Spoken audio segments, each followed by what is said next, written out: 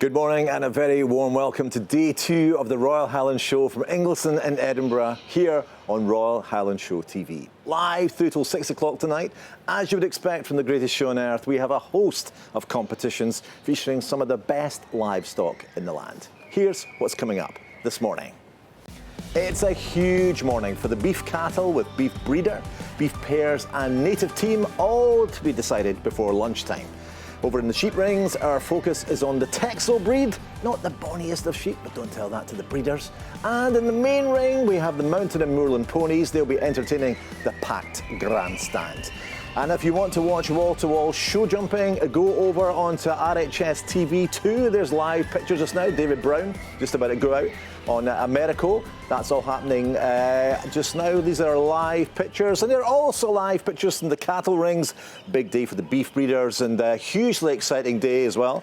And in the main arena, this will be packed, absolutely packed by 10 o'clock this morning, and lots of horses and in the arena at the moment. But first, I'd like to welcome Alan Laidlaw, Chief Executive of this fine organisation, to the programme. Alan, good to see you. Day 1 is gone. You're looking chilled out now. You're looking relaxed. Any of the nerves are gone. A great day yesterday, right? A super day. You know, the buzz yesterday, you could just feel it. Every corner you turn, people were excited to be here and just excited to be back. I think that's the main thing. And also the numbers have been unbelievable, haven't they? Because I think we were all a bit concerned when the show hasn't been here with people for a couple of years. You know, will people have the confidence to come back out to you know, a grand gathering? And my goodness, they've responded, haven't they? Yeah, I mean, the year the show was first cancelled, people missed it. And that feeling of losses and frustration built over the pandemic. So giving the chance to get the members and the public back here, they came in their droves and they've had a great day. And yesterday was record-breaking, wasn't it, in terms of Thursday? For a Thursday. Thursday tends to be a sort of farming and business day, and yesterday was barnstorming from that perspective. And yeah, just a great day. And the weather certainly helped. Yeah. It's been fantastic as it is today, blue skies. And these pictures are happening, I think, on RHS TV. They were watching it. And of course, today and tomorrow are sold out, right? That's right, yeah. first time ever, and it's just amazing to see that sort of excitement building for the show being back. But it's also great that people can sit and watch RHS TV and get the access. Some of the screens I just saw there, I saw as much of some of the championships on screen there than I did yesterday. So it's really the best seat in the house, Dougie. You've got the best seat in the house. We absolutely have. We're just the main arena is just behind us here, and it's a beautiful thing, no doubt about it. So let's talk about some of the things you had to put in place, because there maybe would have been a bit of nervousness about people coming together after COVID, and of course there's a bit of an outbreak in Scotland just now. So are you sort of wary of that as you were planning this year? Every event organiser has to be conscious of the context and of what's going on at the moment. We are really lucky. We've got a lot of space. We've been able to sort of push some of our boundaries out to make sure there's more space. We've changed some of the layouts so people who don't maybe want to be in a packed grandstand can watch from elsewhere. And really giving people the choices to be where they want. One of the reasons that we've made sure that our numbers are managed, and that is to make sure people can have that great day. Yeah. We want it to be a great experience. And I think people are enjoying that. The weather helps because people aren't having to shelter from any showers. So no, they're in a good place, I think. Definitely. And how tough was it when you haven't been running the show, a normal show for the last couple of years, to get everyone back up and running again? Because you kind of forget stuff, don't you, about what you needed to do and when you needed to do it. Absolutely, it's muscle memory, isn't it? And 3-year gap from the last show in 2019. Yesterday morning there was one or two clunky bits around the showground, but people remembering it needed to be done or how to do it. But no, I think this morning's been really smooth, and people are into their show stride, and we are. Yeah, I think the proof of the pudding is in the smiles of the faces are wandering around. So what are some of the highlights? Because, of course, this is the 200th show as well. So I can't believe I haven't mentioned that before. So it's such a special year for the show too. What kind of special things are happening this year? Well, we wanted to mark the bicentenary. You don't get 0-0 birthdays very often. So we've got some special medals for champions and prize winners on the livestock. We've got a new beef trophy for the beef overall champion, which we haven't had before. Beautiful piece of Scottish silver being awarded to that. We've got a new big wheel. So if you want to get the best view of the showground and then onto the fourth, it's there, as well as changing our food offering in the food hall. So just trying to make sure all of people's favourites, because there's some fixed points in the Highland show that everyone wants to see each year, are there, but hopefully a little bit better, and a few changes to make that experience, as you say, comfortable for everyone that's coming. And what are your favourites? What are you looking forward to? To be honest, it's a bit of a cliche, but seeing the members and the public yesterday with big smiles on their faces, delighted to be back. I love watching the beef interbreed Saturday morning, teams of cattle, every colour and shape and size from across Scotland in a packed ring. And it's maybe a bit of the agricultural purists piece, but that's where I love being. And just seeing people enjoying themselves. We're loving it. We're absolutely adoring it, and it's the weather's fantastic. Sold out today and tomorrow. Tickets still available for Sunday, aren't they? That's right, yeah, moving fast. So yeah, if you want to come along, and I'm biased, but I think it's going to be a great day on Sunday as well. So yeah, get your tickets now if you want to come along. Okay, Alan, thank you very much indeed. Great to have you here on the programme, and great to hear your thoughts about the plans for this year. And we're going to take a short break, then we're going to get straight to the live action.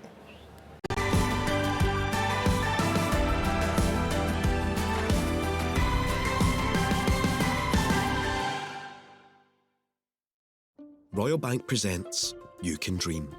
The savings goal tool on the Royal Bank app is a quick and easy way to help make your dreams come true. So whether you're wanting to treat yourself,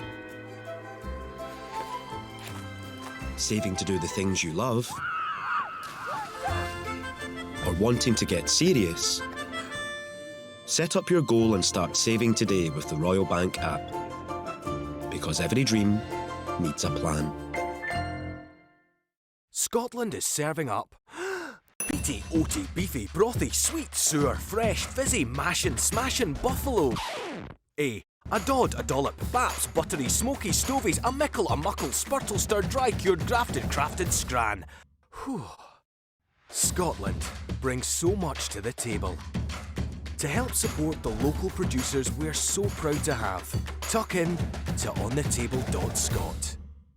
On every farm, from the dairies to each croft, to the growers, the harvesters, the gamekeepers and the stockmen, there's something to be learned from all of them. We are a charity, a team, a network of project coordinators working all across Scotland to help the next generation learn about food, farming and the working countryside, to motivate, inspire and inform children and young people across the whole of Scotland. We are the Royal Highland Education Trust, but you can call us RHET.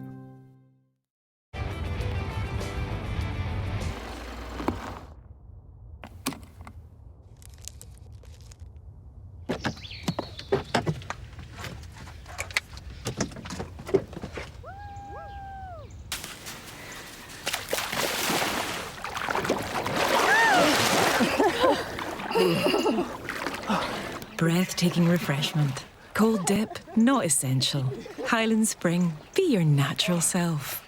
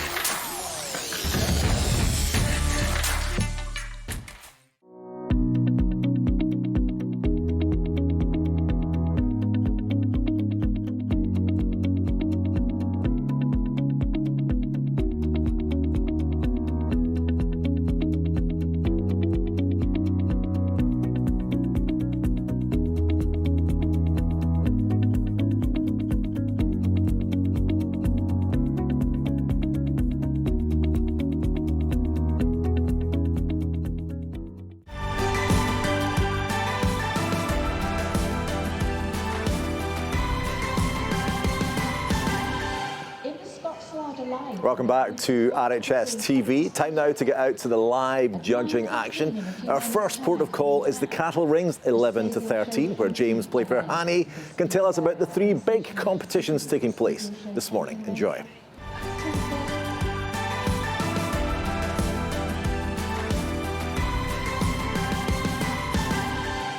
Well, good morning. Yeah, good to go.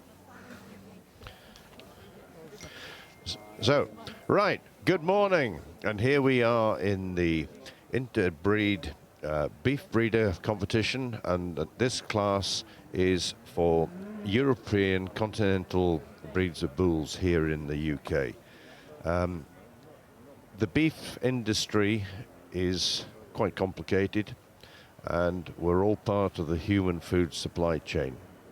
So what we're producing here is the efficient genetics to enhance beef production.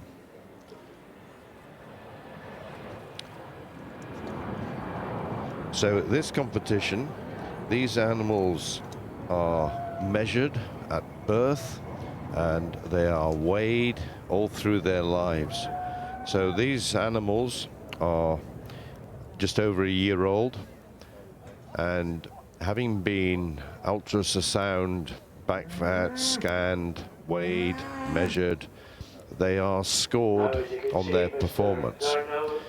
We come here to the ring, and the judge, our judge, Michael Durno, will analyze the animals for their structural ability, their show style.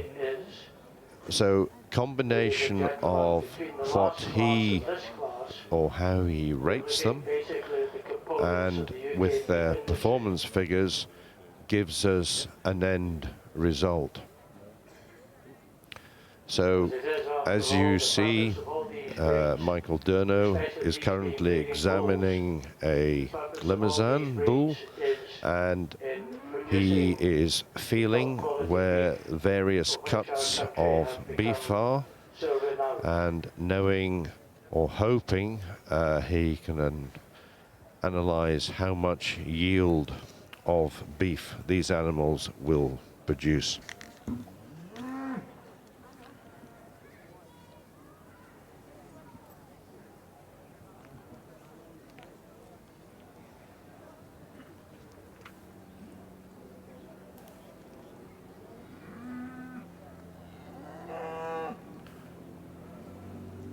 So now, this is the Limousin we see walking away.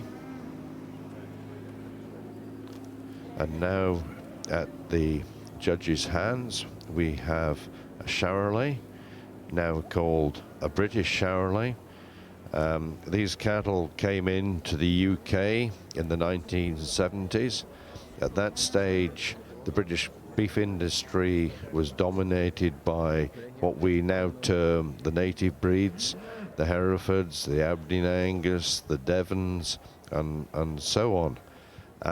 Our cattle weren't big enough, and the yields of beef were not enough to satisfy consumer demands, so we had to change. And the Charolais were the first breed to be brought in from Europe, and they revolutionized the British beef industry.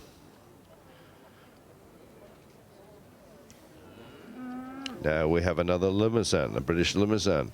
And again, the Limousin came from Limoges in France, and again came in the 1970s here to the UK. And primarily they were used on dairy cows, and with their shape would give higher killing out percentages to the progeny of the dairy cows.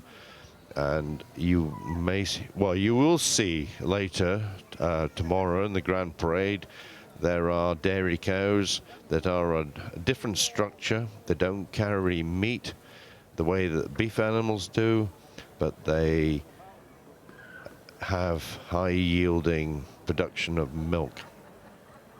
So there's a wide variation in the shapes and obviously the colors. So we're now looking at a Simmental that came from the Siemen Valley in Switzerland, an alpine breed, regarded as a dual purpose breed in that they produce milk and beef, and their relatives on the continent, Fleckvies, are used as milk cows, and you will find many farms in Europe, in the alpine regions, milking these kind of cattle and producing quantities of cheese. But with that growth rate that they have and that yield of meat, beef, they have made a big contribution here to the beef industry in the UK. So we have Simmentals, we have Limousin, and we have Charolais. There are other breeds that have also come in. We have what was the Belgian Blue, now regarded as the British Blue, as it's been adapted to UK conditions. We have what were Blonde Aquitaines from the south of France, and they've been evolved into the British Blonde. There are also Salers that we don't have here. Again, a dual-purpose breed from the Massif Central. So we have wide variety of breeds of cattle, of types of cattle. We have a wide variety of land type here in the UK, from the hills down to the coast, dry land, wet land, and we just need different cattle to do different jobs in different places. And at the end of the day, we are all producing beef to be consumed by the UK producers. And again, we're celebrating the bicentenary of the Royal Highland Show. We're also celebrating the bicentenary of the Shorthorns recording system. The Coates Herd Book was the original pedigree register of animals here in the UK, if not the world, because everyone followed the Coates Herd Book route. So, having gone and from subsistence farming through the Industrial Revolution, the Napoleonic Wars, which were 200 years ago.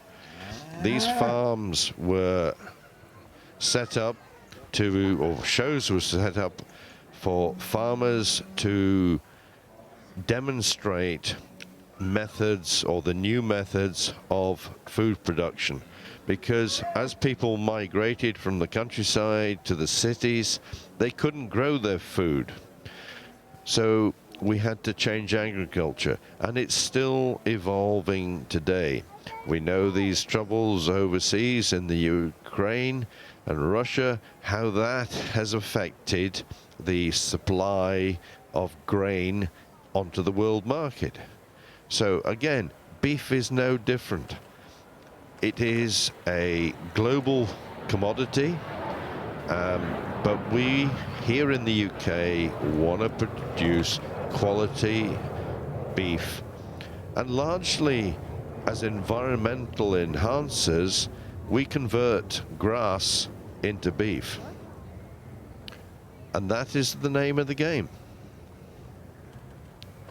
The the bovine animal is the most efficient animal on this planet for converting cellulose, i.e. the green grass that you see under these animals' feet, into human food.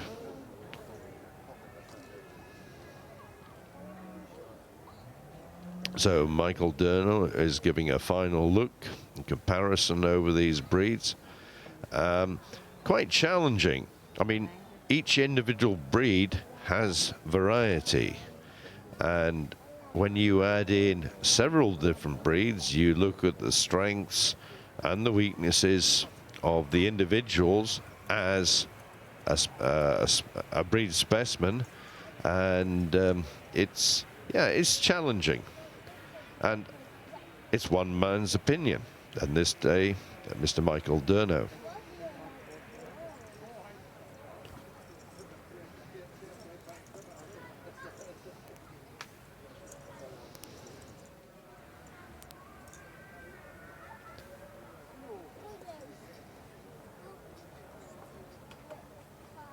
So these classes are sponsored by Marks and Spencers, and a lot of these beef classes here at the shows would not happen if it wasn't for sponsors. So we are indebted to Marks and Spencers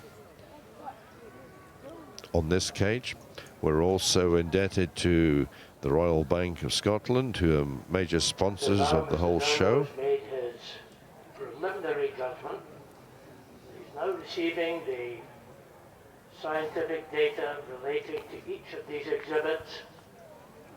So we're now, he's probably thought about how he is going to place them and scored them on what we call phenotype.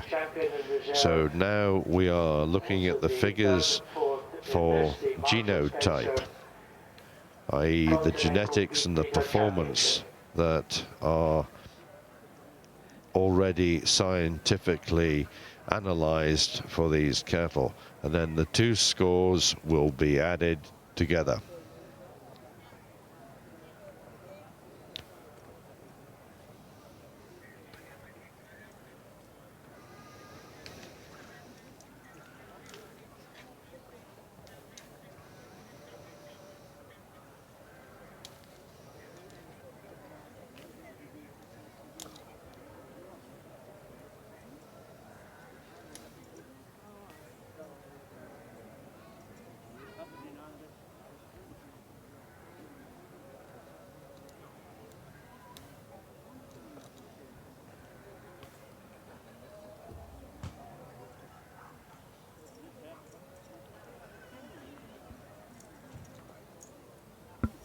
So a last final look, perhaps.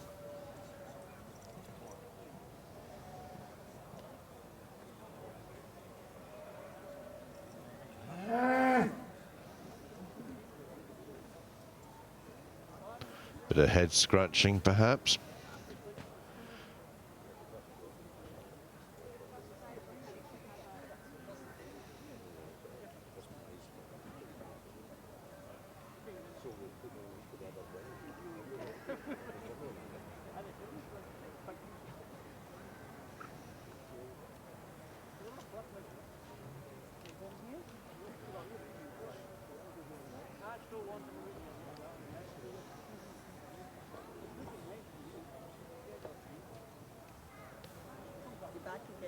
It's not an easy job. But at the end of the day, as a judge, you have to please yourself. And if you please yourself, you please the winning exhibitor. So there's two happy people.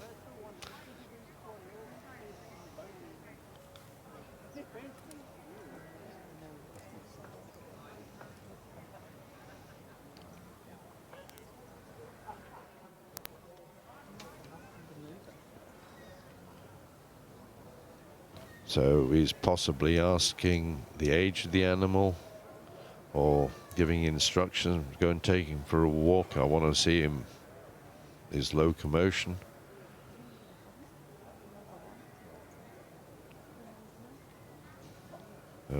He's been perhaps put down a place or two.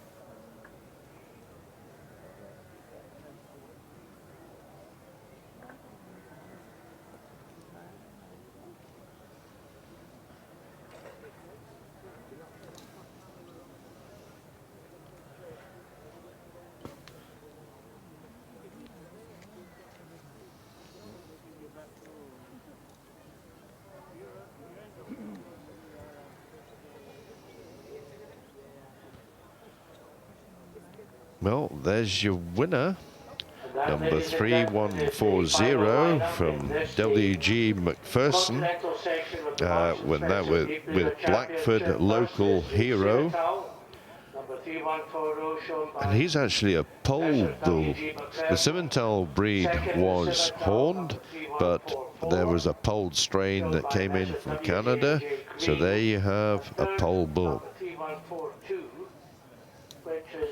So this fellow was born on the 27th of December 2020. Now I think I'm going to have to move and go and interview Anne McPherson, the handler, and we'll see how we go. We'll ask her for some information about her wonderful animal and see what she has to say. So we've got two sets of champions in this, the Marks and Spencer Beef Breeder Championship. And that in turn, as these prizes are now presented, brings to a conclusion this part of the judging here this morning. And I feel it only appropriate not only to the exhibitors, but to the stockmen involved, and also to our judge, Mr. Michael Durno. Ladies and gentlemen, can I please ask you to show your appreciation for what they presented us with this morning. So they have their final lineup, and they've been awarded their prizes and making their way out of the ring.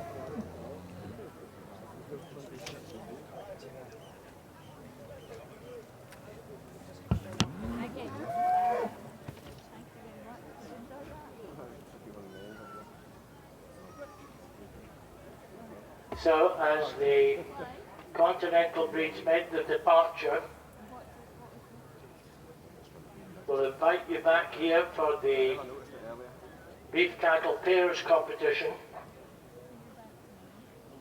The pairs competition will be commencing at 10:30, approximately 1 hour's time. We'll have the Beef Cattle Pairs, which will come under the adjudication of well-known livestock producer and exhibitor Mr. Colin White from Biggar and Lanarkshire.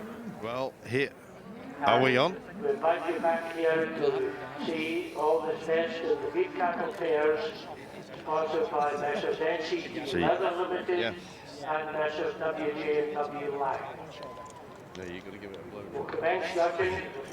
Well, good morning, and here we are with our winning exhibitor, Anne McPherson, with Blackford Local Hero. Blackford Local Hero, and I think looking in the book, he was born in December 2020. Yeah, that's Now, can you tell us something about this wonderful specimen? You've got a bit of history, and I notice in the book he's polled. Naturally polled in that he doesn't have horns. Right, come on then. He's the first calf of his father, who is polled as well. So no, it's the first polled calf we've had, so it's very handy. Yeah. So he was at the Stars of the Future show and was champion pairs with his sister there. So that's the only time he's been shown. So good. And his future, I mean, is this a bull for the bull sales, or is this a bull to stay at home and be a herd sire? He's for sale now, or at the bull sales, if not before then. So anybody wants the bull, he's here. Okay, dare we ask how much you're going to have to dig in your pocket? Offers? Any offer. Okay. Well, any reasonable offer. Yeah. So. Yeah, but I mean, we've got bulls that can sell from anything from £2,000 up to £50,000. Some occasionally more than that. Yeah. So, what have you been? What's your average prices for bulls been over, say, the last 5 years? Well, we hold the record at 45,000 for the Simmentals, and we've averaged at some sales about 11,000, but generally 6 plus. So, just luck sometimes. Yeah. Now, if I remember rightly, you have judged this competition before. 2009. 2009, I judged it. Yeah. So you know what it's all about. So well done, and enjoy the moment. Thank you very much. Thank you. Yeah. Okay.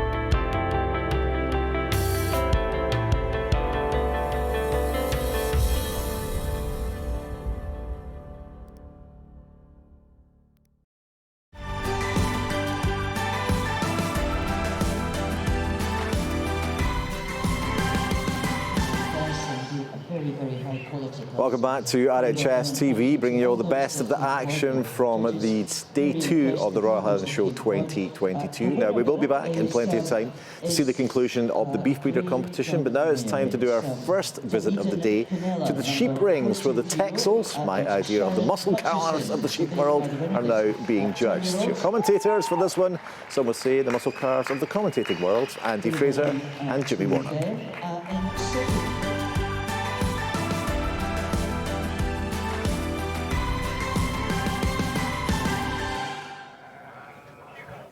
Good morning, ladies and gentlemen, from the sheep section at the Royal Highland Show, and we're always thankful, of course, to our partnership with the Royal Bank of Scotland. And welcome to the TEXEL judging class you've got in front of you.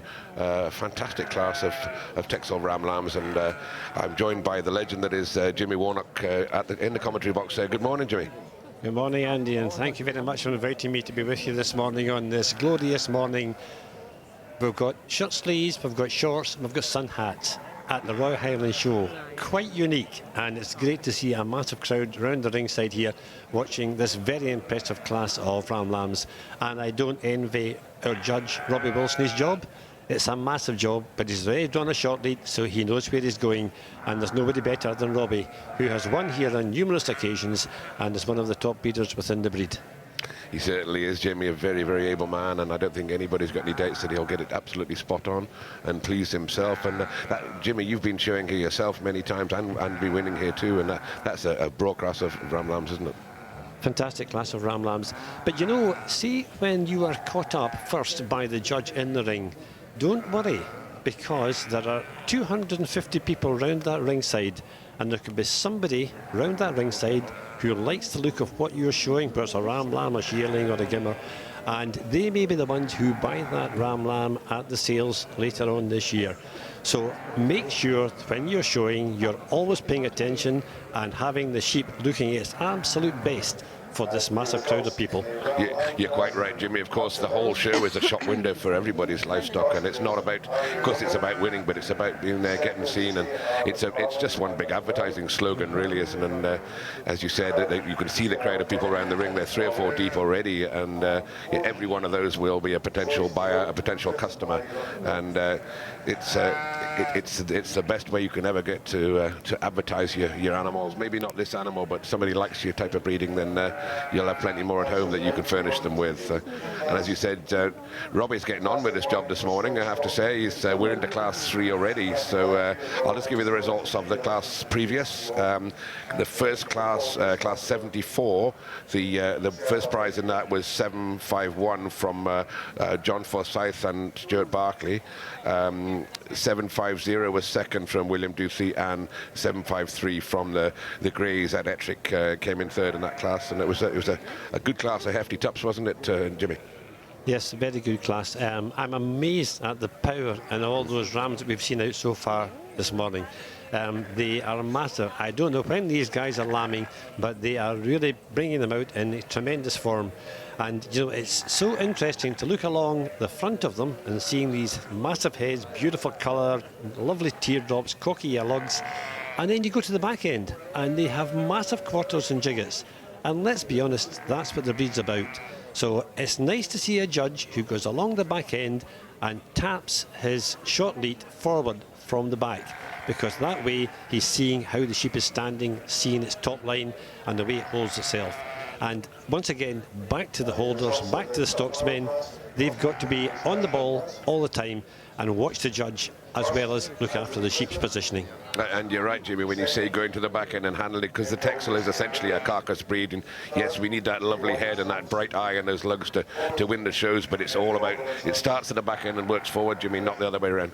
Absolutely right. I remember in the early years of the breed that I was involved with the classification of the TEXELs, and there was 25 out of 100 points were awarded to the quarter and jigget. And I think we need to maintain that, and that's why the TEXEL is the top terminal sire producing prime lambs in Britain today, all because of that quarter and jigget, and the meat buyers know that the lambs by the TEXEL are going to meet the criteria to get E grades in the abattoir and be ideal for the butcher shop as well. So no, a real meaty breed and a very good crossing breed with the mules to produce a TEXEL mule ewe, which is prolific, it's milky, it's hardy, and at the end of its day, end of its life, it is worth a lot of money too. So no, the breeds have a lot of potential. They've fulfilled that over the last 50 years. 50 years they've been in the country.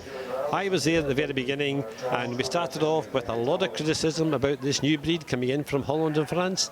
And all of a sudden, 50 years later, we're top terminal sire. So well done to all those that have been involved in the TEXELs over the years. And well done to you, Jamie, as you said, involved there right in the beginning and been with the breed through and through and been chairman of the society, and Mr. TEXEL you are yourself. And you talk about that great carcasses on there. I'll give you the results of the second class, because we have my colleague who was here in the commentary box yesterday commentating on the carcass lambs. He was picking up that class. Class 75 was the first prize was 765 from Brian McTaggart at Dugan Hill, so a great result there for Taggy. And second was 772 from the Whites of Midlock. Third was 758 from John and Craig Connell. Fourth, Ian Murray from Wooler, and fifth was Robert Led. So some big names in amongst those classes already, and those big names are back out battling again here, Jimmy. What a battle this one is. It is indeed, and I don't envy Robbie's job, but there he is. He's tapped them out already, and he will draw them up, and then he'll go through them and handle them again. Interestingly enough, Andy, going back to the shearing ram class, it's quite amazing that I bought a ram from Dugan Hill 2 years ago. He came here last year to the showcase and he won the second prize, which was absolutely brilliant. I was over the moon about it. Big long ram, very similar to the one that was winning here today. So that must have Dugan Hill knocking the door in the final lineup. Yep. But this ram class is about to draw them up, I think, his final choice. And I'm interested to see just how the placing is. But some very big, strong ram lambs here. And we'd love to know the breeding of all of those. We're not going to find that out just now, but we'll no doubt find out as the day goes on. I think Robbie's frightened about getting too hot, or maybe he's in a hurry to go and get his lunch, because he probably needs. He looks like he's needing a lunch. Look at him, but he's getting on with his class anyway. He's rattling them through, and a man that knows so much about the breed. There's no point in hanging about. And one of the great stockmen said once, if you're going to make a mistake, make it in a hurry, Jimmy. And he's not making a mistake, but he's certainly getting on with the job. Absolutely right. And Robbie was in Suffolk before he went into TEXELs, and he knew what a good sheep was of that breed, and he's now in the TEXELs. He's an enthusiast, he's a quality breeder, he's a knowledgeable judge, and I think we're very fortunate to have him here today. And you know, it's taken 3 years to get him here, because he was due to judge the first year of the COVID lockdown. In the year of the showcase, we invited new judges, and we retained the invitation to Robbie until this year. And what an occasion. Out there, a massive crowd round the ring, a tremendous lineup. A great honour to be in here judging this section. And the biggest section in the show, Andy. He's even brought the Aberdeenshire sunshine down with him just to Aberdeenshire sunshine? There's no sunshine in Aberdeenshire. It's usually wet and cold up there. No, that's the bonny sheep. We've got the camera on there, isn't it? I mean, you can see the beautiful eye in that sheep, and of course to our viewers there, that the black nose is essential, isn't it? And that nice white silky hair. Those are the characters of the breed, and that silky hair is important, Jimmy, isn't it? That silky hair goes through to the carcass, doesn't it? It's all important. Absolutely right. Fine hair. Fine hair means good meaty sheep, and that one has lovely hair, a lovely cocky lug, 10-2. You've got the rule was that you put a ruler in the centre of the nostril and up through the centre of the eye to the peak of the lug, and that was the way the TEXEL's head should be dished in that shape. And a flared nostril, black eye, black teardrop, and this lovely silky white hair. And there you see Robbie just now just checking the hair on that one to make sure it's right. And look at it, it's full of character, isn't it, personality. Isn't it just, and say not just that one, but a fantastic lineup. And this is the short lead, Jimmy, but they were all like that. There are some quality beasts, but look at that lineup of those heads down there now. I know we talk about the carcass, but that's a beautiful sight, Jimmy.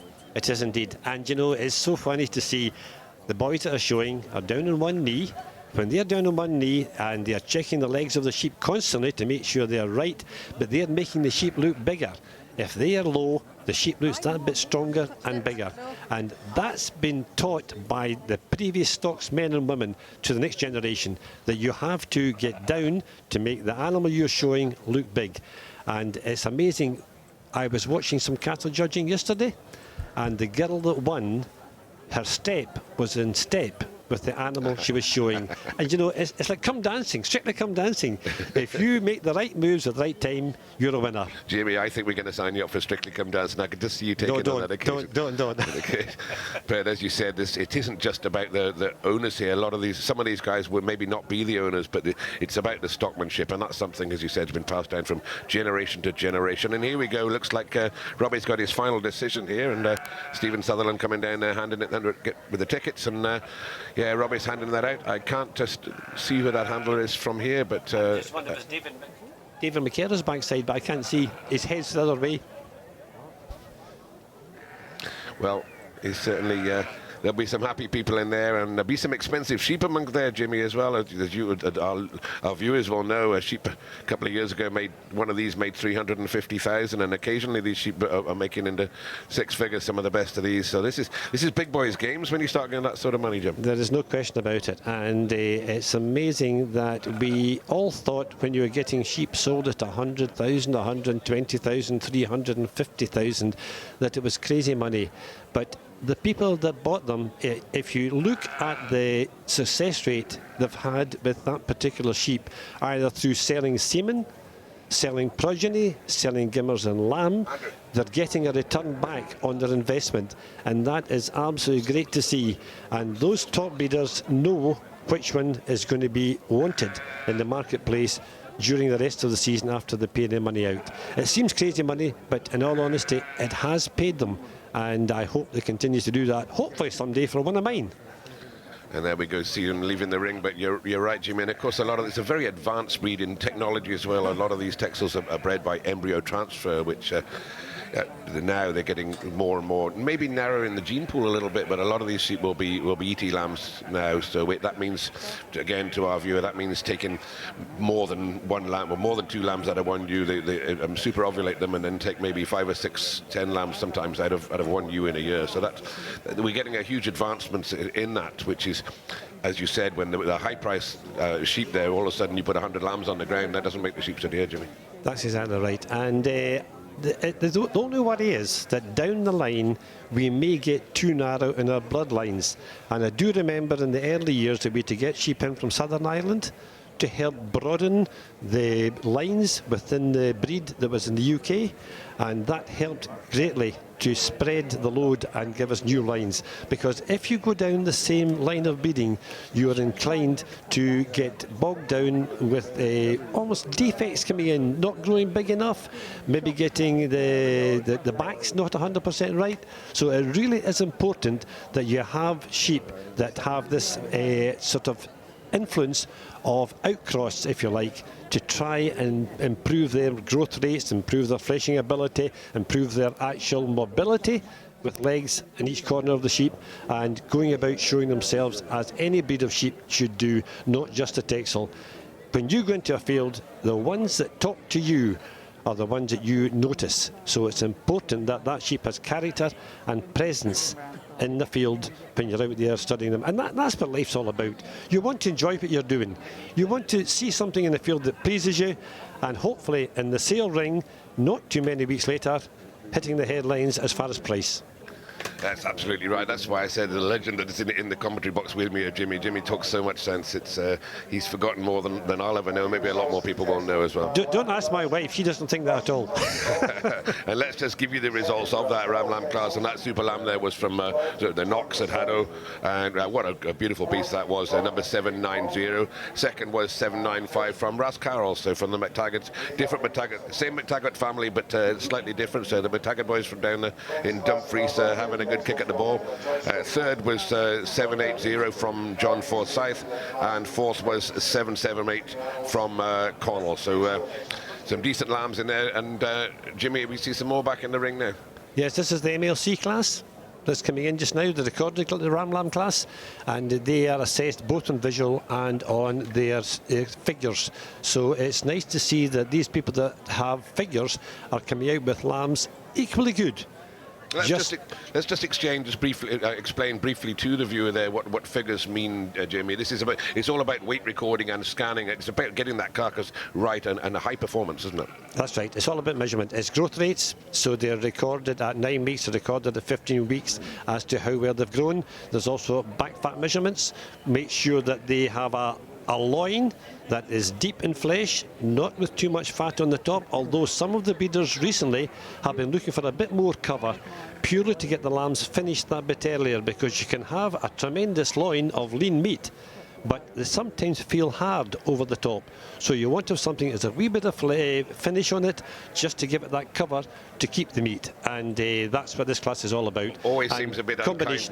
Always seems a bit unkind, Jimmy, to talk about these animals as meat animals, and obviously these boys will all go for breeding, but the breed is about the meat, and as you said, the technology we have now to make sure that lamb chop goes on the plate in perfect condition, and I'm sure we all enjoy a bit of lamb there. As I said, it's cruel to talk about it, but getting a level of fat cover over there, it is equally important that we get some on there. We don't want them too lean.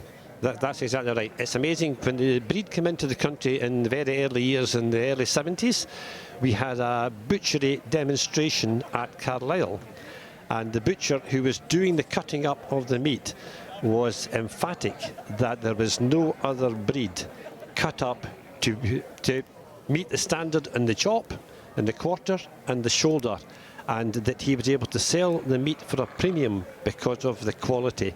And after he had cooked it and tasted it, he said, it's top, it's number one, we've got to continue with the TEXEL as the terminal sire. And that's right, Jim, as you said, you alluded to earlier on, you were one of those first men that brought the breed into the country, and they came into the country out of necessity because there wasn't an animal in the UK that could meet the standards that the boys in France and Holland were producing, and that's how the TEXEL came in, because it was butchers originally were demanding that, and the product wasn't there, so you boys very cleverly went out there and got them all together. Yeah, that's exactly right, Andy, and you know, it was quite amazing. We had an abattoir owner in the middle of Lanarkshire, and he was sending lambs out to the Rungus market in Paris, which was the big lamb market in Europe, and he was never getting the top grade. So he followed the load out and he went into the abattoir, and he discovered that all the top grade lambs were all TEXEL crosses. So he came back to Lanark market, and interestingly enough, it's Laurie and Simonton of Lanark who are the sponsors for this competition today. And he said to some of the breeders there, look, you guys are needing to get these TEXELs into this country to produce the kind of lamb that I'm going to have a premium for when they go away to the Paris market. So he encouraged them to form a society. He was one of the members on the society initial board, and we got the first importation in from France. They came to Dundee, and they were allocated to breeders all over the UK. And that is where the foundation of the TEXELs came from. And what a great foundation.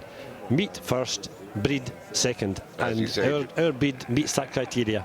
As you say, Jimmy, the rest is history, but the breed has come a long way from there to now, but as you said, it's always been the emphasis on the meat, and it became, and is the top meat sire, terminal sire breed in the country. Not just the terminal sire, Jimmy, as well, but you need a milkiness in these sheep, and there's a lot of cross TEXELs now in the female side of the trade. Absolutely right. I would say 75% of our flock are TEXEL mules, maybe 50%, some of them 75%, and they are the easiest kept sheep I have ever worked with. They can live in very little through the winter, produce 2 lambs, great milkers, rear them through the summer, and these lambs are in the market now. My first lambs went on Monday. So good female line as well as a good terminal sire. You're getting them away. And Jimmy, a few years ago, maybe the MLC class didn't have the best lambs, and they could put the one there with a slightly less ahead because it's about the carcass. But look at that for an MLC class. That class rivals the class we've just seen just now. What a bonny sheep we've got standing in the front there. 2 or 3 of them just... Absolutely right. And look as she turns around and looks at you. That's what takes the eye. The lug, the eye, the nose, and a leg in each corner. And she's long. Very, very long. So it's great to see all the parts of the sheep hitting the right tone to be in the prize winners in the class. And once again, Robbie's taking a quick assessment. He has got them in the corner. They're all standing, looking their best. And just give him 2 minutes and he'll be tapping out his winner. He's got the crook there. In he goes. Yep. In he goes now, one more look, and he's looking at them from the front, which you have to, but he'll have handled those sheep. He'll know that they've got the carcasses behind them, but look at the concentration on Robbie's face there. That's a man that's enjoying himself out there in the ring there, I think, Jimmy. He is indeed, and Robbie, he'll give you tremendous reasons at the end of each class, and he'll remember all the classes because he's just one of those natural stocksmen. And it worries me a wee bit in the industry just now. We're losing the young ones coming in, the stocksmanship, because it's vital that we have these next generation people coming through, young handlers, young farmers, coming into the different breeds and taking the reins over from the likes of Robbie, from the likes of me, from the likes of you, Andy, because we're all getting on a wee bit. Well, certainly we are, Jimmy, and we'll maybe come on to the way that you've encouraged so many youngsters through your involvement with the Royal Highland Education Trust as well. But let's just go back to this class there and see these guys coming in. And what a bonny sheep we got at first place there. That one wanted to win that class when it came in, didn't it? Yeah, I'm not sure if that is David McKerrow. Our television screen's a wee bit dull, and I'm seeing the sheep, but I can't see the person. Well, it certainly looks a cracker. That's him. He's pulling them all up together now. Once he's pulled one, he'll just go through and pull them all into the centre of the ring there, and in a minute we'll get to see a better look at them. But in the background you can see the man that's jumping about waving a crook there, looking like he's a shepherd. He is a shepherd. That's Roy Campbell, and he's the chairman of the TEXEL Society just now, and from the Campbells. What a great family they are. Been involved in the breed for a long time, and they know what they're doing, don't they? Roy's in there. He's not they do indeed, and his brother Keith was chairman before him in the society, and it's nice to see Roy in there, and he has thrown himself into the job. He's travelled extensively to promote the breed to all the different shows and societies throughout, and he really is a breed enthusiast, and his family coming on behind him are likewise. So it's great to see them in there and standing as the official for the society. And he's got Ailish in there who promotes the young breeders, and that's vital for the TEXELs, that we have the next generation going on outings, learning about the breed, learning how to present them and show them, and promoting them to other sheep farmers up and down the country. You're right, Jim, and as you said, you've been chairman yourself there, and you know that's a very responsible job. It's not a job you take lightly. That's you get to travel and do a lot of work with that, but it's not about going on a jolly. It's about putting that breed forward, and the chairmans are always hand-picked, and there have been some super ones there. We've got Roy's finishing, I think, his chairmanship in November this year, and then we're moving on to Jeff Aitken as we take us into the 50th year of the breed. And these people are vitally important. The job is a vital role, Jimmy. As I said, you've been in there and done that. Yeah, and you know, it's nice to have a person in there from a family that are well respected throughout the sheep world. And there's no more respected family than the Campbell family. And it's great to see Roy in there. And it's amazing, they're having their anniversary AGM at Drumsiny in November of this year, and I'm sure that there will be masses of people wanting to go and be involved and enjoy a weekend socially, away from the hustle and bustle of showing, selling, exhibiting at all these different events. So I take my hat off to them. But we've been very fortunate. We've had very good chairman from the length and breadth of the country, from Northern Ireland, which is great to see that they are appealing no matter which part of the UK they're from. And you're absolutely right. The sheep do come from all over. These aren't just from down the road. These sheep are from everywhere, and the breed is everywhere, Jimmy, across the country. And we can see a great shot there of the beast there. That's a cracking-looking animal. And I think we're due to go to ad break shortly, but let's just see if we can get the results of that sorted there. Look at the lugs on that sheep, Jimmy. What a beast! It's just saying, look at me, look at me. And who's holding that one? That is Katie from Proctor's, and she is not only showing sheep at the show, she was showing, I think it was shorthorn cattle, British Blues yesterday, and always knocking the door at the top of the line. Now Katie has come through the young handlers. She won the young handlers INTERBREED at the last show we had at Ingliston way back in 19, and here she is back in the ring again and knocking the door. So well done, Katie. Yeah. Well, that's great to see, because as you said, Katie comes from a long line, and her grandfather is Brian McTaggart from Dugan Hill, who we mentioned earlier on, and that's the ticket's been given out there, Jimmy, and that's...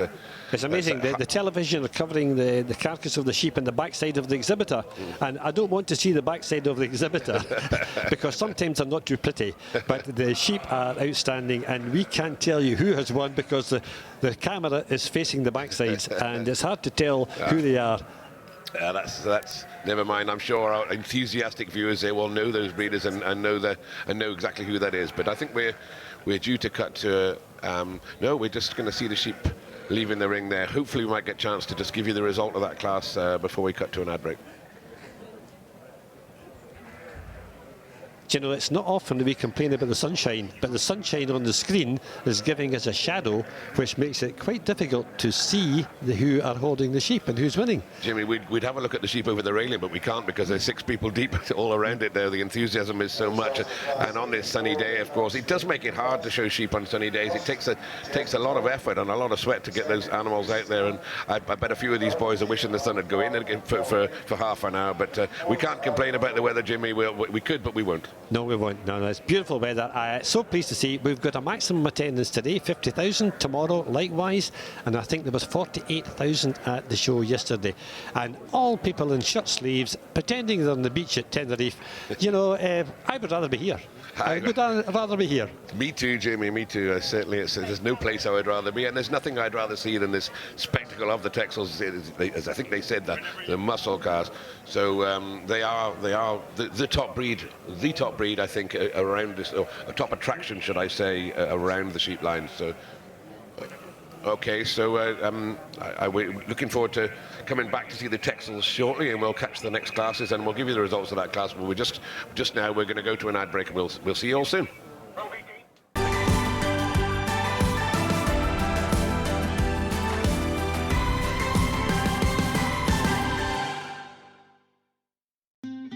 On every farm, from the dairies to each croft, to the growers, the harvesters, the gamekeepers and the stockmen, there's something to be learned from all of them. Food doesn't just arrive on your plate. It doesn't just come from the ground. It comes from hard work, early mornings, late nights, through sun, rain, wind and snow. It comes from care and compassion, from tradition and a forever evolving knowledge about the land around us and how it works. We are a charity, a team, a network of project coordinators working all across Scotland, committed to sharing this knowledge, sharing these values and sharing these traditions to help the next generation learn about food, farming and the working countryside.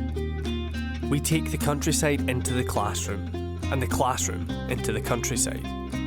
We help the next generation to meet the people that grow and rear their food. Real farmers on real farms, providing an opportunity, kicking open the barn doors and letting us into their world. Every child has the right to know where their food comes from, no matter who they are or where they're from, to gain the knowledge so that in their future they can make informed decisions about what they eat, to know where their food comes from, how it's grown, and why it's important to care. We're a trusted resource of knowledge, giving teachers the tools, professional learning and resources to fit whatever lessons they have, helping them to incorporate the countryside into learning and meet outcomes in ways they would never expect. We bridge the gap to connect you, your children, or your pupils to the world around you. We give real-life experiences in meaningful and controlled ways. We're leaving a legacy of learning to motivate, inspire, and inform children and young people across the whole of Scotland. We are the Royal Highland Education Trust, but you can call us RHET.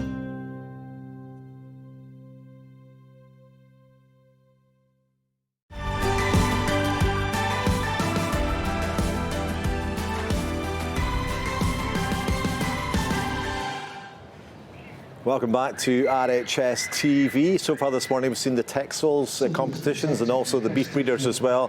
Huge competition today for the beef farmers here on the programme, and later on today I get to taste some wonderful, glorious, marvellous scallops and a gold medal winning ice cream as well. Can't wait for that, but before that we're going to head over to the show jumping rings to pick up the best of the action live here on RHS TV.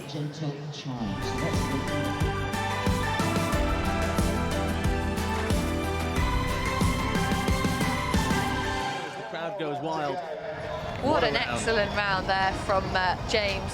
And the thing is, we always say, or said earlier about him smiling, he knows full well he still hasn't got it in the pack when Graham Baines is the one to come and follow you. It is never over till this man's had his say. And a super horse it is that comes last for Graham as well. Cara Lux Quality, owned by Sarah Jane Park.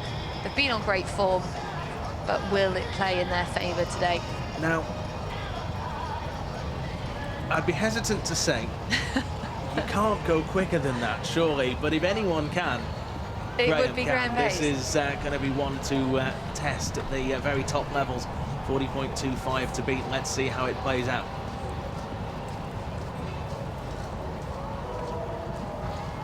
James's round was silky smooth though, and this horse doesn't look quite that smooth at this point.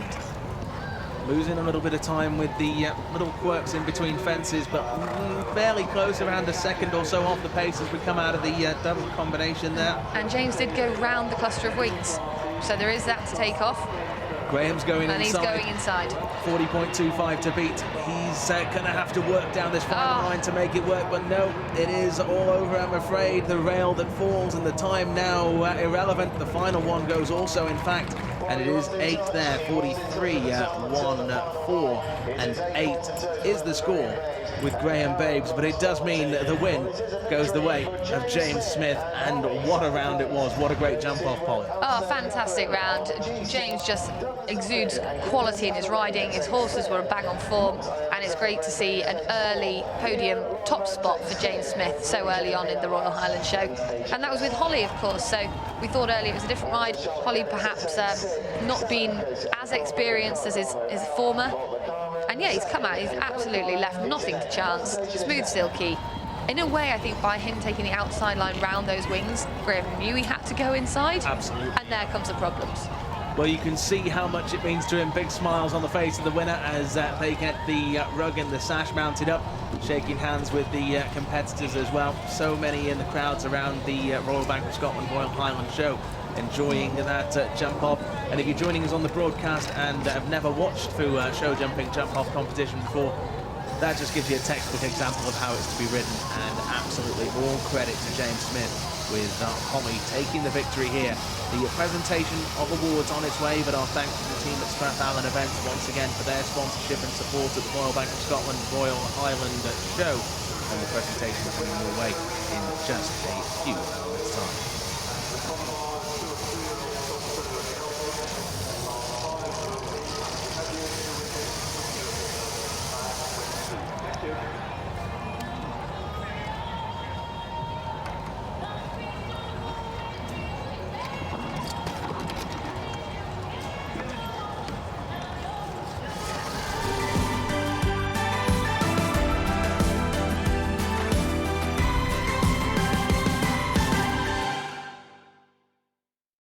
Royal Bank presents You Can Dream.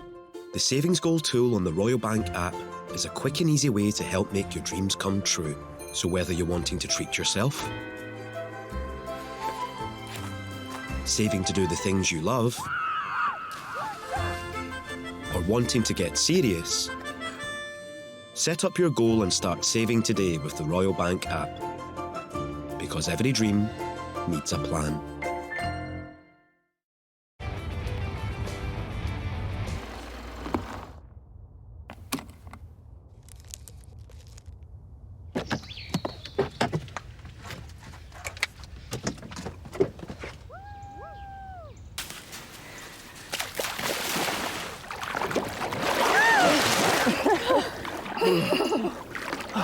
Breathtaking refreshment. Cold dip, not essential. Highland Spring, be your natural self.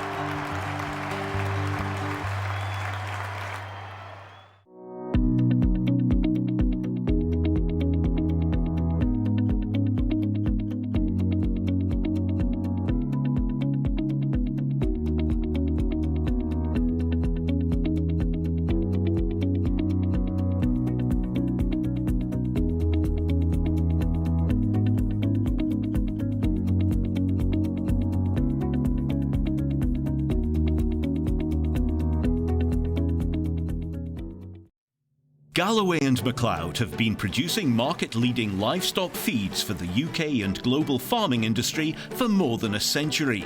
All our feeds are freshly made in our mill with premium ingredients to ensure consistent, high-quality products. Our Omega range of feeds are highly palatable and have been proven to produce show-winning livestock. Galloway and MacLeod, a customer-focused, results-driven company serving the needs of livestock farmers at home and abroad.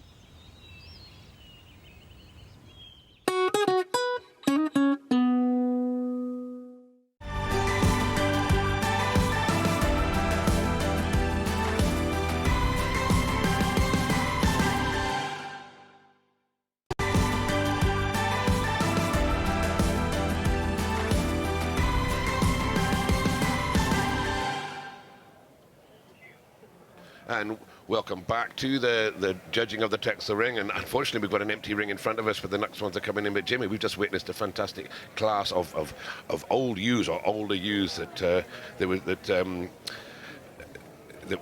Robbie had to pick out there, and winning that class was Proctor's Farms with a great ewe, and the Knox family coming in second, and Strawfank third. I haven't got the numbers for that, but the Knox family have had a great day because they were winning classes 76 and 77, both won by the Knox, so they're superb. But Jimmy, if we were going to talk about the TEXELs and the highlight of the class, and the people want to see, this is the class we're looking at, this is the Gimmer class. The Gimmer class. This is always a great show. Yes, I had a walk through the lines yesterday when I was taking some of the international visitors round, and I thought the Gimmers were outstanding, and this will be a real difficult class for Robbie. I don't envy him doing this one at all. But going back to the U class, standing up at the top of the line was a ewe from the Aikens at Proctor's, and it was shown by Jeff, who's the vice chairman of the society, and his son Robbie came into the ring to help him take it away. But she was an outstanding sheep, a massive sheep, a lot of power, very good in her legs, but as bright as can be. One of the ewes that would come to you out in the middle of a field of 50 or 60, and you'd automatically say, I'm going to look at that. That's appealing to me. And honestly, it was a tremendous ewe. The Knoxes have had a very good day, but you know, there's a saying going around that if you've got good land, you grow big, strong sheep. And up at Haddo, the land is very, very good. High quality land, deep land, with a lot of clay in it. And that puts power into your sheep, puts bone into them, puts flesh onto them. And that can be a big asset when you're showing here. So well done to the Knox family and Strawfrank too, who were standing in third. A tremendous class. But this class will give Robbie some real work. And if he doesn't take his jacket off in this class, he'll never take his jacket off. It certainly will warm him up, Jimmy, you're right. And there's 40 entries in this class, probably the strongest class in the entire show. So all the best Gimmers are coming in. Everybody wants to win this class. Very often the champion comes out of this class, and a great class it is. And you mentioned the Knox there, Jimmy, a great family they are from in that Aberdeenshire area. They've been stalwarts in the breed for a long time, and just there's a little nest of good breeders in and around that area there around about Turriff, where a lot of good beasts come out of. And he said they always come out with a bit of growth and a bit of power. But they're having a day today, and Andrew's having another battle in the ring again there now. He's looking to get a clean sweep here today. He is indeed, and you know, he may well do, but there's a lot of good sheep out there. I wouldn't like to be choosing what's going to win this class, but once again, you've got about 200 people around that ringside, all picking their own favourite. So don't lie back, don't ignore what's happening to your sheep. Pay attention, get it standing right, show it to its best, and somebody down the line will come to you and say, what's the breeding of that? That's a great depth of breeding behind that one. I want to have that, or a ram lamb out of it, or can I possibly get semen off the side of it? You know, there's opportunities out there to market your sheep by showing them at the Royal Highland and going away with a prize. And certainly, and as you said, we said earlier on, this is the shop window for every breeder, but what a spectacle that was just now when you saw down the whole line of those skimmers looking out there. Jimmy, I'd just like to shut the gate and load them all on my wagon, to be honest. So would I. We may get arrested. Yeah, somebody might have something to say about that. And still they come. And still they come. We thought that was a good line, and they're still coming into the ring. 40 sheep, biggest class in the show, is certainly in the cattle and sheep section anyway. I mean, 2 rows of them there. Jimmy, I think we might be here for a few minutes. This could slow Robbie down a little bit. I think it will do. I think we should maybe tell some funny stories to entertain the public until such time as makes it shortly. But you know, it's awful funny. I was lucky enough to go out to Switzerland a matter of 7 or 8 years ago to judge a national show, and the format they had was to have judges from all the countries round about. So we had a Swiss judge, a German judge, a French judge, we had an Italian judge, and I was there representing the UK.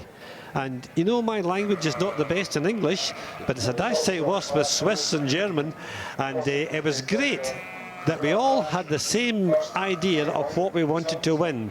And no matter the language barrier, the sheep told us which one should be winning each class. And it was just a real joy to be part of that team effort. And apparently the man that won the championship on that day set a new record for a sale of a Swiss sheep, and it was sold into Germany. So great to see that, and I thoroughly enjoyed my holiday in Switzerland. Jimmy, I always knew you were bilingual there, but you're trilingual and whatever the complicated hexalingual. I believe you're even learning Kazakhstani at the moment there. Jimmy, he's a man of all languages. Well, I wouldn't recommend my Kazakhstani to anybody. I was lucky enough yesterday to be asked to take around a party of Kazakhstani farmers who were here courtesy of the government, and the government official was the interpreter. So they wanted to see Aberdeen Angus cattle, and they wanted to see machinery. And all the way around they were asking lots of questions via the interpreter. And I'm afraid that I really struggled because their English wasn't clever and my Kazakhstani was non-existent. Every day's a school day, Jimmy. But it was an enjoyable day. I hope they go away with memories. And it was interesting that they chose Scotland and the Highland Show to come and choose their livestock, Angus's, their machinery, to take back to Kazakhstan. So well done to them. I hope they enjoyed the day. I'm not sure I made an impression, but I'm definitely going to swat up on my Kazakhstani. Goes back to what we said, Jimmy, that the Royal Highland Show really is a shop window for everything. And maybe they'll come round and buy a few TEXEL gimmers, maybe to put in the back of the tractors that they're taking back there. But no, it is a shop window, not just for this breed of sheep. And when the sheep are finished judging, they're down the lines, and there'll be people looking around, and you'll never know who's a customer and who isn't, Jimmy. You have to be on your best behaviour, don't you? Absolutely right. And you know, we have 2 extra breeds in this year for the first time, the Dutch Spotted and the Valley Blacknose, and massive entries, really big entries in both sections, and they have attracted a lot of interest. We are in the situation now in Scotland, and I think throughout the whole of the UK, that we're attracting a lot of people to have an animal in their backyard, in their 2 acres of field behind the house, to be involved in the breeding, in the lambing, in the showing. And since COVID came in, it's part and parcel of life now to be having a dog, to be having a cat, to be having a sheep, to be having a cow, and actually look after it, show it, and meet friends. Get out of your house, see the wider world, see the countryside, and it really is a big attraction now to be involved in the A-sheep breed, particularly these new breeds. And Jimmy, as you said, getting out there, and of course that's what the Highland Show is about. And we had this conversation yesterday with Brian McTaggart.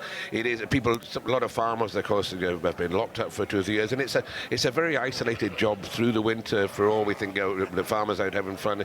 It's no fun every day, Jimmy, and you really need to get out and be amongst the Highland Show. And the mental health thankfully is getting a lot more recognition these days, and I know you've done some work on that side as well. And it's tremendous that everybody gets out here and gets a bit of crack and gets a beer, chats their way to the neighbours. And the ones that don't get here, well, at least you've got to see it on the television. But just if you haven't seen somebody at the show when you get back and they weren't there, just give them a ring and see they're okay. You know, I think it's all about communication. Well, do you know, we have been actually failing as farmers for 40 years and not interacting with our customer. And all of a sudden, when COVID came in and people were locked down, they started getting people coming to the farm. What are these cows doing in that field? What is that tractor for? What crop are you growing here? They asked lots and lots of questions. We, through RET, have school visits on the farm very regularly, and the children ask questions I would never think of asking. But then it opens up my mind to how I should be presenting my business, how I should be presenting our breeding policies to them so they understand and get involved in it. So I am very, very happy to do that. And RET have school parties going round the show today. I've seen 2 or 3, and they come down the sheep lines invariably, and they love seeing the sheep judging, and they love seeing the cattle judging as well. So we're opening up to the general public for the first time in I would say 40 years. And I think it's long overdue, and I would like to take my hat off to all those who are having open farm Sundays, having RET school visits, or going into schools and talking to the children, because that's vitally important. And they'd rather have a farmer going in and talking to them than having a teacher telling the story, because they sometimes don't get it right. Maybe we don't get it right. You mentioned RET and of course the Royal Highland Educational Trust, and what a fantastic organisation it is, backed by the Royal Highland Show. And Jimmy, as I said, you've been well involved in that. And let's just cut back to the sheep here a little bit. Robert's starting to get down now, and Robbie's starting to pick a few of his short lead out, and he'll pick a short lead probably of about 9 or 10 out of this class. And the other ones, they're not losers, they just go back to their pen and come back another day. But you can see he's already pulled one out there. I think it was a Dugan Hill sheep again, so Taggy's in amongst it. That's great. And he's going to handle every one of these thoroughly, and he's got to remember them. And when you get class this big, you've got to remember the first one as much as the last one, and that's when the real stockmanship comes into it. And somebody like Robbie would see a sheep from 200 yards away and tell you its name and its pedigree, but he'll remember everything, won't he? Absolutely right. And another thing too is that those sheep have all been shorn a matter of a month ago. They have this lovely tight skin which shows up the muscle, which accentuates the quality of the head, and that makes all the difference. It's interesting, you know, in the TEXEL breed, that in the different parts of the country they are bought for different reasons. Now, Scotland have always been famed for character, for style, for lug, for eye, for nose, head up, and showing yourself well. You go to the north of England, they look for a long back and a big quarter and jigget. You move down into Wales and the south part of the UK, they're looking for tight skins to cross with these Welsh mountain breeds, and the skin needs to be tight to show the muscle up. Let's just talk about that skin there, Jimmy, because this is probably the first breed that our viewers will have seen that are untrimmed. There's very few breeds that are untrimmed, and I know we've had this conversation before that you were one of the people that made or instigated when they first came in, and a lot of people wanted to put them as a dressed breed, and we said no, the sheep needs to be as natural and as good as it can be. And we saw the crossbred lambs yesterday. We saw the difference between the dressed lambs and then the untrimmed lambs at the end there, where what you see is what you get, and that's exactly what you're seeing is what you're getting here. There's no dress, and these animals not allowed to be touched. It's against the law. That's exactly right, Andy. You know, when the breed first came in, there was a policy made by the board or the committee that brought them in that there would be no colouring, no dressing, and no feeding. Now that's a dramatic thing to say. You cannot feed these sheep to have them ready for show or sale. I wouldn't like to feed Bill some of these, Jimmy. I think that rule's maybe been overruled. So they eventually dropped the no feeding one because people were feeding and it was hard to police that one. The colouring was enforced because some people were using a high colour to accentuate the white of the head and the white of the legs, and the high colour in the fleece made them look that bit bigger of the body. But the dressing was stood on 100%. There should be no dressing of this breed. And if you look at the other breeds here at the show, you will see stands beside the lines, and there'll be people having sheep up in stands, trimming away with shears, brushing, carding to accentuate the jigget, to help the width of the shoulder, to get the back 100% straight. So it's very, very difficult if you start dressing. So we've stood by our guns. There should be no dressing of the TEXEL breed, and I think it's to the benefit of the breed. The breed must show the muscle it has itself without being artificially created by a pair of shears. That's absolutely right, Jimmy, and you said it's to the benefit of some of the stocksmen as well, when you can pull a sheep out of the field and take it to a show, just throwing a bit of water on it or a bit of colour on it rather than getting it in and carding it and dressing it 9 or 10 times. And I went into TEXELs in the 90s, and I bred TEXELs for 15 years, and that was one of the reasons I went into the breed, is because I didn't have the time to be doing all the carding and the dressing. You could take your animal animals out, and then you've got to breed the skins right as well, because if you can't clip that skin, then you've got to breed the wool right on those sheep, so that it's a good tight wool and it stays tight. And originally there would have been some of the looser wooled sheep, but that's all gone now. It's all about tight skins. That's exactly right. They used to be the more open the coat, the bigger the sheep. But in actual fact, when there's no dressing allowed, that open coat is to the sheep's detriment when it comes to a sale, because it looks a bit loose, looks a bit open, and that encourages bad weather to get into the skin, and the sheep doesn't thrive as well. So a tight skin is absolutely essential. We've got to be careful though that we don't go too tight, because when you get them too tight, they're inclined to peel down the front, at the chest, and on the tail. And in the early years, if you had a bare tail, your sheep was rejected to be registered for the Society's flock book.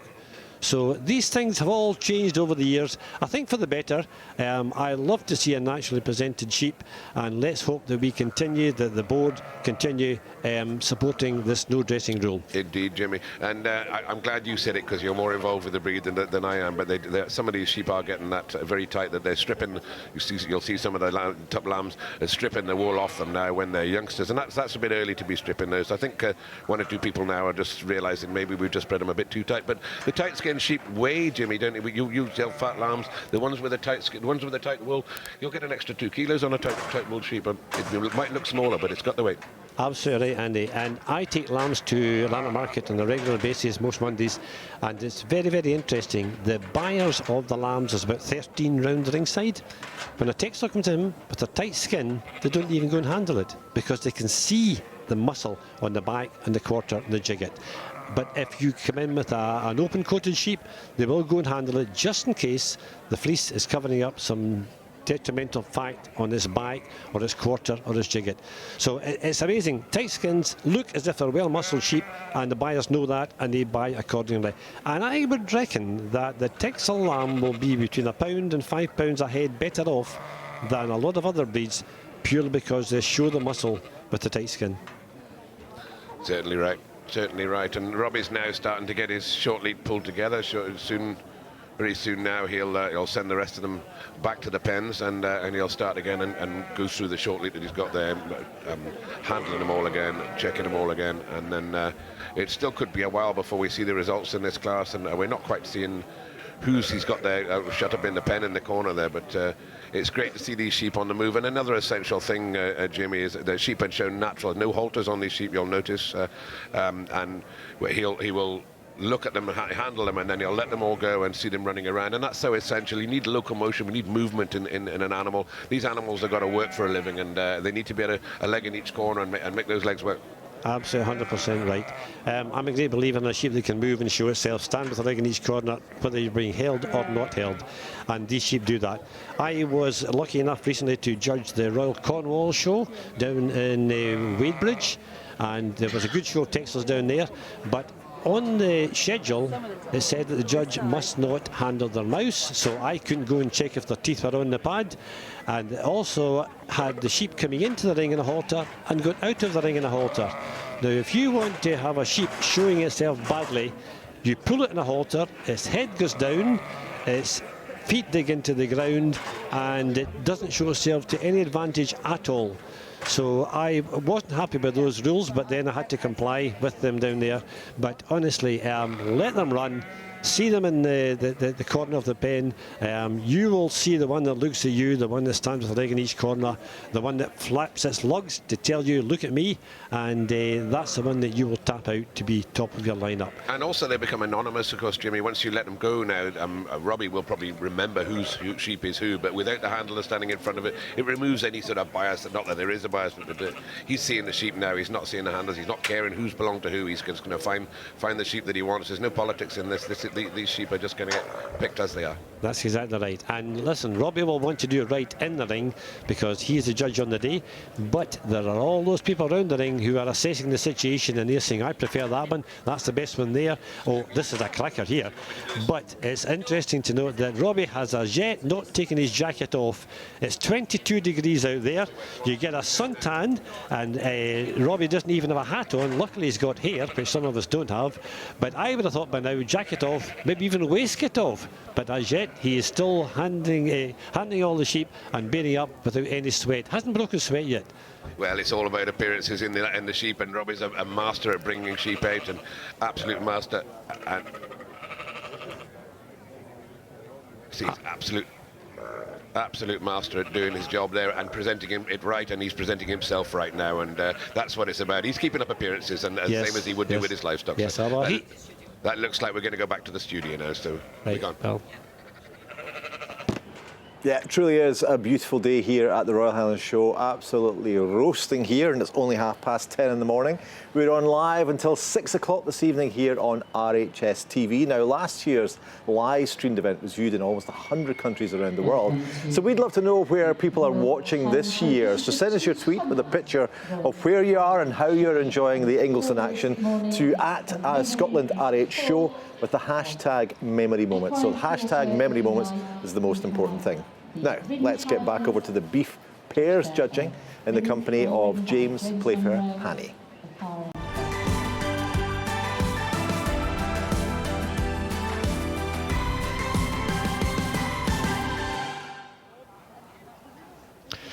Now we are waiting for the pairs, the beef pairs, to enter the judging ring. We've got a pair of shorthorns in at the moment, and the rest are gathering. So the beef pairs competition, sponsored by NCT Leather Limited and WJ and W Lang, to be judged at approximately 10:30. So eligibility: teams shall consist of 2 pedigree animals of the same breed in the beef cattle section, 1 male, 1 female. The animals making up the pair must be entered in the competitive classes, which were all judged yesterday. Not more than 1 team from each breed will be allowed to compete. An animal may not represent a breed as part of a pair where it has been bred by the judge. Pairs are to be selected by the breed societies, and entries will only be accepted from them. Each entry must be made by the breed society on an official entry form obtained from the society's livestock competitions manager. Breed societies are solely responsible for the accuracy and the eligibility of their entry. Any pair not wholly eligible to compete will be automatically disqualified. Prize money will be distributed equally among the owners of the animals forming the winning pairs, and not to the breed society. So our first prize here is £400. Second prize 300, third prize 200, fourth prize 100. And our judge is Colin White from Biggar in South Lanarkshire. He's been judging for 40 odd years. He's judged here the beef breeder class, well, those are the classes that we saw earlier this morning in 2004. He's judged at the Royal Welsh Show, he's judged at the Perth Bull Sales, the Royal Cornwall Show, the Great Yorkshire Show. So, yeah, a lot of experience. Ladies and gentlemen, those of you who are he breeds commercial cattle, pedigree Charolais and Solaires. He bred a Supreme Champion Charolais at the Perth Bull Sales and sold bulls to a top of 21,000 guineas. So, a very competent and experienced judge. We will wait and see how he gets on. We're approaching 800 entries, and what you're actually seeing here. So yesterday we had all the individual beef breeds being judged, and today it is the interbreed, or the start of the interbreed competitions. And looking at your camera or the screen, we have the pair of shorthorns. Now, I was privileged to judge this section yesterday, and it was a great show of cattle. So these are the team that I and the Breed Society officials put forward as the best matching pair. So let's hope. So the Shorthorns are celebrating a bicentenary, just as the Royal Highland Show is. So 200 years ago, when the world was changing, particularly here in the UK, following the Napoleonic Wars and the ongoing Industrial Revolution, which changed the country. Now, prior to that, we in the countryside, or we as a nation, were self-sufficient in food. We grew our own food. When, with the advent of the Industrial Revolution and people migrated from the countryside into the towns, which became cities, they needed food, and they hadn't got the space to grow it. So agriculture had to change or evolve. And, you know, so 200 years ago, these shows were set up to demonstrate the modern techniques that was going to help us feed the nation. And we're still doing that today. So, yeah, we have to be realistic and understand that these animals are all part of the human food supply chain. And we're looking for these efficiencies. The bovine animal is the most efficient animal on the planet for converting cellulose, grass, roughage, whatever you want to call it, into human food. So the Shorthorns are leading the parade here as the oldest recognized breed. So 200 years ago, we started collecting records on these cattle, the Coates Herd Book. So following the Shorthorns, well, we have two dark crone Shorthorns. Shorthorns, you get any color between red and white. So we have a bull, a 4-year-old bull, and from memory, a 5-year-old cow.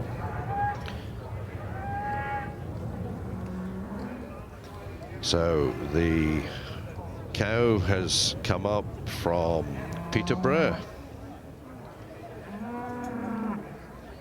So we've got exhibitors here from all over the UK. Devon in the southwest to Orkney in the north. So these black cattle that you see now, the Aberdeen Angus,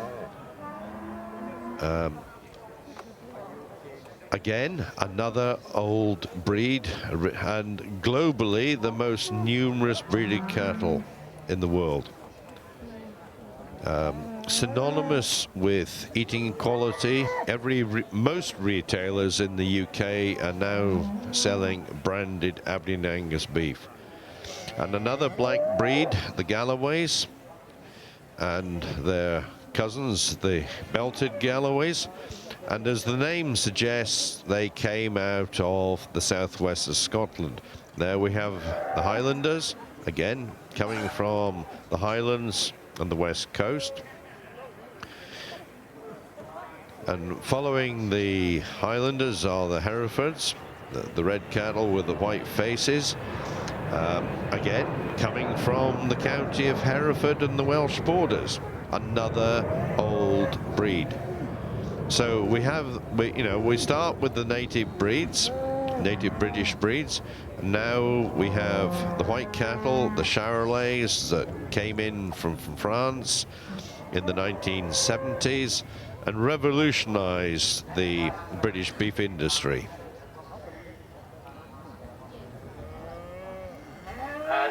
the Solairs make their entry, ladies and gentlemen. That completes the So, lineup for going you. back, we used to identify cattle by their horns or length of horns. We had long horns, we had short horns, and then we had the poles, which are no horns. And interestingly, it was when they discovered these polled cattle without horns, they didn't know what to call them, because at that stage, horses, farm horses, were also called cattle. So you had horn cattle and cattle. Anyway, so we had to change things. So, your shorthorn bull. 2004, he judged the beef breeder class. He's judged the Perth bull sales. What a great specimen. He's also judged at the Royal Welsh and the Royal Cornwall shows, the Great Yorkshire, and the Solaire Premier Sale at Castle Douglas. Shorthorn cow. Personally, he's been involved with both commercial and pedigree the shorthorn shorthorns, well, with the history, and in Scotland we developed the beefier strain, which became the beef shorthorn. In England they selected more for milk, which evolved into the dairy shorthorn, but the foundations were the same. He came through the Young Farmers Clubs, judging the Young Farmers Stock Judging Competition, and in the past, so as you see, the Highland cattle are horned. And also the Glasgow Herald Team Trophy with Lanarkshire Young Farmers. So we now hand over, we'll leave it now to our judge, Mr. Colin White, who will be praising each of these pairs. The belted Galloways always have that white stripe round their belly. As he is at present at the parade, then he'll be judging and inspecting each pair individually.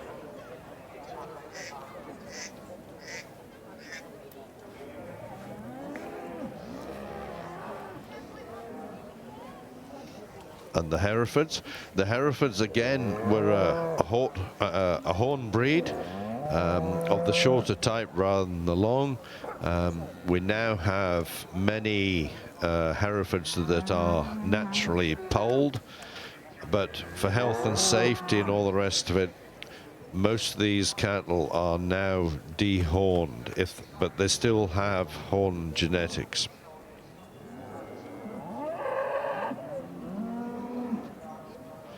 Your Limousin, another French breed that came in from the Limoges area in the 1970s. The Simmentals came in from Switzerland, again in the 1970s. There's your Limousin bull again. So these are all horn cattle, or their foundations, their genetics are horned. There are some polled strains that have evolved mostly in Canada, and again by excuse me, most of the we've introduced polled genes into these horn breeds. From a management point of view, taking horns off cattle can be a stressful and painful operation, so if we can breed them without horns, that saves a lot of hassle, and is probably better for the health of both the animal and the handler. The breed being used predominantly in the female side, so your Simmental pair, suitable for running on the different terrain that we have here in Scotland. So we've had the animals parading nose to tail around the ring, and now they will be lined up as a pair, walking side by side, where again the judge will get the opportunity to see and compare. He will probably stand in front of the animal and watch them walking towards him, and then he will watch them walking away from him from behind.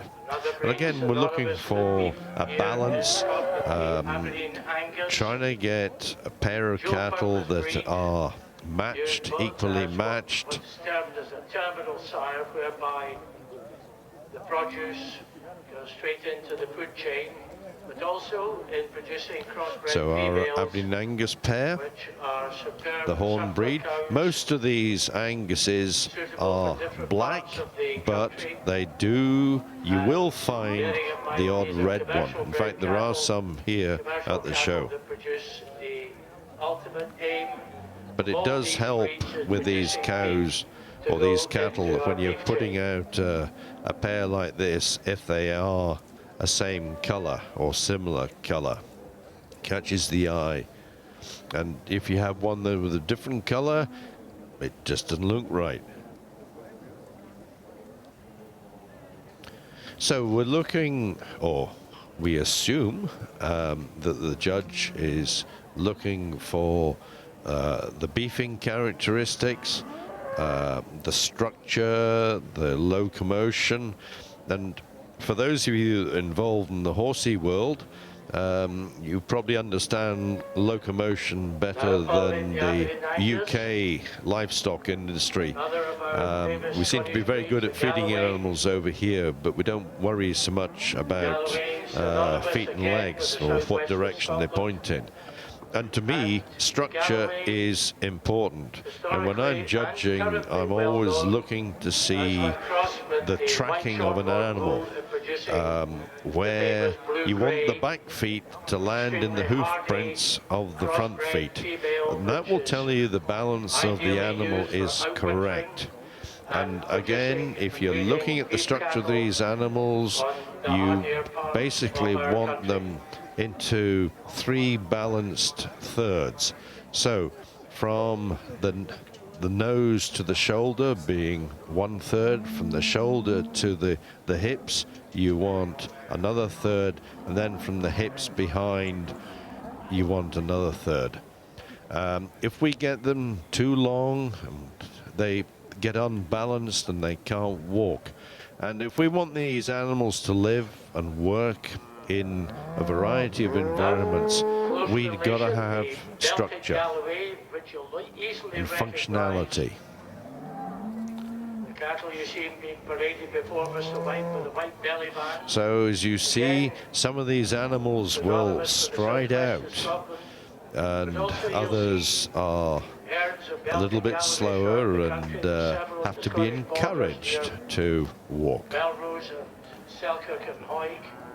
And also in other parts of the country, breed enthusiasts have been maintaining this famous historical breed associated with Scotland.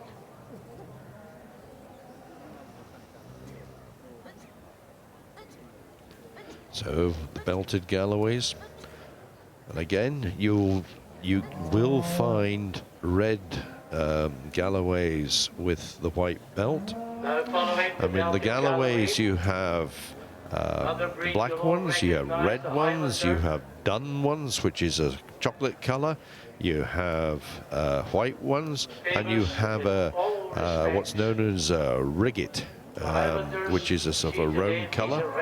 So there is variety, and again, it's all contained in the genetics from way back. So the Highland team. The colour you see here today. So you'll see another hairy breed of cattle that can live outside, hardy. Many of these Highlanders, going back many years on the west coast, survived through the winter on seaweed and other coarse roughage. And, you know, they have a place in some of the harshest environments that we have in the UK. And they can still convert into human food. So, you know, what's not to like? We've got to have variety. We have a variety of land. We need different types of animals to utilize that land. And some are better equipped than others. So it's all relative. The Herefords, again, the name suggests that they come from the county of Hereford, again, some almost 200 years ago. Again, a very popular breed around the world. There are more Hereford cattle in Uruguay than there are people. And I think Uruguay has 9 million cows, the majority being Herefords.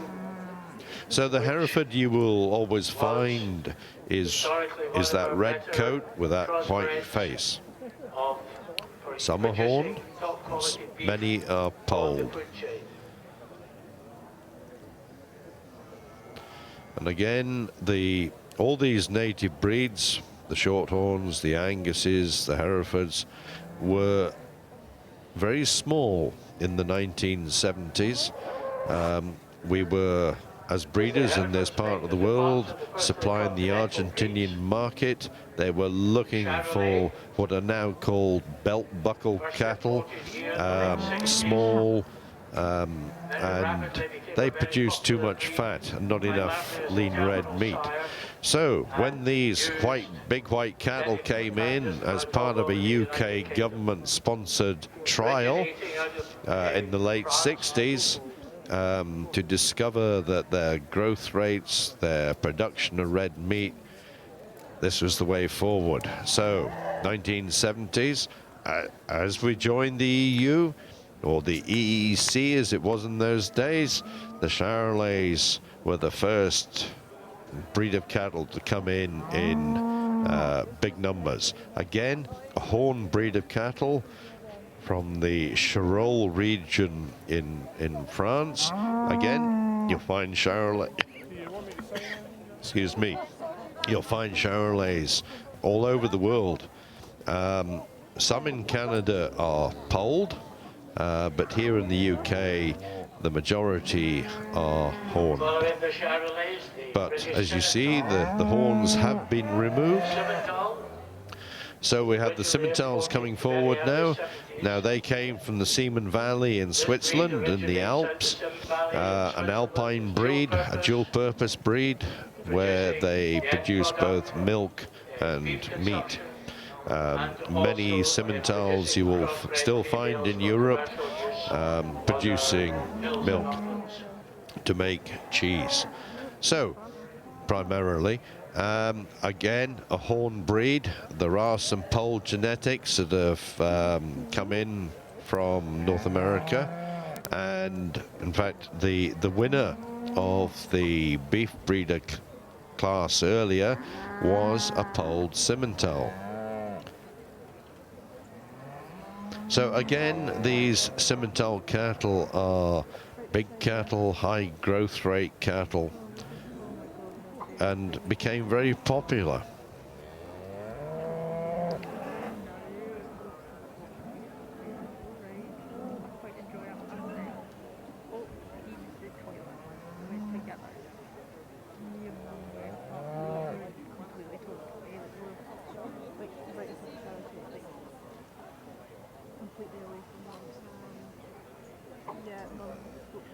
So again, you will see the Simmentals on that brown color.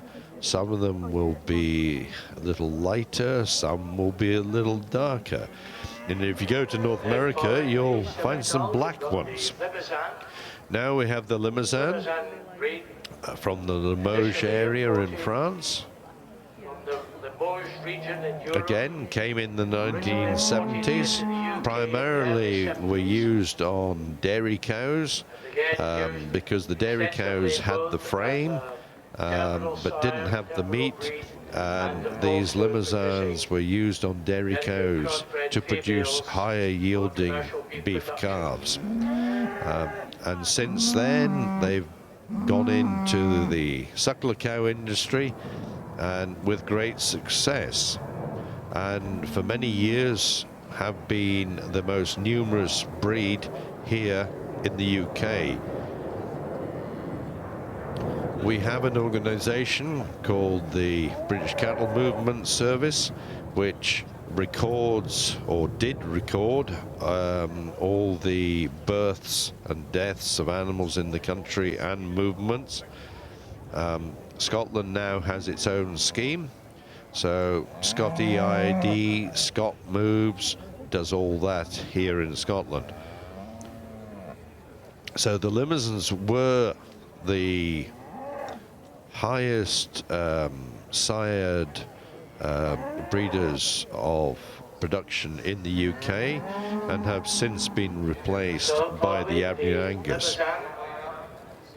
Again, many of these numbers are coming from the dairy herd.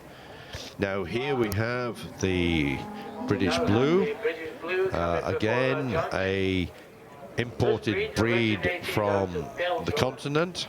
Very extreme muscled cattle they were when they first came in, again primarily for use in the dairy herd.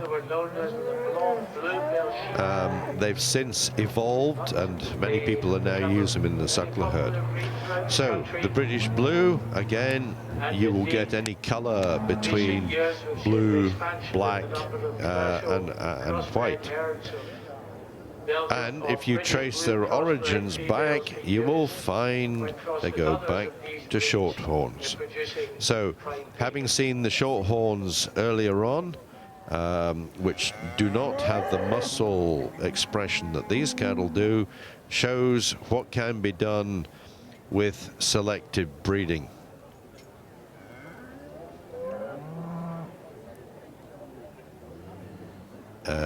The Blues have had considerable success here in the UK. They did have issues when they first came in, many of their calves having to be born by cesarean section because they were too muscly and too shouldery, and so anyway they've evolved and more natural calvings. Now we have another breed of cattle from France, and these were probably one of the later importations. These are the Salers from the Massif Central. Again, another dual-purpose breed. They have sufficient growth rate to produce beef, but they also produce milk. And again, many are milked in France, again, for making cheese.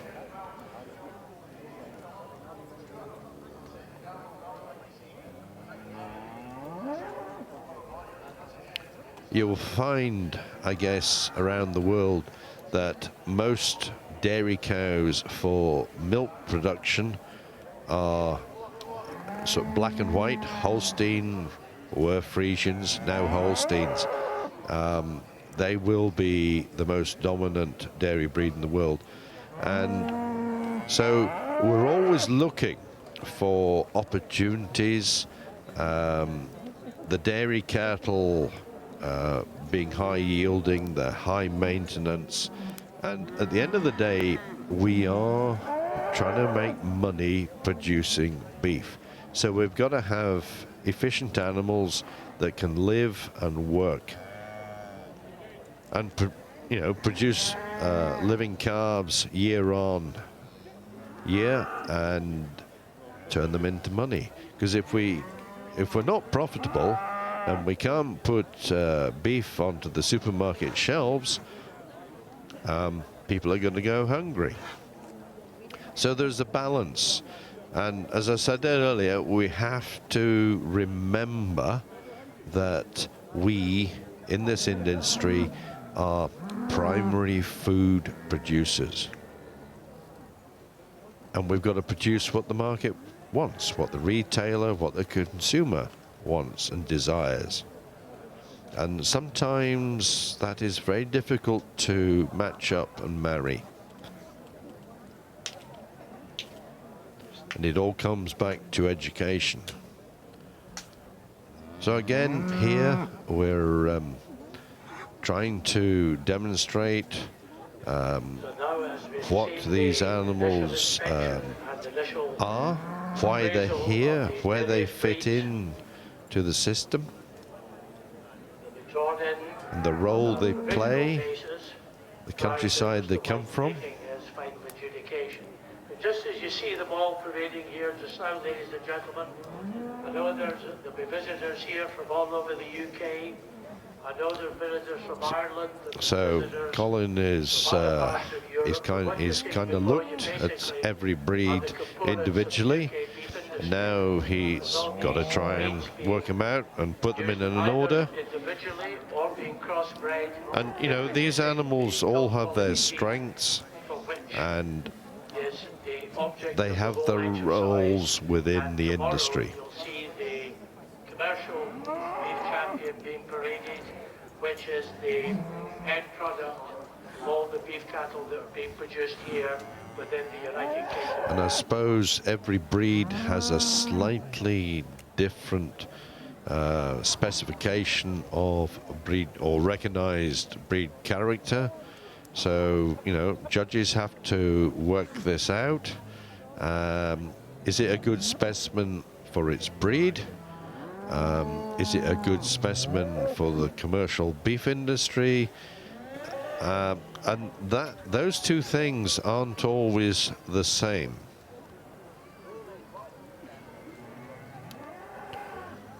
So it's a great show of cattle, and there must be nigh on 1,000 animals in the big barn behind the show here, and behind this cattle ring. That building you see in the background, the Highland Hall,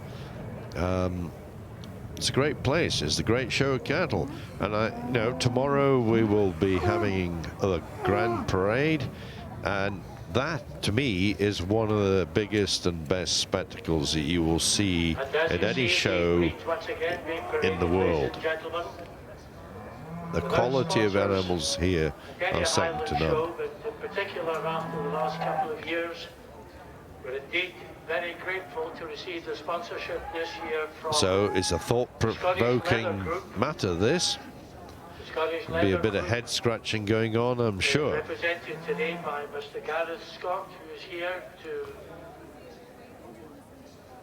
award the prize. So maybe Colin, he'll have his personal preferences. As I say, he works with the Charolais. He has a herd of pedigree Charolais, and he has a herd of pedigree Soleils. So don't be surprised if they get out on top. But you never know.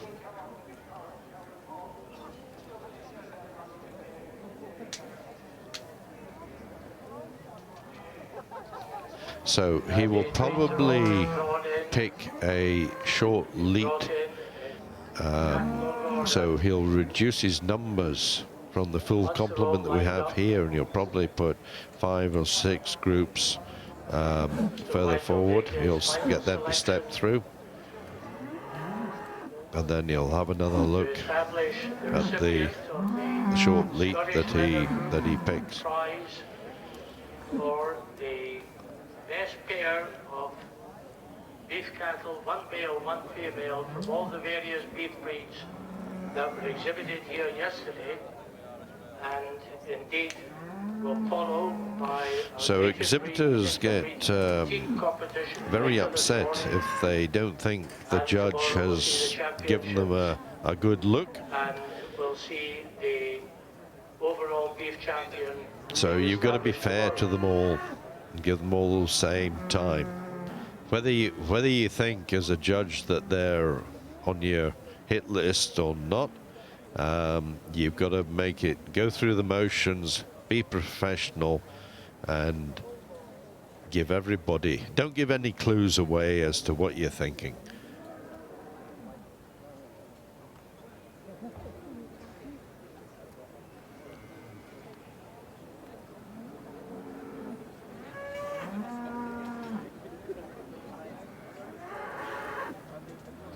So he's given his Charolais a good look.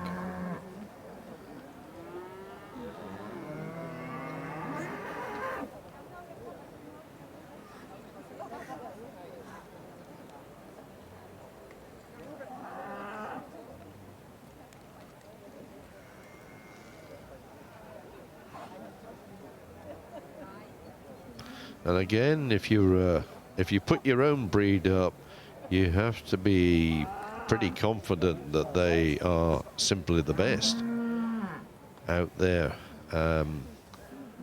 So sometimes judges will put up another breed just to demonstrate that they're not showing favoritism.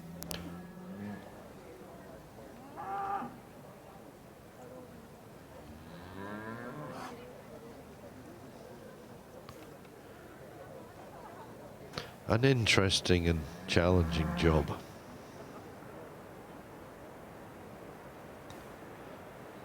And I guess it's like walking down the street. You see people and some catch your eye and you think, ooh, that's a good looking person. And other times you just don't notice them. And cattle and sheep are the same. You've got the pretty faces, the fluffy ears, the breed character, and they either catch your eye or they don't. Some people pay more attention to that than others. Some go for out and out yield of beef and muscularity. So it's one man and it's his decision. Some will agree and some will say he got it wrong, but you know, that's showing.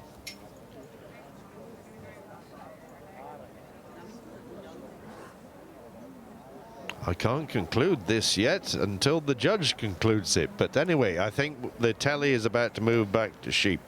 So I guess he's got to pull his short lead out, and we might get back later and interview a winner when he's made his decision, but it could last a while yet. He's either made his decision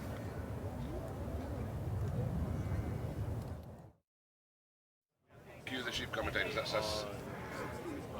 And welcome back to the judging of the Texels. We're almost coming to conclusion now. This is the short lead in the ewe lamb class, and it was tremendous. The number of ewe lambs in here again, and a superb turnout. There was actually 44, so that's a bigger entry even than the Gimmers were before. And this is the 10 or 12, the short lead that Robbie's pulled out there, and Jimmy's back with me in the commentary box. Jimmy, what are you thinking of those? I think it's great. What a lineup. In fact, what a double lineup. I've got two rows here of tremendous lambs, a lot of character looking from the front. We haven't seen them from the back yet, but I take my hat off to our judge, Robbie Wilson. He really has gone about the job with efficiency. He knows what he wants, he knows how to get it, and he is creating a big impression to the ringside. And the ringside is, what, 4 deep, 5 deep? And they are all watching his every move. There's not one place has been vacated on the ringside, because he is making such a great job of keeping them involved, seeing the sheep moving, drawing his short leads and handing out his tickets. So well done to Robbie. You're right there, Jimmy. You could just about sell tickets to this ring and just on its own. Look at the folk. You can see the crowd in the background there, and they cut into the, that's the head of the sheep. I think he's got stood in first place at the moment. That's a pretty beast. Tremendous, tremendous. But then all the ones he's got in this short lead have a lot of attributes. Look at the heads. The heads are way above the shoulders. Not so many years ago, the head was attached to the shoulder with next to no neck.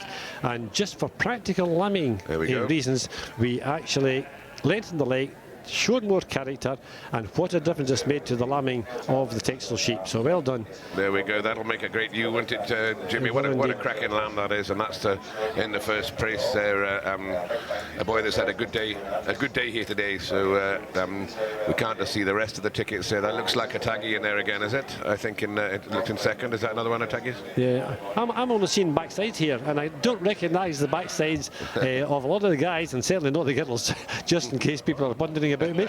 But honestly, it's hard to see when you're focused, the camera's focused on the sheep itself, and it's hard to see who the handler is. But we'll get the results very soon, and we'll know the numbers and be able to tell you a bit more about where they've come from and who's standing holding them. That'll make a lovely view there, won't it, Jimmy? You'd take that one home. So sweet, yep.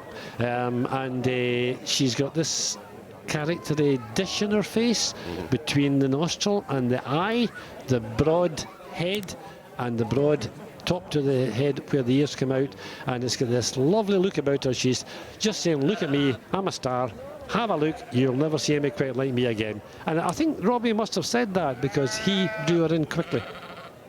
And I think looks like we're going to cut back to the cattle because the beef breeder cattle has come into conclusion, but we will have the championships here of the overall championships will be coming in next after this class of the TEXEL classes, and there'll be some pretty good animals in that lineup there. That's when the judge really gets tested when it comes to the championship, because it's a matter of preference, isn't it? That's exactly right. And you know, we have the male champion, we have the female champion, we have the pairs competition later on Saturday, Sunday, and it's good to have a matching pair for the pairs, and the TEXELs are always usually knocking the door on that front. Okay. Right, that's that there as we see them leave the ring, I think.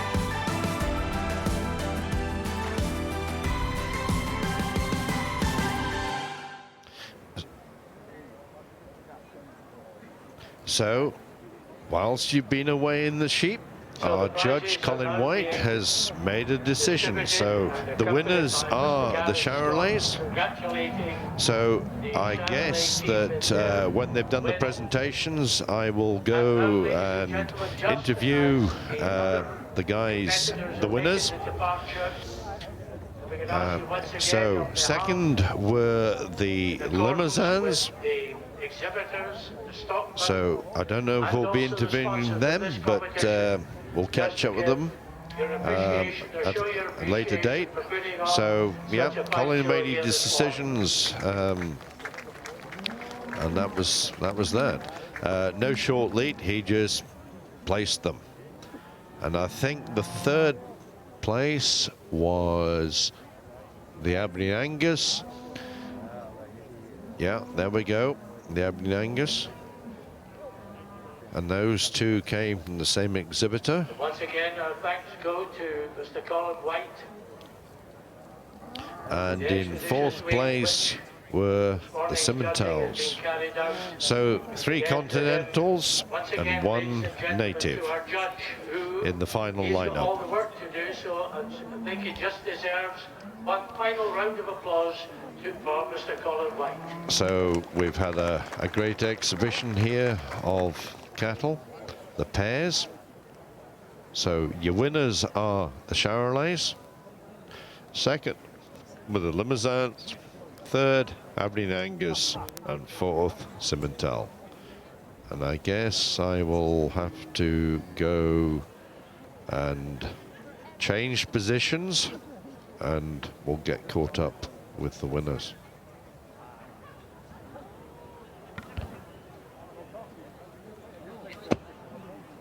Tells me that's fine.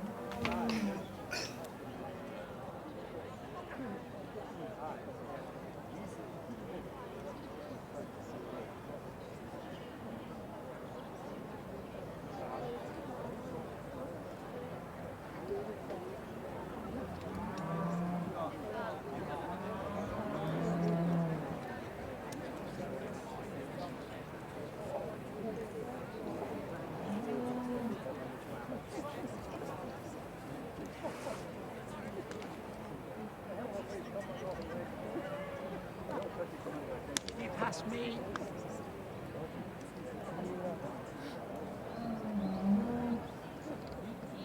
I hadn't realised the headphones would be right here. What's happened? What's happened? So the cows need to do a full loop and then they come back to us. Perfect. And then you're stopping for an interview. Stopping for an interview back here. So where do you want James? Once again, ladies and gentlemen, as the prize winners make their departure, In front of me, in front of the camera there, that's it. And the winners will be based. our thanks once again go to Mr. Colin White, our judge, and to Mr. Gareth Scott. The pair of them now having a good conversation on the outcome of this day pairs competition. But once again, our appreciation to our sponsor and also to our judge for this morning's superb competition.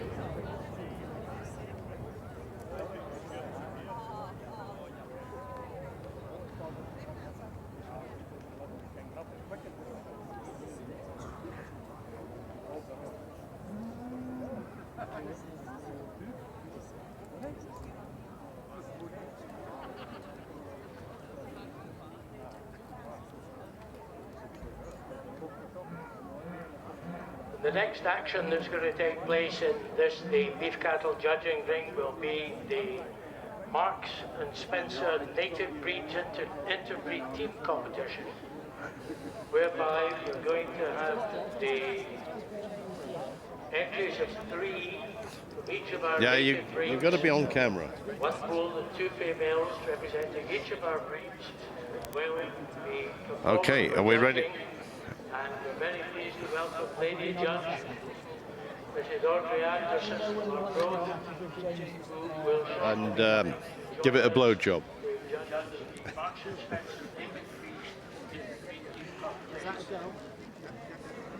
Well, here we are. We've got the winners of the pairs competition. These are the Charolais.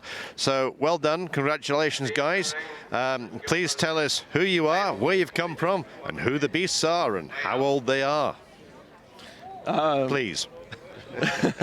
This is Thor Atkins heifer. She's Top Hill Roxanne. She's a March 2020 born heifer, and she's in calf. I'm Alfred Clade. I'm halter at the halter today. There you go. Talk you away. Hello, this is Darren Knox. We bull's 16 months old. We've come from Colchester, and he's just a baby yet, so he's got a lot to do yet. So, yeah. So the future for these pair, I mean, the heifer presumably will stay at home and become a breeding cow, and the bull will go to the pedigree bull sales, Yeah. I assume. Hopefully go to Sterling, yeah, in October. So when's your heifer due to calf? I actually don't know that. I need to ask the man that owns him. Okay. I'm just a so halter. you're enjoying the Highland. She's calving in January. Calving in January. So yes. you're enjoying the show here. The weather's been kind, and we're not used to this hot weather, but the cattle seem to be coping fine. Oh, it's nice, and the good weather makes the cattle stand out, and they enjoy it, so they do. So it's nice to be out again, a proper show again. So that's good. Well, it was a great show. There was a lot of great cattle out there, and you come out top. So well done. Thank you very much. Congratulations. Enjoy the party now. Great. Thank you. Thank you.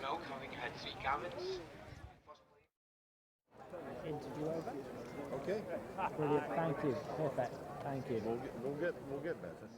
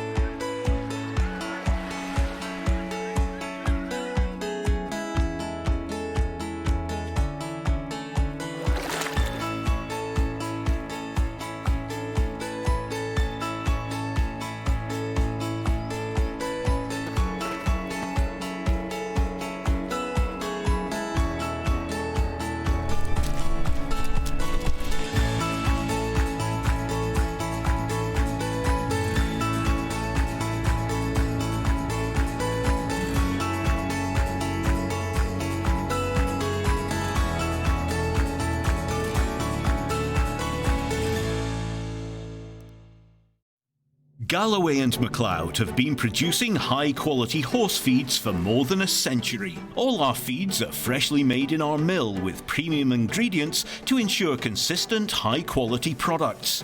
Our bespoke feeds, including the Omega breeding and young stock mix and Omega competition mix, are formulated for elite performance and condition.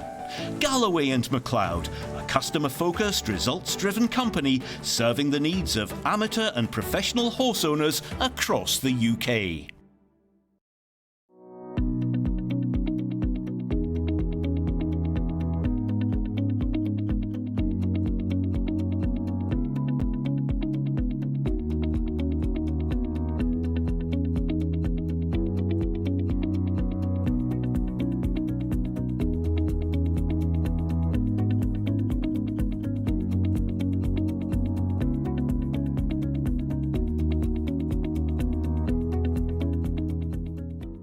Scotland is serving up peaty, oaty, beefy, brothy, sweet, sour, fresh, fizzy, mashin', smashin' buffalo. A dod, a dollop, baps, buttery, smoky, stovies, a mickle, a muckle, spurtle, stirred, dry, cured, grafted, crafted, scran. Whew. Scotland brings so much to the table. To help support the local producers we're so proud to have, tuck in to onthetable.scot. Royal Bank presents You Can Dream. The savings goal tool on the Royal Bank app is a quick and easy way to help make your dreams come true. So whether you're wanting to treat yourself, saving to do the things you love, or wanting to get serious, set up your goal and start saving today with the Royal Bank app. Because every dream needs a plan.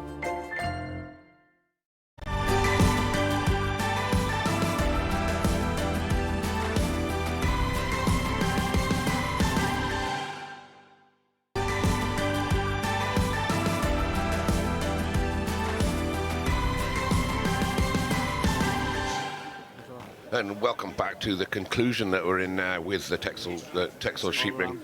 And you missed a fantastic class of ewe lambs earlier on, but we'll see the winners of those there. But this is Robbie now picking out his male champion and reserve, and he's already just done that now, and he's picked out the age ram that won the age ram class that belonged to John Forsyth and Stuart Barkley at Hairstone is between them, and a massive beast he is, Jimmy, isn't he? Absolutely. Do you know, I wish when I was born I grew to be 6'6", because I'm 5'6" and I can't see the ring because of the crowd around the ring. I have never seen such a massive crowd of people around the TEXEL ring. So fantastic opportunity to see the very best in the TEXEL world. And a great champion, a male champion. He is massive. He is all meat. He is all meat. Over his loin, down his quarters, right down to the top of his hock with his jigger. Look at him. He certainly what a is, massive Jimmy. beast. Certainly is, and he's tapped out the Shearling Tup reserve from Brian McTaggart there, coming in as a reserve male to him, and they're making a nice pair of sheep there. Certainly, it's a sweet sheep that of Brian's, and well done to Brian. I'll just give you the results of the ewe lamb class just while we got a brief second there. That the ewe lamb class was won by number 868, which is from the Bennetts of Pusha, who are down there in Wales. So well-travelled sheep, and second was Brian McTaggart from Dugan Hill.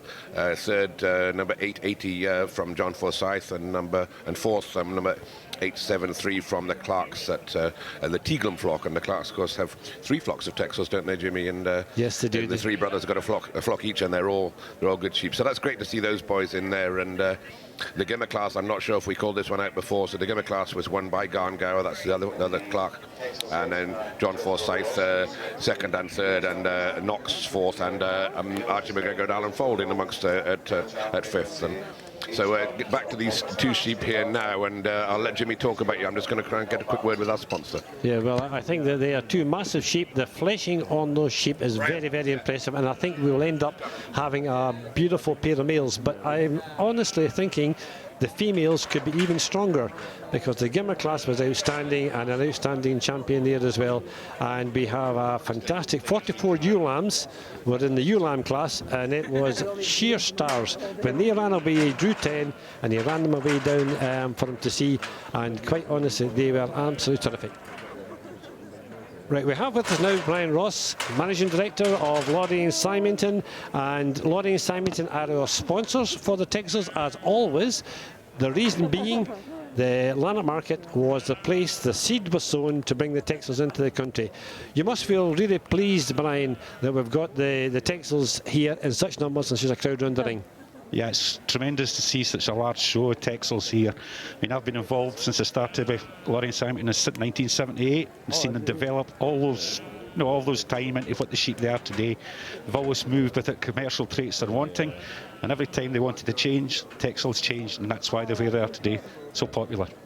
That's exactly right, Brian. And you know, it's great. You've gone from the old market at Lanark to the new market premises. They are quite outstanding, and you will have buyers at the TEXELs here from all over the world. Yeah, we're very fortunate. We get them from all over the UK, Ireland, and until recently we were getting them to Belgium, to Holland and France as well. So it's been great to see everybody from all over the country all come to Lanark on that one day in August. Tell me a wee bit about the buzz you get from selling a high-priced ram, lamb or shearling. It's a tremendous buzz. I mean, I was very fortunate that I was the auctioneer and sold the 350,000 one, but it's just a tremendous buzz round the ring.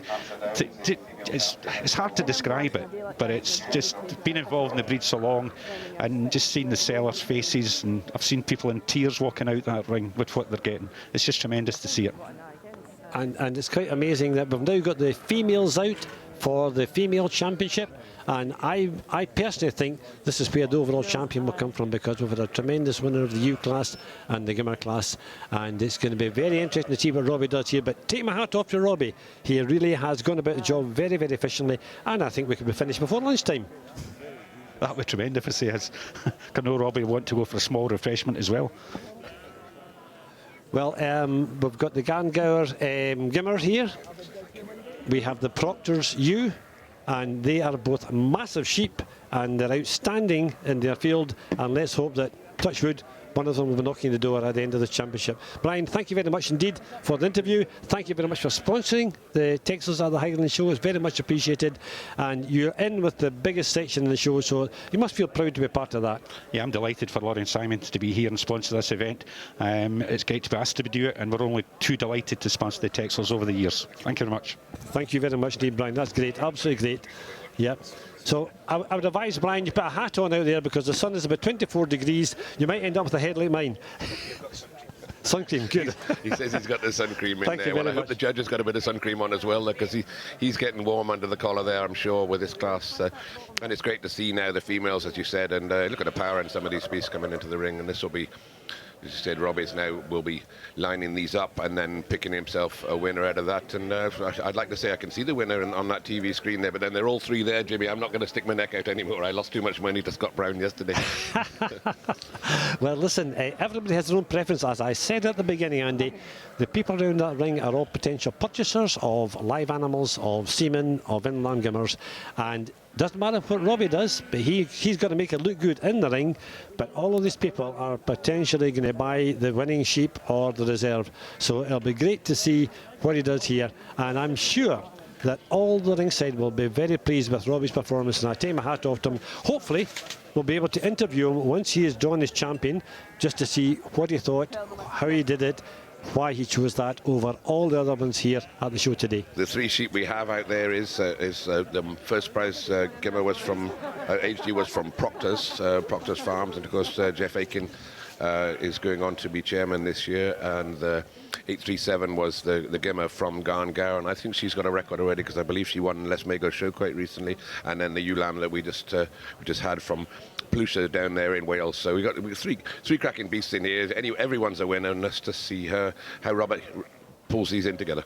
Absolutely right. I was fortunate enough to be at Les Mago show. I didn't see the actual judging, but when the Gimmer came out into the interbreed, she was massive, full of style and character, and the interbreed judge certainly had his work cut out choosing which of the animals, whether it was a pony, the dog, the sheep or the cow that won it. And there she goes. That looks like she's going forward there and continuing her winning career, and some head on that beast. I saw her in the pen. I'd seen her in the paper, and I made a point of seeking her out yesterday and having a look, and what a sheep.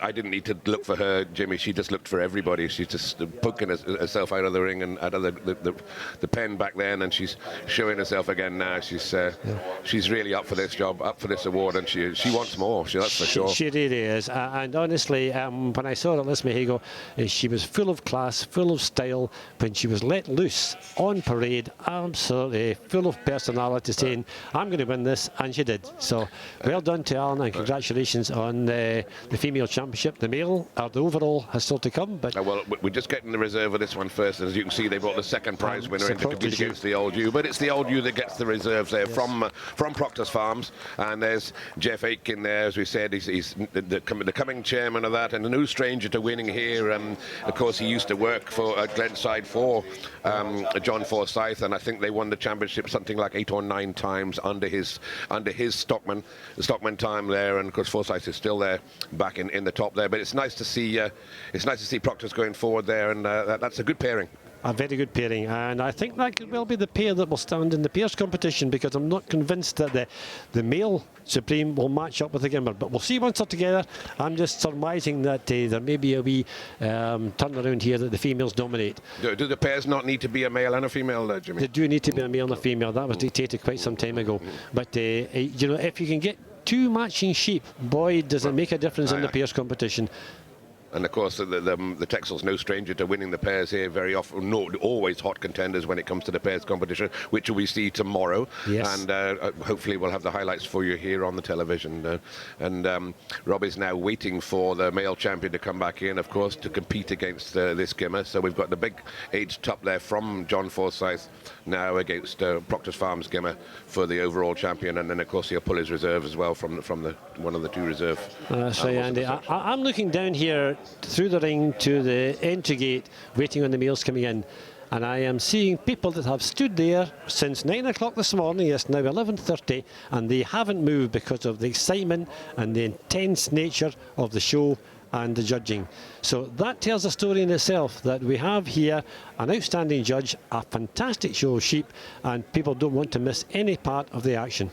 Well, Jimmy, as I said, it's a good job we've got a TV screen to watch this on, a monitor to watch this on, because we can't get anywhere near the ring ourselves just now. And as you said, that shows the excitement that the TEXEL sheep brings to the event, the pinnacle, one of the most favoured classes in the show. And we're right there in the thick of it now, and the tension, you can see it around the side of the ring. Nice bit of sunshine, a little bit of breeze there, and folks all waiting in anticipation, but nobody more in anticipation, of course, than those 2 men out in the ring there, waiting to win a male or female championship is one thing, but the overall championship, that's the one they all want. Absolutely fantastic. And you know, I believe there may be some small celebrations.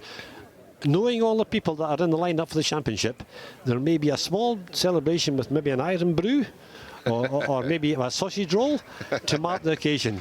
I've been at their parties before, and quite honestly, they don't just last for an hour, they last for maybe 5 or 6 hours. As my father always said, win or lose, we'll have some booze, and these boys are winners, and they'll be handing that drink out there, and glad to do so. So let's just see which way Robbie's going to go there now. You can see the intensity on him, still got his jacket on there, kept himself smart right the way through, conducted himself fantastically, and he's no stranger to this himself. He's been in there sweating on the other end, and he's probably glad he's on that end rather than the far end, but let's see. He'll have another handle of his sheep, and then we're going to see where that crook's going to tap them out. There's no question about that, and I really take my hat off to him, because to have the biggest section of the show judged in a matter of 3 hours, and he's never stood still, he's kept moving all the time, and when he looks at a sheep, he remembers every aspect of it, and that's what will help him to decide further down the line. Very often when you get to the championship, you may have had your champion in your mind from the classes earlier on, but when you see them out there, it just gives you there we go. I think that was where she was going. What did I tell you, Andy? I said the females were the ones to win, and I owe you some beer as well now, Jimmy. I'm not very good at this, am I? But that's brilliant to see that Gimmer out there from Alan Clark. Absolutely brilliant. Yeah. She was a winner. I saw a picture in the paper a few weeks ago, and she'd said, "I'm going to win this," and there she goes. She's gone and done it. And, absolutely right. Absolutely over the moon. And honestly, when that sheep was out in the Gimmer class, I thought, what a beast. Yeah. And here she has, she's taken the overall. Tremendous for Alan, the Clark family. I'm really delighted for them. And Alan, he really is sweating. The sweat's running from his forehead down onto his nose and onto the sheep's head. So I'm not sure if that's a good thing or not. We'll blame the sunshine for that one there. Here we go. That's the Proctor's Farms. Oh, is it no? Yeah, that's the Proctor's Farms. No, sorry, that's the Forsyth top that's come back in there and taken the reserve in that one. Yeah. No, that's a great tremendous pair, outstanding in the classes, and they've come through and been first and second. So well done to both the exhibitors, who are long-term exhibitors. They've both been showing here almost since the inception of the breed at the Highland show. So it says a lot to come out 50 years, or damn near 50 years later, and be there at the top. Well done. We'll just say you see the word McGregor on the back of that lass's jacket there. That's Catherine McGregor, is the photographer, and again from a great family, from Alan Fold there that Catherine hails from. And she takes all the photographs of these sheep and she immortalises them, Jimmy. They just makes them look fantastic forever, and there's a real art to that. Did you know, it's amazing. When we first started showing here, the photographer stood up and took the camera picture looking down on the sheep. Now the photographer comes into the ring, lays out on the grass and takes a picture of the sheep looking up to see the full extent of the sheep's length, of the legs and of the character. And to me that has made a big difference to showing the quality. It's an absolute skill though, isn't it? An absolute skill to get those pictures perfect, and they'll be selling lambs and sheep from semen and embryos from those pictures for years and years to come. So it's essential that they get that right. And as I said, there's none finer than the McGregor crowd, and there's 2 or 3 of them about with cameras now, and they're all. And of course we've got all the cameras in there as well. The Scottish farmer will be involved in this too, and what a great pair that is. And there's Robbie sitting down there in the middle. I think he's ready for a sit down. To be honest, I think Robbie may win a prize. He's got a good carcass. Yes. Well, hopefully we'll get to speak to the judge and the winners and shortly when they've just sort of taken care of a few of these photographs. But no, it's brilliant to see. It really is, and say the pinnacle of the show. And Jamie, you called it. You might say that the Interbreeds is beckoning these as well on Saturday. So we look forward to how that goes. Absolutely. Right. Okay. All right, hopefully we're going to catch a word with it. Andy's enough to have a word with our judge, Robbie, and I'm sure that will be very interesting to hear what he has to say, because he's getting his picture taken just now, and quite honestly, the sheep are better looking. I wouldn't tell Robbie that, but the sheep are outstanding, but Robbie has a confirmation second to none, but it's his stocksman eye today that has made all the difference to this and the way he's gone about the job. So congratulations, Robbie Wilson. Fantastic job, fantastic champion. I think you'll go down in history. So over to you, Andy, to ask Robbie a few questions about his champion.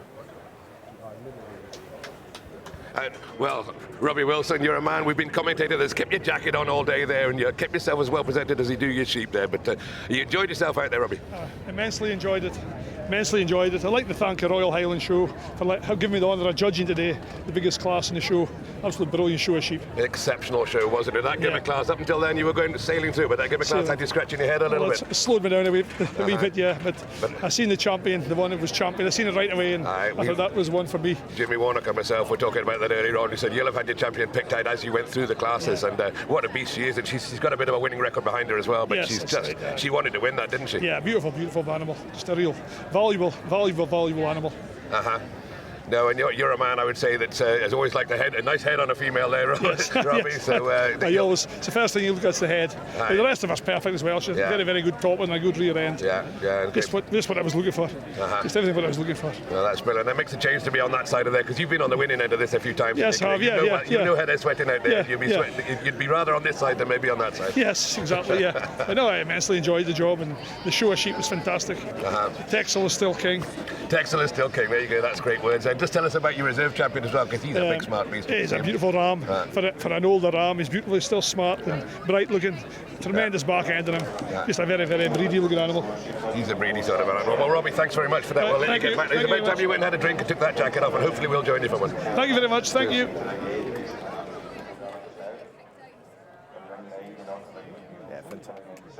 Absolutely wonderful, and congratulations on an amazing sheep class there. Now, earlier this week, before the gates actually opened here to the public, competitions in the ring, the judging took place for the Scottish Produce Championships with classes for bread, butter, cheese, ice cream, honey and handicraft. Now, in a minute, I'm going to meet up with the overall champion, but first, let's get a recap of what it's all about.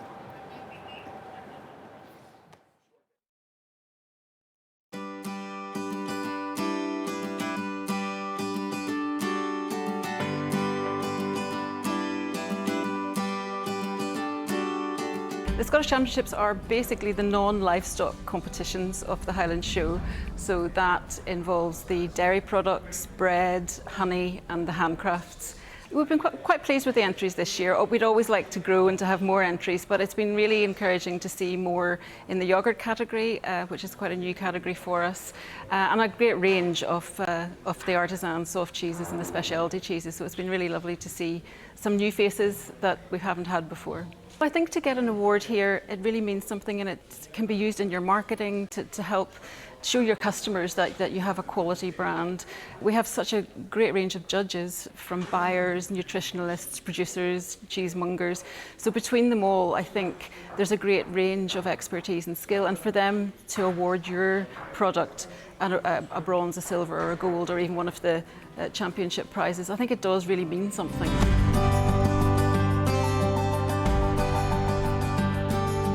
The Scottish Food Tourism Ambassador is all about promoting the wide range of Scottish produce we have throughout Scotland and promoting or highlighting some of the great work that the Scottish food producers do. So I'm judging here today the kind of yogurts, the cultured products, so yogurts, creme fraiche. There has been one or two really exceptional ones that we felt I could have eaten the whole tub of, basically, but had to restrain myself.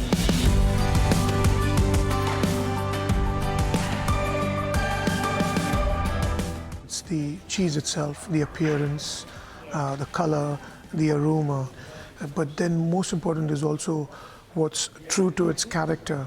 So a hard cheese and true to its character. If it's slightly moist or slightly wet or semi-soft, then you know that something is not right, but pretty much these are the 4 or 5 basic characteristics we look at when we're judging the cheese.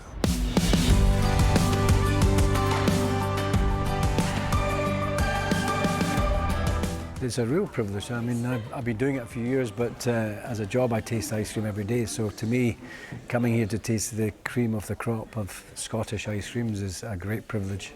And I enjoy it every year. It's great. Today, so far, we've done most of the classes, and we've been very critical, but also very fair, looking for innovation and the best of Scottish products that we know we can source in this country.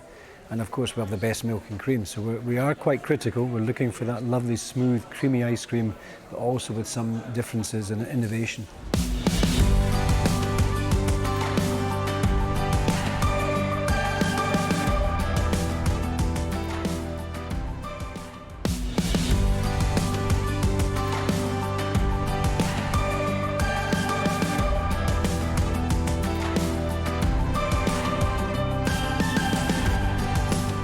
Okay, well, that was an intense day. Thanks, everybody. And we have ended up with a joint decision. And we're going for 2 Supreme Champions, joint winners this year, because couldn't choose between them, and they were so different and so excellent. So from Company Bakery, we've got the seeded home loaf, and we've got this extravagantly delicious panettone, and this is by Wild Hearth Bakery. Thanks, everybody.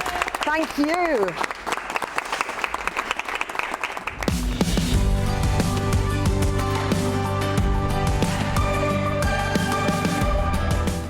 The best of the best, the overall champion of the show, and this year that goes to our honey, Enid Brown. Well done, Enid.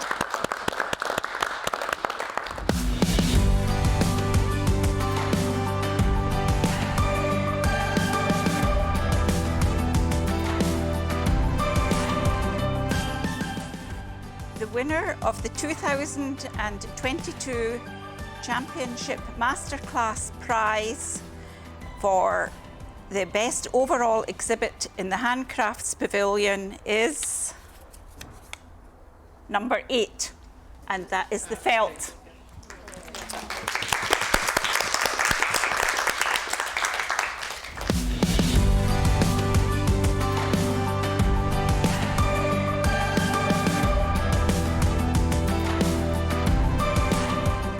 The ice cream and then the cheese.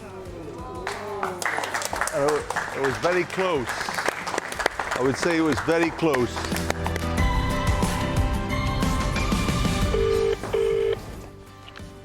Ice cream parlour. Oh, hi there. Could I speak to Sheila, please? Speaking. Hi, Sheila. It's Jackie McCreary here from the Royal Highland Show. Oh, yes. Hi. How are you doing? I'm okay, thanks. Yourself? Good, good. Well, I think I'm probably about to brighten your day up even more, because I was just phoning to let you know that your chocolate ice cream has won the champion ice cream at the Royal Highland Show for 2022. Really? Yes, it has. But not only that, it's won the overall champion of champions as well, so very well done. You're joking.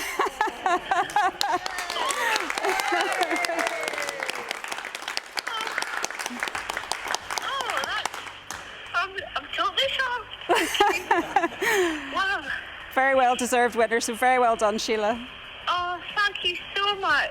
Oh, that's definitely made my day. Oh, thank you.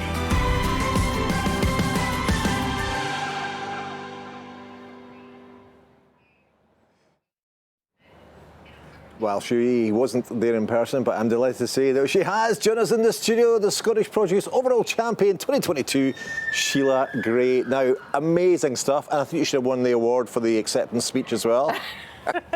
It's great. Total shock. You're totally shocked, right? But you know your stuff's good, don't you? Yeah, well, I hope so. I hope so. Yeah. I hope so. And now tell me about this, because I know you've been here for a while. You've been waiting for about 20 minutes now, and I want to get a taste of this if possible, because I've been very, very excited about this all morning. Tell me about the chocolate. What was the chocolate ice cream and the thinking behind the recipe? Can I just grab a bit of Yes, absolutely. Oh, you beezer. Here we go. Well, I've made this same recipe. I've been open for 12 years, and I've made the exact same recipe for 11 years. I'm listening. Carry on. And it's made with rich Belgian chocolate, double cream, full milk. It's my favourite. It's amazing. Sorry, I'm double dipping now. That's okay. That means that I've got to have all of this, and none of the crew guys around here are actually going to be able to have anything at all. It's beautiful. So, and tell me, you've got the shop in Fochabers, haven't you? And ice cream, I know that I've been in that shop actually, and I know that ice cream is a big deal there. So what's your thinking? I mean, you're using rich Belgian chocolate. That is so rich and creamy. It's absolutely delicious. And you're using the best quality agreement, yeah. And I believe that if something, if it says chocolate, it's got to be chocolate. And the richer, the better. Certainly. That's so amazing. And tell me also, is it local milk producers that you use as well? Well, it is Scottish milk. It's all Scottish milk that we use, Scottish cream. I try to use as much local produce as possible, and everything else that lots of things we make in the shop ourselves as well. So we're trying to do it. And I know quite a few folk in the shop will be watching this live as well. So my pinkies, yeah. Have you got a wee message for them? Yeah, I hope they're selling lots of ice cream today when I'm away. No parties. No parties when she's away, exactly. Do you want a taste of this as well? Oh, it's my favourite. It really is great. So, how well have you done previously? Watch those white trousers. Previously in competitions here at the show. I have won with chocolate, a gold, or several times I've won gold. Right. I've had British champion with chocolate ice cream. Yeah. Amazing. This particular one? Yes, exactly the same. I never change recipe. I don't know how to change the recipes. So it's exactly the same. Well, that's a good thing, isn't it? Because if you're doing something brilliant, and this is brilliant, and thank you. Why would you change it? No, definitely not. And the customers know what my chocolate tastes like, so I would never change recipe. Never. I've just realised I've got to talk to camera. I've just filmed my face full of ice cream. Sheila, I cannot thank you enough for bringing this in. I think I'll be a while eating it. Can I hang on to this? Absolutely, you can have it. I'll probably be sick, but I'm very happy to be sick because it's absolutely delicious, and I'll scoff the lot. And congratulations, overall champion. Thank you. What a worthy product, and a great story as well. And hello to everyone in the shop up there in Fochabers as well. Now remember, if you want to watch the show jumping, that's on our second channel, RHS 2. But we'll have more of the action this afternoon on both channels from the Mountain and Moorland Working Hunters. And at 3:30 this afternoon, of course, it's the Grade A Show Jumping Championship in the main ring behind me. But the tension's rising in the cattle rings where the judging for the native breeds is happening. So let's rejoin James Playfair Haney.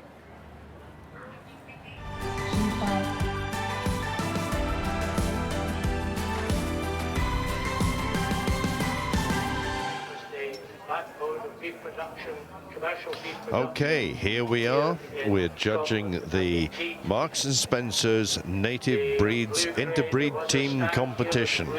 So we have a team consists of 3 animals of any age of the same breed in the beef cattle section. So 1 bull and 2 females. Again, having judged the Shorthorns yesterday, I helped select the team. They're selected by the breed societies and put out here. So we have beef Shorthorns, Aberdeen Angus, Belted Galloways, Highlanders, Herefords, Galloways. So, our judge is Audrey Anderson. She was a Cant, was her maiden name. She has a herd of Hereford cattle near Forfar, and she's been in the job a long time. So she's judged at the Royal Welsh, and she's been at various shows up and down the country and round about, and as an exhibitor she's won many shows. Highland Show champions on several occasions, Hereford Bull Sale champions, so she has a great experience of working with cattle, and she also has a small herd of Shirley cattle. So it's a Breed Society pig team. As I say, 1 bull and 2 females. So again, it's all about having a team of animals, 3 animals that kind of match and blend in together. We're looking for balance. I mean, we have a great show cattle here in the show yard, and so they're out here. We had our competitive classes yesterday, so this is a highlight.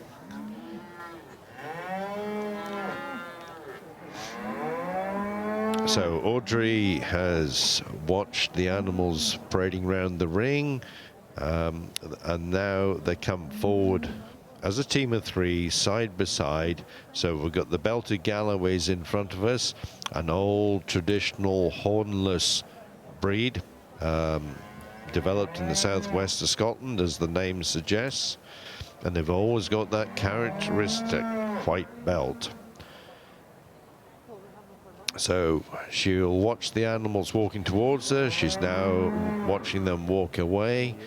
So yeah, that's looking for that balance in the team. And certainly with a lot of these native breeds, it is quite challenging.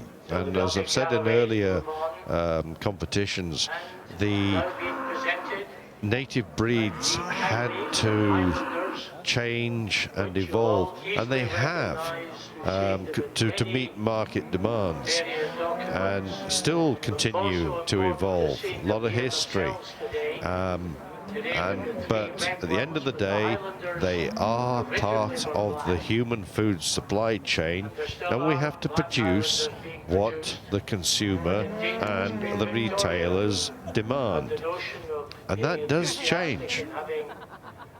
So we have to be adaptable. So the Highland cattle here that you see in front of you, with their long shaggy coats, there's sort of 3 layers of hair in there, so actually on a hot day like today it helps to keep them cool. And as you can see, they're a longhorn breed. We used to judge our cattle or describe our cattle by the length of their horns. Long horns, short horns, and no horns, i.e. poles. A polled head has no horns.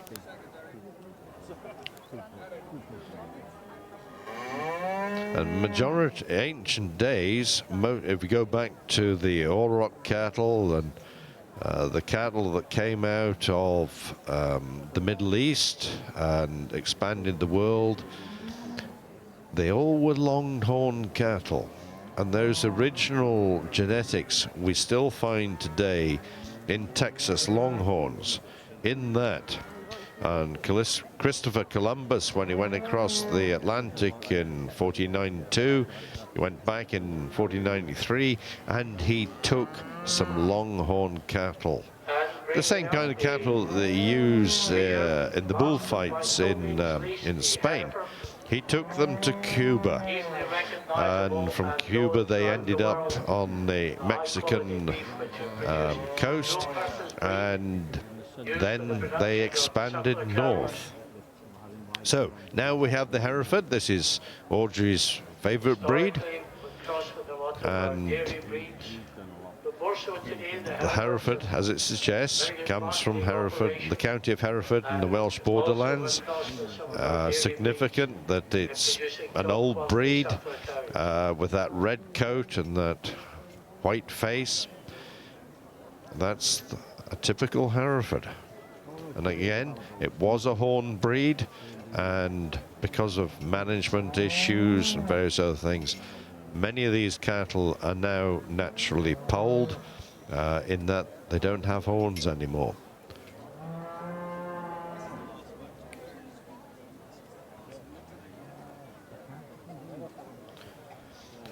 So that's the Hereford team. So we have a bull, a cow with a calf following on behind, and a heifer.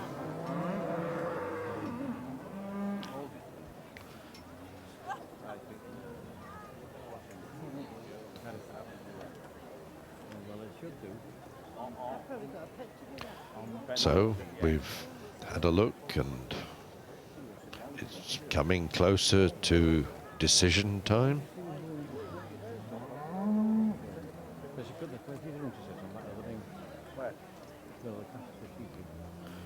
So the beef shorthorn, team of 3 yearlings.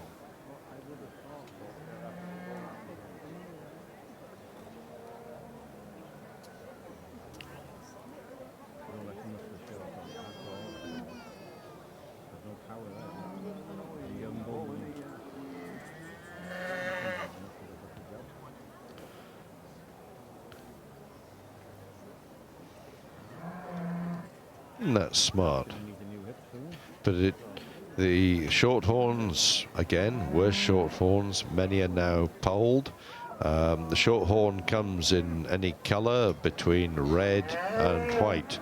And the bull that we see there at the front, we describe him as roan, and that is very fashionable.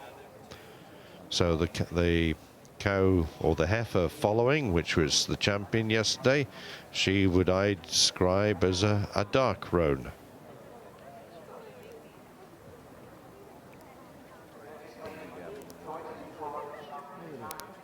And the red heifer at the back, I would describe her as red with a little white.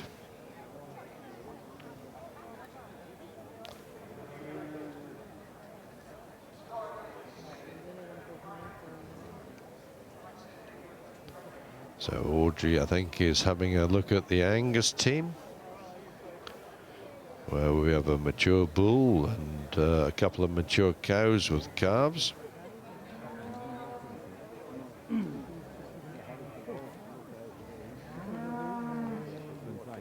So there's your Angus team. Or we call them an Aberdeen Angus in the UK, but globally around the world they just call them Angus. And again, the majority of Anguses are black, but we do have red genetics, and in the hotter climates, the red is a better colour of coat to cope with the heat. So we have our black Galloways following. That's them on screen now. Again, the Galloways and the Aberdeen Angus originated in the same herd book, and in that they've no horns. That was the common link, and then they separated after about 3 volumes to, well, almost 200 years ago. So yeah, the Galloway again has gone round the world. All these breeds have been taken around the world, all through the British Empire. So there we've got the Highlander, the old Longhorn. And interestingly, if one goes back through history, the further north these cattle went, the shorter the horns got. So maybe there was something to do with climate.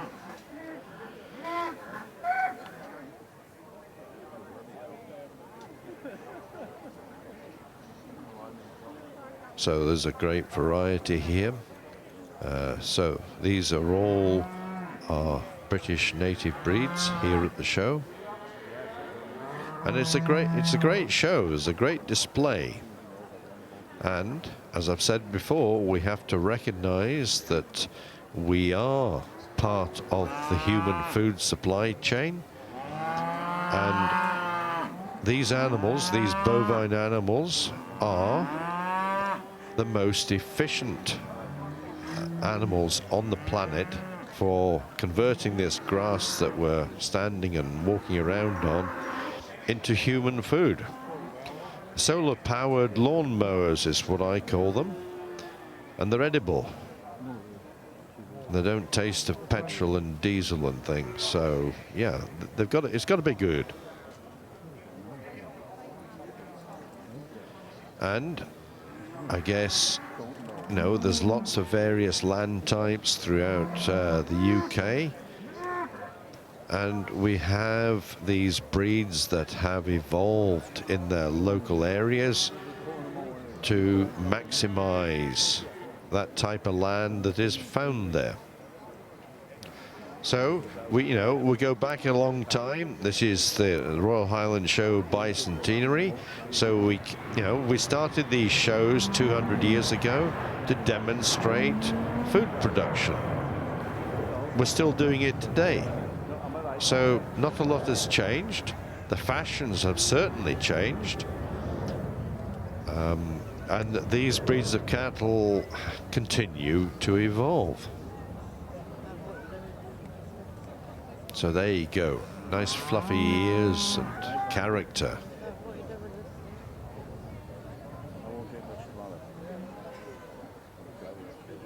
Variety is the spice of life.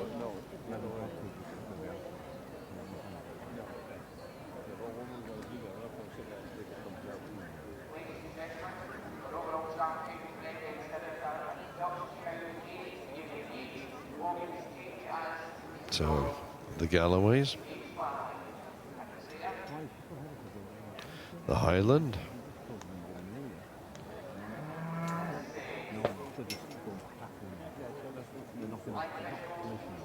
certainly I judged this competition a few years ago, and my winning team was a Galloway team, and they were a great, well-balanced, matched team, and that's what Audrey's looking for. So, let's see.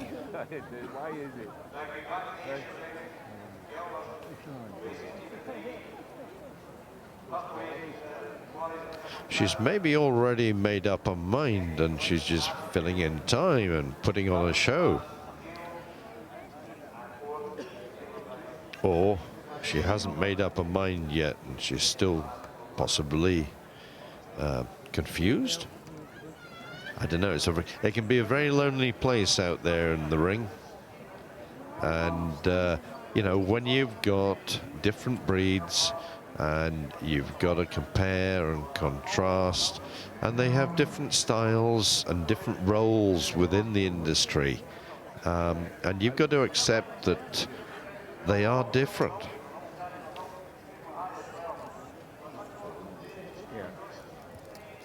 Beauty is in the eye of the beholder.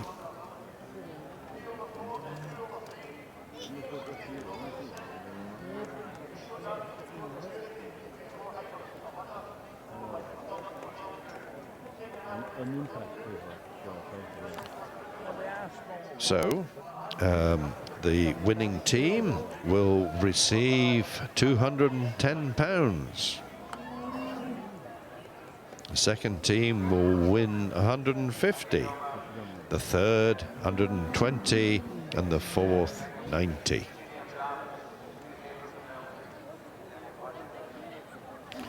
And as it's titled, the Marks and Spencers Native Breeds Interbreed Team Competition, obviously that means it's sponsored by Marks and Spencers. Much appreciated for this.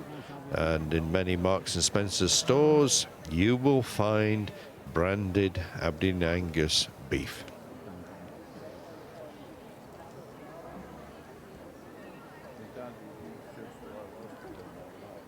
You'll probably also find Scotch beef, which will be a combination of all these breeds of animals that you've seen in the last few hours. And yesterday you saw the individual breeds being judged. Sid was there one day, so I popped this off. That, thank you, let's go. I don't want to buy that one, but I want to buy it. I want to go put that one second. I don't do things like that. How's the prize for all his age, or Sid, 70 Well, is she going to go for the short horn? She's given him a hard look. She gave the Anguses a hard look on the way past.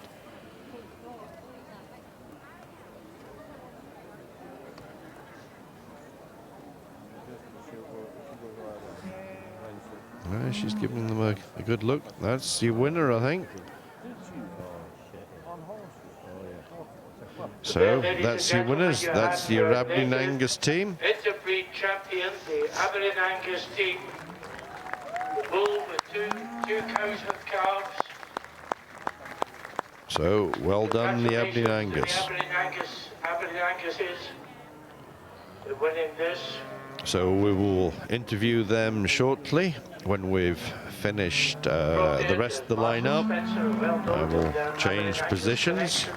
And the beef shorthorns are in reserve. And the beef shorthorns are in reserve, so I'm pleased about that. And Neil Warwick. As I did worry as to whether the bull would be slightly strong enough to stand by these two heifers, but no, when I see them out, I'm very pleased. Congratulations to the beef shorthorns.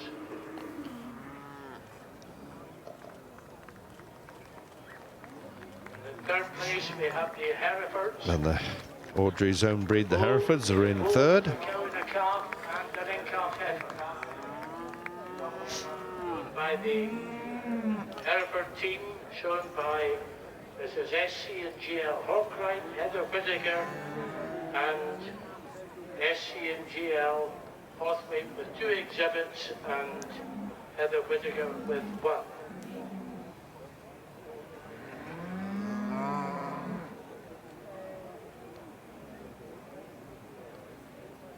In 5th place come the Kylies, the Highlanders.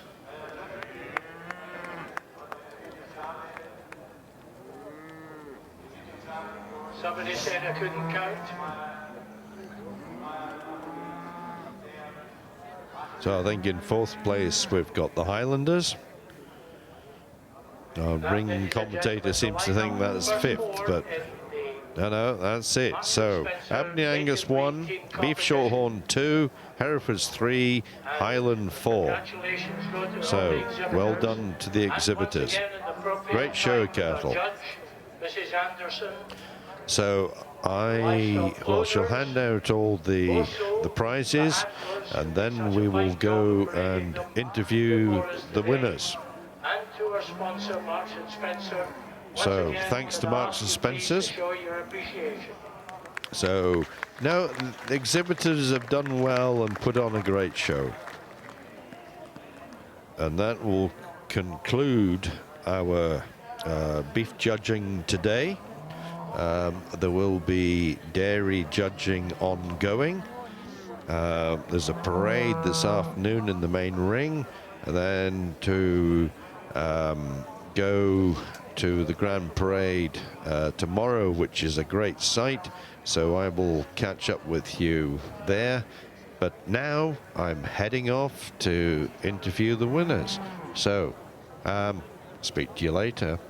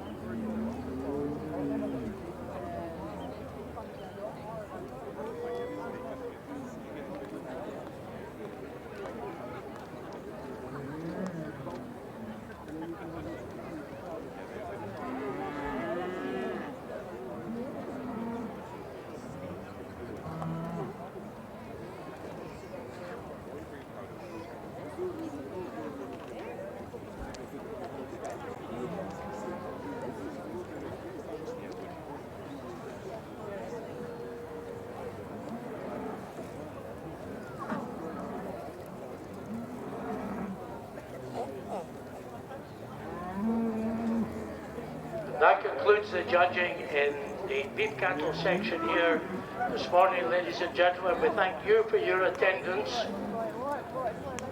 And indeed, it's a privilege to be able to see so many of our, not only our native breeds, but also our continental breeds being paraded before us and reminding us how lucky we are that we've got producers, we've got breeders who are producing animals like this to contribute to providing us with our beef, for which the UK has become so well known. Bear in mind, not only are these exhibitors are the cattle farmers, but they're food producers, which is a very important aspect to bear in mind, whereby we're so lucky in getting the good quality beef for which we're so fortunate in receiving. Judging will commence in this ring tomorrow morning at 9 o'clock with the junior champions, followed by the United Auctions Interbreed team competition, which provides a superb spectacle of 4 animals from each of our beef breeds, both native and continental, paraded before us, and then followed by the Royal Bank of Scotland overall championship. So we look forward to seeing you here 9 o'clock tomorrow morning.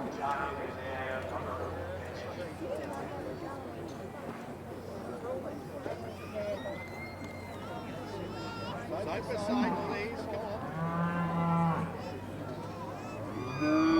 Come on. So who's going to be the sponsor? Okay. Who's going to give him the blow job?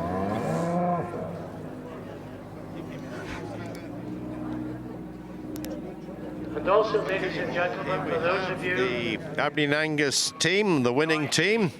And we've got 2 exhibitors here from Northumberland, so they're foreigners, and we're 1 from Aberdeenshire. So, Dallas, tell us about your team here. Well, our team here today is the bull is Stupil Murphy's Prince, who's 2-year-old, and then we've got Stupil Quorum, who's a 4-year-old cow with calf-foot foot, and then we've got Turnley Lady Heather, who is 3 with Shoma calf-foot foot.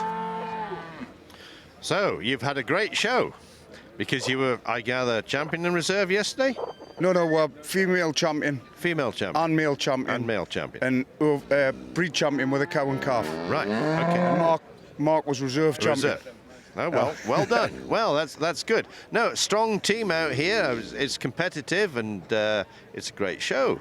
Yeah, it is. And I mean, this native interbreed team competition is a great competition, because you get to see cattle that were originally from these shores, and to win it's great. It's a great honour, you know. Good. Well, congratulations. Enjoy the party, as I'm sure there will be one. And we look forward to seeing you out again in the team of 5, I guess, which tomorrow, that's the big one. And then in the actual interbreed champion and champions. Yeah, that's it. No rest for the wicked. Ah, well, just enjoy it. It's good fun. Keep smiling. Thank you. Thank you. Cheers, fellas.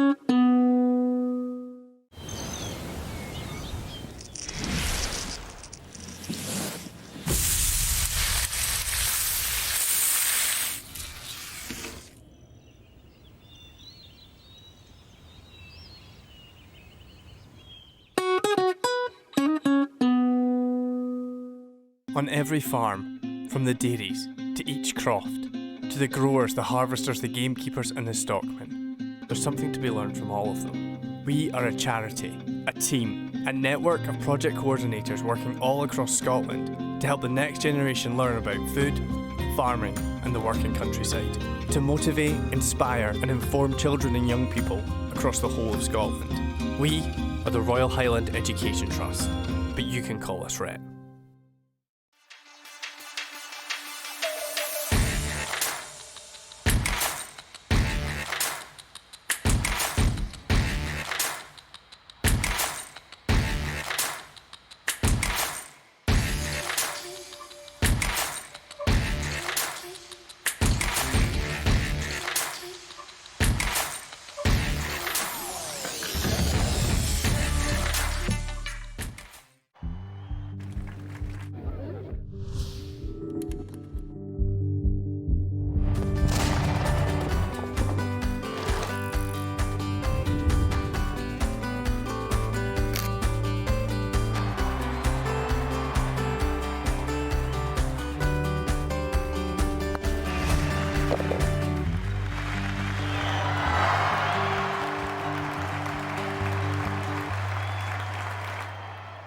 Scotland is serving up peaty, oaty, beefy, brothy, sweet, sour, fresh, fizzy, mashin', smashin' buffalo. A dod, a dollop, baps, buttery, smoky, stovies, a mickle, a muckle, spurtle, stir, dry, cured, grafted, crafted, scran. Whew. Scotland brings so much to the table. To help support the local producers we're so proud to have, tuck in to onthetable.scot.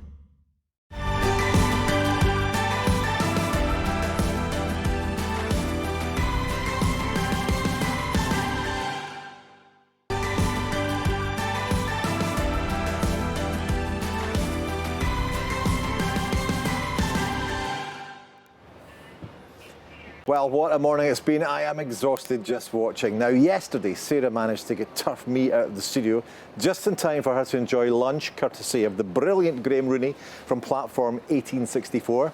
Well, I wasn't going to let that happen again today, so I'm delighted to say I've been joined by another of our wonderful food producers this week. It's John Martin Tulloch and Alan Dixon. The two of you are from Taste of Shetland.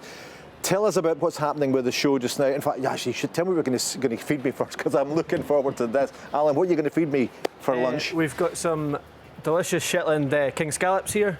Shetland scallops. We've got some monkfish and vegetable kebabs. Hallelujah. And we've got some beautiful crab claws. Crab claws that you prepared earlier. Oh, absolutely. Fantastic. I'll let you go on with it. But John Martin, let's talk about Taste of Shetland, because this is a big deal at this time of the show, isn't it, for you guys? It is, yeah. It's a good platform for us to show what we can do and what we can produce and about quality. Yeah, because I mean the quality of the I mean we're having seafood here. Is it mainly seafood that you've got on the stand? Today and yesterday we're doing seafood, and then there's another company that's taking over tomorrow, and they're doing spit roast lamb and burgers and saucer meat and stuff. Oh, amazing! You've got some roast like fantastic. Because I mean, I think the quality of the water around Shetland is so pure, isn't it? And so the quality of the seafood is extraordinary as well, right? Yeah, that's right. Yeah. And so tell me, I mean, Alan, you're cooking with this stuff as well. These scallops, they're all from up in the Shetland area, and it's amazing. I'm just looking at these; they're absolute beezers. They're huge as well.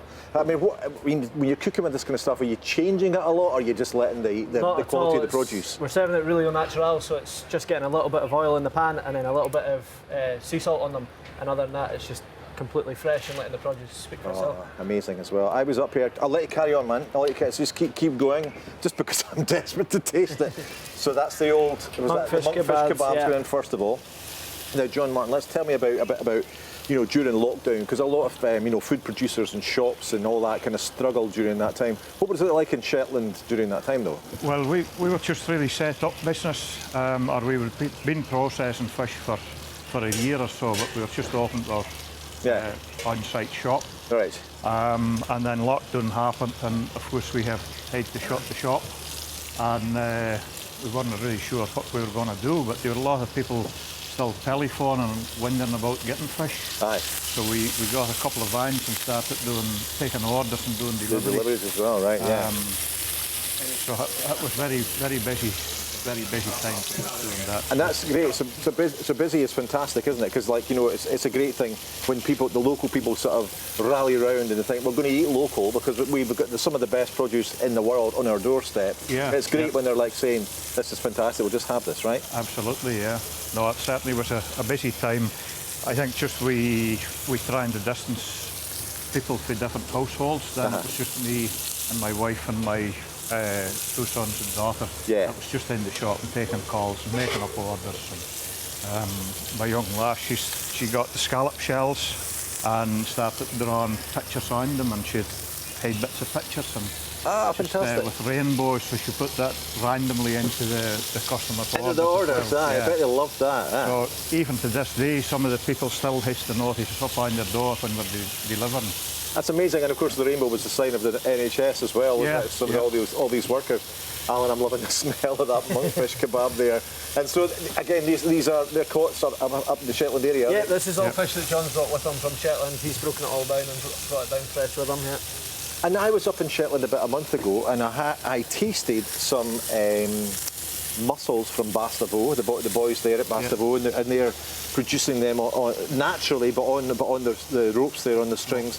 I also had sassermate. Now, for people who have never heard of sassermate, you're a Shetlander. Explain what sassermate is, because my friend, the esteemed chef Nick Nairn, said, and I wasn't me that said it right, but I'm going to say it now. He said, what's the difference between that and Lorne sausage? So, and the boy that he was interviewing almost smacked him. So I'm standing away. Yeah. So explain to the world the difference between sassermate and what Lorne sausage is. I'm not sure. I'm just been brought up on sassermate, so it's all that I know it is. Sassermate basically is a beef sausage, but the quality of the beef, the quality of the fats within it are sensational. It's so good. It's so succulent. I'm selling it for you. Yeah. It's so good. It's so succulent, and it's like a different planet from Lorne sausage. Now, Lorne sausage can work pretty well, but sassermate is just amazing. Absolutely fantastic. Look at the scallops. Oh, I'm so excited. Just a bit of salt on there. That's it. Yeah. And a quite hot pan there, or a relatively controlled pan, because you want a nice sear to kind of caramelise the outside of it, get the natural juices caramelised, and then just get the outside all nice and browned, and keep the centre kind of just a little bit opaque. And the smell of this is absolutely fantastic. Now, a lot of the things that you're doing here, John Martin, is this the way you would eat your monkfish or your scallops? We're not doing much to the scallops at all, are we? But was there anything else you would do back in Shetland? Not really, no. This is just what how we would prepare it and how we would enjoy it. Yeah. Monk, you can have it in different curries and sauces, but this time of year when the weather is fine, then kebab's just a good way to go, and you get the real flavour of the food as well. Alan, let's talk about the produce here, because monkfish is it's quite unfishy like fish, isn't it? It's quite fleshy and meaty, isn't it? Yeah, it's got a similar texture, a lot of meat, yeah. And what kind of things would you, if you're cooking with that normally, is that the sort of thing you would often do with monkfish? A lot of the time what chefs do with it is, wrap it in something like a prosciutto or something, because it balances off that meat, provides a bit of saltiness, and kind of protects it from overcooking. Quite a common way to cook with it. I guess that's key as well. And you've got the crab claws as well, because crab claws are a wee bit finicky, aren't they? They're a bit of a pain if you're doing it. But do you sell the crab claws already dressed like this then? We do, yeah. That's great. That's absolutely fantastic. And what would you say your favourite thing is then that you sell in the shop then? I think that queen scallops is my favourite fish of the sea, the shellfish of the sea. But I do like the crab claws as well. And queenies, tell us what the difference between the queen scallops and just other type of scallops. Explain that. It's just they're a lot smaller and they're a lot sweeter. They're very sweet. They're very sweet. So even if you just have to strike out the shell or cook them, that's good. Amazing. And I guess you have pretty good relationships with the local fishermen as well, do you? A lot of the stuff you're selling, is it pretty much coming straight from the boat? There's 2 fish markets in Shetland, and we buy daily from the markets and take it back to our premises, process it, and then sell it in the shop, and then we ship to their companies through the mainland. And a lot of your stuff, are you selling stuff that go? Obviously, a lot of the people in Shetland are eating your stuff, but so how far is your produce actually going then? Well, it's gone to the continent: Ireland, England, Scotland, and none in Wales, I don't think, but it's going to the continent as Right. well. But we do also buy direct for local boats, shellfish boats, and so we just kind of get what we can at the freshest. I'm absolutely salivating. I don't know if we can get a wee close-up of that there, but that is a veritable plate of glory and happiness there. If you can get a copy, you can get a shot of that there. So Paul Diffley, you just move your hand over there. Oh, come to move it closer to me, and you can get a shot of that just here. It's amazing. Please, that's just, if you can get a close-up of that, because I'm desperate to actually eat it. I'm desperate till we go. There it is. Look at that. Totally stunning. Alan, talk us through it again. What is that? What is it we're just about to eat? We've got some pan-fried king scallops, literally just a little bit of sea salt on them and caramelised outside. We've got some picked crab claws, a little Mary Rose dipping sauce, and then we've got a little platter of those with some monkfish and vegetable kebabs as well. That's exactly how we're doing it on the stall. Okie dokie, I am desperate to taste this now, so shall we have a wee go, shall we? Go for it, yeah. Right, like, what shall I have first? What's the best order, would you say, or just fire it all in? Oh, just go for it. Just fire it all in. That's a good time. Well, I'm going to have a wee scallop first of all, so there you go. I'll have that one, will I? And you guys? I'll save it for the crab's toes. Oh, you've said, okay. There you go, Alan. So here we go.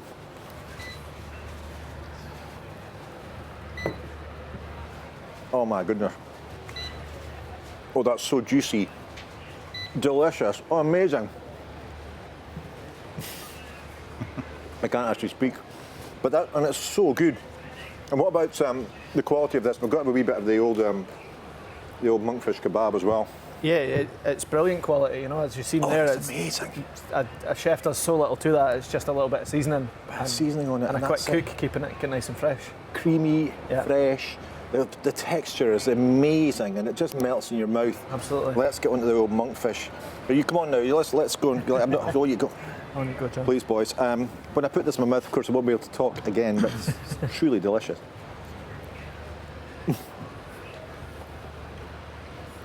Oh, that's good. Very nice. Monkfish. I love monkfish, and often you get monkfish in curries, light curries and all that, or bisques or bisques. But that, just nicely cooked, some crispy vegetables. Absolutely. Sensational. So tell us a bit more, John Martin. How long is the stall going to be there, and what's going to be happening over the next few days? It'll be, we were there yesterday, we're there again today, up till about 8 o'clock tonight, and then we'll tidy up, and then Eric Graham for the Scallow Meat Company, he's coming in tomorrow. The guys with the lamb? Yeah. Okay, amazing. Tomorrow and Sunday for lamb. Well, listen, the taste of Shetland, I have to say, is truly sensational. Gentlemen, thank you so much for bringing this in. You're welcome. Thank you so much for sharing this glorious food with the people here at the Royal Highland Show. And I reckon we should go for a little ad break while I scoff a little more of this.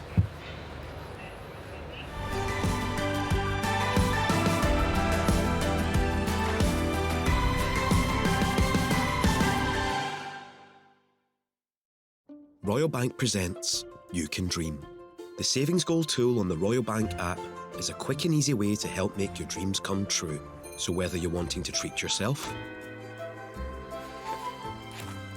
saving to do the things you love, or wanting to get serious, set up your goal and start saving today with the Royal Bank app. Because every dream needs a plan. Scotland is serving up peaty, oaty, beefy, brothy, sweet, sour, fresh, fizzy, mashin', smashin' buffalo. A dod, a dollop, baps, buttery, smoky, stovies, a mickle, a muckle, spurtle, stir, dry, cured, grafted, crafted, scran. Whew. Scotland brings so much to the table. To help support the local producers we're so proud to have, tuck in to onthetable.scot. On every farm, from the dairies to each croft, to the growers, the harvesters, the gamekeepers and the stockmen, there's something to be learned from all of them. We are a charity, a team, a network of project coordinators working all across Scotland to help the next generation learn about food, farming and the working countryside, to motivate, inspire and inform children and young people across the whole of Scotland. We are the Royal Highland Education Trust, but you can call us RHET.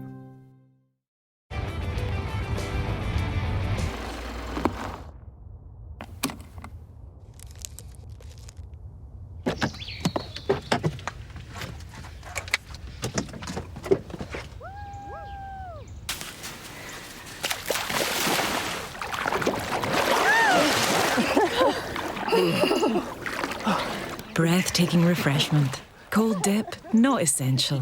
Highland Spring, be your natural self.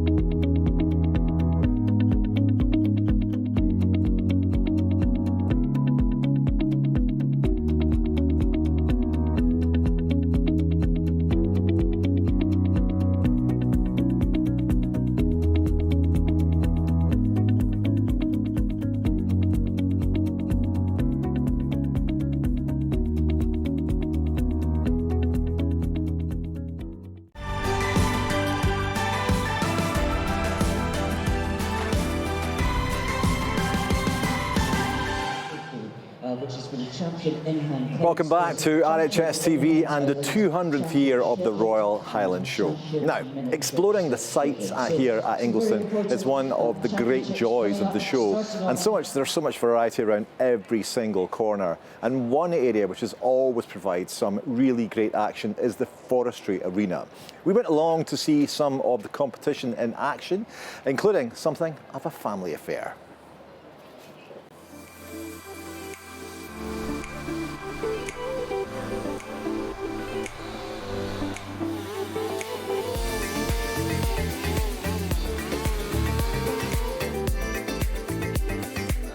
My name's Graham Hodgson. I'm the arena manager for the Forestry Events Arena. We've put on a show this year to represent the forest industry, and we've got a wide range of activities from the mountain bikers, the axe throwing as probably you can see going on behind, chainsaw carving, and quite spectacularly the pole climbing.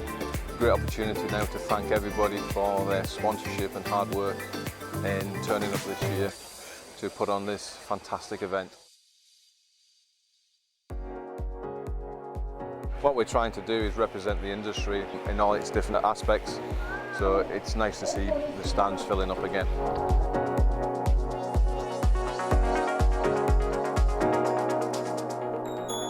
I look forward to coming to the show every year, so I've been here for nearly 20 years now, so loving every year. I'm excited to come back this year, and especially with the crowd. It's a great show. I love all the demonstrations we put on, with the carvers, and with me and my dad. We do the snedding demonstrations and the axe throwing, and it can be quite competitive, so yeah, it's a good laugh. Quite therapeutic in some respects. Back in '94 we started with the axe throwing when we were in Sweden, and we follow the Swedish rules, believe it or not. There is rules to it.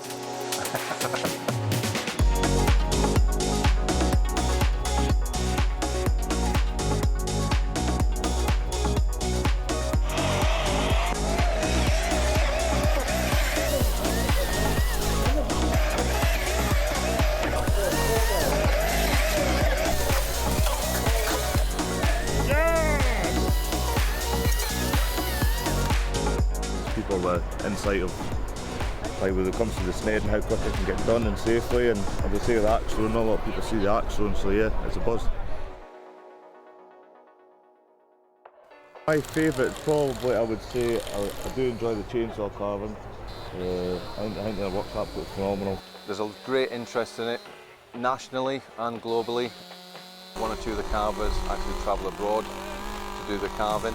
We've got 2 young carvers this year, and they're looking to produce some fantastic creations. It's very difficult. It's what you see into the log and how you can actually create something out of the log. Having the chainsaw skills and the training to use a chainsaw is one thing, but actually to create something out of a cylindrical piece of wood, I think that sometimes takes years. To have the crowds back. Last time we were here was 2019.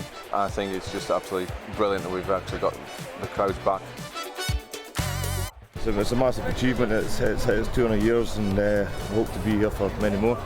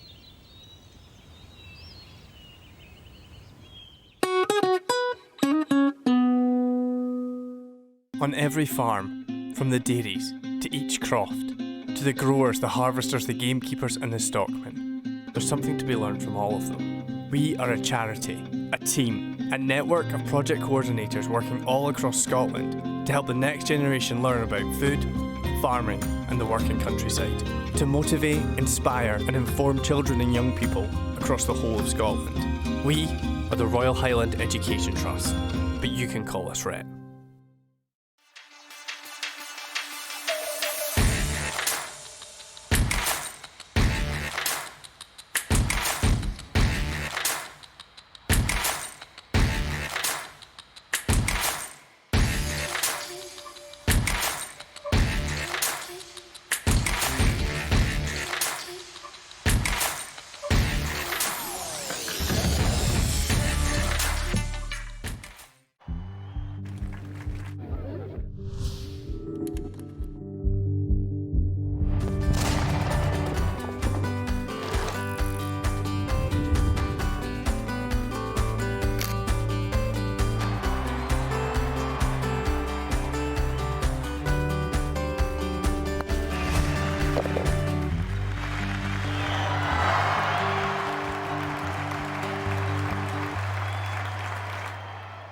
Scotland is serving up peaty, oaty, beefy, brothy, sweet, sour, fresh, fizzy, mashin', smashin' buffalo.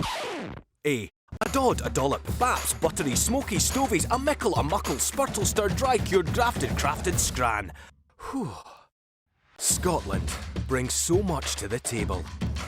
To help support the local producers we're so proud to have, tuck in to onthetable.scot.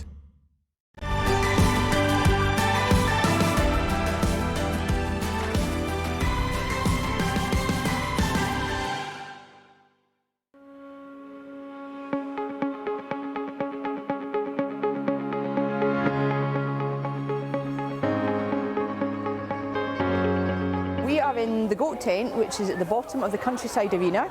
It's filled with goats. People love them. Every single one is different. They are so quirky, funny, they're so inquisitive, they're a joy to be around. So in the goats today, they're just here for general public to come in and meet and greet them. Tomorrow afternoon there is some judging and the milking section, and then on Saturday they're on show all day, out winning rosettes. The goat tent is probably the most popular of all the animal tents, definitely. We get hundreds and hundreds of people coming in. It's so popular with children because nearly every goat here will have been hand-reared, so they're very, very friendly, and they're one of the few animals that people can actually come in and touch and interact with properly, which is nice. For showing goats, there's, as well as dairy goats, there are pygmy goats and Boer goats, but for the dairy goats, which is the majority of the goats here, you need to milk them out, and the milk gets weighed and it gets sampled and taken away to the lab. Obviously, the milk production is so important for deciding which goat is the best goat here. So we did that this morning. We weighed all the milk, and then we'll do that again this evening, and they'll be added up and totaled. And then on Saturday, there'll be an overall best dairy goat, there'll be an overall best pygmy goat, and an overall best Boer goat. The overall best dairy goat gets a certificate from the British Goat Society, which goes towards becoming a full champion. As well as the milk being very important for dairy goats, the overall conformation is like with any other animal. It's how they walk, how well put together they are. Basically, you want a goat that is going to be able to stand the test of time. She'll be able to, give birth multiple times in her life, continue producing a large amount of milk over a long span of years. So all of these things that we're looking for are really, practical, important things for the overall health of a goat. I have personally not won. My granny, one of her goats won in 2017, and I think possibly, back before I was born, she also had a champion, but I've not been lucky enough to breed one yet. I would say that my chances are perhaps not the best. I've got some nice goats here, but I think there are definitely some better goats here. But I am hopeful for my sister. She has a very nice goat, which, you never know. It all depends on what the judge likes on the day. I think our goats do enjoy showing. It depends very much on the individual goats, but some goats will just, they will run out of their pens and jump up into the trailer. They know they're going to a show. And particularly when you get out into the ring, some goats will just stand themselves up. They will look very proud of themselves, and they know exactly what they're doing. And that's sometimes a sign of a good goat, is one that's just got that sort of style that you can't quite, a je ne sais quoi.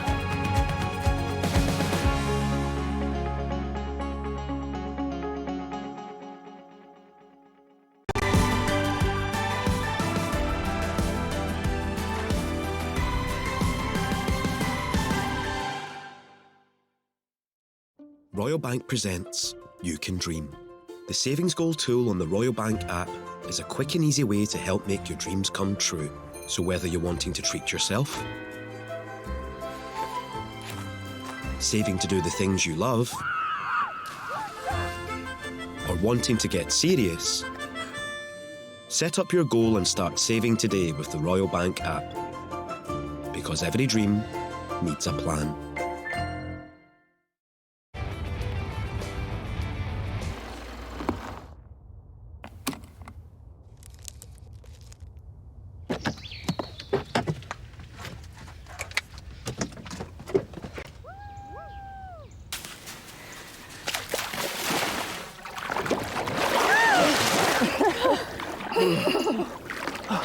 Breathtaking refreshment. Cold dip, not essential. Highland Spring, be your natural self.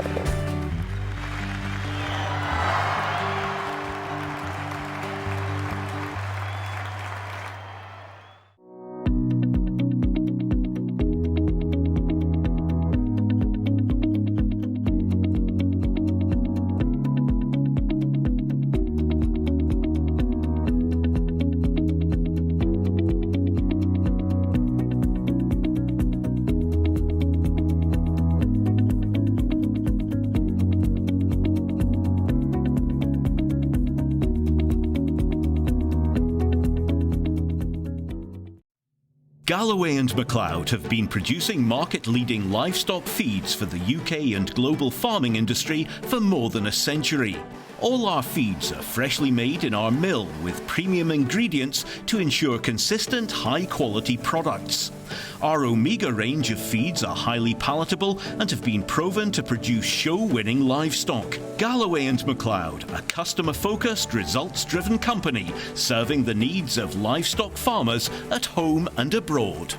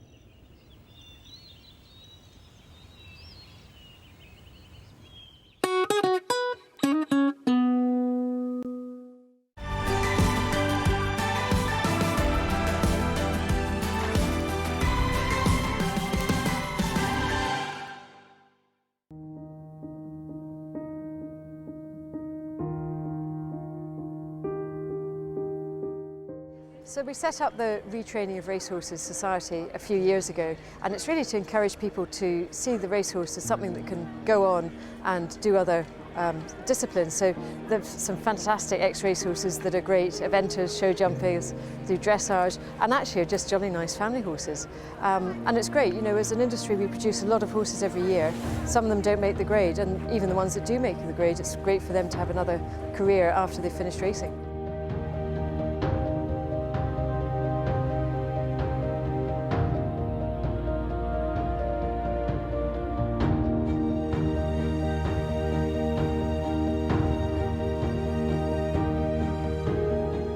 It's really gained momentum recently, the ex-racehorse thing, and we publicise it a lot, and one of the things we do is today at the Highland Show we've got the ex-racehorse qualifiers and classes, and it's just great, the pride that the riders have on their horses. And these are horses that have been brought up in a racing atmosphere, so they've been professionally handled from the minute that they hit the ground as a foal.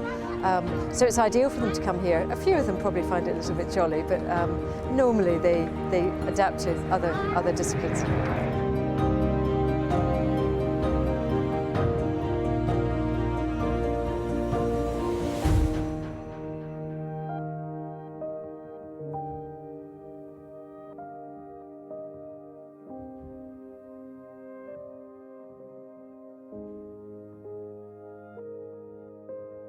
Yeah, it's been fantastic, and I think the more people that can understand that ex-racehorses are actually a super thing to have, you know, they're well trained, they've been well handled, generally they're very well behaved. Some of them have a few quirks and stuff, but just like any other horse. And I think the way that we're encouraging it now and having classes like this at the Highland Show, it means so much for the riders to come here.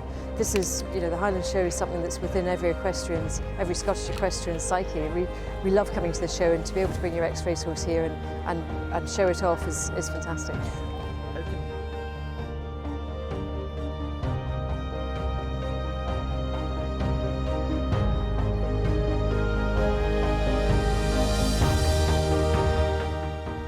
Anyone that's got an ex-racehorse can go on the Retraining of Racehorses website and find out about the local shows that they have and about the different classes that they can qualify for. We have a very strong showing section of it, both ridden and in hand, so you don't even have to ride your racehorse, you can just parade it and show it off with pride. They also have a lot of education things for people that have got ex-racehorses, just to help them understand about producing a horse that is fundamentally has been in a racing yard.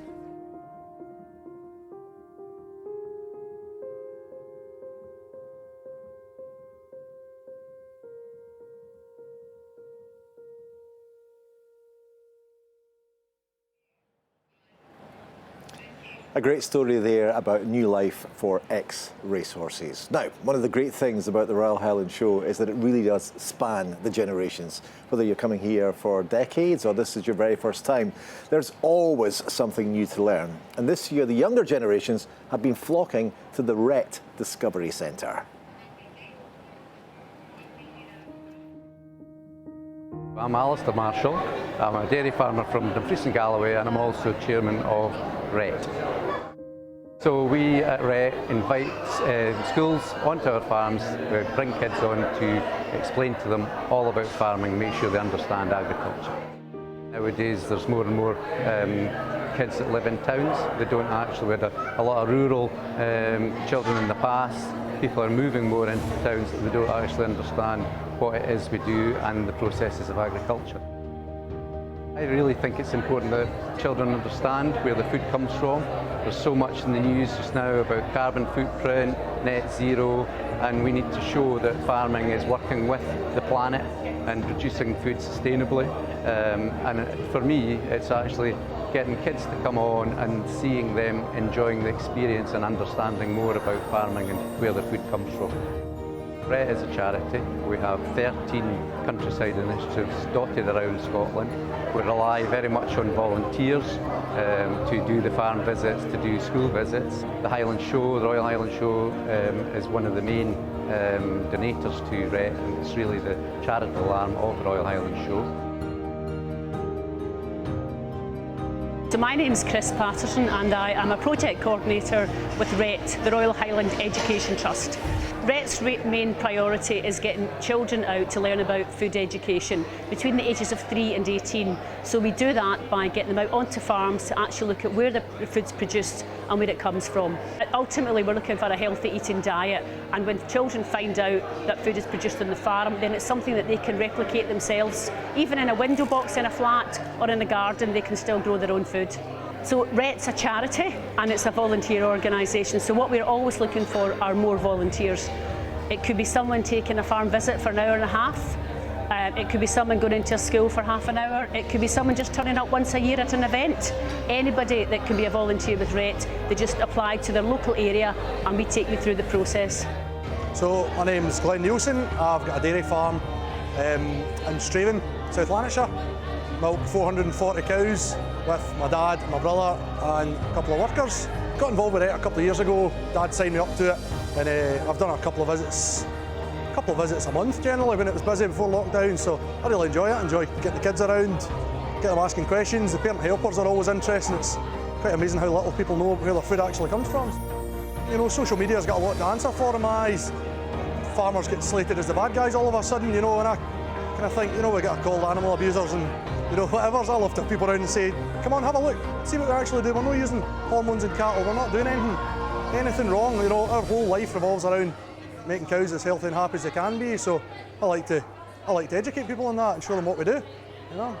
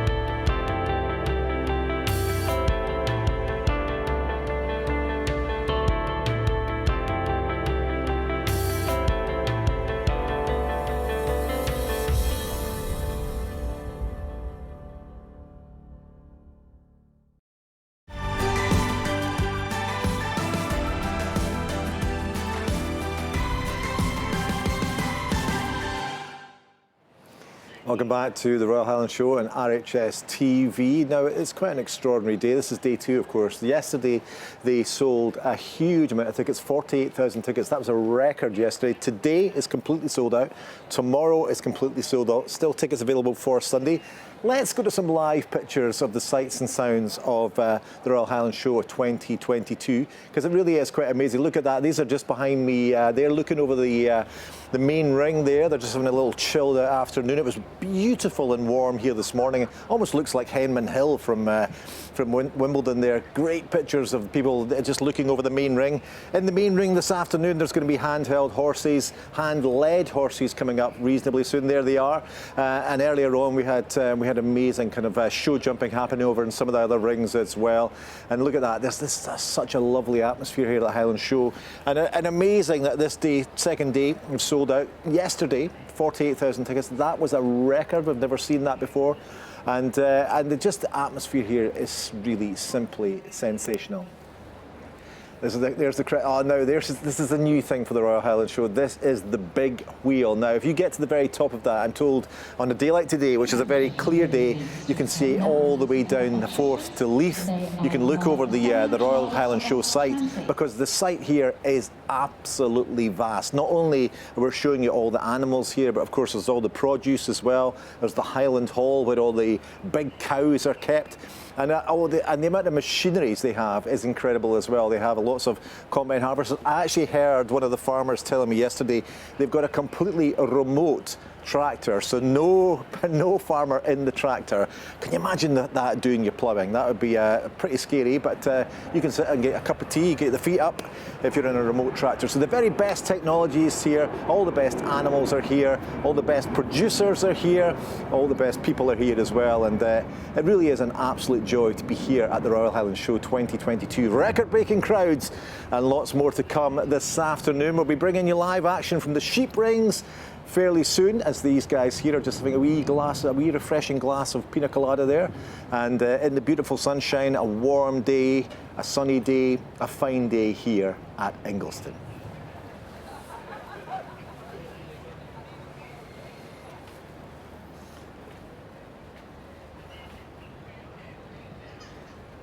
Coming up after this short break, we'll have live pictures of the sheep rings, where it's going to be pretty exciting. Some new breeds on show this year. Come on, after the break.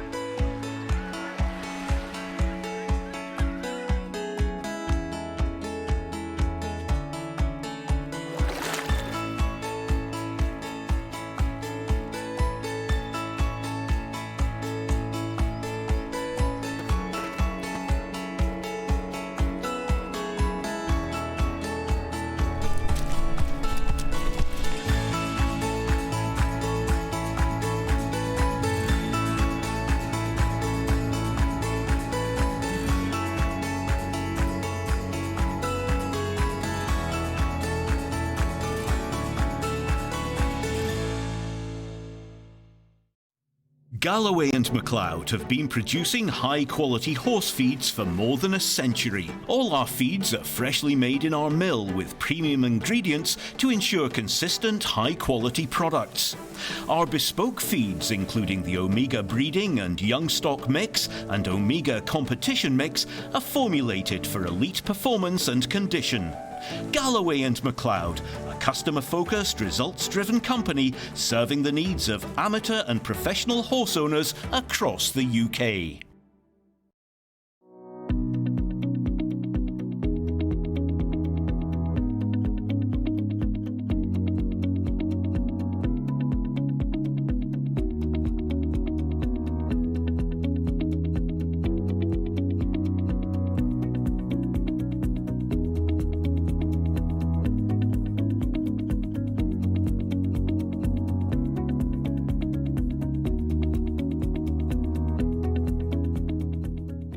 Scotland is serving up peaty, oaty, beefy, brothy, sweet, sour, fresh, fizzy, mashin', smashin' buffalo. A dod, a dollop, baps, buttery, smoky, stovies, a mickle, a muckle, spurtle, stir, dry, cured, grafted, crafted, scran. Whew. Scotland brings so much to the table. To help support the local producers we're so proud to have, tuck in to onthetable.scot. Royal Bank presents You Can Dream. The savings goal tool on the Royal Bank app is a quick and easy way to help make your dreams come true. So whether you're wanting to treat yourself, saving to do the things you love, or wanting to get serious, set up your goal and start saving today with the Royal Bank app. Because every dream needs a plan.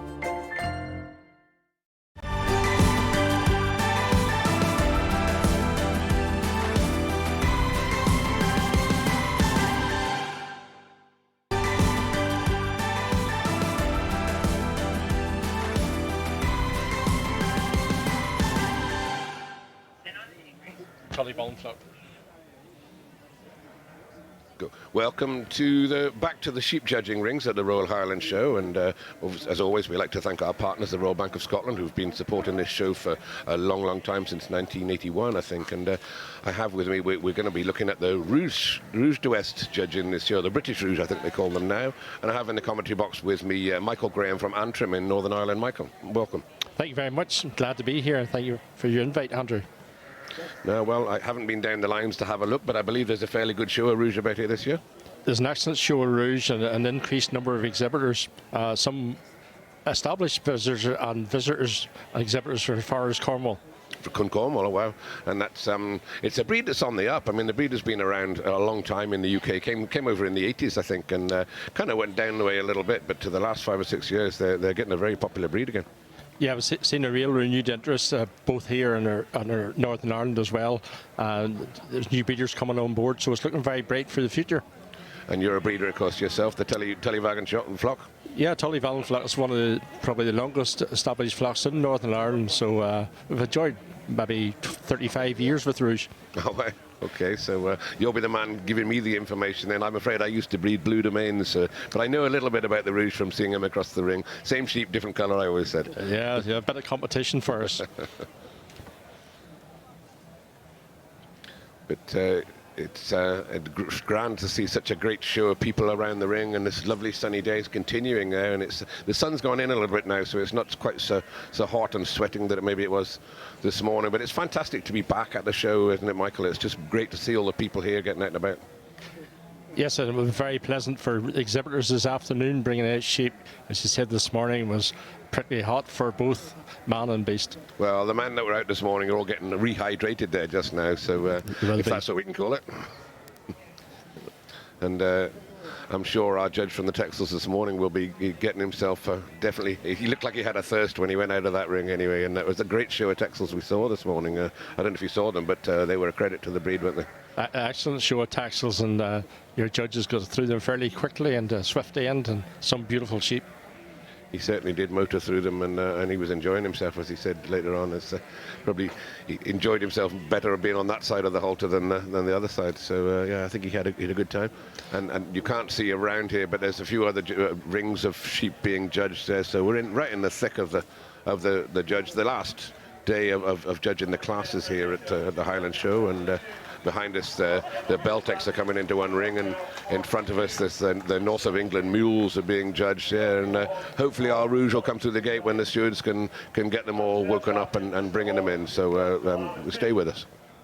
Yeah, I watched some of the modern type blue Leicesters this morning, and excellent classes there as well. They're a breed that's changed over the last 3 or 4 years, aren't they, the blue Leicesters? They've come to a great big beast. I watched the shearlings being driven into the ring there, and I thought I wouldn't want to stand in front of that lot. It's a stampede. Yep, some excellent sheep in the modern types. There's a judge in the ring speaking to the head steward's wife. Our judge today is Miss Jane Tannehill from Coleraine, the Sunrise flock, which was established in the early 2000s.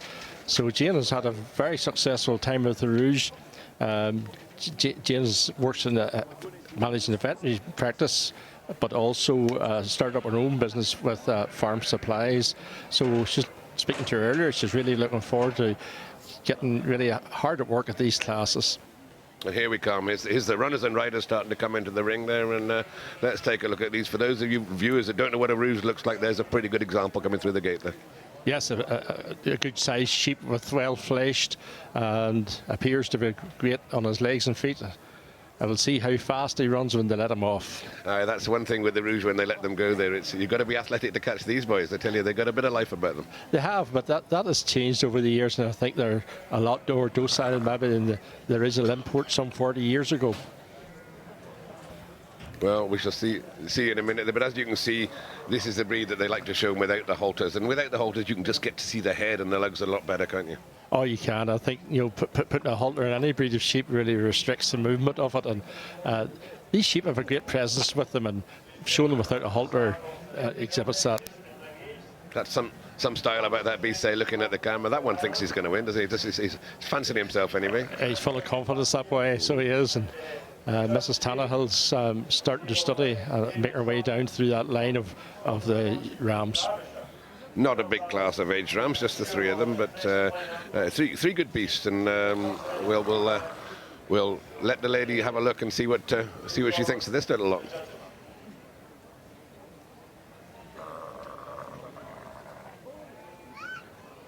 What kind of weight would these sheep be, Michael? That's a big lump of a brute there that we can see on camera. What sort of weight would be in that? That sheep's going to be 130, 140 kilos. Yeah.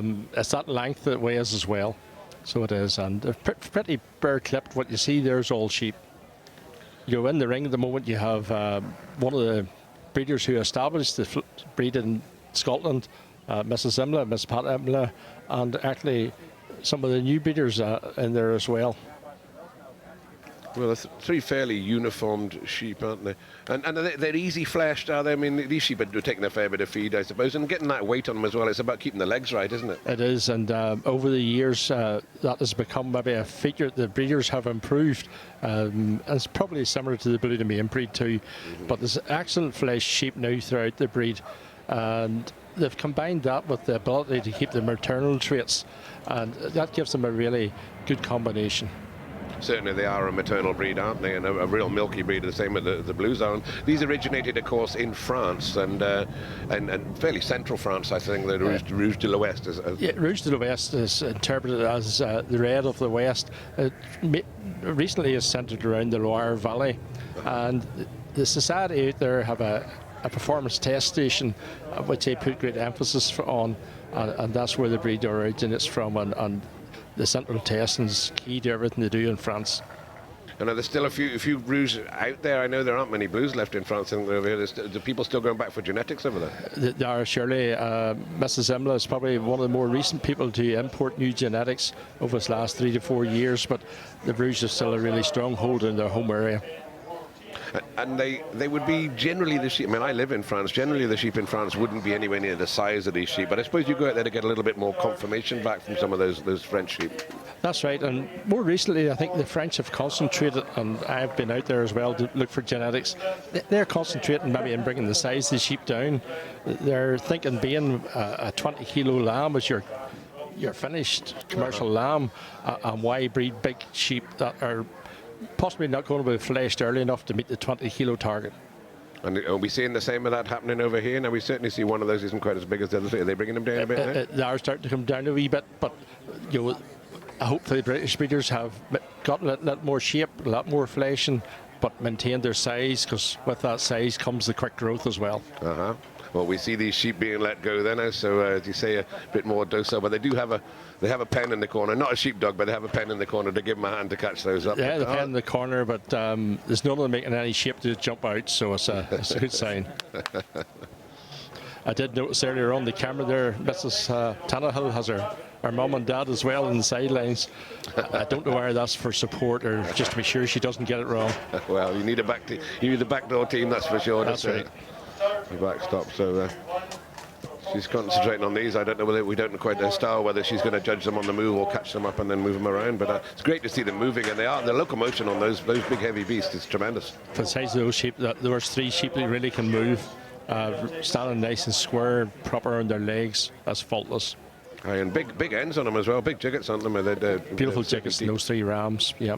And that's typical now what the breed has bred in recent 10 years. Well, she's catching them up anyway, so... I think we'll see they're demonstrating their weight now, how hard it is difficult to get out of that corner. Sure. No, I'd rather them than me on a beast of that size for sure. We can see who gets the brakes on here first. Has she pulled him in that way, do you think? I'd say that's probably the one pulled in. Is that one in pole position? I'm almost afraid to just answer that, Andy, just because her and I have 2 different ideas. Yeah, you'll find, Michael, I've lost so many beers to Scott Brown this week by predicting some of these classes. I'm not going to say any more. Yeah. No, I think that's probably the way that she's pulled them up. Yeah. It's a big breedy beast, that. It is a beautiful breed. You know, it combines that fleshing and that. Look at the character of that animal. It's outstanding. And looking at the face, of course, the rouge to the rest, the red face. 1 or 2 of them have got a wee bit of hair on their face, but I think generally it's about breeding the faces. Breeding the face is clean, isn't it? It is. Well, not so much recently, because the commercial requirement is to have that bit of covered lamb on time. These lambs will be born with, hair, not wool, but they'll have hair on their faces. Come this time of the year with the sunshine, a bit of heat, that's cleaned up. But they will naturally, the first lambs will have a far more cover than that and withstand any rough weather. No, of course, they're used to warm weather where they are down in France, and it's warm down there just now. I know I phoned home and it was something like 42 degrees back there, so these things will need to stand the heat. It's not probably the weather they're used to being in Scotland, to be fair, but they'll be okay to catch the heat today anyway. It won't bother them too much. They're used to that. Today will seem very pleasant for the mother rather than their 42 degrees. For all of us, I think. Yeah, that's the excellent rams in front of her judge. Any one of those is well deserving of a top prize. Yeah, well, maybe she hasn't pulled them back in that order. Then maybe we preempted that one, but she's certainly given them a good look. Now there's the cards coming out. So that's our first class underway then, and well done to the judge there. She's sorted those out, and well done to our first prize winner there, number 1281. You can see there on your screen from Randall. Yeah, that's first prize way back to Cornwall, so that's good encouragement. That's one of our most recent breeders, and he has taken first prize in that ram class. That's really a great reward for somebody who's come so far. I'm sure out of all cattle and sheep at the Highland here, he's probably travelled farther than most. Yeah, absolutely. I mean, not quite all the way from France, but that's superb to see the sheep coming up from that end of the country, and it just shows what a draw and how important the Royal Highland Show is, that it brings people from all over the country, not just spectators but exhibitors as well. It's great to see.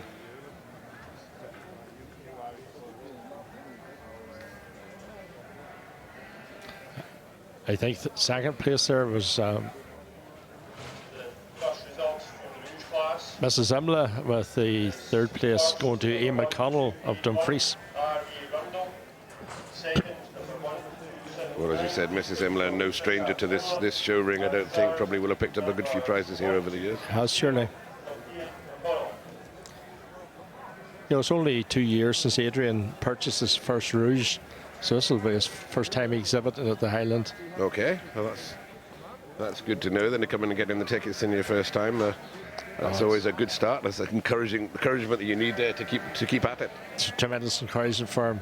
Very well deserved there. Mm-hmm. No, very good. Very good, and you can see there's quite a crowd around this ring there. I think a few years back you probably wouldn't have seen quite so many people around the ring, and that demonstrates the interest that the breed is starting to generate. That's correct, Andre. You know, we have a really renewed interest, and that's seen in our sales over the last 2 or 3 years. Carlisle has had quite a few people buying for the first time on the commercial side, and other people buying females to establish new flocks.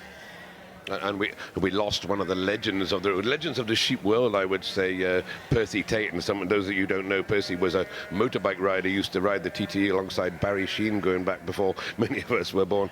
And Percy got into sheep, and he had Blue Domains and Blue Leicesters and all sorts. Always won every show, Charolais as well. But he had Rouge, and he had a dispersal. This flock was dispersed earlier this year, and I'm not sure you were at it, Michael, but it was a tremendous credit to him, the sheep that he had there, and they've gone to all corners of the country, and a great trade it was too. It was an excellent trade. The seen sheep selling there, ewe lambs selling to 6,000, which was a new record for the Rouge breed. Percy sheep were bred to perfection, fed to perfection, and always exhibited immaculately. An absolute credit to him, and in later years Will Price, who would have shown with him, be it Blue Domain or Rouge, they always brought out in beautiful shape. And Will, another excellent name, a young lad in amongst the sheep here there, but he has the way of putting a finishing touch on a lot of people will never get, and a great young stockman, and a credit to a lot of breeds, and brings out a lot of good sheep. Real master, yeah.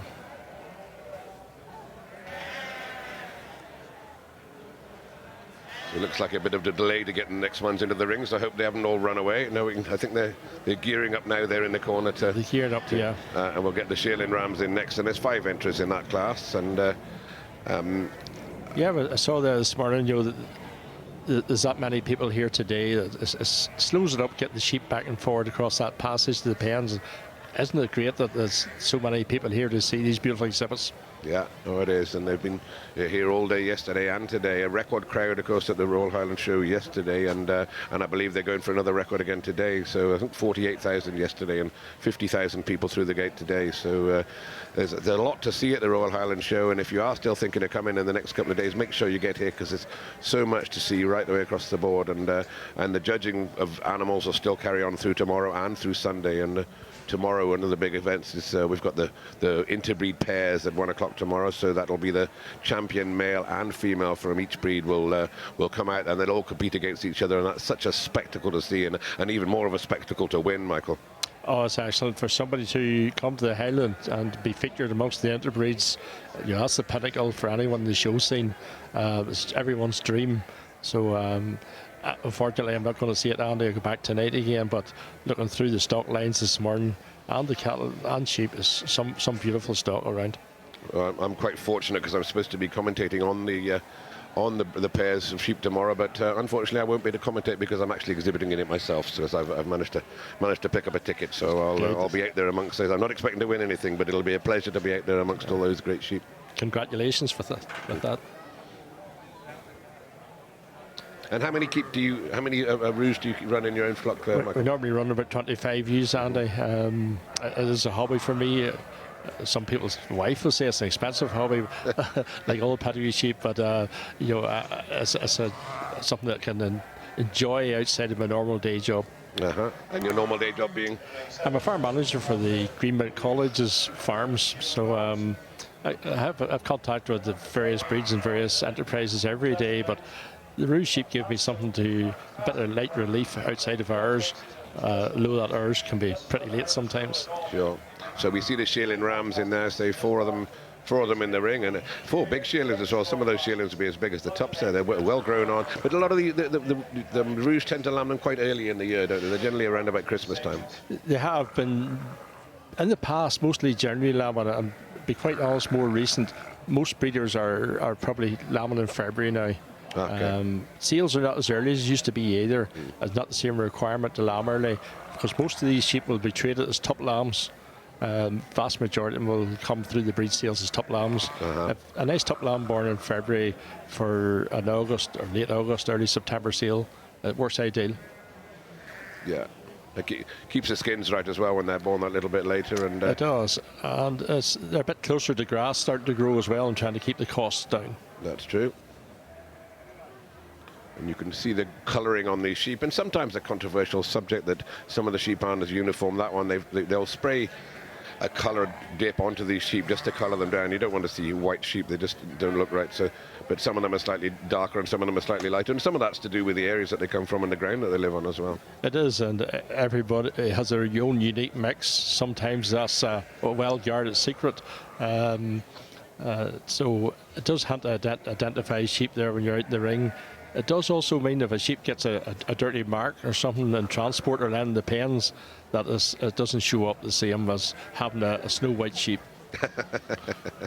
I can see the method in that there. I think the breed that I'm in, they do show them quite white, and you're right, you have to keep a coat on them to keep them clean. It is. It makes it a lot more difficult, especially when they're here for the whole duration of the Highland. And for those listeners there, viewers out there, should I say, that are watching this, you'll notice that the judge, Jane there, she put a finger in the mouth of each one of the sheep. So she mouths the sheep, and that's highly important to keep the mouth right. The bottom teeth need to be connected with the pad, so when they eat grass, they can chew grass properly. And it's a problem in sheep, and if you breed from one with a bad mouth, it breeds right the way through, and there's no place for the bad mouth sheep in these show rings. Absolutely none, and that's something, if it doesn't come in the next generation, it'll follow in the second generation. It has to be avoided. It's going to fault, it's going to stick with your flock. Remember, these tups are going to breed your future females. That's your future ewes. And if you have something with the teeth over the pad there, that'll appear in some other generation, and you end up with an animal with really no pedigree value, and it has to go commercially. Absolutely right, and we do see sometimes when they're judging, you'll see what you think is maybe a good sheep, and the judge will put it down the line. You think, I wonder why that was, and you go and mouth them, and it's got a bad mouth. So it's highly critical that the judge does just check that and make sure that the mouths are in top condition. And that can be a worry for a judge, and not a worry but a concern. You know, I've been lucky enough to invite a few shows this side on the mainland, and a sheep maybe his mouth isn't as good as the other 3 or 4 in the class, and maybe his body could be one of the stronger ones, and people around the ringside are wondering, has the man lost his senses? You know, but it's a very important, it's a key part of the sheep. If it can't graze properly, it can't survive. No, as you said, it is hereditary, and it'll go down to 2, 3, 4 generations. Mrs. Tannehill's got to a quick conclusion there, I think, in this class, so we'll see which way they're drawn forward. There's a young, keen, interested party there looking over the ring there. It's nice to see the youngsters getting interested in these sheep. It is, surely.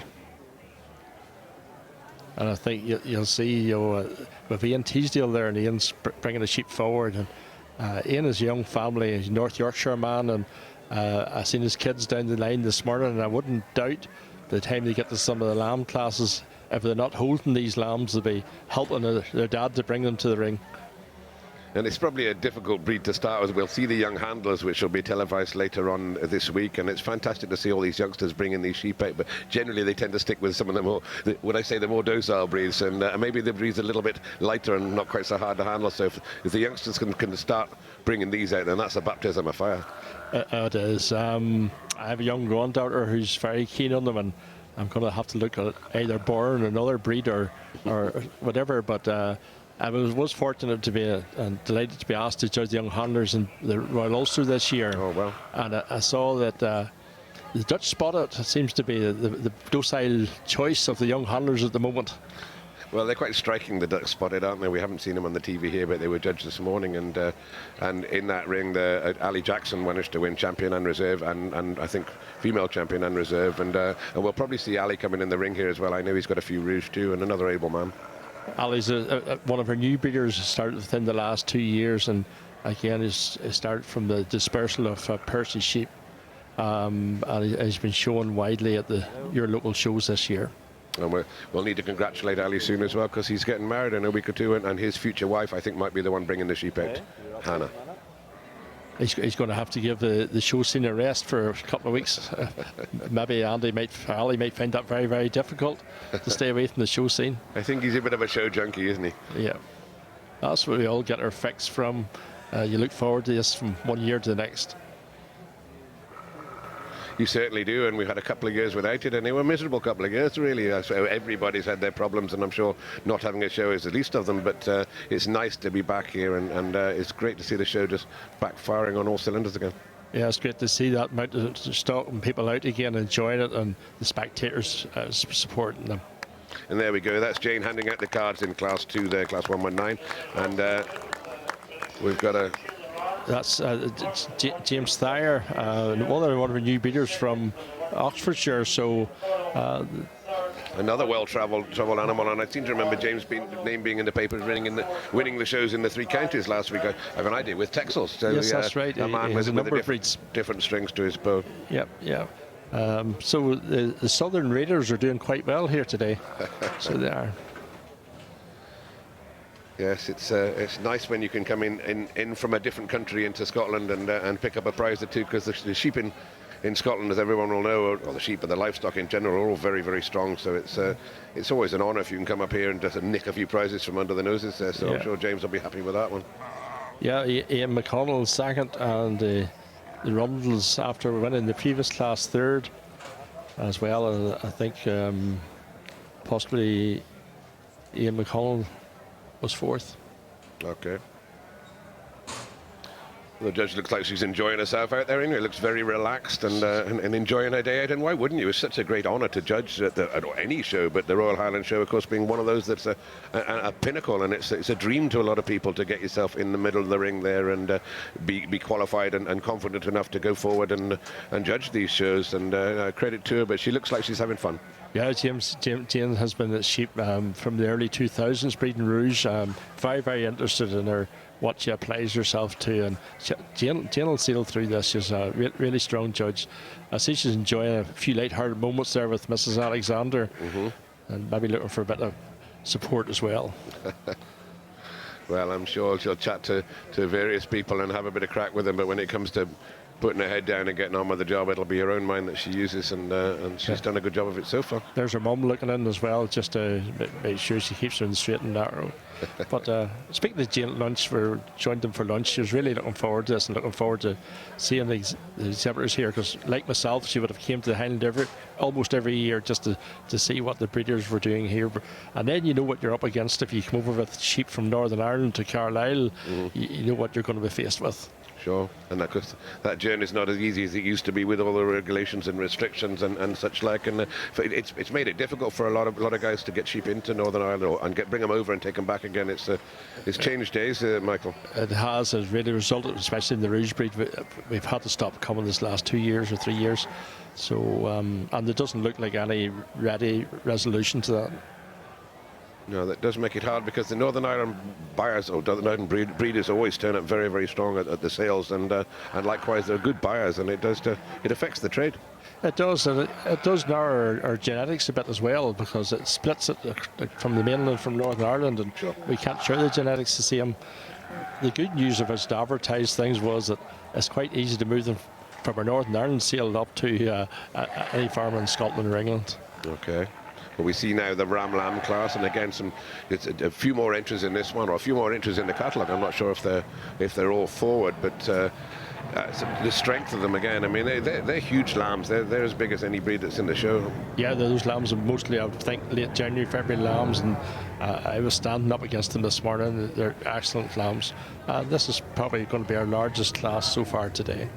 Oh, that's right. They're still coming in then. So there's 9 entries in this class, and yeah. I think all the breeders who represented, everybody who's exhibiting here today is going to be represented in this class. And I'm seeing the name Lainey Daff in the catalogue, and that'd be nice to see Lainey back at the show. She was one of my oppos in the Blue Domains many, many years ago, and Lainey's been coming to the Highland Show for forever, I think, and now it's great to see her back here with sheep. It's excellent, since she's had a lot of success in recent years with the Rouge as well. As you say, Andy, a tremendous breeder of Blue Domains. Okay, so we'll leave Jane judging these few there, and we'll just wind it down and go to a quick ad break, and then we'll be back with you soon at the Highland Show.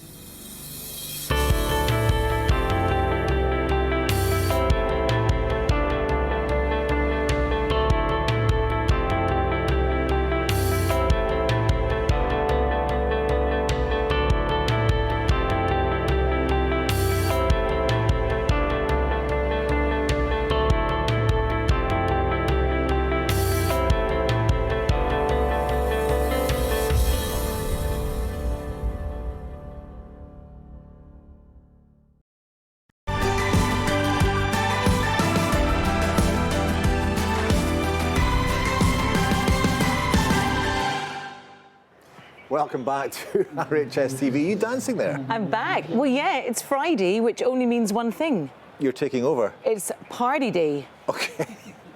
Which means it's party trousers. Sensational trousers, I have to say. Party pants for all our US viewers out there. Nice. Very nice indeed, I have to say. You're taking over for the rest of the afternoon. I am. How was your morning? Very Highlights. good. It was really highlights. Well, first of all, I got to taste rich Belgian chocolate ice cream from Sheila Gray. Yes. Which won everything, but then I had scallops from Taste of Shetland. Yeah. And monkfish on a little kebab. Every time I switched on, all I saw was Doogie eating. It was amazing. All I saw was you eating every time I switched on. I thought, yesterday I got lunch, today I get no lunch. No, that's fine. Did you speak to the management? Yeah, make absolutely. That happen? I insisted. Loads of cattle going on this morning. Yeah. And I know there's dairy cattle coming up later this afternoon, but that's it for the beef cattle. Yep. So we're going to focus on the equine and sheep action. You're going off for a lie down in a darkened room. Yeah, yeah, it's more of that chocolate. And the only other thing I want to share with you is some stats. Because you know I please. like my stats. I love Before to you hear go, you. I know you're desperate for some lunch, but just bear no, with me it's a fine. second. Take as This long as you like. morning you have been watched by how many countries? I've no idea. I like that kind of stat. How many? I don't know. 30. 30? 30 countries globally. It's going to take a massive nosedive when everyone switches off and it's just my mammy this afternoon watching from one country. Anyway, have a good afternoon. Thank you very much indeed. See you later. I'm going to stay here until you do the next. Okay, yeah, okay. See you later. Yeah, you just sit tight. Right, here's what's coming up this afternoon. We'll be over at the show jumping arena for the mountain and moorland working hunters. At 3:30, there's one of the big show jumping classes of the week here in the main ring. It's the Grade A Championships. Over in the sheep section, we'll bring you more from the British Rouge and introduce you to the ZWARBLES. And we'll have a report on the dairy interbreed competition. And at 4:30, we have one of the most spectacular sights of the entire show, the heavy horse turnout. It is awesome, that, isn't it? A lot, amazing I know. stuff. You can come back with a wee gin and tonic and keep me company for it. No, you won't. I know you won't. Anyway, there's stuff going on in the main ring. It's going to be, we're going to basically ponies in hand. It's all going to start. We're on tenterhooks waiting for it to start, but it's going to be starting shortly. And let's join our commentator, Joe Jefferson. Good afternoon. Welcome to the Royal Highland Show here in the main ring. We have at the moment the in-hand championship, the Mountain and Moorland Supreme in-hand championship, and that will be followed very shortly by the Supreme Championship, the Price Family Supreme Championship, which is a qualifier for the Horse of the Year show. But now you just see our champion Highland pony just walking into shot, and this was overall Highland pony champion.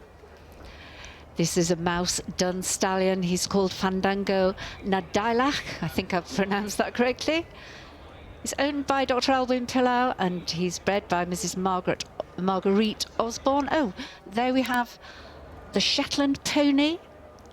I just need to see his number. He looks like he was Shetland pony champion. He certainly seems to have a champion rosette on him. And that was the Black Stallion Wells Legend. So they're trotting out in front of our judge. Each one of them trotting out. The miniature Shetland, they're always a delight to see, aren't they? Look at that mane flapping about, flying in the wind, very bushy. Sometimes I wonder how they manage to see these Shetland ponies when they actually stand still. This is number 6113. It is the champion miniature Shetland, and that pony is called Ardenbeg Hamish, owned by Linda Cochrane and bred by Mrs. Gillian McIntosh. So there he is with his flowing mane. Oh, he can just see out of there, I think. Yes, he can. There's a breeze blowing, so his forelocks just going to one side.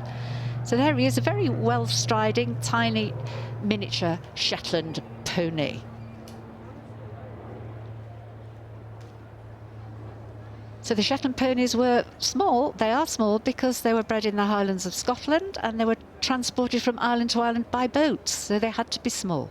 The smaller they were, the better they were to be able to get on the boats. They weren't big boats, they were small boats, rowing boats sometimes, to transport them in the old days across the islands.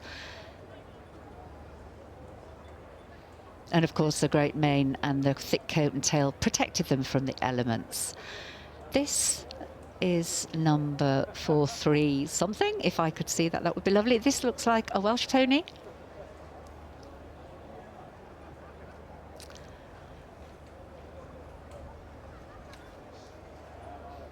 A 4370, that was very helpful of him, wasn't it? This is the Welsh Section C champion. This is a 7-year-old brood mare, and this is Blue Haven Little Miss Perfect, with that lovely foal at foot. And this mare homebred by the Costello family. And now we look as if we've got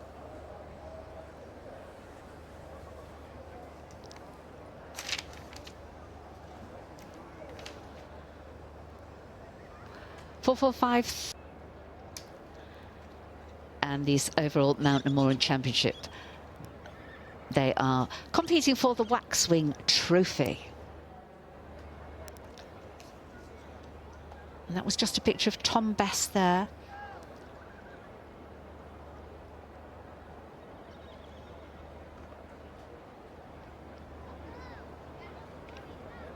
What a lovely trot this pony has. They're allowed to have a little bit of knee action, the Welsh Cs and the Ds.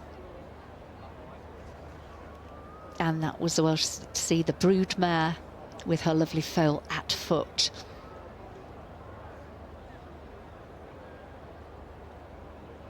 So there they are, the contenders for the Mountain Moorland Championship, the Waxwing Trophy.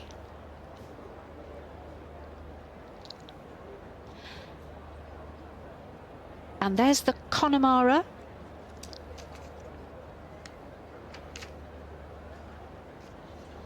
That's number 4474. This is Wanny Flint, a 10-year-old gelding, owned by Lauren Cohen from East Lothian.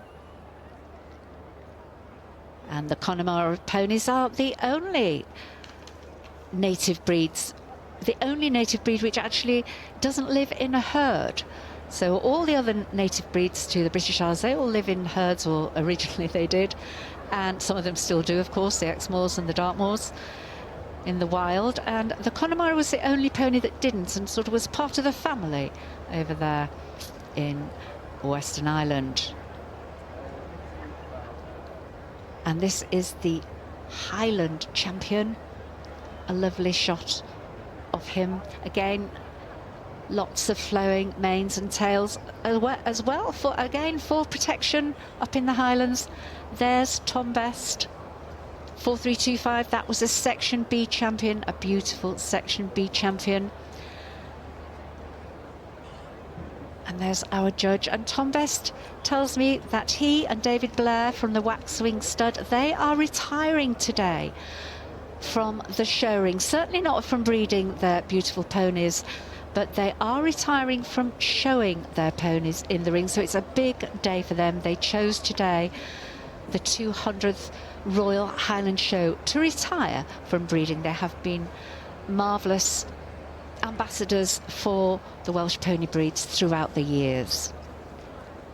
Here's our Highland stallion again.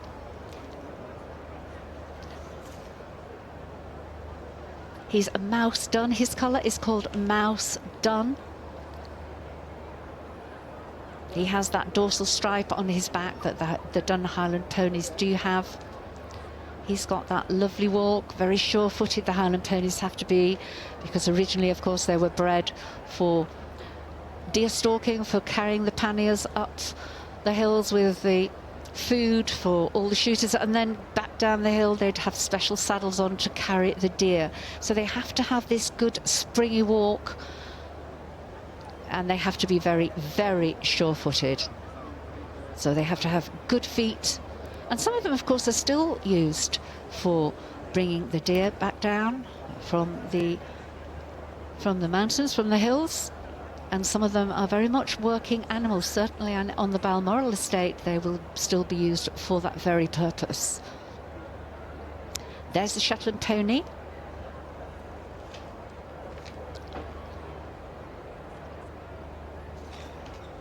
So he was champion Shetland.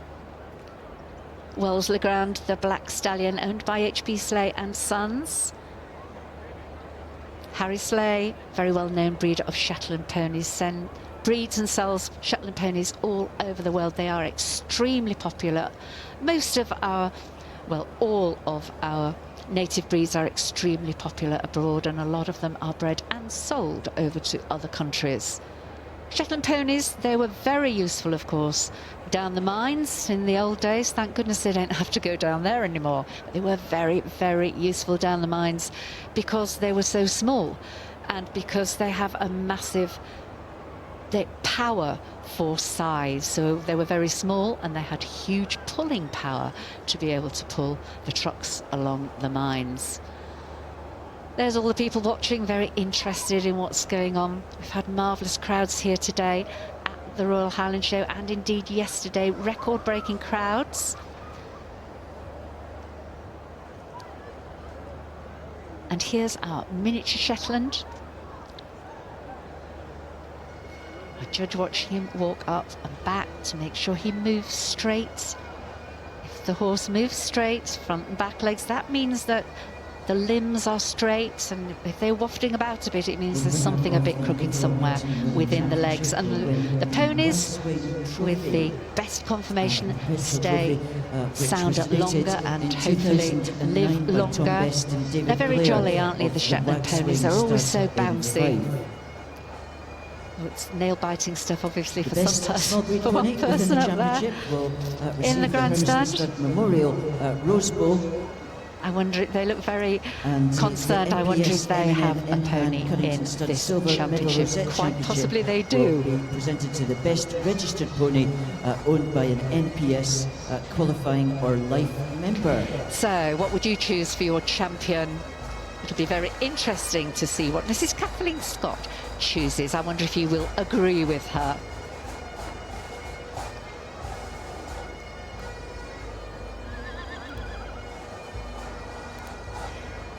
So it looks as if they have brought forward the lovely brood mare, the Section C brood mare, and then they've brought forward the Section B champion. Let's see who is presented with what.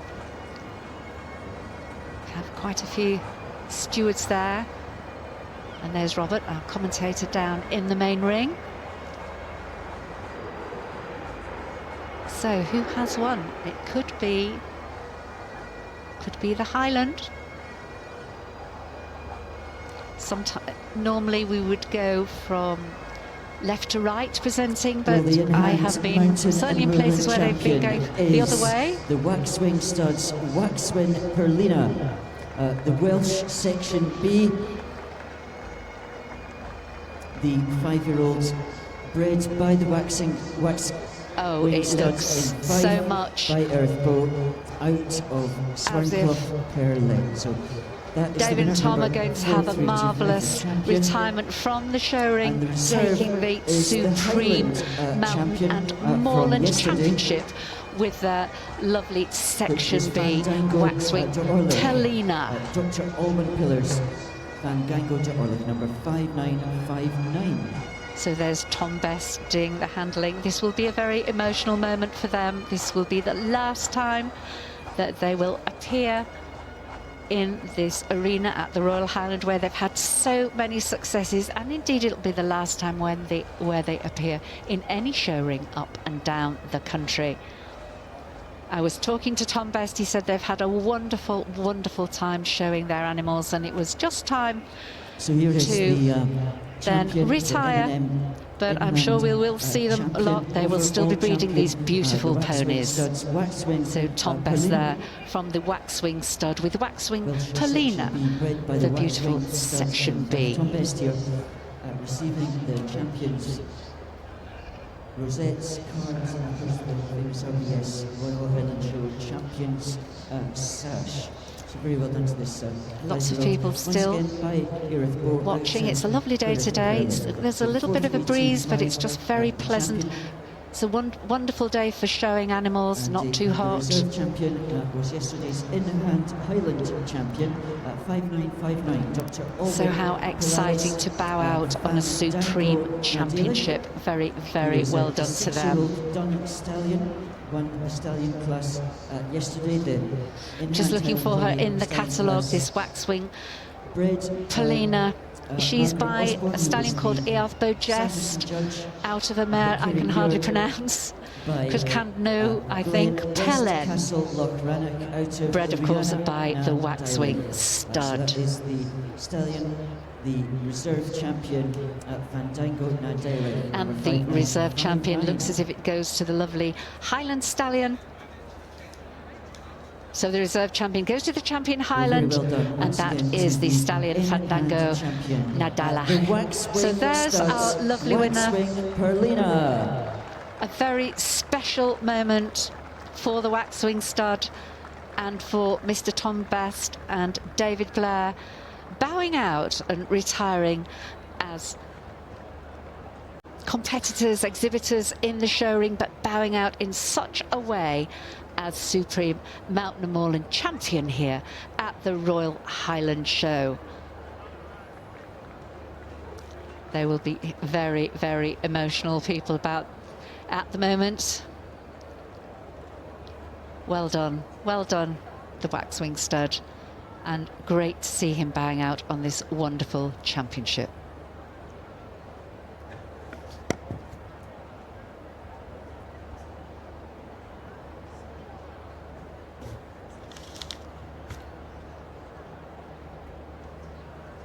Well, we now move on to the Price Family Horse of the Year Show Supreme In-Hand Championship, a qualifying competition for the Horse of the Year Show. Now, this championship is going to be judged by Nigel Hollings, very well known show judge and show producer. He's from Blackburn in Lancashire. And this championship is to find the Supreme In-Hand Light Horse or Pony Champion of the Year, irrespective of breed or type. That's excluding the heavy horses. The champion from this will qualify for the final, the championship final, which takes place at the Horse of the Year show at Birmingham in October.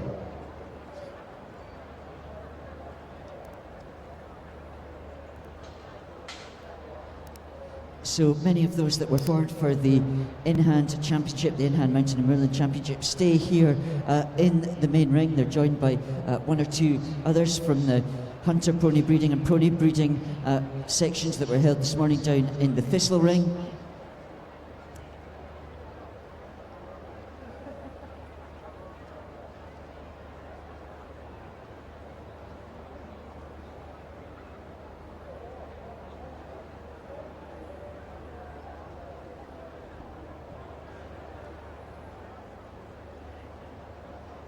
How do you feel about that? Well, I couldn't be happier. We've won our own cup. We've won, I don't have any championships here, and this is a special one because, as you know, this is the last one for Waxwing. We'd made up our mind that the 200th Royal Highland would be a special one, a very special one. So after all these years, half a century, we've been coming here. Yeah, so I feel fantastic, really good. Yeah, delighted. Not a bit sad. I'm really pleased. We went out on a high. Yeah, it couldn't be better. I'm so pleased. I feel a bit tearful myself. I thought you might be crying. No, not at all. We've had so many fantastic days at Ingolston. This has been a great experience for me in my life. So, no, why have regrets? It's been fantastic. And all these folk who've been wishing us to go away will get their own way now, won't they? They can do something. Well, and I've had a lovely pony. I really love my pony. She's fantastic, yeah. Your ponies always look so well, and they always go so beautifully. Thank you. You must be very, very proud. Tell me a little bit more about this lovely mare. Right, well, interestingly, she's out of a mare called Cardinal Paulina that we were given on loan while her owner rode from Beijing to London between the Olympics, and she farmed out her ponies. So her mother came to us, and she's never been allowed to go home. So we crossed her with our stallion, Beaugest, who's had dozens and dozens of champion winners, and the mare just keeps beating us one nice one after another. Thank you, Tom, and a very happy retirement. All the very best to you. Thank you, Jo. Thank you. Bye-bye. Thanks, everyone.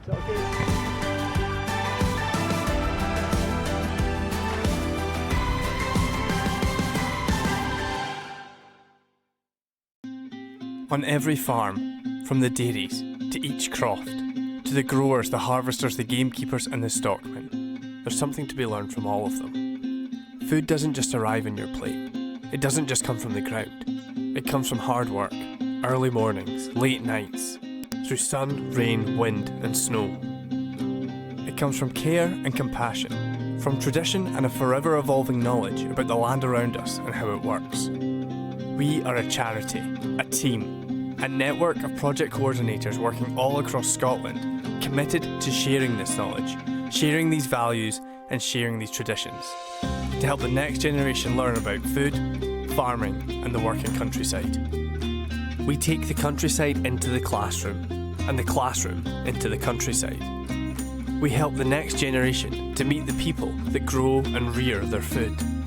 Real farmers on real farms, providing an opportunity, kicking open the barn doors and letting us into their world. Every child has the right to know where their food comes from, no matter who they are or where they're from, to gain the knowledge so that in their future they can make informed decisions about what they eat, to know where their food comes from, how it's grown, and why it's important to care.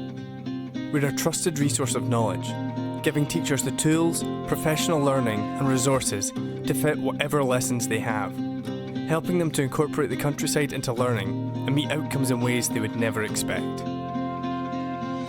We bridge the gap to connect you, your children or your pupils to the world around you. We give real-life experiences in meaningful and controlled ways. We're leaving a legacy of learning to motivate, inspire and inform children and young people across the whole of Scotland. We are the Royal Highland Education Trust, but you can call us RHS.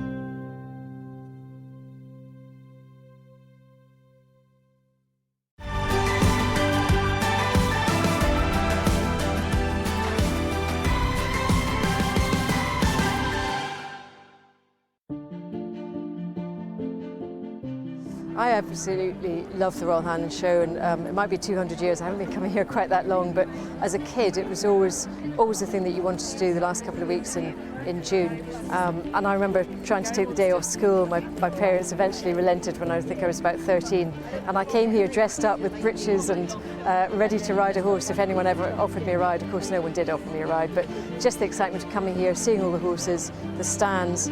And it's funny now that coming here today, I've met up with so many old friends. It really is, it's quite a social occasion, and we can still see the beautiful horses and go and spend lots of money in the stands. Well, we are live on RHS TV, and I don't know about you, but I just think it's a real privilege to see people's work come to fruition, watch the action as it happens, and get some of the emotional reaction from the winners. And it's a real privilege, and that's what Making Memories is all about here at the Royal Highland Show. Perhaps you have some memories of being here at the Royal Highland Show that you would like to share with us, and we'd love to hear them. Hashtag memories, memory moments, and please tweet us at Scotland RH Show.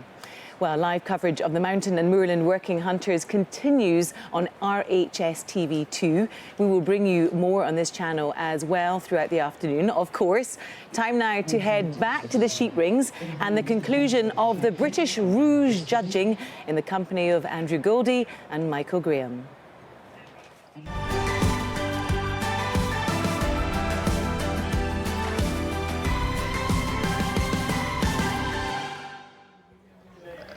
Welcome back to the ringside of the Rouge de l'Ouest, and Andrew Goldie is not here. In actual fact, he's needing a rest. So the boys worked hard all week, and he's just recently got married, so we don't want to wear him out too much. So you've got myself, Andy Fraser, here in the commentary box, along with Michael Graham there from Northern Ireland, and you've missed a spectacular class, just 4 U's, but it's an absolutely outstanding winner in that class, wasn't it, Michael, from Ali Jackson? That sheep of Ali's, an absolutely beautiful sheep. That was one of Ali's foundation females purchased at Percy Tate's dispersal. She's having a very successful year and has picked up a recent interbreed as well. She looks spectacular. She's a proper show sheep, isn't she? She loved herself. Now we've moved on to the next class now, which is the Shaolin New class, and we've got 9 entries in this class, and some strong sheep in here again, and a bit of class about them. Maybe just not such an easy winner here at first glance, but I'm sure Jane will we'll work it out. We'll have a chat with Jane, the judge, shortly, but she says she's enjoying herself out there and pleasing herself, I think, and she doesn't need to keep the engine running to take off after this event. She's doing a great job, so no, that's good to speak to her, and hopefully we'll catch her later. What are you thinking of this class, Michael? You're right, Andy. This is a much closer class, very level in all manner. But I know Jane well enough to know that she'll take this in her stride, and she'll soon level this one out. No, a wee smile from her there anyway, so she's definitely enjoying herself there. Let's just go on while she's looking at these two. Your own career there, Michael, you're farm manager at Greenmount College. Tell us a little bit more about Greenmount. Thanks, Andy. Yeah, I'm lucky enough to be in the position of farm manager and part of a great team of staff there looking after the 3 farms. We have a Lowland dairy farm with 200 cows, Lowland beef and sheep's farm with 100 beef cows and 220 ewes. Our hill farm's very interesting because, as well as the wildlife and the red grouse, we run 1,100 breeding ewes and 100 suckler cows or beef cows. What a great education for people to be there amongst such great quality stock and great quality guys like yourself as well to teach them. It's the way to bring in these youngsters in there. If you can go to a place, go to a college where they've got quality stock like that, it's a great grounding for them, isn't it? Well, we were able to offer that practical aspect to our courses, back it up with the classroom, so hopefully we're turning out students that will go on to have very successful, either in their own businesses or careers in industry.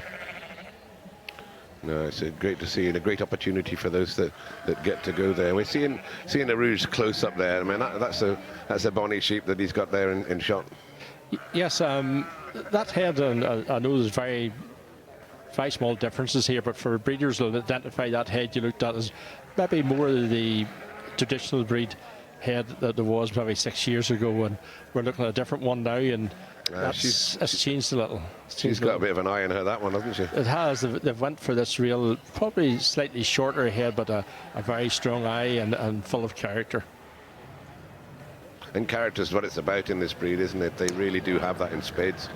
They have, 2 years. It was great to see, the interbreed pairs going to the Rouge here, and I was lucky to be here that day to judge the section, and 2 tremendous sheep that Will Price brought out and on to win those pairs, and absolute ooze with character and backed up with fantastic bodies and legs. No, that's superb to see them getting a turn. As we said, they're a breed with a lot of interest, and you can see why when they can creep to the front of an interbreed at a show with a quality like this. It has, and it's marrying that character with good functional traits as well that appeal to commercial farmers. Well, we can see a great shot there of the. Oh, hang on, we got one on the move. We can see a great shot there of these skimmers. That looks like that might be Alan Jackson they're holding that one, is it? Right. Yes. That one's lively. She's going to make him work hard for it. It's funny how they'll behave perfectly until the judge walks along and then they start dancing. It's a sheep.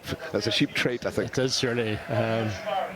Once someone walks in behind them, a natural instinct is to just leave them and go forward. But there's a young man too starting off in his show career, doing a fantastic job. No, as I said, for the youngsters in this breed, it's a baptism of fire, because it's not the easiest breed to get yourself started with. But no, he's doing an able job. Yes, surely.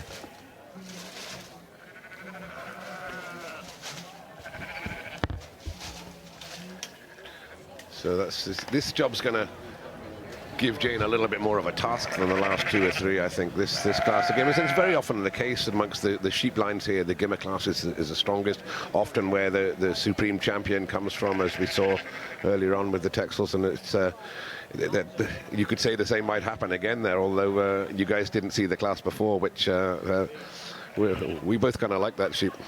Yes, that's an exceptional winner, but Jane has a strong class here and a very even class.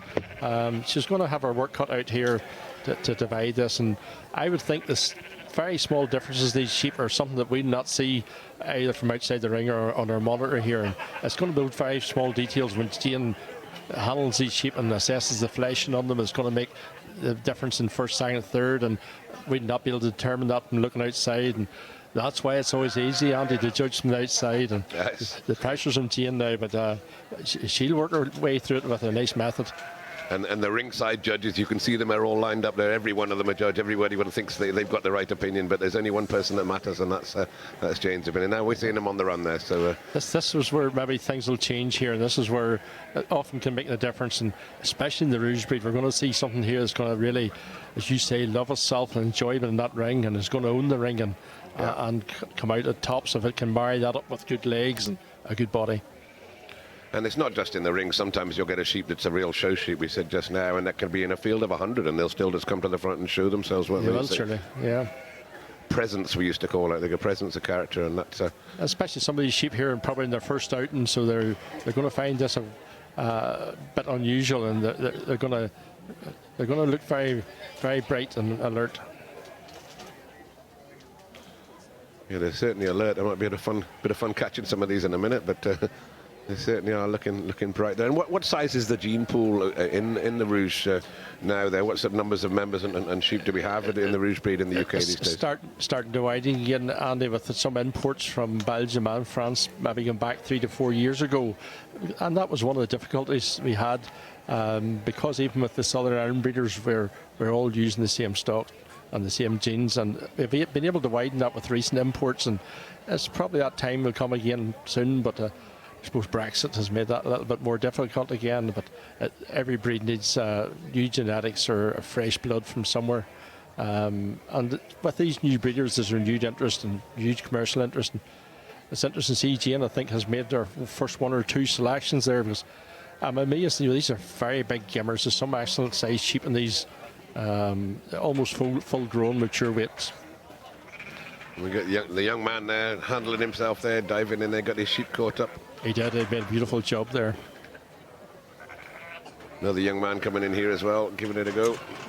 Yeah, there's one of Ian Tisdale's young family members we mentioned earlier, always in and around the show ring, tremendous young people and keen to get involved, young handlers, and love and enjoy what they're doing, exhibiting sheep. Yeah, it sets them up for life, doesn't it? And we've talked about it before on this program, how the stocksmanship is great in these youngsters, and some of them have got 2 and 3 and 4 generations of stocksmen behind them, and yeah, that's passed down the generation as are the secrets and the skills, and it's tremendous advantage to some of these youngsters when they've got behind them.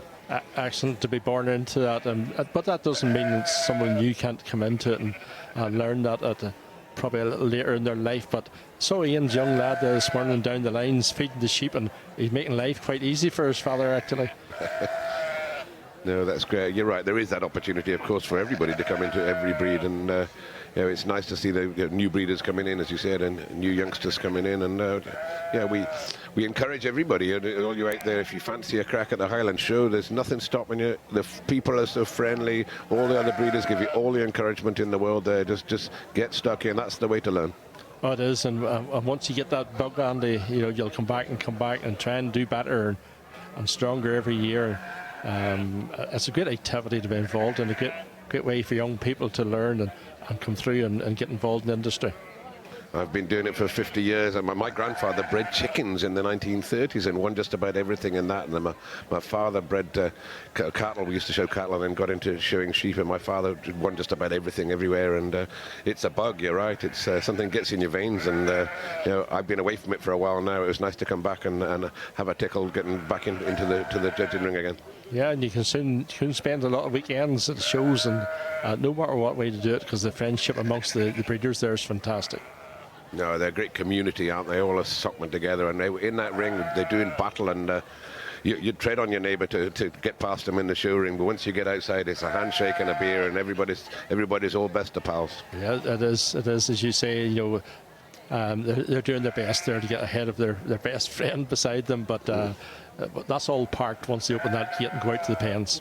You've got to be competitive. The competitive spirit has to be there, and the will to win, and the belief that you think you're going to win every single class, and that's the way you do win. Yeah, if you come with any other attitude and don't bring your sheep to know at their perfection or at their top, 12 o'clock, as some breeders will say, you know, you don't do them or yourself any justice. No, I don't think anybody brings a sheep to come second, do they? No. So or cattle or horses or chickens for that matter. It is, surely, yeah.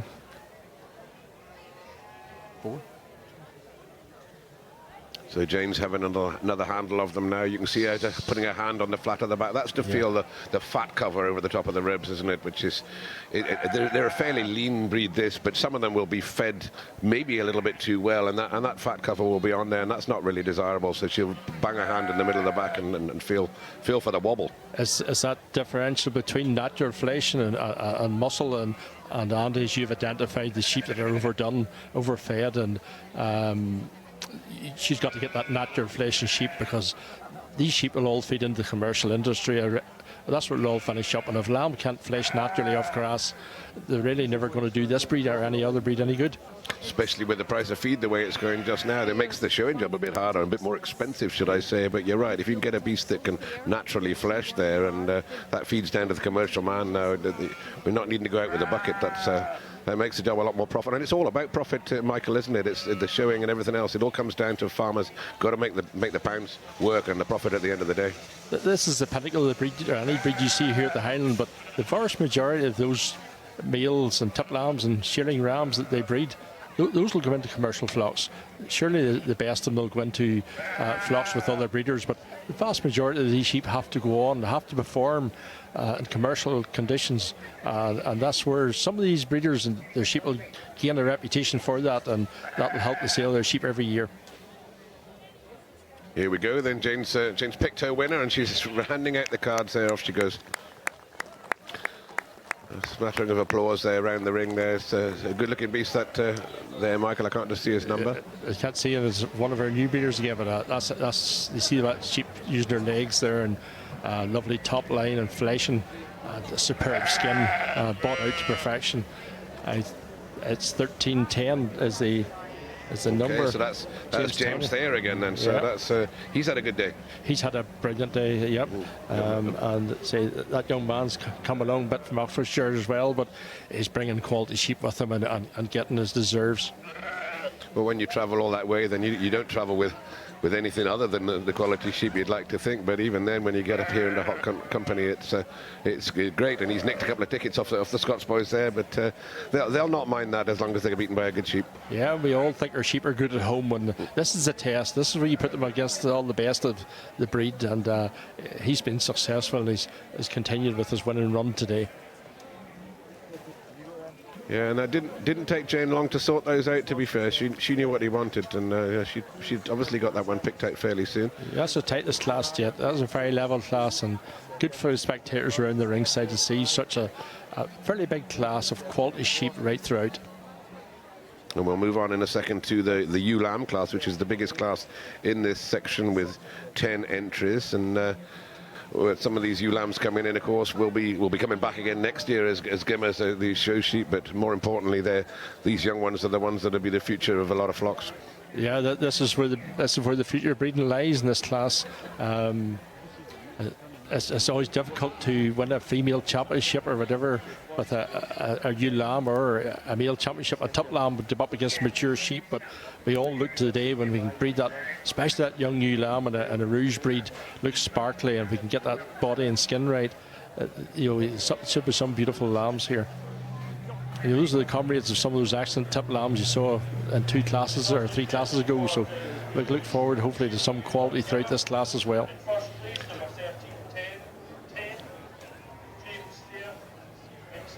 No, I'm not quite sure. We saw the conclusion of the Ram Lam class that was on earlier on there, but we'll give you the results for that in a second. I think it was Ewan Campbell won that class. 1287, and that was a classy Ram Lam. Michael, you had your eye on him. Yeah, that Ram Lam, beautiful lamb. Ewan's one of our new breeders again, just started a few years ago. Started a successful run last year when he won Carlisle with the top lamb, and is another beautiful exhibit out there today. Would please any of the breeders here. Yeah, you better get down there in the queue to buy that boy. They might be a bit of money, costing a bit of money, Michael. Yeah, that's everyone's dream to be using a lamb they got across their flock. Mm-hmm. No, and fair dues to the lad if he's just starting out there to breed sheep of that quality. He's got a big future in that. He has. He's been very selective in where he's bought his females, and he's obviously a man that's a great eye to the breed, and he's successful from day one. Well, we'll see. I see his name amongst the runners and riders in the next class as well. So maybe he'll bring the sister to it back into this class. But there's some hot contention in here. I see we got Ali Jackson's coming back in again with one, and Ali at the moment is actually showing behind me with the Beltex class that's going on there. So Ali again, a man in many breeds. With his Dutch spotted Texels that he's renowned for there. He had the champion and reserve in that section, and he's a busy man. He is indeed, and all his work across the cattle lines and things. He's going to have a very, very busy and I'm sure successful Highland show. He brought out the champion with the Belgian Blues yesterday for Kevin Wattrit, and I think that's something like the 9th time that they've won the Royal Highland Show under his stewardship in that breed. So he's a man of talent, that's for sure. And we're seeing a few of these ewe lambs come in now. I think we said there's 10 entries in here, but there's Hannah at the far end there. That's Ali Jackson's future wife there, and the rest of them are coming and running in alongside him now. Yep, a young ewe lamb, giving this man a bit of a challenge here, but he's up to it, and he's managed to get the second one going along with her now, so they're going to have a merry dance here at this end of the ring. Again, young exhibitors are building up their skills. Tremendous to see that. That's the future of the breed. That's where it lies. No, it is great to see them and see some of these ones with youngsters with so much talent there that if they don't win this year, they won't stop until they do win, and when they win, they'll keep coming back to win again. They will, surely.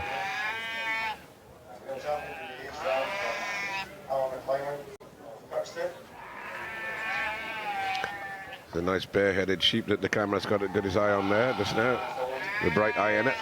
Yeah, it's a bit of class there, and that breeding showing through. The cameraman's going to have to have a very wide angle to keep up with that sheep. She's got a bit of spirit, hasn't she? She has, surely. And you need that bit of spirit as well. I mean, some of the more native breeds, some of them can be very docile, but you don't actually want that docility when you go in the ring. You need a balance. You want something with a bit of life and spark about it. Something that wants to run away. It's got the character rather than just leading it around like a poodle. No, these ewe lambs lift their heads and the character show through in the sparkle. A beautiful class. Someone that, hopefully Jane will enjoy. Again, it'll be a strong class, and she'll come out with her sure winner. There we can see him from the business end, and some great back ends on these things. And we got to remember these are carcass. It's about carcass. They are carcass sheep, and for all we don't like to talk about eating these lovely beasts there, that's the business end is at the back end as much as it is at the front end. They are to be a breed that can be maternal as well, with the ability for the females to milk and rear good crops of lambs. To combine that with that fleshing ability and hindquarters is excellent. And you saw a good example there from behind of a lovely class of ewe lambs, tremendous shapes, and tremendously well grown as well for this early stage in the show season. Yes, they are. As you said, some of these, it'll be their first outing ever.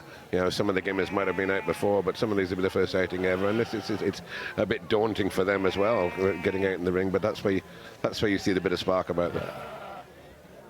They'll probably continue now the rest of the season on some of their local shows as well. And I imagine someone will be appearing to Great Yorkshire and some of the larger shows throughout the season.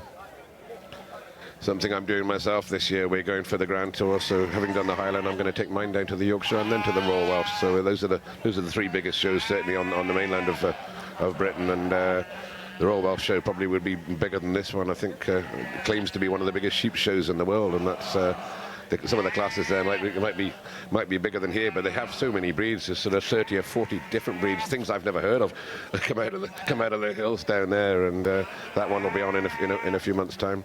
Yeah, I think there's normally 40-something breeds in the Royal Welsh, and some very different looking sheep from the local areas of Wales, and it's an interesting setup to see all the interbreeds down there and so many different varieties and shapes of sheep. I'm fortunate enough to have won the interbreed there with a pair of Blue Domains in 1992. That's exceptional, it is indeed. Blue Domains weren't very heard of. I think it was one of the first interbreeds that they'd ever won back then, and with a ewe and a tup. The tup was from Jim Gold, the great Jim Goldie, and my father and Jim got out there and snuck an interbreed there. There was some party that night, Joe. Yeah, you mentioned the breeders that were in the Blue Domains in those days were some of the first breeders to introduce ROUGE to these shores as well. There were some great breeders back in that day. Of course, Robert Graham being another one. Great Robert Graham, all renowned for his limousines and his milk business, of course. But Robert Graham was one of the first ones to bring these in when Danny Wiley was working up there, and Callum Hillhouse, and he brought a lot of great ROUGE into the country. He did. Yeah, they had great success with them as well. So they had, and Mrs. Emily here today. There's Pat, just one of the original breeders that to start ROUGE the first 2 years, and Harry's of West Knock again were some of the first people into them. People that are renowned breeders of other breeds, and both sheep and cattle. I think some of them saw the opportunity because it was just a profitable way to get into them early on, because some of these sheep came into the country where the good genetics were hard to buy and they were sought after. There was quite a bit of money in the job back then, but as you said, some able men, the good breeders in other breeds that sort of saw the potential in the ROUGE, and they're the boys that brought them in. Yeah, yep. I see that's our judge with Ewan Campbell, the winner of the top lamb class, and out with a lovely ewe lamb as well. And Jane's just been assessing the conformation and fleshing of that young lamb. Certainly you can see the stamp there. I would be surprised if they're not both off the same tup, to be honest, the tup lamb and that one there. You can see the similar stamp. Very, very, very, very similar to the top lamb. Beautiful, beautiful head on it.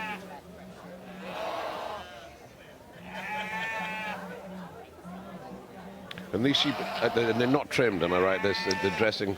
Our lambs can't be trimmed. There's very limited trimming that's allowed around the neck and down to the brisket, and where the body joins the legs. Okay. If you wish, you can enjoy in around the bottom of the jiggets and trim off the front legs. Most breeders now will take the belly wool off, which is permitted as well. It just adds that bit of length to the sheep as well. Certainly adds the length and a bit of lift, doesn't it, by taking the belly out there? But as you said, the most of the skin on that is as it is, and they're a good tight skin breed, aren't they? And that's the beauty of having a breed here that can't be dressed. There's a few other breeds similar. The pressure's on them to continue to breed sheep with correct skins, that because you haven't the opportunity to dress it and change it, you have to get it right in the genetics. And how do we view, we saw the TEXELs coming in this morning, and one or two of them are starting to peel the wool when they're still as lambs, and the TEXEL boys seem to accept that they've got that skin's that tight, there's some of it peeled, but I don't think it's desirable in the ROUGE breed, is it? It's not, and it's, to be fair, it's rarely. We've seen it in the ROUGE, and you might get a lamb with at the most a bare tail, but you'll never see any boot and body, or rare to see any body wool coming off it. If it does, it'll be very late in the season. We see him on the move now, and you can see that's a classy bunch of ewe lambs there. That's lovely. Any man ever wanting to start the ROUGE breed, if he could get in there and pick 3 females, wouldn't he be delighted and get a great start? Wouldn't you just? They just open the gate and load the lot up. Thank you very much.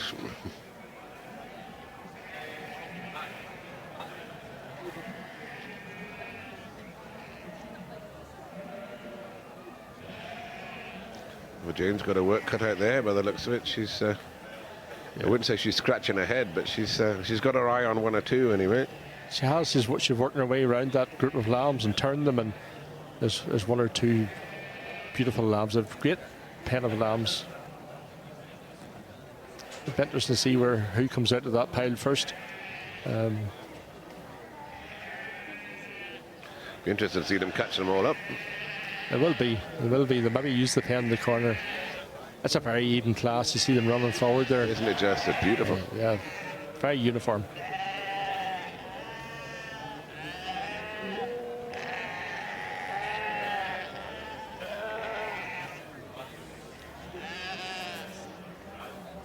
You mentioned, dressing. We are permitted in the breed to dress the mature sheep, so it's only the lambs that there's restriction in. So once we come on to the shearling ewes and upwards, and the shearling rams, those can be dressed to please whatever that breeder desires to do.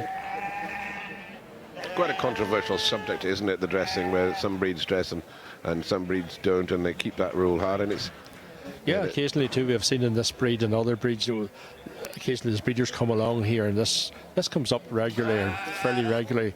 Some breeders do want to introduce dressing. I personally am not a fan of that. The TEXELs probably rightfully claim they're the biggest, most successful terminal sire in the UK, and they never introduced dressing to the lambs. And whenever people bring this up at some of the breed meetings and society meetings, that's one of the first things I reply with. That I think it's been a strength of the breed that have been able to breed genetically to keep the skins right, and if we start to dress, we've lost that advantage. Certainly keeps you honest, isn't it, when what you see is what you get. And we had this discussion this morning with Jimmy Warnock when he was here with me in the commentary box, and I think there were moots to try and get dressing into that breed, and they've stood by it. I bred TEXELs, and the beauty of breeding TEXELs, you could just pull them out the field and take them to a show. There's none of the hard work with the shears that went in, and as you said, what you see is what you get, and that's what you're seeing here with these lambs. And that's what the important thing for the purchaser, the commercial purchase of these lambs, and he goes to a top lamb sale, he knows what he's got without being altered in any way. I was born into pedigree sheep with border Leicesters, and that breed always had heavy dressing historically, and it hasn't maybe supported the breed over the years for different reasons, and you'll see a lot less dressing, a limited dressing done in even the border Leicesters now, and has meant that the breeders have altered their genetics and bred them really to require less dressing and carding. Sure. And having gone into the Highland breed now that they have done, it is a breed that's dressed, and I started carding sheep yesterday for the first time for a while, and my wrists are still aching just now. Yeah, it does increase. So you say the TEXELs and some of the other breeds can show with a lot less preparation, and you start carding, and big numbers of sheep, you can lose a few days. Particularly when you're selling subs, Robert Patterson and Auchinleigh is looking after my few sheep, and Robert turns out 160, 170 tups a year, and every one of them's going to be carded and dressed. It's a bit of a duty to do. Yeah, but it's a beautiful skill for those people who do it, and there's some excellent dressing amongst the sheep lines. I think Jane's, I would imagine she's pretty close to making her final call in this very strong class. We can't see the entirety of the class. It looks like that might be Hannah Sloan at the front of the queue, is it?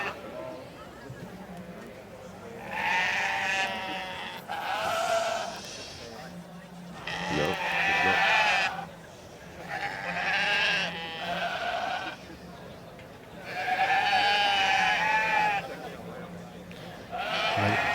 A sheep from North Yorkshire, they're competing with the Dumfries bred sheep in second to fight out for first and second. Jane's come back for a second look here.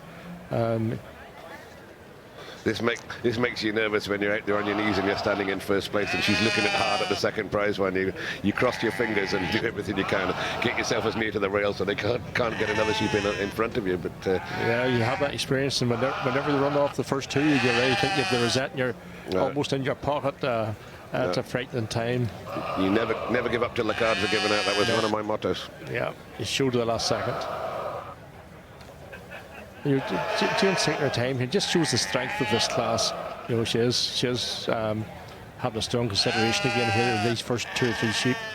It's a strong lineup right across the ball. He's making him a sweat there, Michael. Yeah, and she's made a change here. So somebody's worked hard enough just to aid their way forward. Ian Teasdale's holding the spot there in 1. And that'll be Ali Jackson's beast that's just snuck up into second there. That's just a bit of great showmanship from Hannah, and Hannah, of course, is a top Charolais sheep breeder as well, and she knows her onions when it comes out to showing sheep too. It's not just Ali, they're a great pairing between the two of those great stockmen. But it's nice to see the Yorkshire sheep there on the top there. They've always been knocking on the door all day, and it's great to see.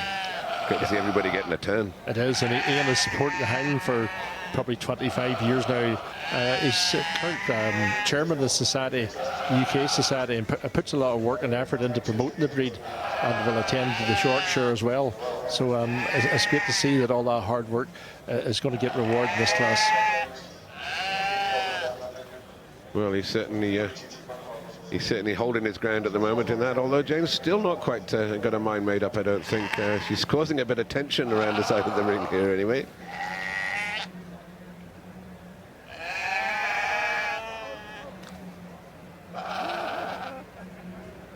I think Ian McConnell's just had a breathe sigh of relief there. He has to. Congratulations to you, Ian. That's great to see in the year that you're chairman of the breed as well. You're getting the red ticket there, but you were made to work hard for it. And we'll get a look at this sheep again in a minute when the camera just zooms back out. And a great beast and a popular winner. It is surely, and they can come to the top of the line in such a strong class. It's a tremendous achievement. Certainly a popular win. We can hear the crowd round the side of that, and we'll get a smile from Ian in a minute. I think he'd be a happy man there. He will indeed. And his young lads down the lines there will be first to be probably cheering. Yes. And straight after this, we're going to move into the championships of the Highlands. It'll start with the male champion and then the female champion in the usual manner, and then the overall. And I think we're going to stay with this breed right through to the exciting end of this finish. And it's going to be a cracking lineup. I'm certainly looking forward to seeing those, Michael. It is. These class winners have absolute excellent examples of the breed. It's something for our judges to enjoy here today. Such a strong class. It's nice when you're judging to have good sheep that rise to the top and good sheep right throughout the class. It makes you feel as if you've made it worthwhile to be here. Indeed. And the guys out there at the back there will be revving their engines there to bring these boys into the ring any minute, and it's when the nerves start to ramp up a little bit, isn't it? That's the big pressure now, and it's a great day for Jane. She was to be judged in 2000 and year 2000.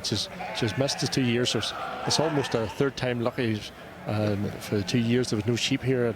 All right, of course. She's definitely enjoying herself now. She's enjoying a good joke there. I think she's been relaxed right the way through, although she said she wasn't. She looks pretty relaxed to me. She has, surely. James, a very capable judge. It's just like every other time I've seen her in the ring, she's taking this for her stride.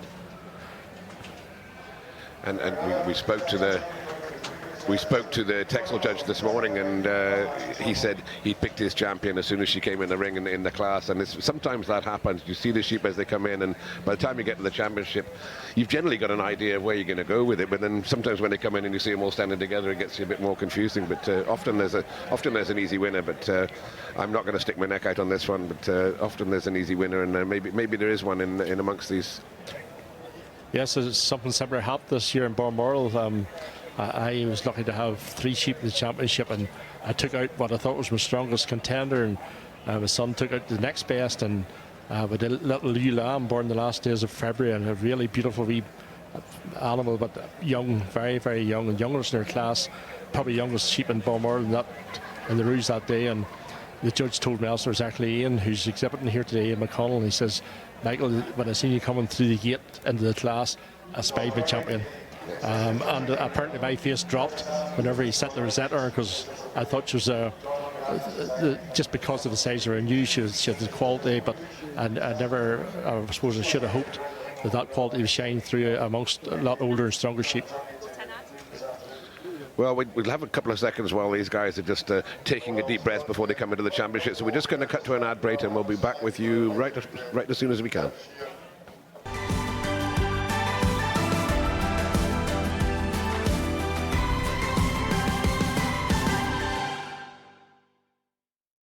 Royal Bank presents You Can Dream. The savings goal tool on the Royal Bank app is a quick and easy way to help make your dreams come true. So whether you're wanting to treat yourself, saving to do the things you love,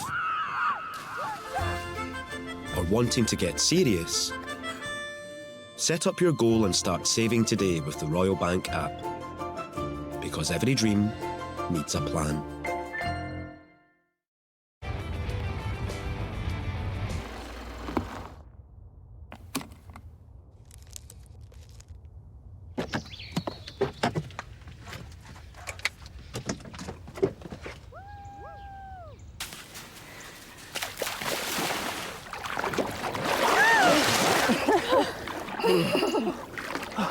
Breathtaking refreshment. Cold dip, not essential. Highland Spring, be your natural self.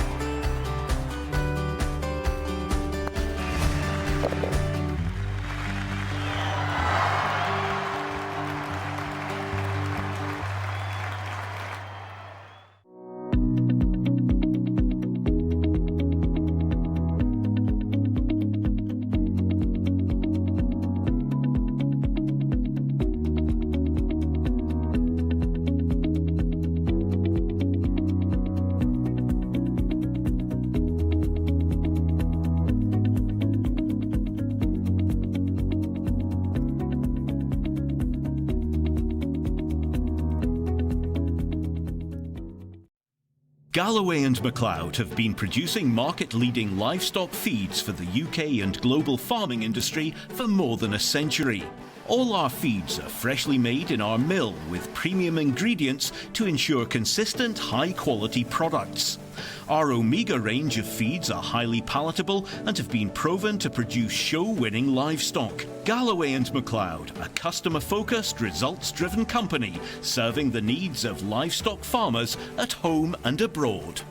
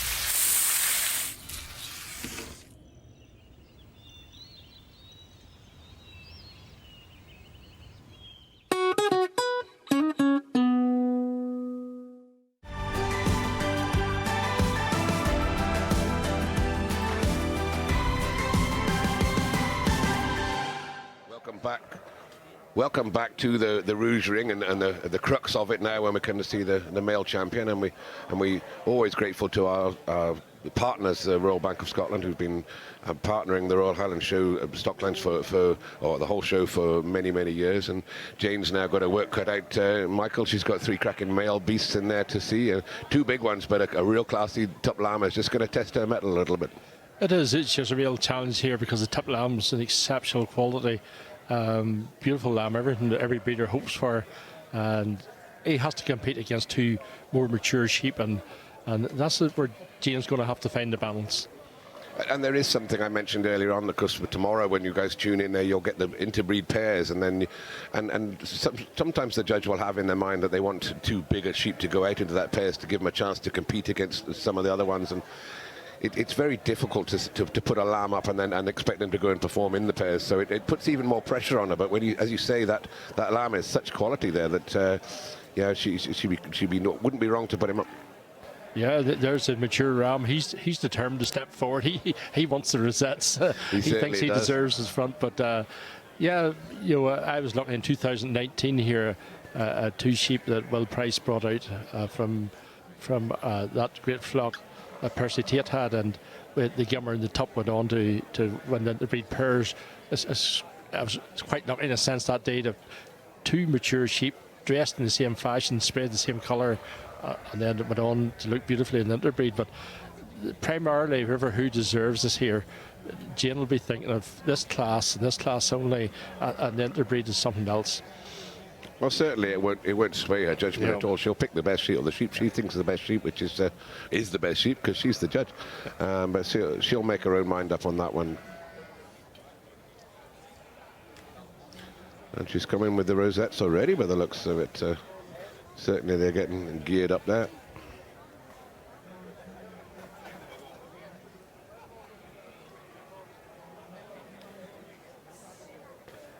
Yeah, she's had a discussion with her steward, her ring steward, and now she's going to run these sheep. Just that final wee look. She's seen them down through the classes, and she'll have them well measured. But she wants that comparison between these three sheep. They haven't stood in the same ring up to now, and it's that comparison that's going to make the difference in the next 2 to 3 minutes. Unfortunately, we didn't get to see them on the run there, but yes, you can see there's 3 different types of sheep here, certainly, but they've all got a good bit of movement about them. They have, yep. And they're well fleshed, they're very naturally fleshed. Lovely examples of the Rouge breed. They certainly are, and you're getting a look at the head end of them there now, and that's where she'll be making the decision when the one that's looking at her telling her that they want it, and yeah, that's what a show sheep does. They feel the ring and they own the ring, and that's when it gets as tight as that. That's the margin that brings you to the front. She's walking around with the rosette in her hand anyway. She's going to hand it out somewhere fairly soon, I think.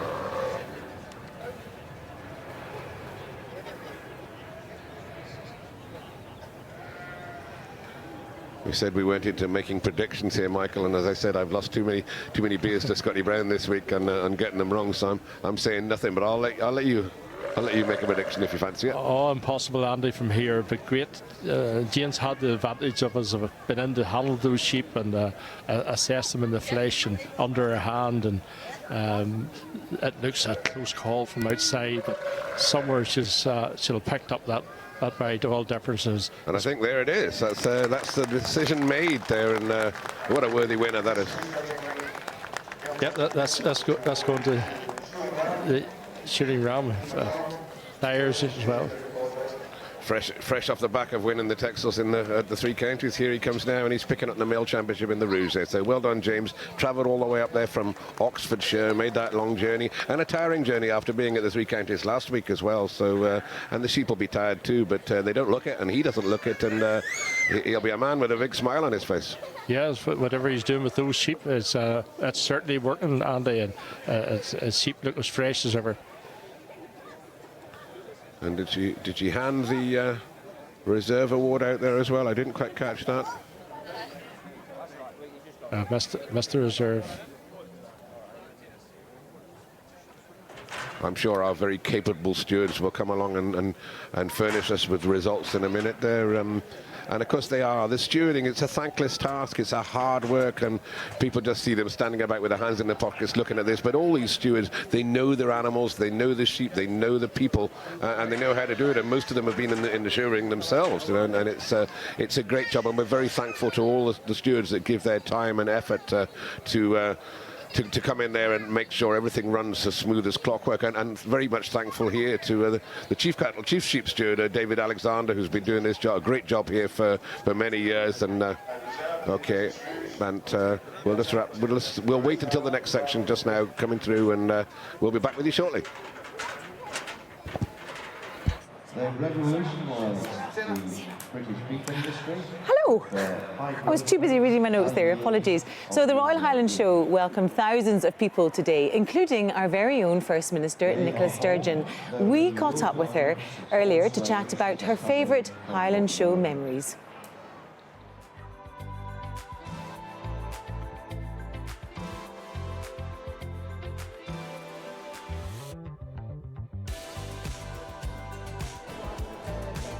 I'm absolutely thrilled to be at the Royal Highland Show. The first time since 2019, just before the pandemic. So it's brilliant to see everybody gathering here in person again, and particularly given the 200th anniversary year, it's a really special occasion. I mean, this is one of the highlights of the Scottish calendar and so important to our farming, agricultural sector more generally, so brilliant to be here.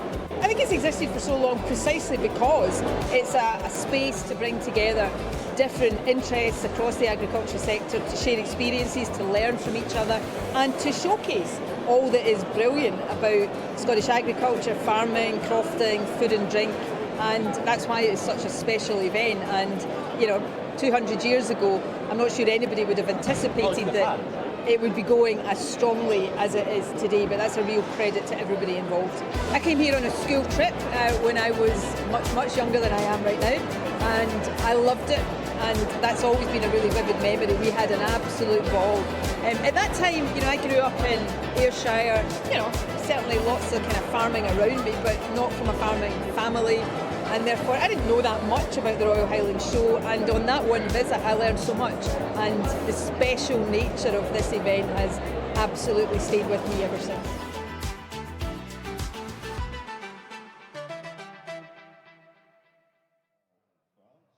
Again, dual purpose. Oh, good closing shot there. Well, she hit the nail on the head, because the Royal Highland Show generates something incredible, like £65 million for the Scottish economy. So it's a massive window to the world. It showcases everything that's great about Scottish food and agriculture. Now, we can go back to the ring where the British ROUGE sheep are being assessed and judged. We'll head over there now.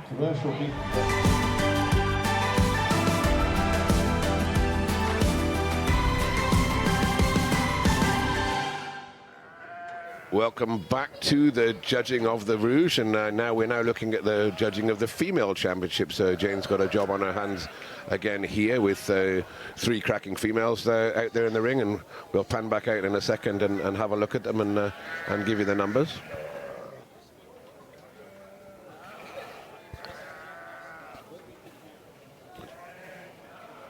And looks like we've obviously got the ewe lamb that you saw in the last class there is fancying herself in amongst it there, but whether it'll just be powerful enough to go on there. But that's Hannah Sloan in shot there, or soon to be Hannah Jackson, with Ali Jackson's ROUGE sheep, and a great beast, as we said, came from the late Percy Tate there, and her mother.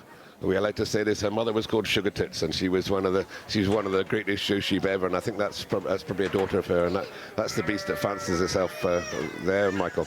Yeah, Sugar Tits was a ewe that showed extremely successful in this breed throughout the UK, and so that young female has big boots to follow her mother. But she's looking the part today, and looking very like her mother, what I remember hers as a show sheep. Certainly was, and that sheep would just be a 2-year-old just yet, but it's not very old. It's a one crop ewe, yeah.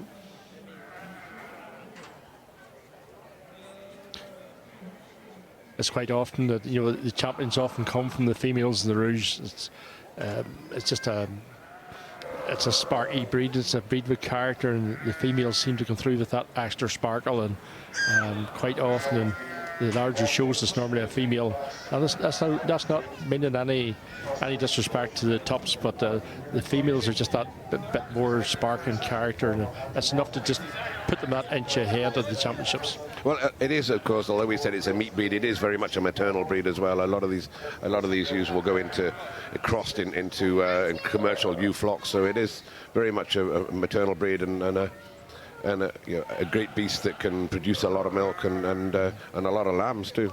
This is Sharon Ewe now in picture. She's excellent sheep, and beautifully turned out as well. This is going to be a big decision for Jane here. She's an exceptional 3 sheep in front of her. I think the sheep likes to think she's wanting it anyway. Oh no, and she's gone with a Gemma. So there we go. That's a tremendous win there. Sharon Ewe, yeah.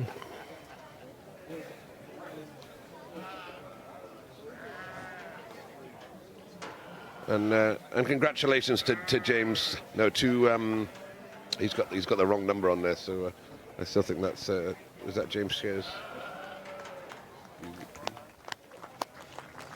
Well, it's a popular winner anyway. We can hear with the crowd.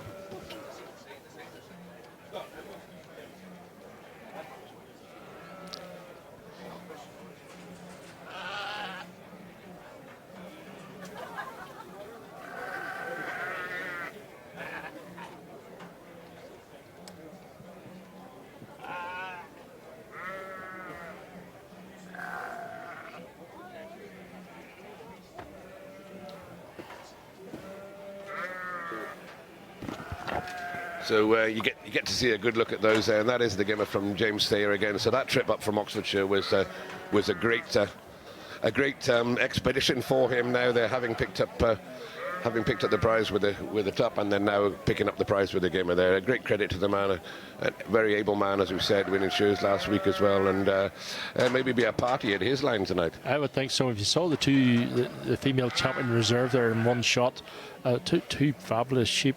You know, those are the pinnacle of the breed.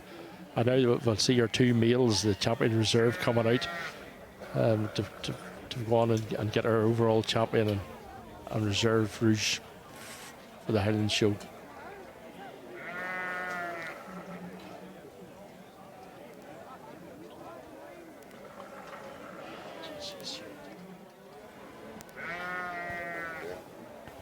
So that's giving Jane one last job to do, and the biggest job of all, of course, just to hand out that one. This is the one that comes with the silverware. This is the one everybody's come to win, and she's waiting. She's making them wait, and you're making them sweat. Well, Jane's looking for the last little fine detail here, and that's what will separate these two sheep. A very fine detail, and two beautiful examples of the breed, and.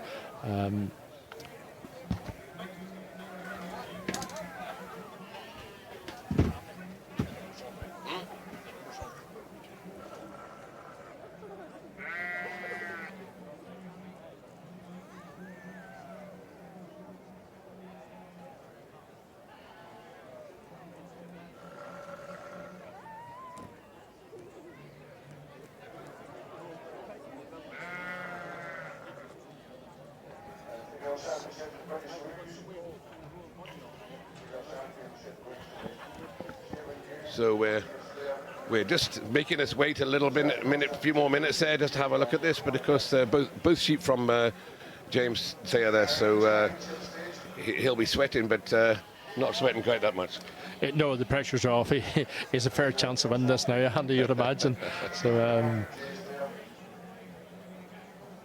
Not quite sure. We're all standing talking about something here, so looking at some paperwork, so I'm not quite sure what we're waiting for here, but it's still nice to get a little bit longer look at these sheep. And you can't see, but there's a big crowd of people around the side here. They're all waiting to give a big cheer here in a minute.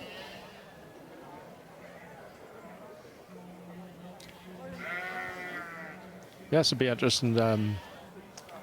I do see the reserve female has been kept in the ring as well, so you know, that's maybe a slight indication which way this is going to go. Well, that comes down to show ring experience when you have your second prize standing by there, because it puts a bit of pressure on the judge to make you think that this is going to go that way. As you said, two fine examples of the British Rouge breed, and a great credit. And it's been a great show of Rouge here. They're probably the best show of Rouge we've seen here for a number of years, and it's great to see this breed on the up and the interest that's going around it.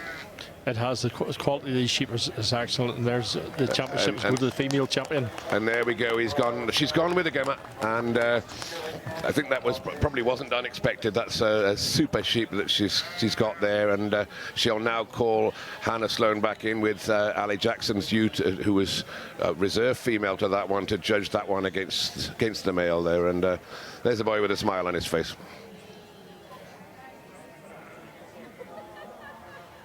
And as you said, we talked about looking for consistency in the ring, but of course the pairs interbreed is the male and the female, so automatically it will be the ram that goes through to the pairs now. But it doesn't necessarily mean that she'll put him reserve champion in the show. No, and that's a beautiful pair ready made up to go forward. the interbreed pairs. That'll do the breed a lot of good. Certainly will. I think we'll be rooting for those on Saturday morning. Michael, you said you sadly won't be here, but I'm sure you'll be watching the TV coverage there and cheering them all on. I'll watch this with strong interest to see that there's two sheep that deserve to be noticed in any championship. They certainly do. They're a fine example of sheep, really.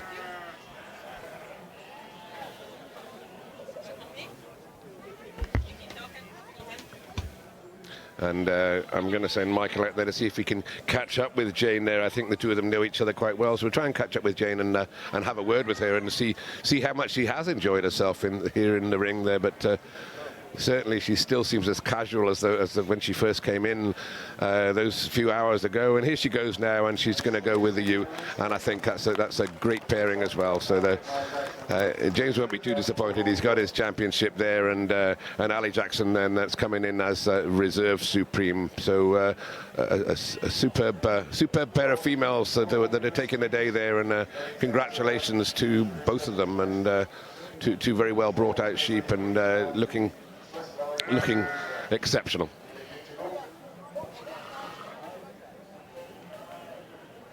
As I said, that ewe there of Hannah's has had her share of wins before, and she won't be too disappointed that she's not too far away. But the gimmer on the day, just that little bit younger and a little bit sweeter, and that's Jane's choice, and she's the one that knows.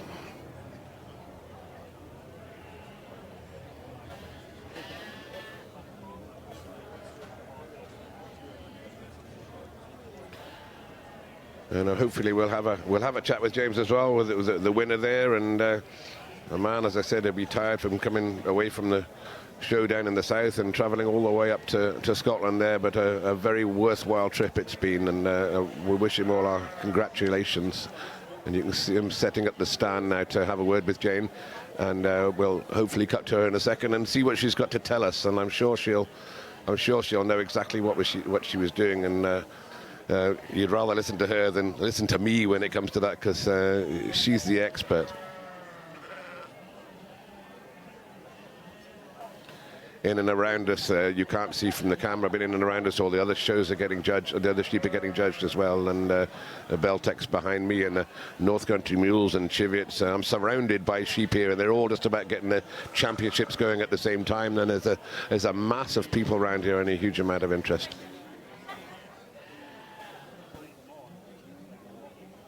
As always, of course, we have the photographer wants to come in and snap a photograph of that one for the papers and for everywhere else. And we have the Catherine McGregor's team, normally, who are very able at the photography in both the cattle and the sheep. And Catherine coming from a long line of successful cattle breeders as well, of course, the McGregors from Ireland Fold. So I'm sure we'll see them getting down to work, taking a photograph of this sheep and putting her in her best clothes, and that's a photograph that will stand for many years to come. When this sheep's old and grey or old and gone, that picture will still be there on the wall and in the catalogues, and offspring from her over the years will refer back to these photographs. So it's highly critical that we do get good photographs of these winners as they're taken.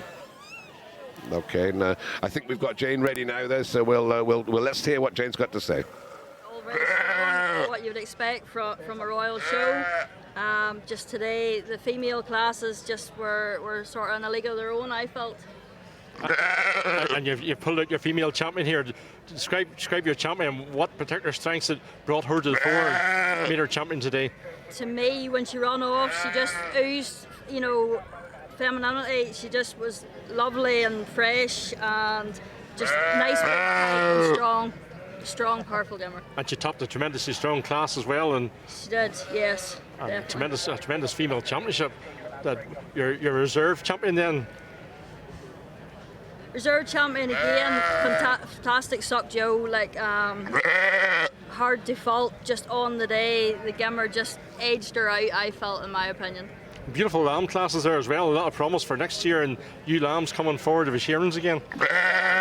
Top end of the yo lamb class, lovely class. There'll be a lovely class of gimmers again next year, so it'll be interesting to see. I'm sure you're glad to have all that over. Yes, I'm definitely glad to have it over. for sure. Just maybe ask our breeder just to tell us about the bloodlines and the breeding behind this one. So she's by a Millcroft Tup from Anthony Carter, and she's out of a Purdy ewe that we bought on online sale at Carlisle. Yep, that was excellent bloodlines again coming through, and I suppose that's what breeds champions. And congratulations, Jane. First of all, a great job, well done, and you have a tremendous crowd around to watch you, and those classes were methodically went through, and you see your family here to support you as well. And the young girl whispering an odd bit of advice in your ear. Well done to all the exhibitors too. Beautiful, beautiful classes right across every sheep. Thank you. Thank you. Lovely, Emma. She's been out before, has she? So she went.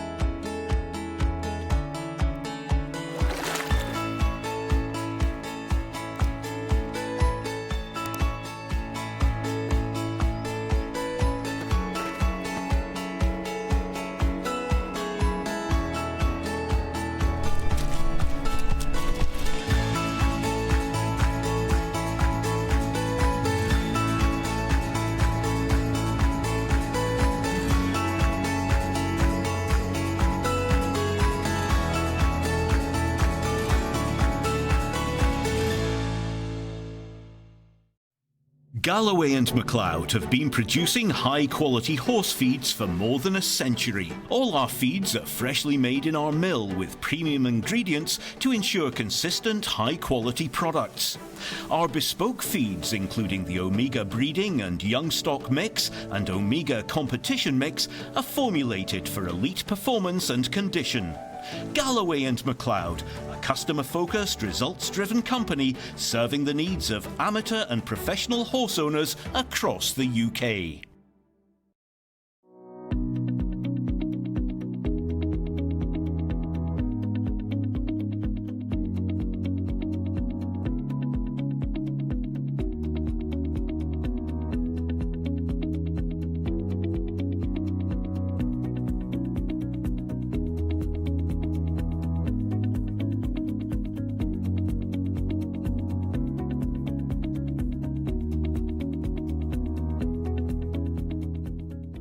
Scotland is serving up peaty, oaty, beefy, brothy, sweet, sour, fresh, fizzy, mashin', smashin' buffalo. A dod, a dollop, baps, buttery, smoky, stovies, a mickle, a muckle, spurtle, stir, dry, cured, grafted, crafted, scran. Whew. Scotland brings so much to the table. To help support the local producers we're so proud to have, tuck in to onthetable.scot. Royal Bank presents You Can Dream. The savings goal tool on the Royal Bank app is a quick and easy way to help make your dreams come true. So whether you're wanting to treat yourself, saving to do the things you love, or wanting to get serious, set up your goal and start saving today with the Royal Bank app. Because every dream needs a plan.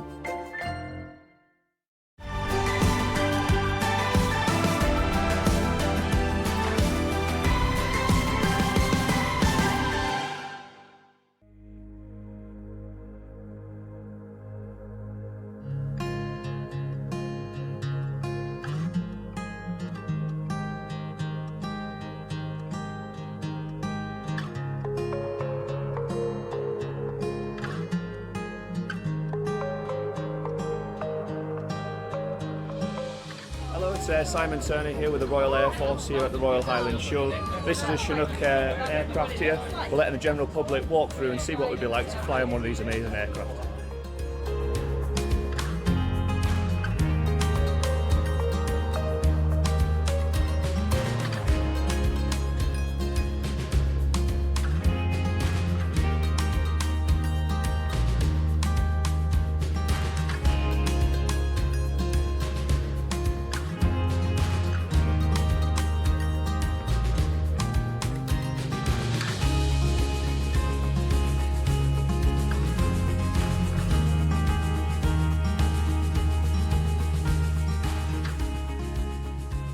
My life has all revolved around me dogs, ferrets and rabbits, but not as people would imagine. Well, one of the ferrets here, Sandy, little hub. Ferreting is an age-old traditional pastime for thousands, but it's what I do for a job. For me, they're my work colleagues, so they're bred a little bit different, a little bit more prey-driven, still sociable, still used to being handled, but they have this little magic switch in their head which switches on when they go to work. So we're a little team. I have my dogs, they tell me where the rabbits are, I do the little bits in between, make sure they're fed and watered and have a lovely life. Then the ferrets go to work, they do what they do, they love it. If they didn't love it, they wouldn't do it. And then they go back to their palaces at home, get fed and watered like royalty.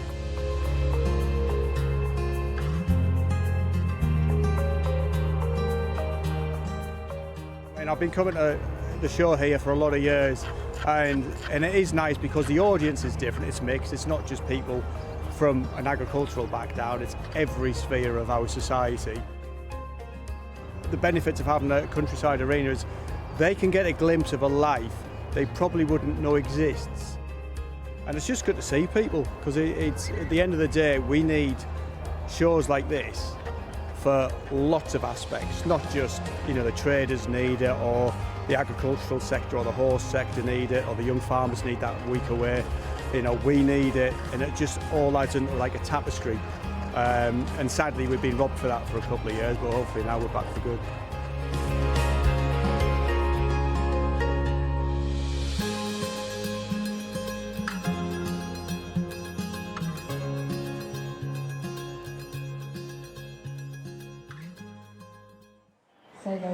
So if you're coming along either tomorrow or Sunday, you should definitely pay a visit to the Countryside Arena. There is tons going on. So at this point, I was supposed to refer to the show jumping course that was being set up behind me.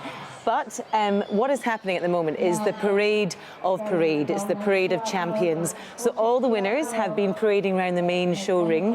And, well, everything runs to time here at the Royal Hound Show. Typically, it's meticulously planned, and it normally all goes according to plan. But you're dealing with animals, so it's a wee bit behind.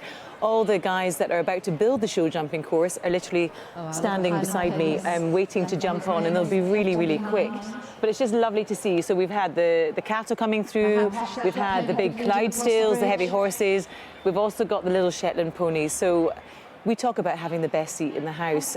Genuinely, I've been sitting here chatting to everyone as they've gone past. So it's what a joy and what a privilege to be right here watching all the action. I hope you've been enjoying it too.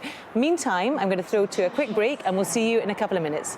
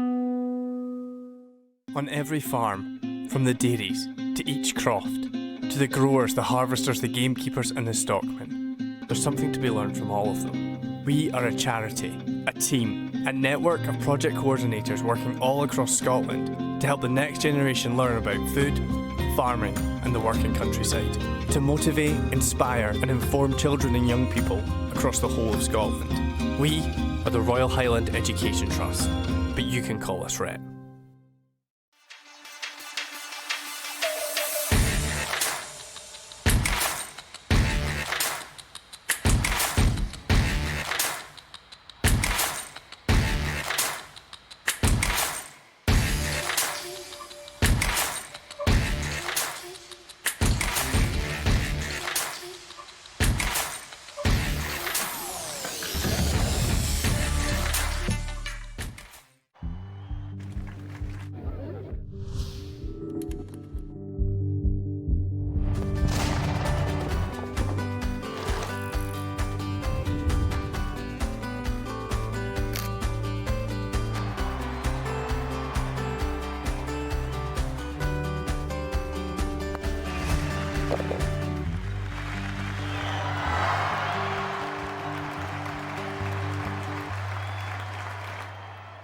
Scotland is serving up peaty, oaty, beefy, brothy, sweet, sour, fresh, fizzy, mashin', smashin' buffalo. A dod, a dollop, baps, buttery, smoky, stovies, a mickle, a muckle, spurtle, stir, dry, cured, grafted, crafted, scran. Whew. Scotland brings so much to the table. To help support the local producers we're so proud to have, tuck in to onthetable.scot.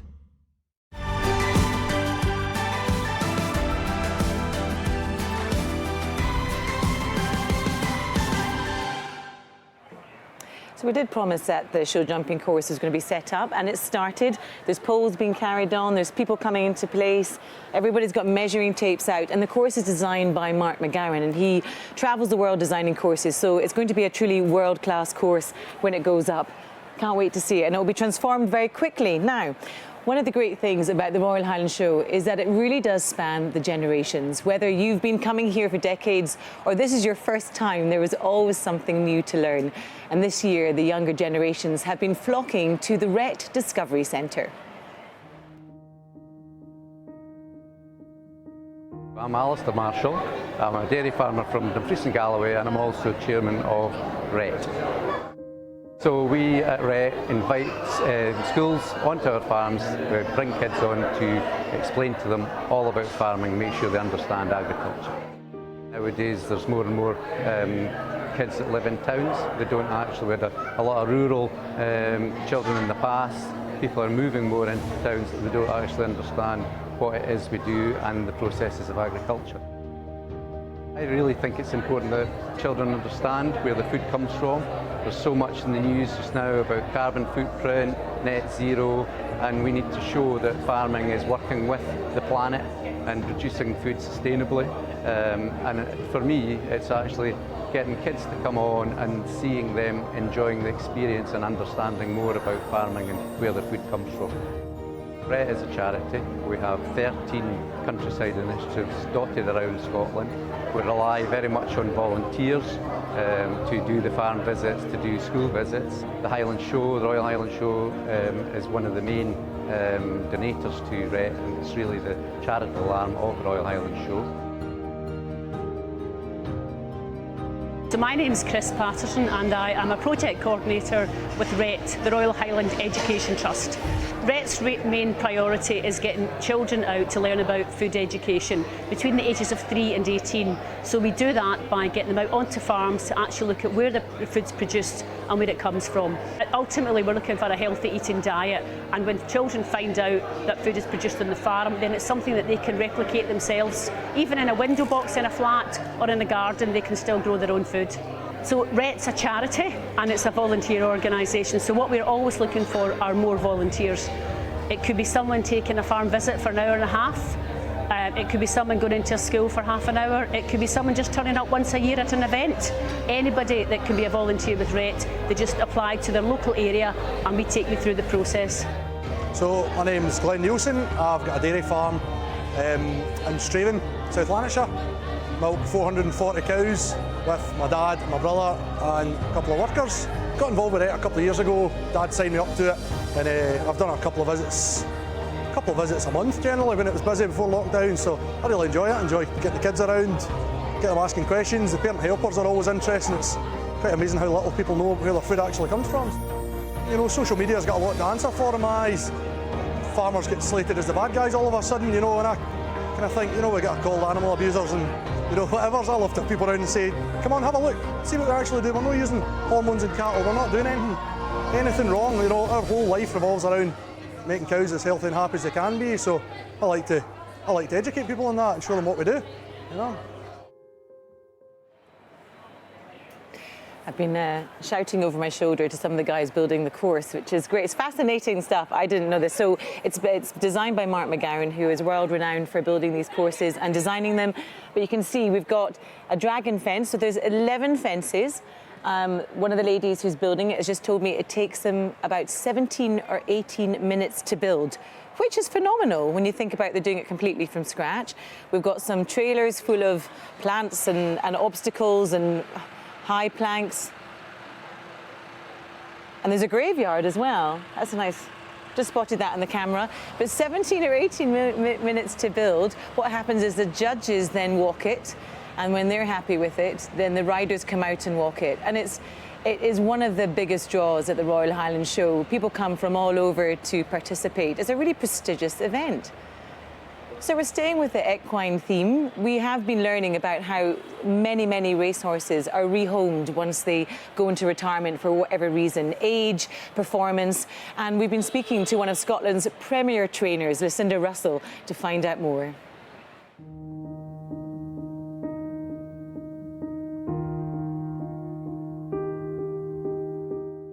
So we set up the Retraining of Racehorses Society a few years ago, and it's really to encourage people to see the racehorse as something that can go on and do other disciplines. So there's some fantastic ex-racehorses that are great eventers, show jumpers, do dressage, and actually are just jolly nice family horses. And it's great, you know, as an industry we produce a lot of horses every year. Some of them don't make the grade, and even the ones that do make the grade, it's great for them to have another career after they've finished racing.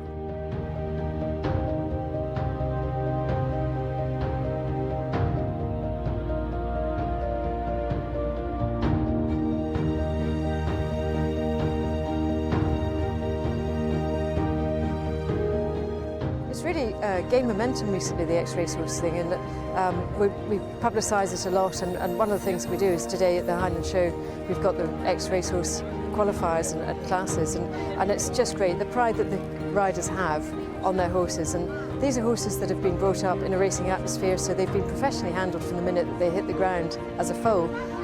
So it's ideal for them to come here. A few of them probably find it a little bit jolly, but normally they adapt to other disciplines.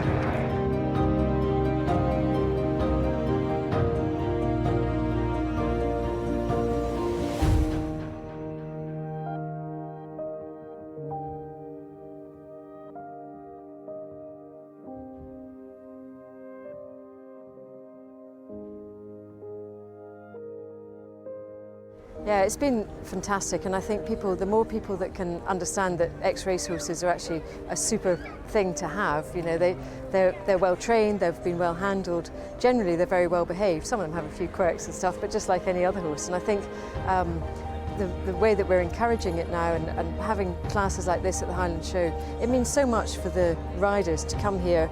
This is, you know, the Highland Show is something that's within every Scottish equestrian's psyche. We love coming to the show, and to be able to bring your ex-racehorse here and show it off is fantastic.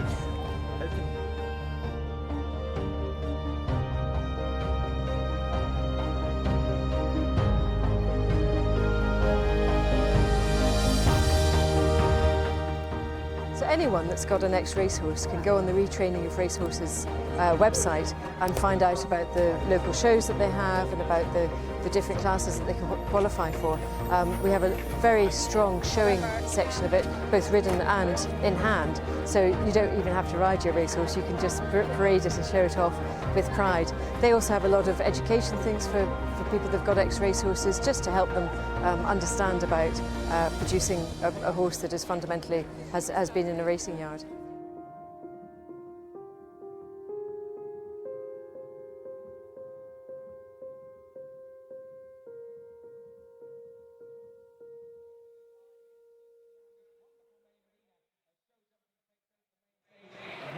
Now, if you're coming to Ingliston, there is a detailed programme of countryside sport demonstrations throughout the weekend. And remember, if you haven't been able to make it to Ingliston, we'd love for you to get in touch and send us a picture of where you're watching Royal Highland Show TV from.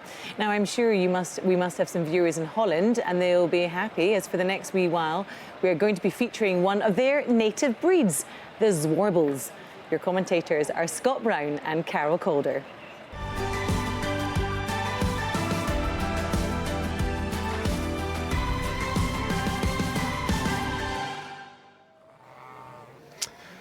Thanks for that, Sarah. Ladies and gentlemen, welcome to the sheep lines here at the Royal Highland Show, where we're watching the ZWARBLE, I do apologise, sheep section being judged. Pronounced ZWARBLES. ZWARBLES. Yeah, I'm Scott Brown, and you're joined with Carol Calder sitting next to me here. Carol from Cornhill, and the owner of the Heaton ZWARBLE flock, and an expert, I would call her, in the ZWARBLE breed, having been around for over 20 years involved in the breed. So we're in good hands this afternoon. Our judges today, Caroline Anderson. Caroline's already judged the senior ram class when there was only one entry, so we've had it was a first place there from Reghead Farm. We're now in the shealing ram class with five rams forward, and yeah, the quality is still there. Yes, the quality definitely is still there. Caroline's just going over the lambs at the moment, over the sheep at the moment, and looking to see their overall confirmation. Yeah, what's Caroline going to be looking for this afternoon, Carol? She'll be looking for a lively, spring-like animal. Look, she's making the move now, so this is what she wants to see. Erect ears and good movement. She'll be looking at stifles, which are very important in all sheep, and also the markings, which keep the traditional ZWARBLES sheep. Yeah, they're very distinctive, the ZWARBLES markings on the sheep. They're very eye-catching when they're standing out in the field. You notice them straight away because they're very distinctive, very different, aren't they? They're very easy to handle, and I think that is why a lot of people have got interested in them. Yeah, well, for those of you who are less familiar with the ZWARBLE breed, while Carol's judging, I'll give you a little bit of an insight into what goes on. So the ZWARBLE breed, believed to be in their infancy about 100 years ago, they actually kicked off. Originally descending from a breed of sheep called the Schoenebeker, which was grazing the heathlands in north-east Holland. The Schoenebeker lambs from these animals at weaning time each year were walked to the livestock market in Norge, where they were sold as store lambs to farmers in northern Friesland, who used them to improve the fertility of their land whilst fattening. However, the production of synthetic pooled fertiliser, something we all pay very dearly for these days, was to call time on this traditional movement of livestock, and the trade for the Schoenebeker lambs crashed, as then did the demand for the breed, which soon became extremely rare. But it's not all bad news, because some Friesland farmers dabbled a bit with the remaining Schoenebeker sheep and crossed them with the Frisian milk sheep and the TEXELs. And after some line breeding to consolidate the desired traits, they ended up with the modern day ZWARBLE that you see before you today on the screen. The ZWARBLE breed still wasn't home and dry, though, as changing farming and market trends resulted in demand for them falling, and by the early 70s there was believed to be a few less than 250 pure animals left in the country. But their fortunes were to change, and by the late 70s the demand for black wool with hobby wool spinners created demand for the ZWARBLES, and so much so that the group of Dutch breeders created a flock registration book in 1985. The first importation of ZWARBLE sheep into the UK was believed to be in about 1986, and in 1995 the ZWARBLE Sheep Association as we know it was formed in the UK. And as I said, it is a happier ending, because today there are over 700 registered flocks and around 15,000 registered ZWARBLE sheep. Interesting, Carol, you know, the background breeding on the ZWARBLE breed, it was really the wool that was the change in their fortunes as a breed, but to be fair, they're actually a meaty sheep, aren't they? Yes, they are, and the ewes are known for being very milky, and therefore do their lambs excellently and very quickly.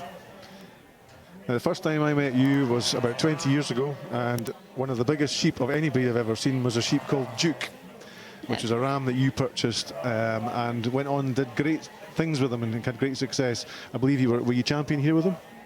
No, not here. There wasn't a class for ZWARBLES in that day, but we did have a championship at Bilthwells, at the Bath and West, and the Yorkshire Show. Ah, tremendous. Well done.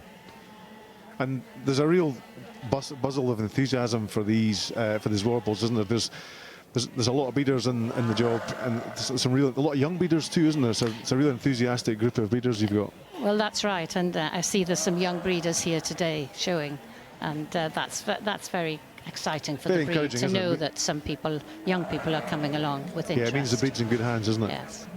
So where do you see the sheep industry is going to be evolving massively probably in the next 5 or 10 years beyond all recognition, just driven by the way costs are going and fewer people working on farms? Where do you see the ZWARBLES sheep fitting into the going forward in the sheep industry? I think they'll fit in very well. I don't have a bigger flock as I used to have, but I still do have and breed the ZWARBLES. My sheep live outside all year and lamb outside, and I'm in the Scottish borders now. And I don't have any problem with them, and I think a lot of farmers will be looking to easy lambing, and also that these sheep can live on grass all winter if you've got good grass without a lot of extra feed.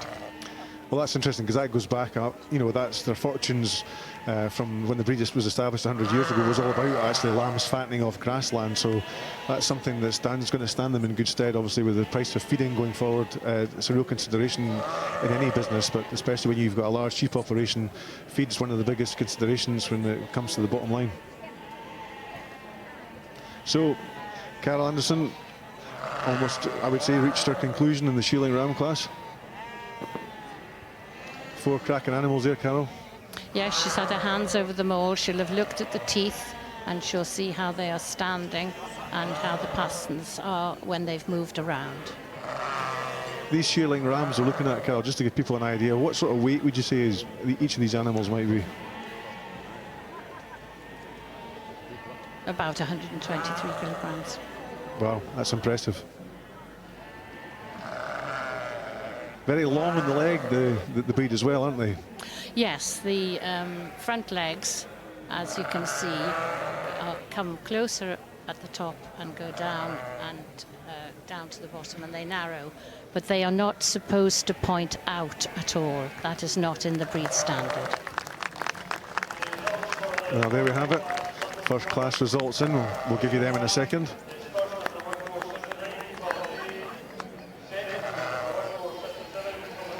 Fantastic conditions for showing stock in, Carol, isn't it? It's a nice breeze here this afternoon. Yes, it's much Exhibitors better. and livestock alike like to be have a bit of shade and a bit of wind, and we've got that this afternoon. It's just absolutely spot on. It's perfect.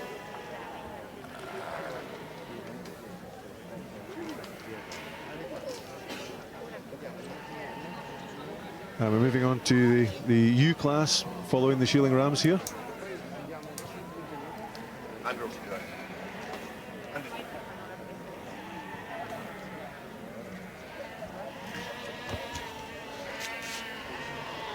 So nice to be back at the Highland Show, Carol, isn't it? After a couple of years off, it's great to be back in the hustle and bustle of it all, isn't it? It is, yes. I noticed that some of the breeds are down in numbers, but I think this will change when people get back into showing and the country settles down too.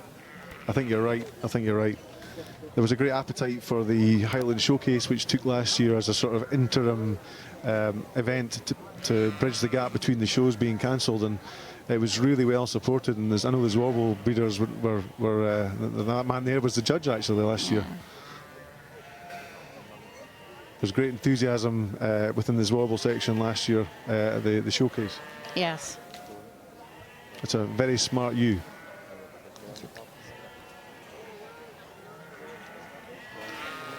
So in the we're looking at that headshot and that ewe there just now. So the ideal scenario is you have the unbroken line, a white line of hair down the middle of the face. Yes, you do. With a slightly Roman nose, you can see as you look at that close-up that it's just got slight bend on the nose. The blaze has to be solid and can run under the chin, but not into the wool. It has to keep on the hairline. Right. And what? No horns or scars in the ZWARBLES breed. They're all polled, are they? Naturally. Yes. Yeah, naturally. They don't like hair growing between the ears on the top of the head either. That's something they try to avoid, yes. Right, in okay. the breeding lines, Yeah, yes. yeah. Beautiful silky hair on that animal there anyway, that's for sure. And there's an old saying, where there's silk, there's milk. Yeah, it's got good ear placement. It's alert.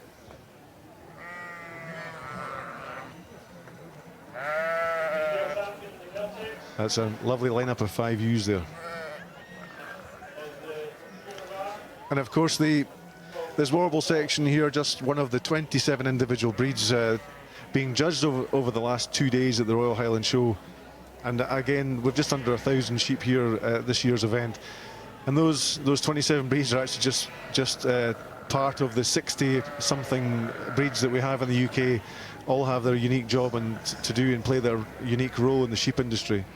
And many people say, why do you need so many breeds of sheep? Well, from the Brecon Beacons to the Highlands of Scotland and the very privileged land that Carroll farms in the Scottish Borders, Northumberland, you need sheep that are actually fit for purpose to thrive and deliver to the farmers who run them in those challenging conditions, and deliver as well.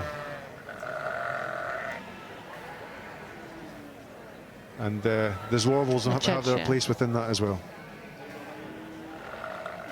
The judge is now looking at mouth placement, making sure that the breast is good and that there's no white hairs showing. There should be no white hairs in the coat at all.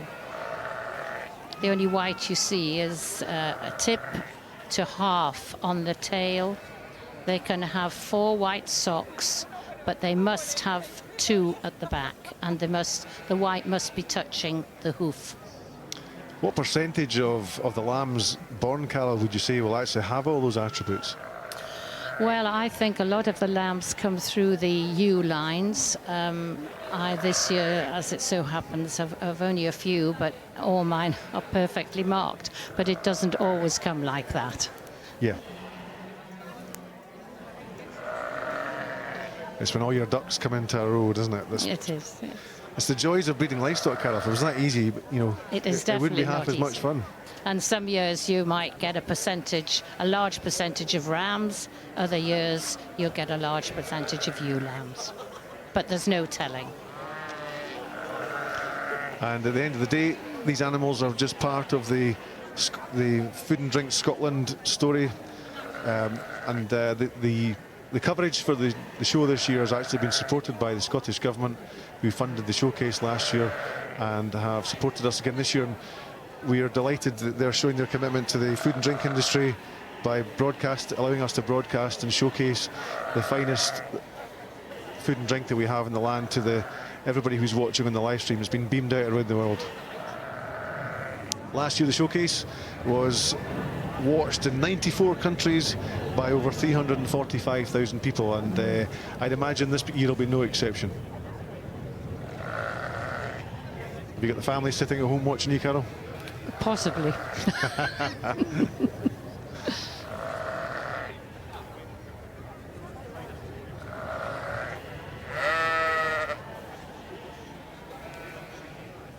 Oh, a beautiful outlook in that sheep there, fantastic. Yes, they're trying to get them to stand with the perfect placement of the legs.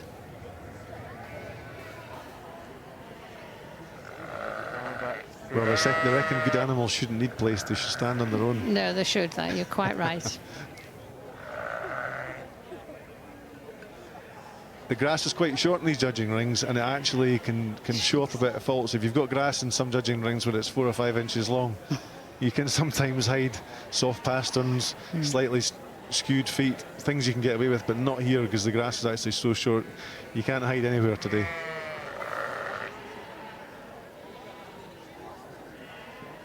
The judge has run a hand down the back and should just be able to feel the vertebrae. It's a tremendous top on that animal as well. And dressings allowed within the ZWARBLE Society? Most of the trimming that goes on before you show, they'll be washed and then they're carded and trimmed. And I'd imagine their coats look really tight, so I'd imagine they won't actually take much preparation. Well, they take quite a bit. It can become a very thick coat, so they do take quite a bit of carding and trimming up. Yes, as you see them there, that will have taken quite a long time to get them to that standard. But because they've got quite a tight skin, I can imagine that'll stay quite well. You know, it'll have a lovely finish on it. Yes. And it's not easy. Trimming a black sheep is not easy to do. No. When you're presenting a sheep for sale or show, most sheep usually have white wool. You can actually see where you're going with a set of dressing shears. When you're dressing a black sheep, it's very difficult actually to see where you've been. You're quite right. The light's important when you're trimming. Yeah. So Carol's now asked these ewes to be let away. It's very important to see these animals moving well. They were never meant to be border fine arts, were they? They're meant to walk on the field and move well. And they all go and crowd in a corner. Yeah. Yes, right. Oh, we've had a breakout. You do get a better look if they do break out, actually. You do. An old stocksman's trick, that, isn't it? You don't think the judge has seen it, you just drop your hand and let the chin away. That's right.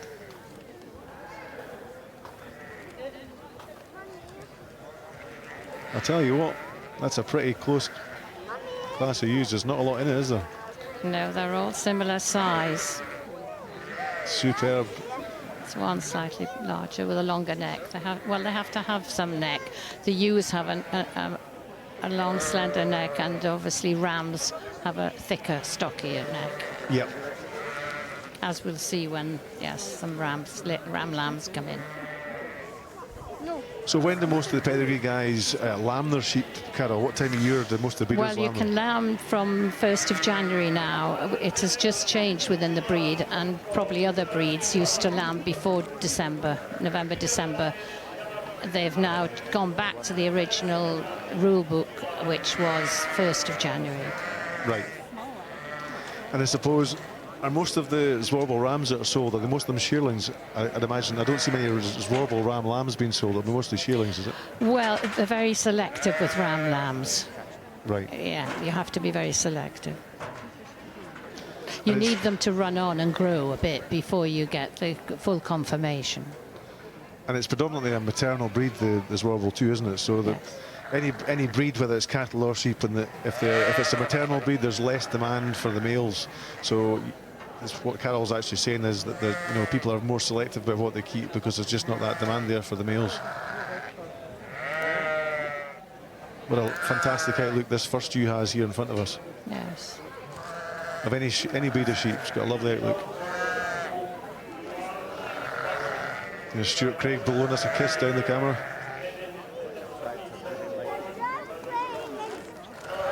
Great family day out here at the Highland Show. There's a young lady enjoying some of the local tasty treats.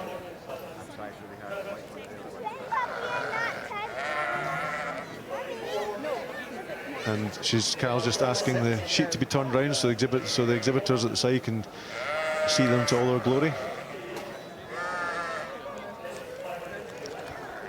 Looking at them from the side view, you can see that the breast protrudes slightly forward of the front legs. And that is how it should be looking. And what sort of, many crops of lambs will you get out of a Zwarble? You mean, what's the sort of, how long do they go on for? Well, I've had them go on for 6, 7, 8 years. Fantastic. No problem. Fantastic. So another string to the bow, low replacement cost. They're quite prolific breeders, so they can breed 1 to 4. A lot of shepherds would say they don't want 4s because the ewe wouldn't look after it.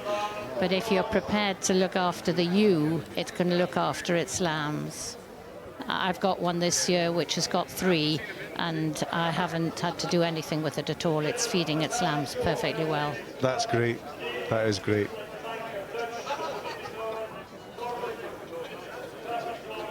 And I'd like to just give a quick shout out to our sponsors, the Scottish Government, for their assistance in having us beaming the Highland Show in through your screens today, and also the age-old partners with the Highland Show, the Royal Bank of Scotland, who've been partners of Scottish agriculture and the Royal Highland Show since 1981.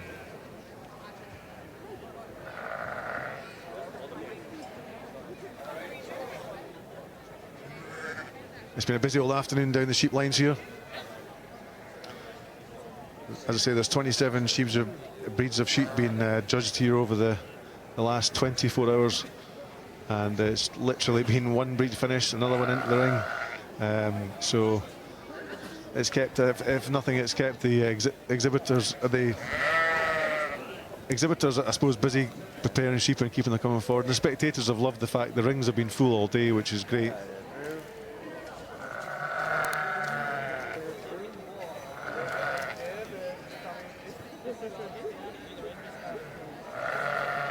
When you see those ewes, Carol, the ewe which looks as if it's standing in first place at the moment, she's a bit bigger than the rest actually. She has a bit more neck on her.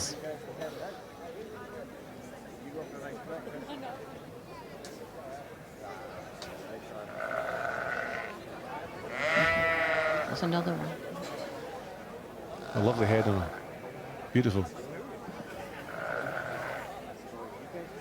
As a stocks person, I always reckon it's things like that that get you out of the bed in the morning to go and look at your stock, because you know you're going to be walking into a field and be met by an animal like that looking at you. It's fantastic. Yes, it's standing well. I think that's second.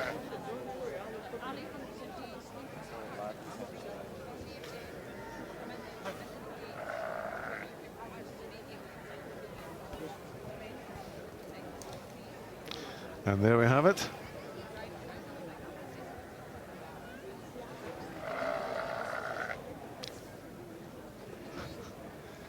I'll give you the results in a second. So first 1480, which is Ali Baird.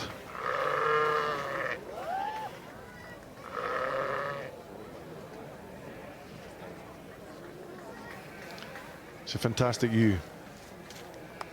Yes, that's a very good ewe.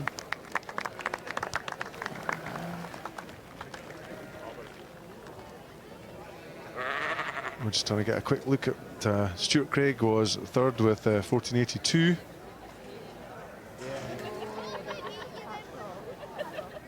We'll just get the results in a second, folks. It's hard to see from the commentary box exactly what we're looking at. It's Colin Ray. And second, Carol, thank you, was Colin Ray with 1486.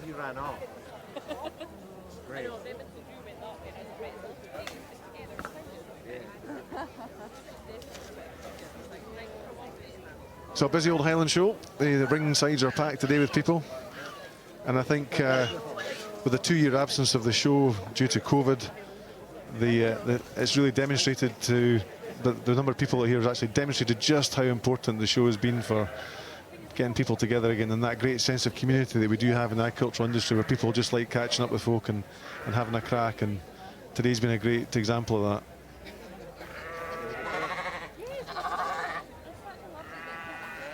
Yes, I believe the second placed one there hasn't been at the Highland for 10 years, so he's returned and obviously so far doing well. Is that Colin Ray? Yes. Well done, Colin. He's just renewed his enthusiasm for the job. Yes.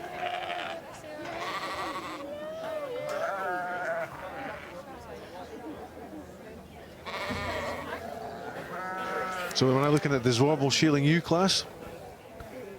Some tremendous entries in this class. Actually, the shealing, over the last 2 days, the shealing U classes have always been the biggest numbers, and in many cases it's where the champions have come from in the respective sections.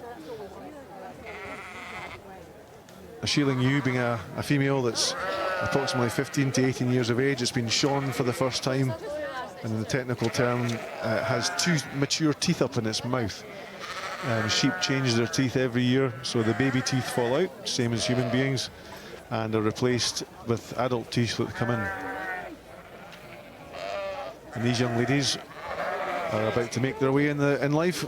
They'll probably go to the ram in the autumn of this year in preparation for their first crop of lambs. So these ladies are the future for a lot of these guys' flocks.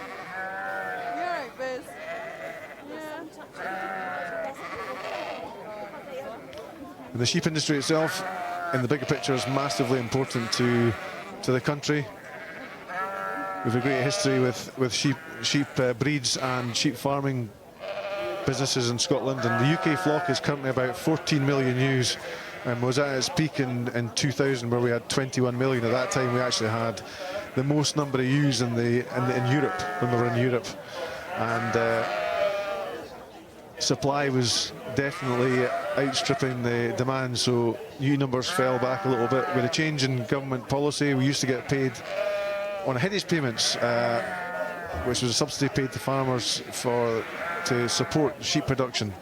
And when the subsidy system changed in the late 90s, it went to a single farm payment. So there was less requirement for people to keep numbers, and I suppose in some respects it made people concentrate on the quality of their stock, and they just kept better animals and got more production out of them. And I suppose that's why the sheep industry is in such good hands. Very much the rainbow nation of sheep breeds in this country, as I said to you, with over 60 individual breeds of sheep. It's very important to the rural economy, the sheep industry in Scotland, and as a whole it approximately pulled in 290 million to the Scottish GDP.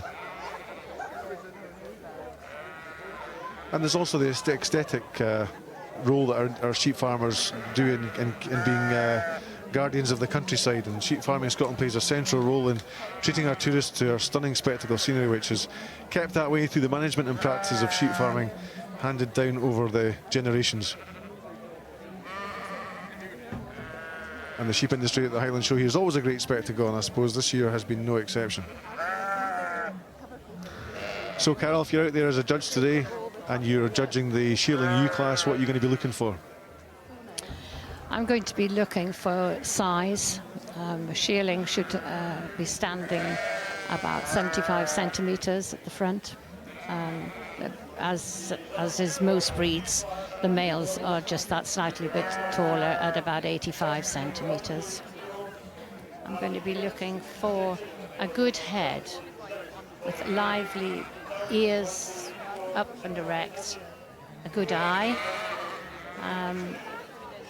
The markings, as I said before, the good solid white blaze, not running down under the chin into the hair. Now the judge is feeling the rump and holding the tail to see how it's set on. Checking the tail for that yes. Distinctive mark. She'll be able to tell, going through each one, the difference, and in the breeding it's quite important, and it's easy to tell something that's got a very good rump. You need a good placement of back legs. It's got to support the good udder that produces all the milk. The shoulders being narrow at the front are obviously another asset for lambing, because that means that the lambs are not so broad to come out of when they're lambing. Yeah, there's the New Zealand sheep farmers tend to focus on animals with a sharper, narrower shoulder and a bit shallower too, purely for that reason, so they can lamb a lot easier without assistance. I think a lot of that comes down to pre-lambing management, Carol, as well, doesn't it? Well, it does, yes. And it's so easy to get it wrong. Especially when you've got easy fleshing animals like ZWARBLES, you know, they convert very, very well, don't they? Yes, they don't carry as much fat as some of the other breeds, and that obviously in the meat is a personal choice. So you're obviously looking at a high meat proportion from these animals too, then? Yes, you are, yes. Especially when they've got such finer bone as well. You know, there's a lot of breeds of sheep here at the Highland Show. The Suffolks, for example, they have quite a lot of bone. Sometimes the part Cheviots carry a little bit of bone as well, and it's needed. It's part of their structure, but it does compromise them in terms of killing out percentage. Yes, these animals have strong legs, although, as you say, not as heavy.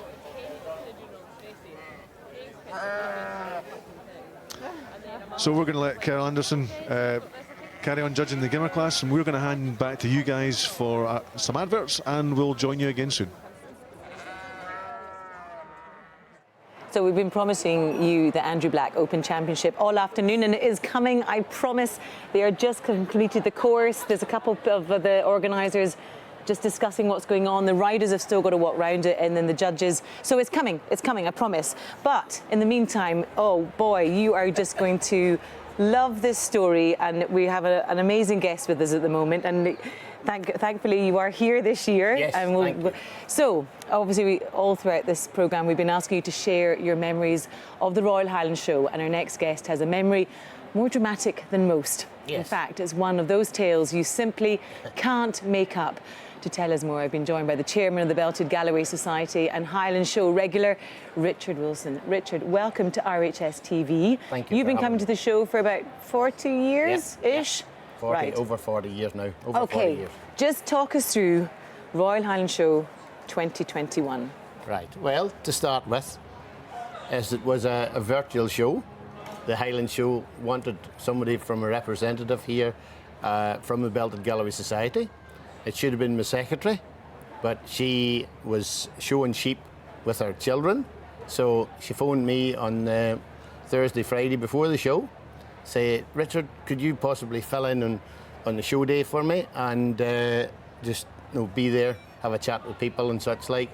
And I said, yeah, no problem. So finished work Sunday night, left home early, 5 o'clock Monday morning, and great run up the road. Just in, having breakfast, chatting to everybody, and just sauntering about, watching the cattle, because it was a while before the show was on anyway. And I was having a wander about, and the judging actually started. And one of my friends who was showing her and her son, they were showing animals, and I was watching them going round, and the judge had taken a wee bit of time because it was a good strong class, and she was taking her time to make her decision. So Zan and Raymond, they were walking round, and Zan, she sometimes has a wee bit of a sort of problem that way, and she was getting a bit tired. So Raymond says, Richard, could you maybe take this heifer back down to the shed for me? So off I toddles down. No problem. Walks back up again, everybody's still judging away, and by this time we'd got to the level where we're judging the female champion. So they decided that heifer that I'd taken down, they wanted her back again, just in case she might be called forward.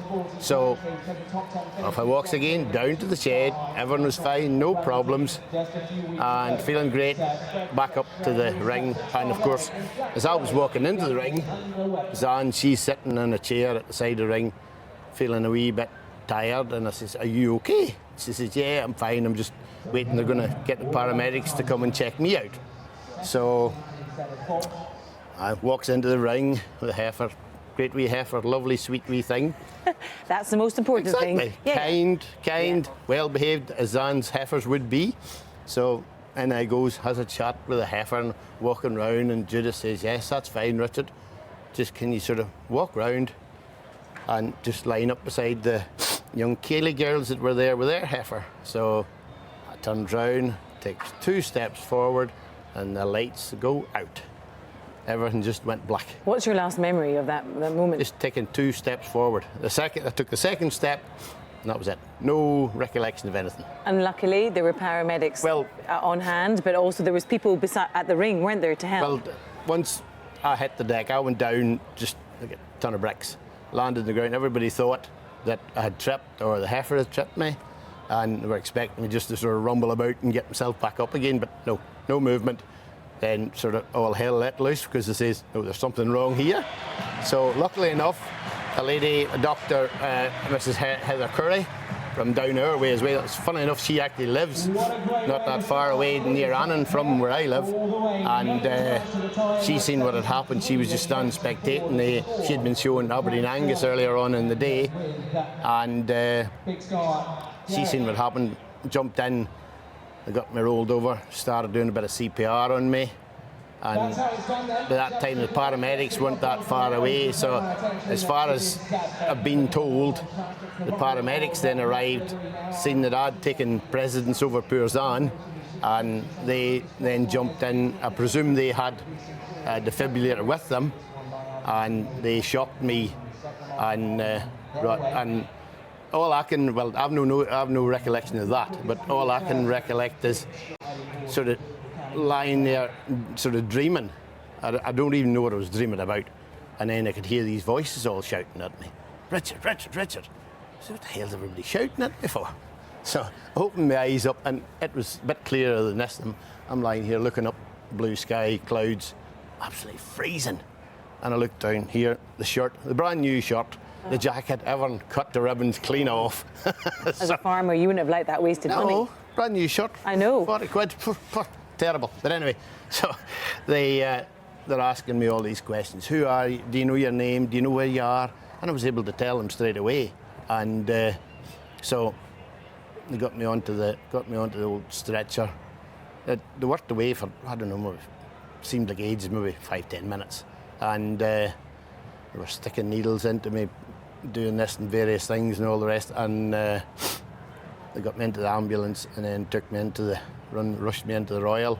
Had you been feeling poorly? Had you been feeling absolutely unwell? Fine. Just exactly the same as I'm sitting here. Fine, no problems. And I mean, I remember it well because we were here on RHS TV, and obviously there were no spectators or visitors, so it was very much concentrated on what was happening in the rings. Yes. And you created a massive hullabaloo. Well, you were the spotlight. Oh, well, I know that cattle are supposed to be the spotlight, but I mean, just like fast forward, the mad coincidence that then transpired. Well, the mad coincidence that they was in hospital and they done what they needed to do. They put a stent in, put a defibrillator into me. I get home and then I start questioning things as to what had happened and who had helped me and such like. And then I found out then through friends and one thing and another, the lady that had done the CPR on me was this lady, Dr. Heather Curry, and she just, I'm not 100% sure whether it was an MBE or an OBE she had just got for services to the health service just about a fortnight before this. She'd in an association with your family already. Yeah, so well, I've just come to that one. And then as time went on and I found that out, that she was actually the midwife who was there for the birth of my last two sons 30 odd years ago. Incredible. So, absolutely incredible. Absolutely incredible. And I mean, have you seen her since then? Yes, have you been in contact? I met up with her. I'd always sort of thought I should go and speak to this lady, but it's actually a wee bit strange because I thought, how do you approach somebody that has done this for you?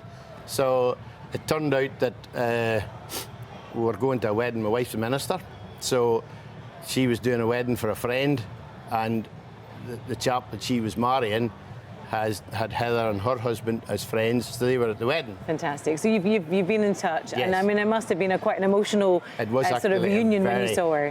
Because we were at the wedding, and Fiona, who's the girl that was getting married, she says, "Richard, have you met Heather yet?" I says, "No, I haven't, because I'm not 100% sure who she is, and I don't want to just go up randomly talking to people or asking, are you Heather? Are you the person that saved my life?" Well, thank goodness she was on hand, exactly. And what a skilled lady. And I'm so pleased that you've come to share the story with us today, and you're healthy, and you're fit. Fine. You've been having a good social time, I hear, in the cattle pens. I'm sharing my bit. And I hope you're able to make it to another XXX Highland shows. I'm hoping so. Richard, thank you so much. Thank you so much for sharing that story, and I'm so pleased that it all worked out well. Yes, I'm very, very pleased it did. I bet you are. And thank you, Heather. Thank you, Heather. Thank you very much. So, amazing story from Richard there, but as you can tell, we're competing with the commentators and the music and the show jumping competition that's behind us. So, without further ado, let's head over to the main ring for the show jumping championships.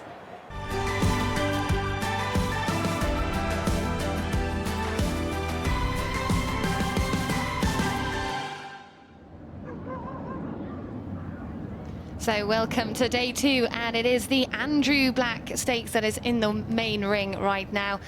We've already made a start. It's a special competition. It's a table C competition, so it's against the clock right from the start. So each faultable element is a plus 4 seconds, so we're not looking at 4 faults, it's just additional time. The riders know the pressure's on right from the start, and then they have the added bonus of the top 3 come back for round 2, and they are able to double their prize money for their final prize pot. It's a very unique class, and I'm actually joined in the commentary box today by Simon Buckley. So we're on track. And it is I'm Special, the one on course now. William Walker is the rider, and he's riding for himself and Richard Jenkinson. So let's take a look at how they're getting on. And it looks like they're approaching the last. Hank Spolly, yeah, he's coming to the last there, and he's been lucky. He's got away with one at the end, but he's clear. Yeah, it did.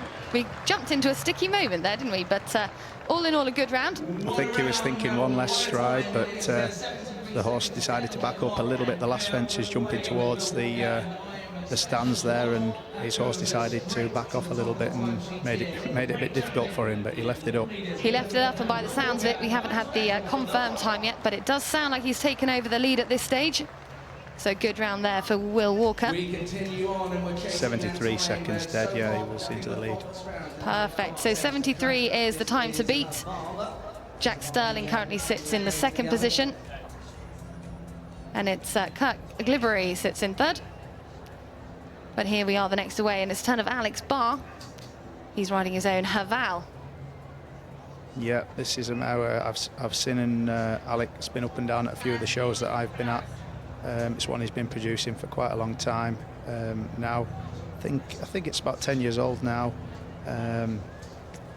Alex, a great producer of young horses. It's difficult coming in this ring on the grass. Horses can get a bit of stage fright. There's a lot going on around the ring, and you think at 10 years old the horses will be established, but he's giving it a good ride here, and woof.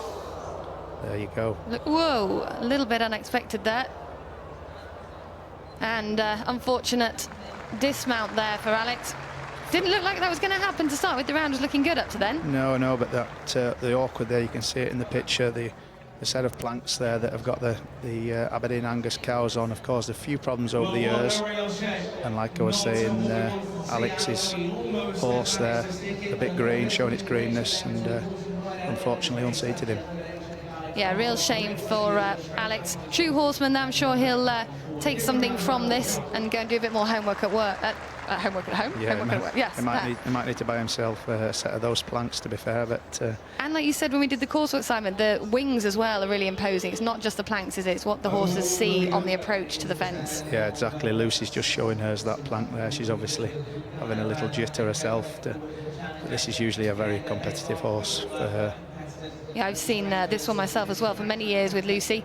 And we're saying it's a difficult fence, but there is the option on the side of the arena as well. There's the tall vertical at fence 7, but it does give them the outside line, so obviously extra time will be spent if they do take the more simple option. But it is Lucy Barclay now, as was Guild. She rides Sally Gill's Hagana Vanta Hiker. Yeah, she's usually very competitive, this mare. She's been here a few times before. Lucy's always very keen to win some money when she comes to the Highland show. She takes the inside option, so it jumps the bigger of the verticals at the double. Yeah, so that stands at 1m45, the double verticals. The smaller option there, just 1m35. But she looks like she's motoring on really well. Yeah, she's a bit tight there, and she's moving up. She's going to jump the plank, which is the shorter option. No problems. Still the time to beat there, 73 seconds. There's an option here to be right inside, and she's in. She's inside of that. And she jumped the orange. Yes, she is. What a super round there. You can hear the crowd in the background. They're getting excited. Yes. Clear round for Lucy. And what a time. 66.04 the time. Lucy Barclay storms into the lead there with Hagana Vanta Hiker. Should be very pleased with that, don't you think? Yeah, that was a really good round. She, to be fair, the mare's always travelling. She gave a really good, confident round. To be fair, she went 9 strides home, then she had an option possibly to go one less. She could have gone 8 if she'd got a better shot at the orange. Maybe if she gets inside that top 3 and wants to double her money, that might be an option for her in the next round to easily make a little bit of time. And what a great opportunity as well for the competitors. The kind sponsorship once again from Mr. Andrew Black of Andrew Black Haulage and Storage, a keen supporter for many, many years here at the show. And he does allow, so as we mentioned right at the beginning, the top 3 are welcome back for round 2, and if they win round 2, it doubles their original prize from round 1. So it's a great class. We don't see it anywhere else, I don't think. No, I was hearing a little earlier. Andrew sat beside us here. It was his idea. He came up with the class itself. It's a great class for the spectators. You know, the buzz when the top 3 get to come back, and as I say, it can be a very rewarding class financially if you manage to double your money. Absolutely. We're seeing now it's Fraser Reid on track. Fraser's riding Hunterstone, horse owned by Ron Spence. He has had a lowered rail, and that does in fact mean it's a +4. So we just add 4 to the final time. We saw him take a circle, but there's no penalty for that. It's just a waste of his own time again. And it looks like he's maybe giving the horse a good run round. He's probably got other classes here in the grass ring. And as we spoke about on the course walk, there's not as many opportunities to come on the grass for the show jumping anymore. No. And yeah, it's nice to have a smaller class for them to whiz around today. Yeah, definitely. Some of the riders might have their horse they plan to jump in the Grand Prix. There's actually only two classes on the grass at the Highland here. One is this class, and it's obviously the Grand Prix tomorrow. So some riders are thinking perhaps not to go too fast and to try and give the horse a look at the Grand Prix. Fraser's picking up the mantle now, and he's getting into the groove. I was going to say, it looks like the horse really grew into the round then as he started to go around it. 91.50 is the time, and it is a +4, so it's 95.50 amended time there for Fraser Reid and for Hunterstone. Another super competitive rider coming forward now. He's not a slouch when it comes to trying to bring some money home, is he? It's Philip Miller that's going to join us now. He's come a very, very long way from Sussex, and he's riding for the Brendan stud. This is the wonderful mare, Clarice Yeehaw. Yeah, Philip's been there and won many other classes up and down the country. Always a great producer of horses. This is a new one to myself. He's riding a lot for Penny Cornish down there, and he's got every chance here. He'll not wanting to waste his trip up north. They don't come all this way just to make up numbers, do they? That's for sure. No. It's a new time to beat there, 66.04. Well, yeah, little slip on the turn. That's showing its greenness, perhaps, this one. Just a 9-year-old mare. It's taking the bigger of the options.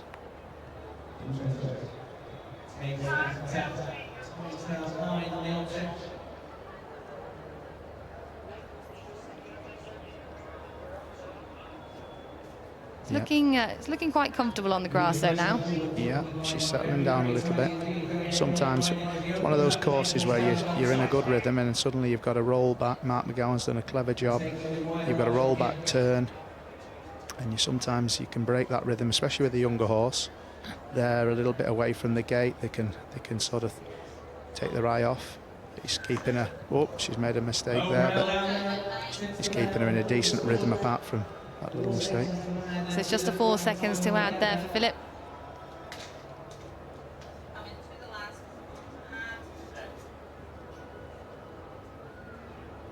Up and over the last he goes, just the +4, 77 the time, +4 at 81.01 is the final time there for Clarice Yeehaw and the Brendan studs, and it's Philip Miller that was in the saddle there.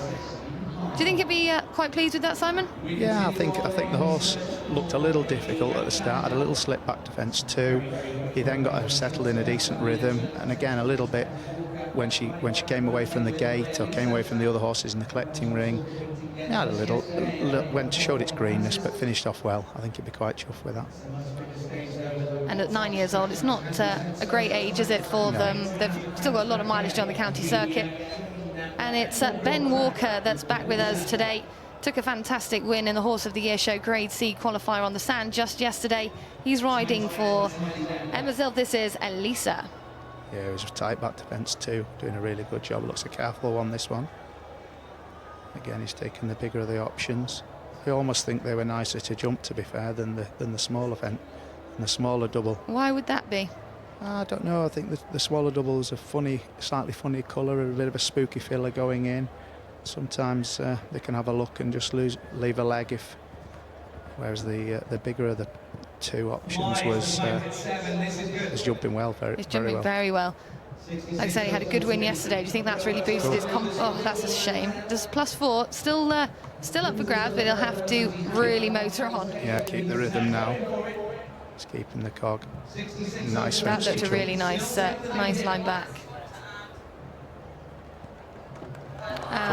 and the last goes as well. Yeah, it was a bit of a shame. The time was really good there as well, 61. So it goes to 69.39 is the amended time. Yeah, you saw him there. He had that rail at fence 8, and he thought, oh, I'll just keep the pace. And unfortunately cost him a little bit at the end, but with the one rail, he'd have stayed in contention. Well, it'd have been into the lead, in fact. He'd have just gone and pipped Lucy to it, but she kept the fences up, and her time was still quick enough. But we go to another of the speed merchants now, always super competitive here at the Royal Highland Show. And we welcome him back for a very special year. It is the 200-year anniversary of the Royal Highland Show. Once again, very kindly sponsored by the Royal Bank of Scotland, and it is Jonathan Dixon, the next away. Always wants to win all the time. I've never seen this guy go for a schooling round, but he's riding David Dixon's Jack JL. Yeah, a younger horse for him. He thinks a lot of this horse. You know, he's only 8-year-old. He's again just giving him an education really round here. He certainly looks like he's got all the scope. He jumps this size of fence very easily. Just needs mileage and to learn to see these rings. Certainly a nice horse. He's giving him a good ride there. Jumped the double easy at fence 4.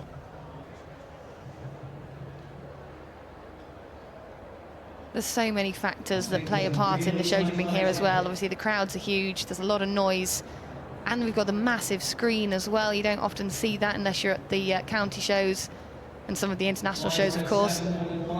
This horse is jumping it easy though. He's showing his greenness a little on the turns there, but he's not bothered by the crowd, and that's a sign of a good young horse. Yeah, a little mistake there, but Jonathan won't be too worried about that.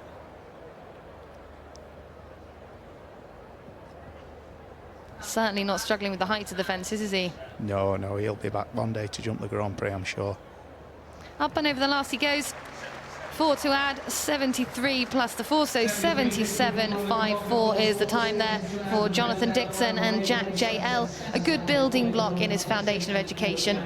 Yeah, sure. Yeah, as I say, he'll be happy enough with that. So still Lucy Barclay out in the lead in this Andrew Black class. And we're about at the midway stage, in fact. But it's the turn of Nick Williams, I believe. Yeah, Nick is a Scottish rider, very competitive. It's quite a handy horse, this, to be fair. I've seen a little bit of it. I don't know it very well, but I've seen a little bit of it when I've been jumping up north of the border. So this is Patrick Williams, Darius de Vignes de Thiel. He's a 13-year-old gelding. I was going to say that's easy for you to say. No, it's really not. Just a lot of practice. But yeah, 13-year-old gelding. You can see he looks physically mature. Sometimes when you see the 7-year-olds come through, they still look like they can be a little bit leggy and not quite found themselves. Yeah, he's a well-made-up horse. As I say, I've seen him jump a good number of clears around the circuit up in Scotland and in the north of England, so certainly should be in contention here. Started off in a good rhythm. Started off how he wants him to. So. He looks very comfortable on the grass. Yeah, again, you said 13 years old. He knows a little bit. He knows his way around a bit more than perhaps some of the younger horses. Yeah. So for those of us that aren't as knowledgeable in the horse as the grass, what's the difference with jumping on the grass or the sand? Well, I think going back, say, a number of years ago, we jumped on grass 90% of the time. Now it's probably the opposite way around. He's coming here to the last, and he's jumped it well. Nothing to add there. 68.96, and it's into second position at the moment there for Nick Williams and Darius de Vignes de Thiel. Great. Are you pleased with that? Yeah, no, great round there. He horse got a really good rhythm. Didn't go crazy, but yeah, lovely rhythm. Jumped well. Yeah, we were saying about the grass. The horses don't jump as much as they did on the grass. So when they start off, you know, back in the day, even when I was growing up, you generally jumped the young horses at smaller. There's a lot more county shows, smaller ones. Unfortunately, they've sort of gone by the way, and the sand shows on the surfaces has taken over a little bit. So. It's a shame, really, isn't it? But it's great to still have the opportunity to see the horses jumping here at the Royal Highland. And we turn our attention now to the rider on track. We saw a little slip there. In fact, very knowledgeable rider and a very, very competitive horse. This is Mark Edwards. He's riding Flying Tinker II, homebred horse. He seems to have a whole team of related horses, to be fair, does Mark? Yeah, they've got a good system, and he's a very, very competitive rider. I was on I was 5th man last year. We were on the team in Norway, and this horse jumped exceptionally well out there, and he's been on good form this spring. He just absolutely flies, doesn't he? Yeah, he's always hungry for success. They both are, aren't they? The horse seems to absolutely love it. Yeah, he's a careful horse, this. Careful horse. Moving up through the gears. Two from home with nothing to He's jumping this very, very well. And here the crowd getting a little bit excited as well. Yeah. Just one fence left to jump for Mark. And he's certainly rolling on. Yes, he's gone the 8 strides home. What a round. Yeah, he's absolutely annihilated Lucy, unfortunately for her.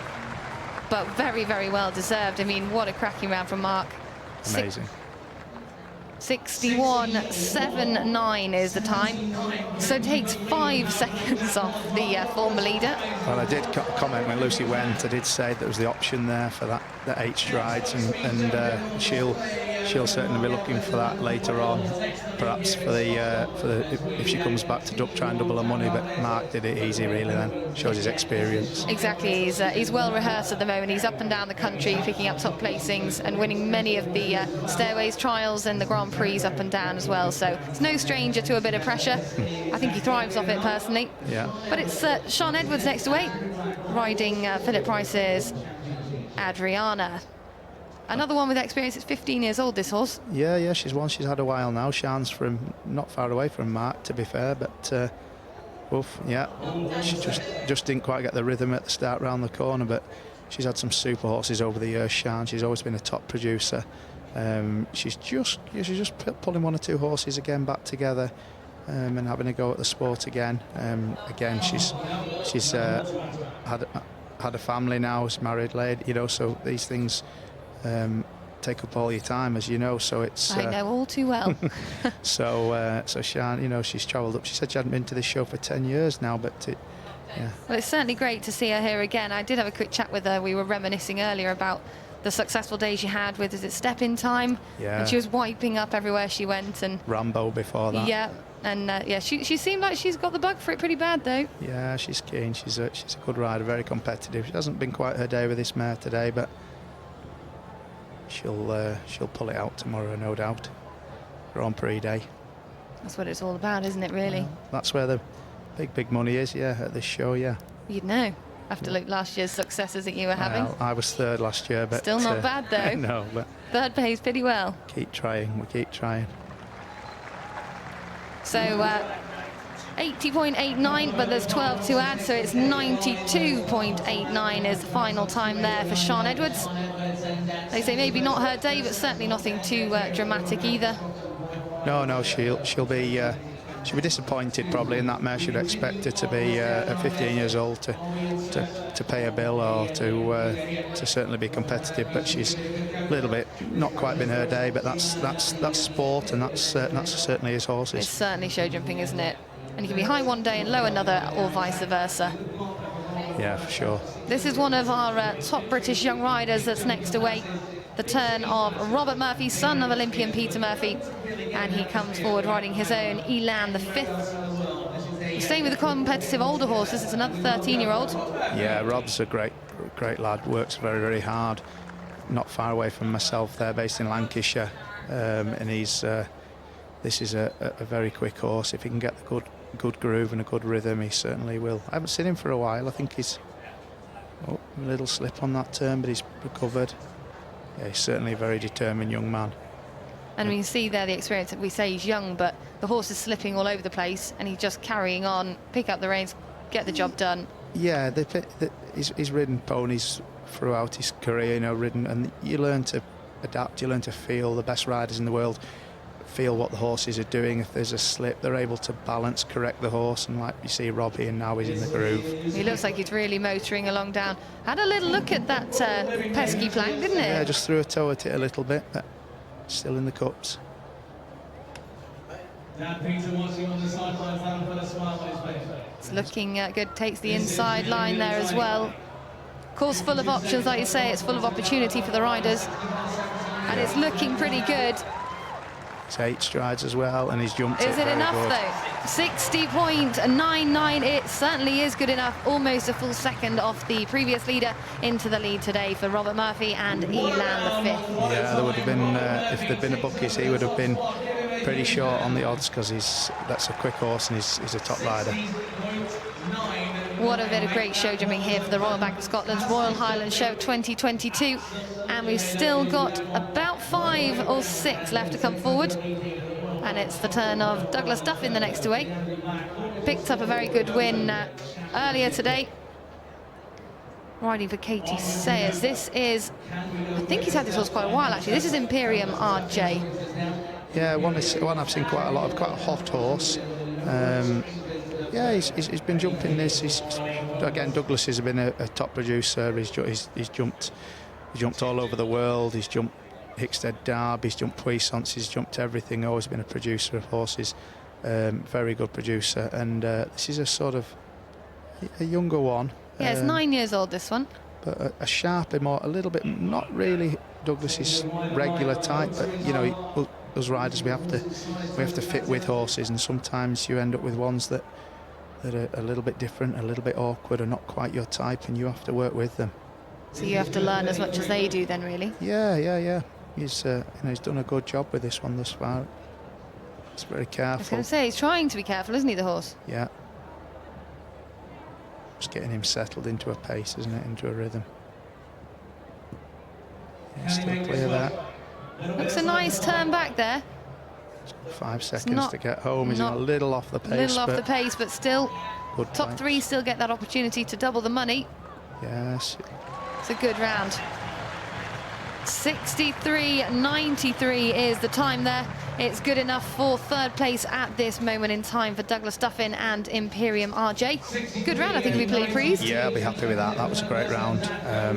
Yeah, it's getting quite tight at the top now. The first 2 are very quick, and Douglas is not far behind there, so certainly they're going to have, the last few are going to have to keep up here, otherwise they're not going to get into that top 3 to try and get back and double the money. No, we've got another very competitive rider. I say that, but they're all very competitive in this class. They're not here just for schooling, and it's James Smith that joins us.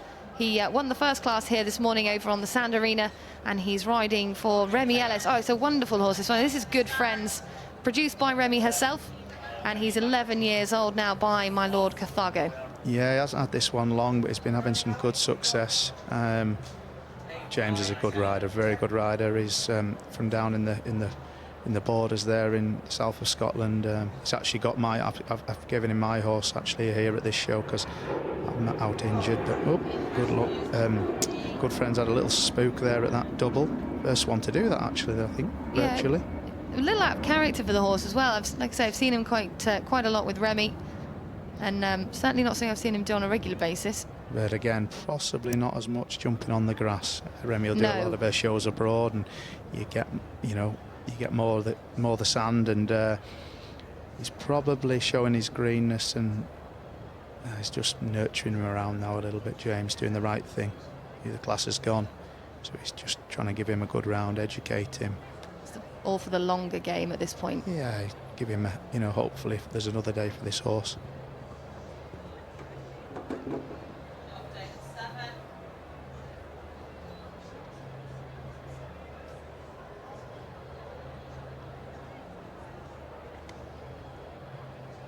For those non-horsey people as well, the term when we say they're a bit green, that's when they're more novice, isn't it? Lacking a little bit of experience. Yeah, lacking experience. Well, this horse is 11, but James hasn't had a long time with him, but he's been having some great results. He's had a really good place in the Northcote Stud in the 2-star show. He jumped really well in Balmoral at the Royal Ulster show there in Belfast. But just a little mistake or two there, but James won't be too too upset with that. As I say, he's been having a good time with that horse, and he's certainly got more horses to go at. I think he's got 6 or 7 here, to be fair. So. Well, it's good to see him well horsed again, to be fair. I know he's very busy with his work as well. He's got the big fencing company and everything as well, hasn't he? So it's nice to see him with some good horsepower. Yeah, he's always producing. He's always thinking of another day. Unfortunately, he lost his best horse there recently. So, but he's always got more coming through. So yeah. And it's Emma Crawford, another of the lady riders, to join us now. She's been on great form, just missed out on qualifying for the Horse of the Year show in the Grade C yesterday. She's riding Lynn Crawford's Dukes of Hazzard. This is a 10-year-old gelding. Yeah, she's had great fun with this one again. A really good lass. She's produced this horse right through. He's always looked a little bit difficult, but he's always liked to jump the jumps and been careful, and she's done a great job with him. It looks like she's just going at a quieter pace, perhaps thinking maybe she's got him in tomorrow in that Grand Prix. She's certainly doesn't look to have been trying to take the red ribbon today. No problems through that tall double though. 145 didn't seem too much of a challenge for him. No, he's a good horse. That's not a big jump for this sort of calibre of horse. Seems a big jump to everybody around the arena looking at them. They're pretty enormous when you walk the course. Yeah, it's like everything. You get used to it when you're doing it week in, week out. It becomes the norm. Yeah. It's all right as long as you're not 5'1" walking them, I suppose. Yeah, I know. Don't have that problem too much.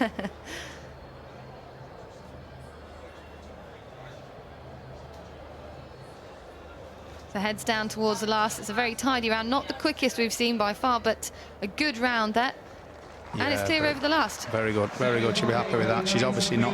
She's decided to not try and take the red ribbon today. She's just trying to give that horse a good round on the grass. As I say, you'll probably see him back tomorrow, and you wouldn't be surprised if she's somewhere near the top of the podium tomorrow. Totally different competition tomorrow, isn't it? The Grand Prix. Yeah, you know, this is a class for your speed merchants. Tomorrow is about big jumps, really. And you talk about speed merchants, and this is certainly one of them. This is Annabelle Shields. She's riding Robert Shields, her father's Carnooney Bridge Challenger. Placed recently at the Bramham International Horse Show in the Grand Prix, and regular taking top spots with her string of horses. She's very, very quick against the clock. Yeah, she's naturally a very fast rider. There's 2 or 3 riders that are naturally very fast in this class today, but she's always up there, and this little chap is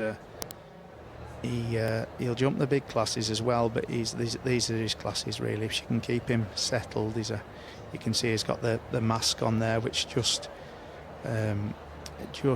hopefully helps him settle down. But there you go, he just a little bit lost his concentration going in that double. We've seen a few of those masks throughout the last couple of days, so they're the titanium masks, aren't they? Yeah, they become quite popular again. Sometimes, you know, some riders have had great success with them. Some horses, like anything, it's horses for courses. Some horses react well to them, and they settle well. Some of them make no difference. So she obviously thinks it works. Yeah, it's not worked today, unfortunately. But I don't think that was. I think he's just had a couple of slips. He's just had not quite been his day. But yeah, no, she likes it. But also riders get superstitions, get things in their head as well. You know, we all have a way of working. We all have everyone has a different system. And some riders, it just looks a little bit unsettled today, this chap. Not sure where his feet are, and she's just going to take her time at the end of the course and bring him home. Is it difficult for the horses to jump, like for example, some of these jump the sand in the morning and then they're coming straight onto the grass in the afternoon? Is that difficult? Yeah, again, it comes down to experience really there. You know, you would expect that horse, he's been around the block now, is he? I think he's 13, 14 now, that horse, and you would expect him to be able to handle any conditions. But as I say, they are horses. They're not machines. You know, some days they feel better than others. But you should be a bit disappointed with that today. So not to be for Annabelle, and there's just 2 left to go in this Andrew Black haulage and storage Table C competition, and the penultimate now. This is Mark Turnbull. He's riding for Lucy McAngus. This is El Paula. Yeah, Mark's been a great young rider, great producer. Produced and bred, actually, his mum Mary bred Ursula, and Mark produced her right up to, oops, little slip there at fence 2, right up to sort of Grand Prix level. And then Scott Brash got the ride, right? Yeah, Scott took her on.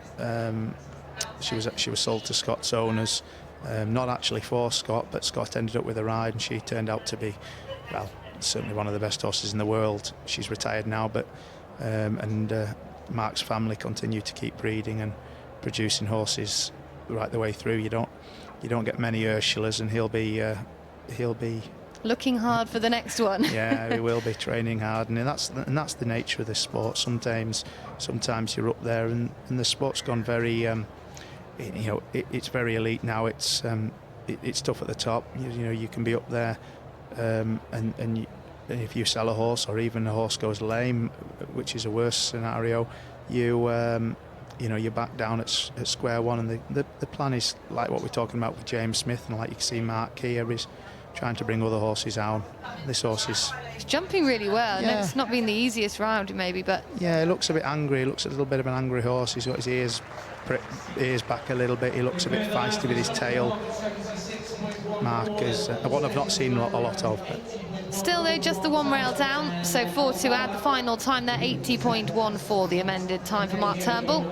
And sure we'll see a lot more of him over the coming 2 days as well. And we're on to the last away, one of the youngest riders in the senior field. In fact, she's no stranger to pressure. She's won most of the pony championships on the British circuit.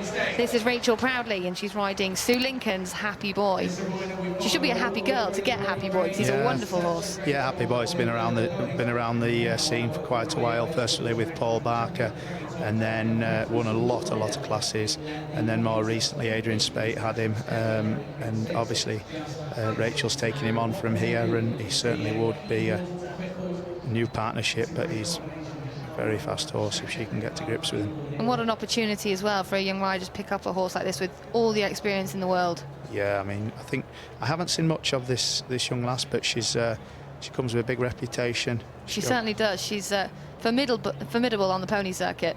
Yeah, she obviously knows what she's doing. Little mistake there going in the double, but she felt as he jumped fence 3, he was a little bit backing up. She gave him a little reminder and just said, hey, come on.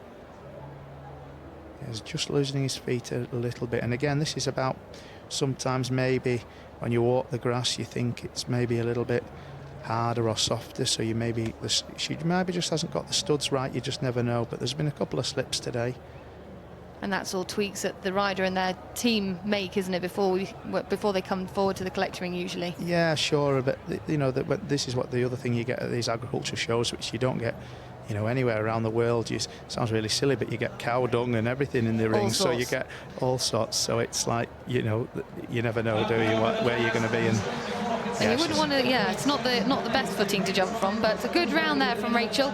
64 is amended to 68.75 there for Rachel Proudley, and it completes the jumping.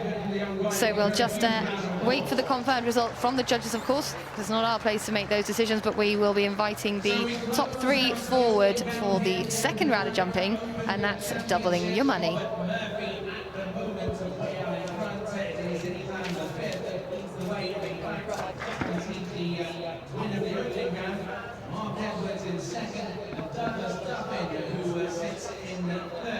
What we do now is something unique to the final show.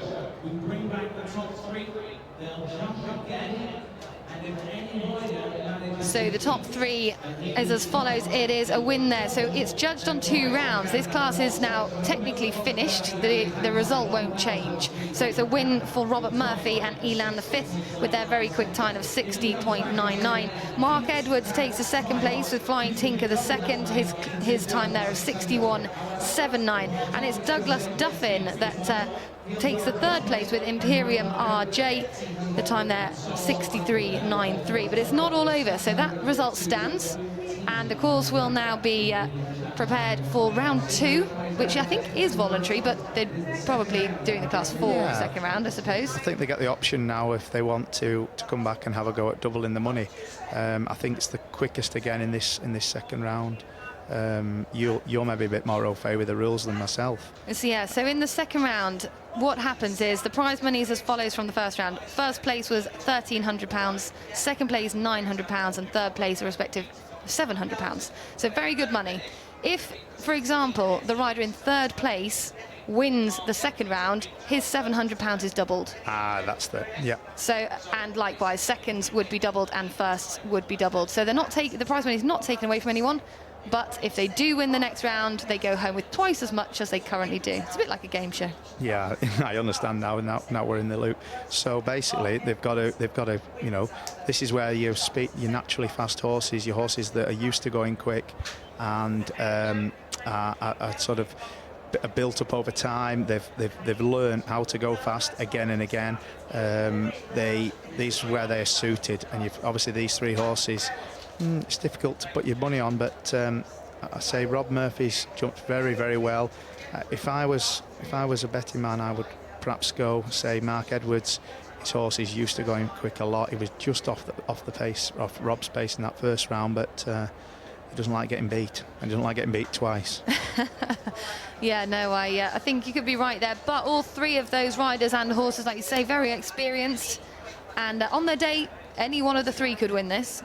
Yeah, absolutely. They were all within a couple of seconds of each other. Well, there's less than a pole between all three. Yeah. So that's all it's going to take. And the pole's very easy to have. And as we talked about on the grass, you can a little slip or a little anything can happen. So there's only two others to beat, and that's what they'll be thinking now coming forwards. Yeah, it's sure to be an exciting jump off, and it could be a very profitable one for one of them as well. The showground looking absolutely fabulous. It's so amazing to have so many of the crowd back again. It was like being in a ghost town here last year. The jumping was great, but it was very strange not having the crowd, so we're very, very pleased to have you all here. Hope you're having a wonderful Friday.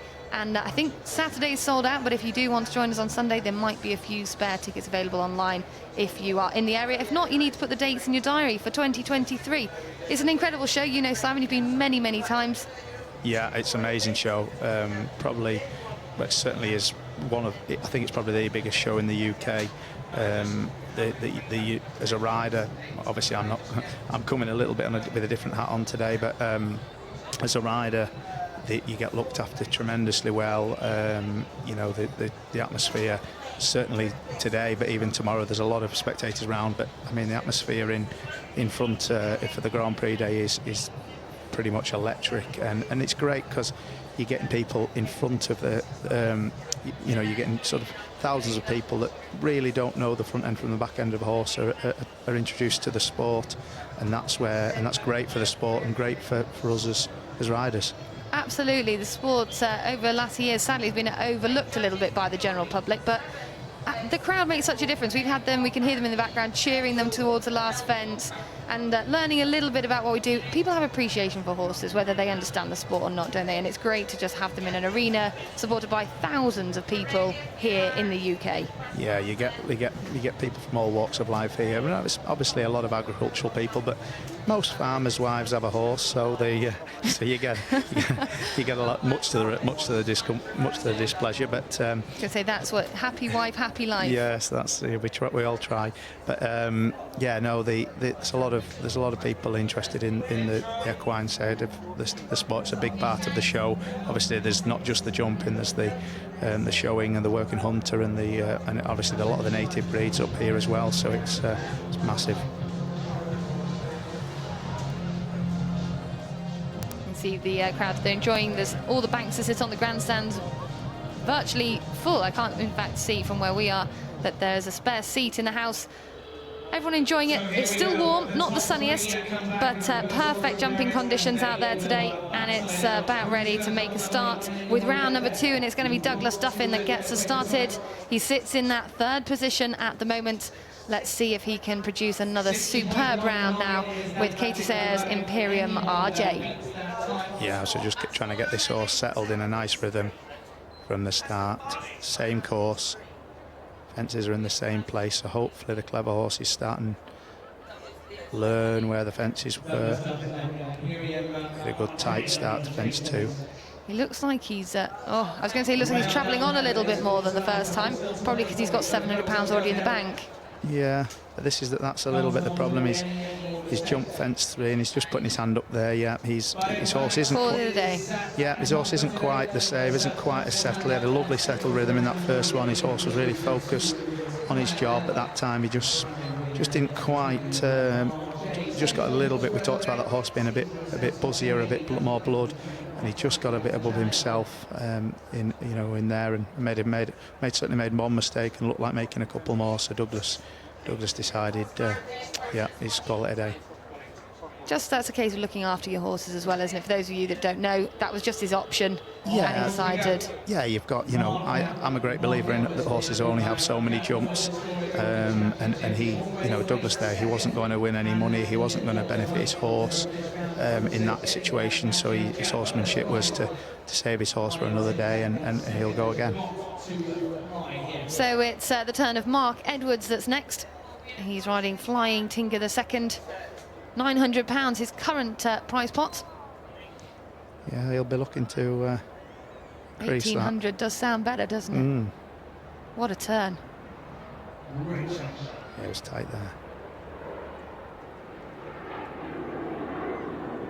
Naturally very careful, this horse. And Mark.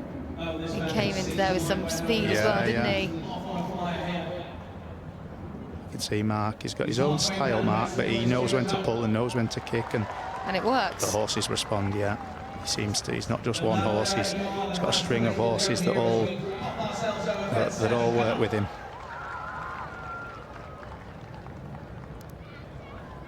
He's certainly taking some tight lines back to these fences this afternoon.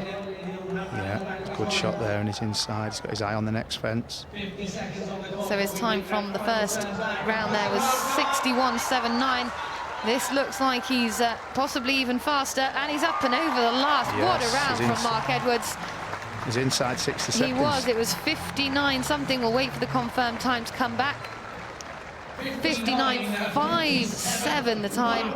What a great round there. Fastest we've seen so far. Yeah, he's, as I said to you earlier, if we'd been betting, little Rob Murphy's got his work cut out. I'm sure he'll have a go. Definitely won't want to be being beat, but Mark certainly laid down the gauntlet there. Is there anything noticeable you think that Robert could do? Robert Murphy needs to do something special with Eland the 5th? Well, as I say, I can't remember, I'm not sure if it was Robert. There's possibly room up to the last to have if you get a really good shot at the orange, possibly a shot there, but you want to be getting a good rhythm from the start. If your horse is careful and he's concentrating, you don't want to be making it up at the end. You want to be starting in a good rhythm. There he is, he's away. And again, for those of you that don't know, that's because the start times are actually just before fence 1, aren't they? So they already need to be travelling on. It's not when they take off for the first fence. Yeah, the start gates there are probably 6-7 metres ahead of the first fence. He's having a go. Yeah, for sure. And this is the best kind of show jumping. A great crowd and great competitors to go with it. Very tight there. He's certainly giving it a try. Give him some support, he's going to need it to chase this time. Can get the shot he wants on the roll back. Yes. Yes. Work still to do, 48 seconds as we land here. He's in touch. And he's tight and quick round those corners. He's got the shot he wants. He's absolutely flying towards the last. Has he done enough? I'm not sure. 60.41 is the time. It was a fantastic effort, but it just shows quite how fast Mark Edwards was. Yeah. Still almost a second between them. It's not quite good enough to take the second round there for Rob Murphy. Fantastic round really from Rob there, very, very good. It just shows you how quick Mark was earlier, and we said that, Mark doesn't like getting beat once, never mind getting beat twice. And he certainly stood to that today. Yeah, Rob gave it a very, very good try. His horse jumped great both rounds, and he'll be chuffed to bits with that. Obviously a little bit disappointed perhaps not to get inside of Mark's time there, but yeah, I'm sure I'd be very happy. And what a fantastic result. So as we said before, it is still a win in the class for Robert Murphy, and Mark Edwards taking the second, Douglas Duffin in third, but the extra prize, the special prize, which is the whole point of the Andrew Black Haulage and Storage Table C. The double your money today goes to Mark Edwards and Flying Tinker II.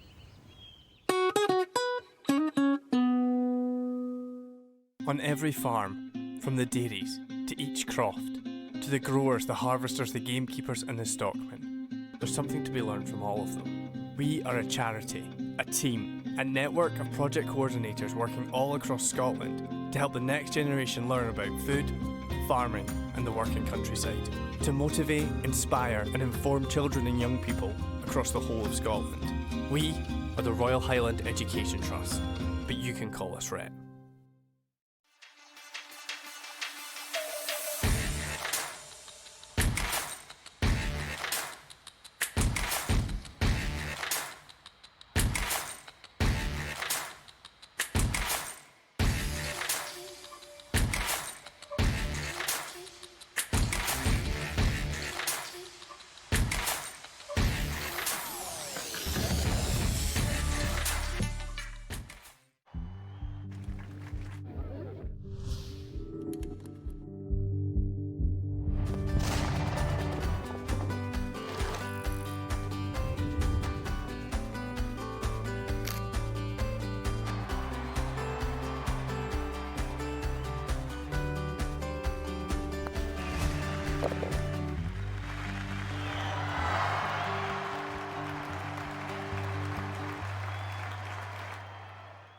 Scotland is serving up peaty, oaty, beefy, brothy, sweet, sour, fresh, fizzy, mashin', smashin' buffalo.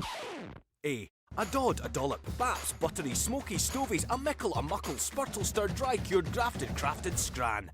Whew. Scotland brings so much to the table. To help support the local producers we're so proud to have, tuck in to onthetable.scot.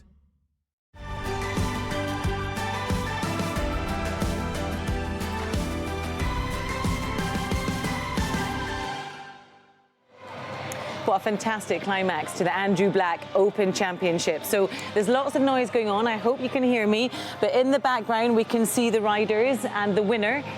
So that is the winner. So that is Rob Murphy, and he was riding Elan V.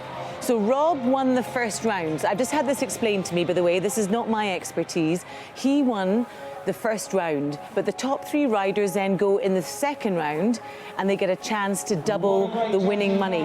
And that's what Mark Edwards did. So I've just been explained that. I think I know what's happening.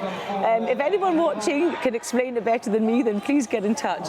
But Rob Murphy is the winner of the Andrew Black Open Championship, and that's him on his horse there, Elan V. Elan the 5th. And he's been presented with the first prize. A beautiful horse, an amazing round. We had the most incredible view from our vantage position here at the side of the main ring, and it really is one of the most graceful things to watch them jump. Many congratulations go to Flying Taker.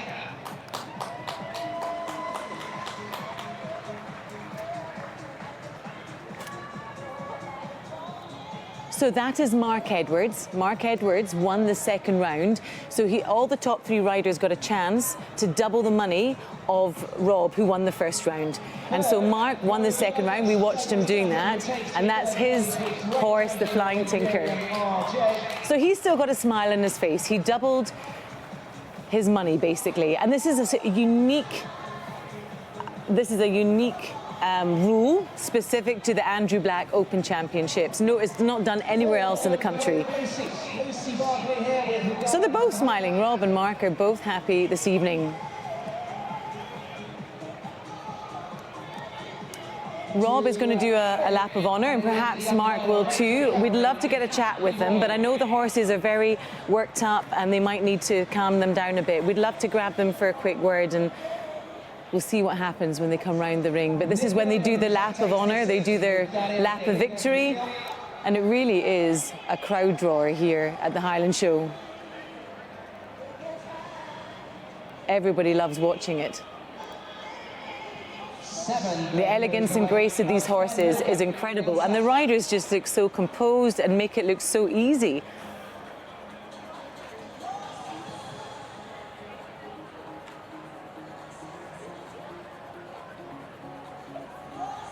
And 8th place sat with Will Walker, who is in fact excused for the present. So riders from all over the UK will come to take part in this championship. And then tomorrow we have the Grand Prix, which is the biggest. It's bigger and better, I was told by the course designer Mark McGowan. It's the elite of the elite will come to take part, and that's again tomorrow afternoon. So hopefully we'll get some footage and be able to watch that. The Royal Bank of Scotland Royal Highland Show. Our thanks once again to Andrew Black, Haulage and Storage. They look so composed, taking it all in their stride. They're used to doing this sort of course. So we're waiting for them to do the lap of honour, the lap of victory, which is a must if he's won. I think they're just waiting to be told that they can go for it. The crowd will go wild. We'll just get our presentation party clear. The formation. So 11 fences. The height of them was 140. Tomorrow at the Grand Prix, the height will go to 155. So it will get bigger and better tomorrow. Oh, and he's doing it. He's behind me. We'll give him a wave. We'll wave as he goes. He might give us a wave. Oh no, he's concentrating on his...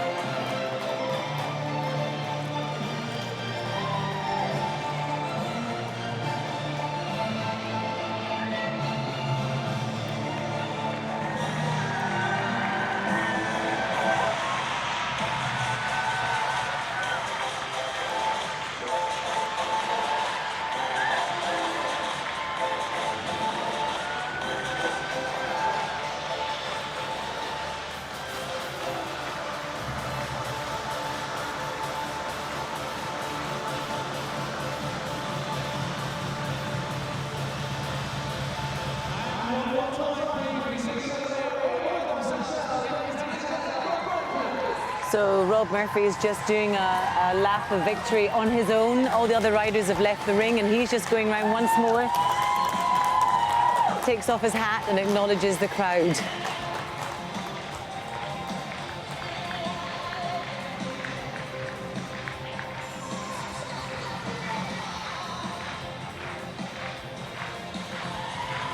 And as he does his lap of victory, the fence is being taken down and removed for the next event in the main ring.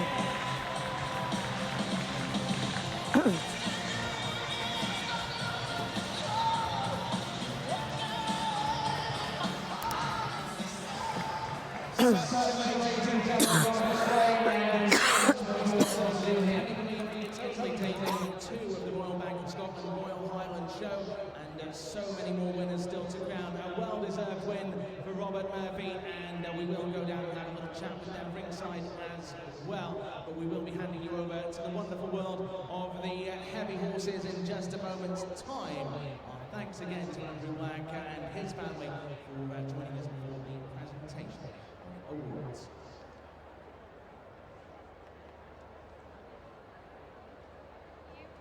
I don't want to get squished.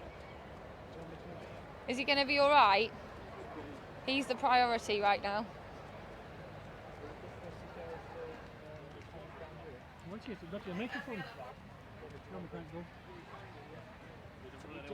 Yes, yeah, that would be great. Thank you.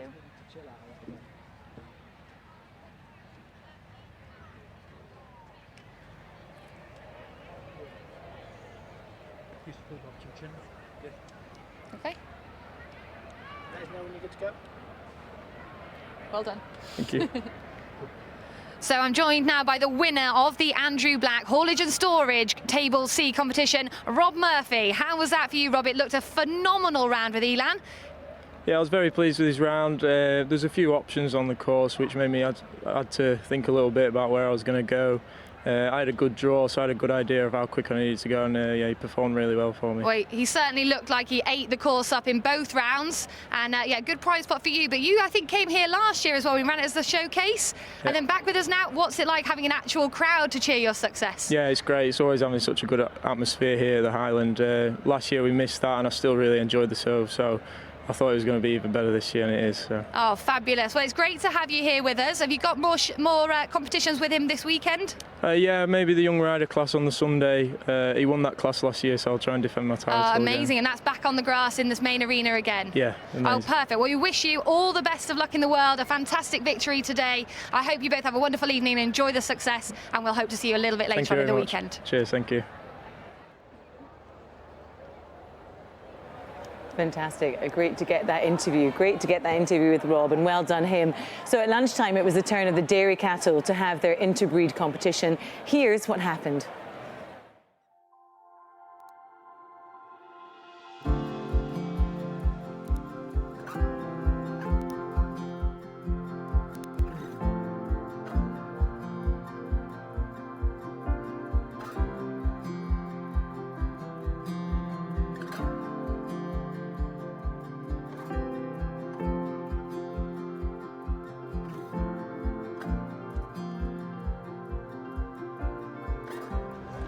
These are 4 champions from the representative breeds. They're all champions in their own right. They're beautiful cows, but I'm going to choose one of them. They've not been easy for me. But I'm going to go with a cow that has a style, presence. She's an animal that likes the show ring, head carriage. She's got rock structure. She's got a wedge shape, and she has a forerunner that blends with them so well. So ladies and gentlemen, my champion today, here, sir.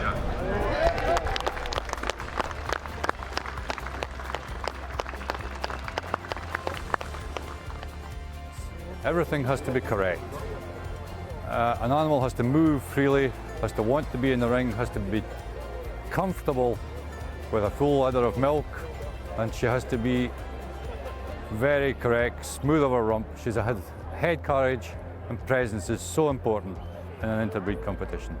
Without that, you're struggling.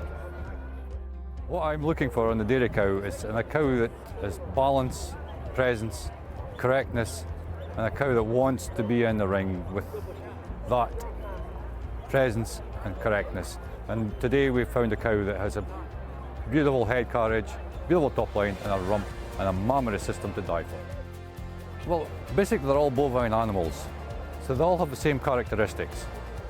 They're all milk producers. In my mind, the dairy animal is the marathon runner of the bovine world, because they do the equivalent of a marathon every day of the year when they're milking. You know, to produce over 10,000 kilos in a lactation, that takes a lot of doing. And they need to be functional and correct to do that. We were looking at shorthorns, red and whites, Holsteins and Ayrshires. I grew up with Ayrshires. I switched to Holsteins early on and imported a few Holsteins, and Holsteins are my first love, but I do love Ayrshires as well. Well, considering that all the classes have been judged beforehand and they were all champions in their own classes, in their own rights, there was a beautiful selection. Yeah. They were all champions in my eyes.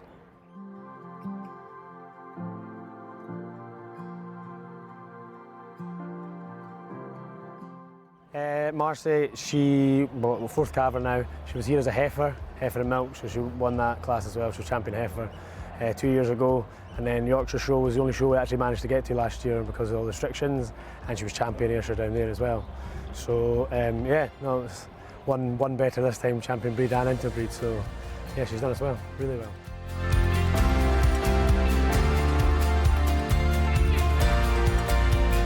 We had 9 cows in, so there's a whole lot of us in since Tuesday getting them ready. So there was folk from Ireland, Wigtonshire, Aberdeen, all over. We drag them in from everywhere, so it makes it's part of the fun of the show, and really is.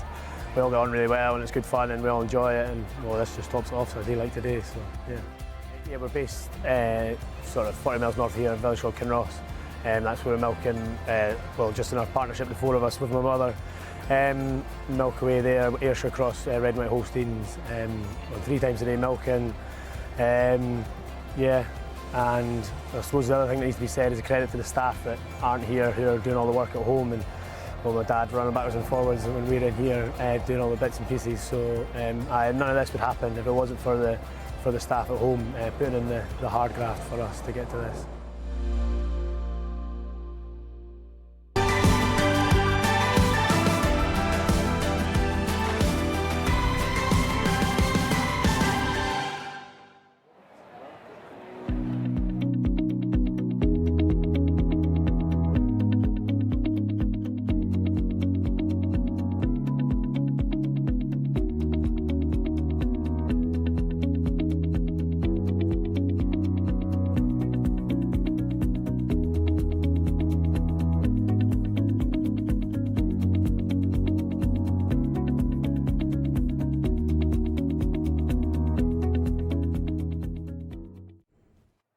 Now, we've been asking you for the past couple of days to share your memories with us from the Royal Highland Show, and I'm delighted to say that a few have come in. I just want to share a couple with you. So Elizabeth has said that my first show was in the late 1970s.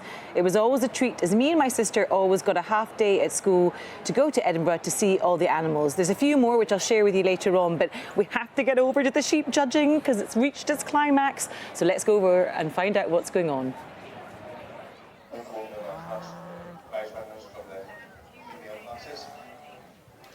Hi, thanks Sarah. You join us back here in the sheep judging lines where the Zwarble sheep is coming to a conclusion on the male championship. So we've got a line-up here. Caroline Anderson's actually wasted no time this afternoon, been very diligent and got to some big numbers. So lined up in front of us here just now, we have the first prize senior ram from Righead, the shearling ram from Colin Ray, and the ram lamb from Righead.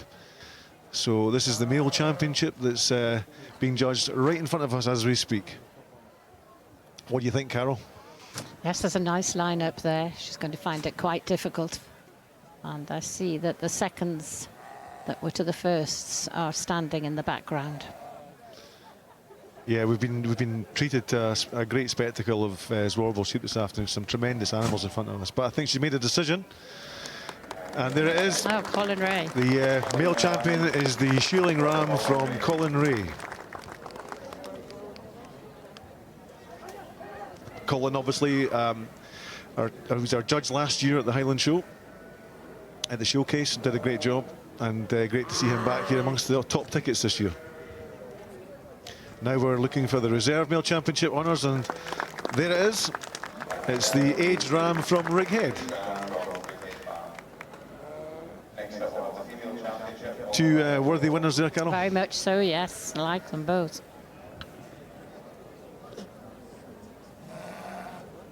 And the female classes this afternoon have been exceptional. There's been some really big numbers. We had 15 gimmers in the class out there, and from number 1 to number 15, they were superb, absolutely fantastic. Banging class of gimmers they were superb. So now we're on to the female championship in the ZWARBLES sheep section here at the Royal Highland Show, and we're just moments away from crowning the ZWARBLE champion for the Royal Highland Show 2022. What's going to be going through Carol Anderson's mind at the moment as a judge, Carol? We're just watching her there. As a judge, what goes through your mind at this stage? She's got a difficult position because all the ones she's chosen as firsts deserve their place, definitely. So it'll just be a bit her preference. Yeah, I mean, as you said, the second places were standing by to come forward if required, but she's obviously quite happy with what she put up on earlier this afternoon. She didn't use any of them at all, and obviously took the shearling ram from Colin Ray as the male champion, followed up by the aged ram from Righead. So we're into the female championship now, and we have the first prize ewe from Ali Baird. I have the shearling ewe from Colin Ray, and the ewe lamb, which was just judged in the class minutes ago, from Gillian Balmire. Yep.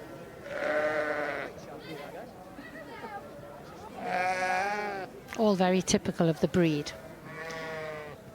Phenomenal, actually. I mean, lovely head on that one. Yes, very breedy, silky hair, full of character, bright as a button.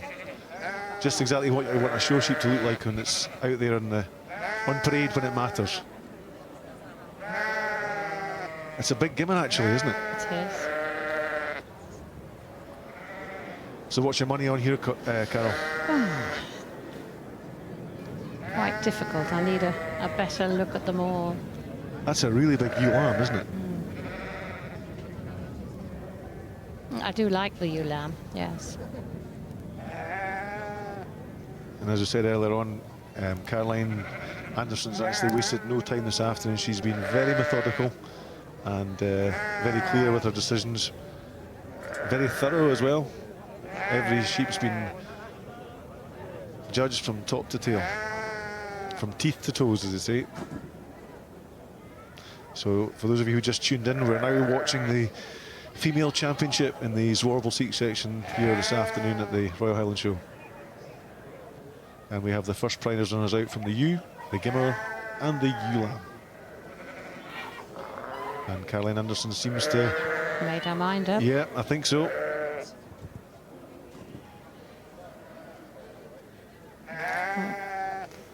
We're waiting on some second. A late arrival. Yeah. She may not be required, though. I think there's a lot of class out there in front of her. I think that's... I'm by no means an expert in ZWARBLES sheep, Carol, but I think that's a super gimmer. So smart.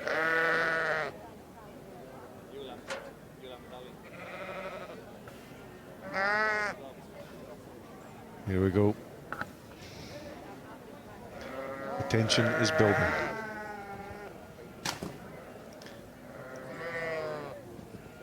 And Caroline Anderson just about to crown the female champion here for this ZWARBLES sheep section. Yeah, she's just having one more look along the line.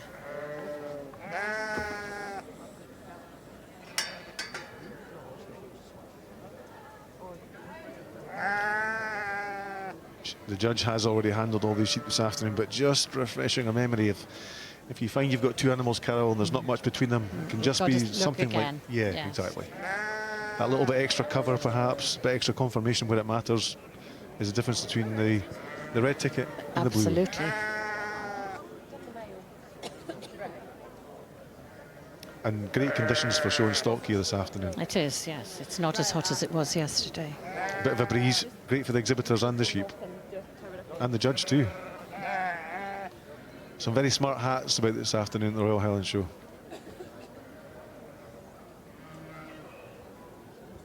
And judging the Highland Show will be another feather for our cap. Absolutely. Ooh. You're not going to give me that one, are you?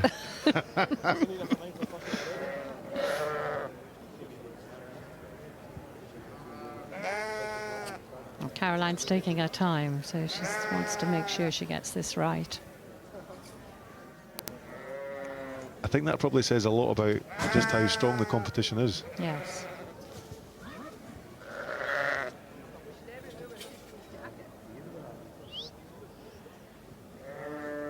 You can hear a pin drop out there just now.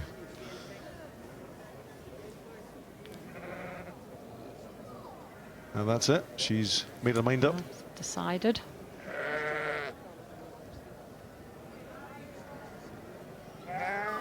So the female champion for the ZWARBLES sheep section, Highland Show 2022.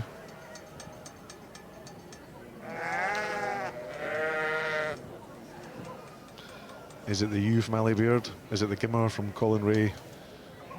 Or is it the ewe lamb from Nicola? Or Christy, if there's still some milk in that bottle,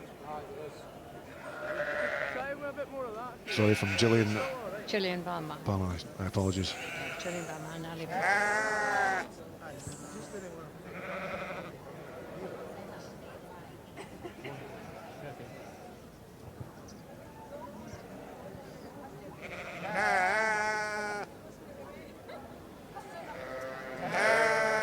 Do you think?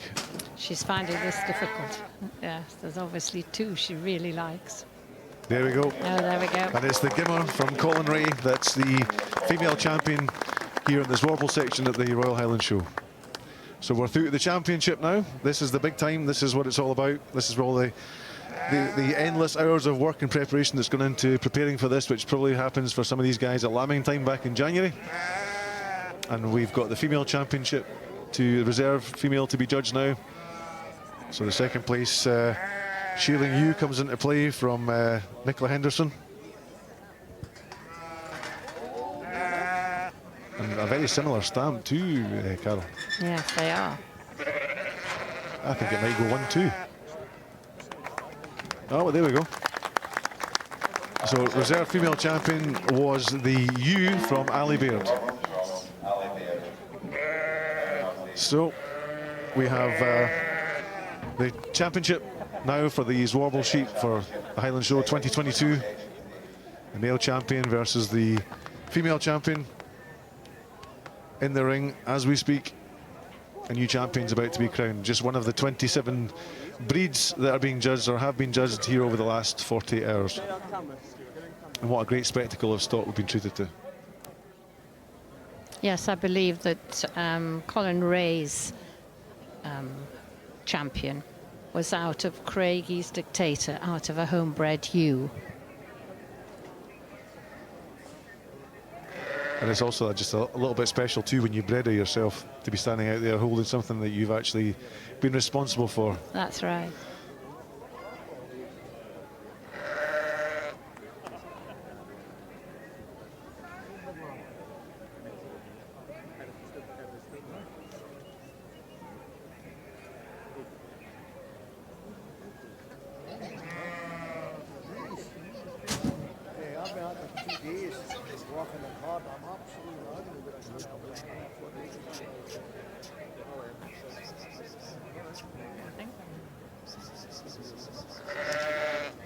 And Carol Anderson got the champion trophies and champion rosettes in her hand, about to deliver the news.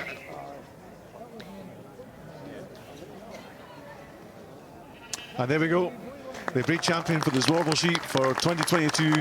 Last year's judge of the showcase, this year's champion of the Highland Show, Colin Ray, with the silverware going back to Dumfries, with the champion ZWARBLE, the Gimmer. And Carol's given us a bit of information on the back reading on that. We're waiting to see who the reserve is.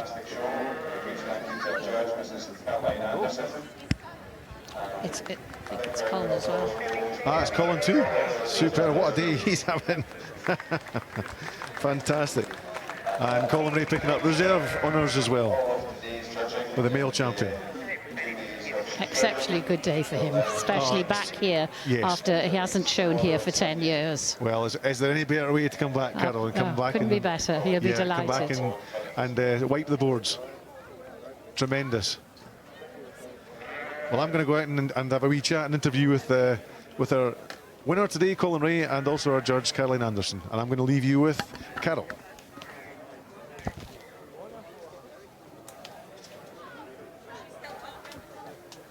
They're just getting organised to present the trophies. Caroline Anderson walking towards the members who are writing it down.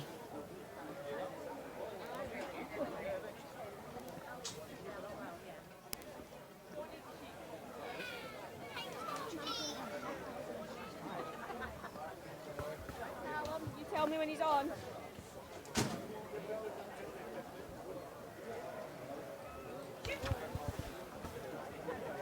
And with a jubilant Colin Ray. Colin, congratulations on winning the champion with the ZWARBLES section this afternoon with a superb female. We've got a habit of having a chat at Highland Show these days, haven't you? You were judge here last year and you come back. First time you've been showing again, I believe, for 10 years. And yep. Is there any better way to come back into the showing arena than actually winning the championship? Superb. Quite happy. Well, and you've also got a male championship as well. Yeah, half it anyway.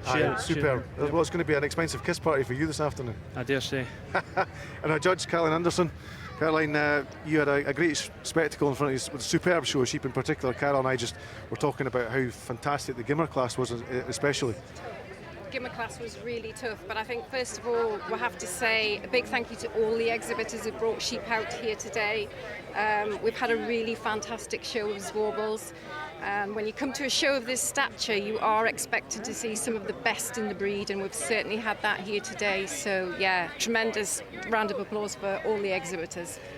Yeah, tremendous show of sheep all through, Carol, and might I just say we've just been immensely impressed by just how diligent and the way you've gone about, your very workmanlike way you've gone about judging this afternoon. You've been you've been all the way through, you've been very, very thorough, and you stuck true to type, I think. Yeah, you have to. I mean, you know, it takes months and months preparation to get these sheep here today, so you have to give each and every one due diligence and make sure you don't miss anything. But a very worthy champion and very true to the ZWARBLES breed. You know, she's got length, she's got a nice long face, she's got upright ears, she's just lovely, yes. But that Gimmer class was really, really strong, yes. Colin. It tested me. Colin, obviously, as an exhibitor, just tell the viewers, what's it like to be back in the ring again, competing with folk and showing that your best stock as well? I'm just glad to get a chance to come back. And there's no better feeling than that anyway. Yeah, well done. Listen, your Highland show's not over. We'll be seeing you tomorrow in the Interbreed sheep section, and very best of luck with that. And you've got a lovely pair going forward for the Interbreed pairs on Sunday. So thank you very much. Congratulations to your judge and congratulations to you. Well done, Caroline. Thank you for judging the show as well. Thank you. That time of night when the heavy horses are come into the main ring, and it is one of the most spectacular sights to behold. It's the heavy horse and cart category, and there's 6 participating, which I've just asked one of the guys in the middle of the ring. I phoned him and said, is that your usual number? And he said normally about 6 or 7. They're thundering past me, and it is a spectacular sight. So to talk us through the judging, let's hand over to commentators Joe Jefferson and Alan Murray.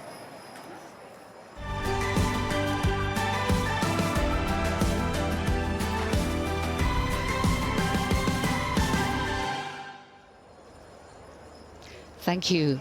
Here we are. We're back in the main ring with these wonderful teams of 4 horses to a twin axle farm wagon or commercial vehicle. And we have 6 forward, and they just look an absolutely wonderful sight in the sunshine here this evening. What is our judge looking for? It's Mr. Owen Garner from Cambridge, and he will be looking for action and power and rhythm and harmony. There has to be harmony between these 4 horses or nothing will work. They need to work as a team and work together. And these are Clydesdales out here now. And a wonderful sight. They look at the wonderful decoration. It takes hours and hours to prepare these horses for this venue here, for this journey into the ring.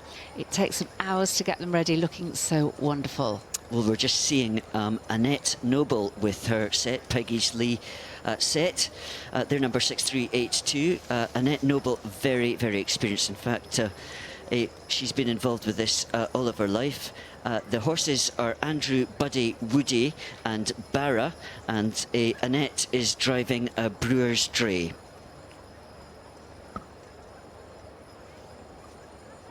Well, as you can see, this is always at the Royal Highland Show very, very popular, these heavy horse turnouts, and there's no other show in the world, I would say, that has turnouts to this calibre as the Royal Highland Show. It's nice to see a lady up there driving too, holding her own against the men. It's been a men's sport, I think, for many, many years, and now the ladies holding their own. And that's her daughter alongside her, Annette's daughter Ailsa alongside her, that's just running forward to the front of the horses. Now, another set coming forward here, Joe, Glantry Farm. Oh, here they are. Yes, Glantry. They are. This is 6385. This is the Walkers, and Adam Dagestein is driving there. These Clydesdales. I think I've got Clydesdale Shire here. I wonder if they're a cross between a Clydesdale and a Shire. They look a little bit like Shires to me. They're very tall, aren't they? They're bigger than the Clydesdales next door. Yeah, the Clydesdales are slighter, aren't they? The Shires are, yes, are chunkier. I think those are Shires, or certainly Shire. These going, Clydesdales are going out now. These are the Glebe View Clydesdales that we just haven't got a picture of. That's the Scots, Ben McLaughlin driving for the Scots. Ben McLaughlin, he's, as you say, Joe, Clydesdales, purebred Clydesdales. Glebe View Shane, Jack, Jock and Samson are the 4 Clydesdales. And Ben is driving a twin axle dray. Look how well matched they are, and how they all need to be pulling equally in order to efficiently pull the vehicle. They're all pulling equally, each of them putting their own weight into the collar. The front pair are called the leaders, and the pair nearest the wheel are called the wheelers. And the vehicles, the drays, they would have been used for delivering all sorts of food and drink. Of course, dray you probably readily associate with beer, but really, you know, Clydesdales and these drays would have been responsible for delivering everything. They're like the articulated trucks of now. Absolutely, and until recently, a lot of the breweries used the drays. They used the horses and the drays because they were great advertisement on the streets. Everybody wanted to see the drays. I know certainly in Tadcaster they used, for the breweries there, they used horses for a long, long time, and they kept the horses behind the pub on the main road, and you could actually go and visit them. The John Smith's Brewery in Tadcaster. Aye. That's right. And I know Tetley's Brewery in Leeds, they had horses for many, many years.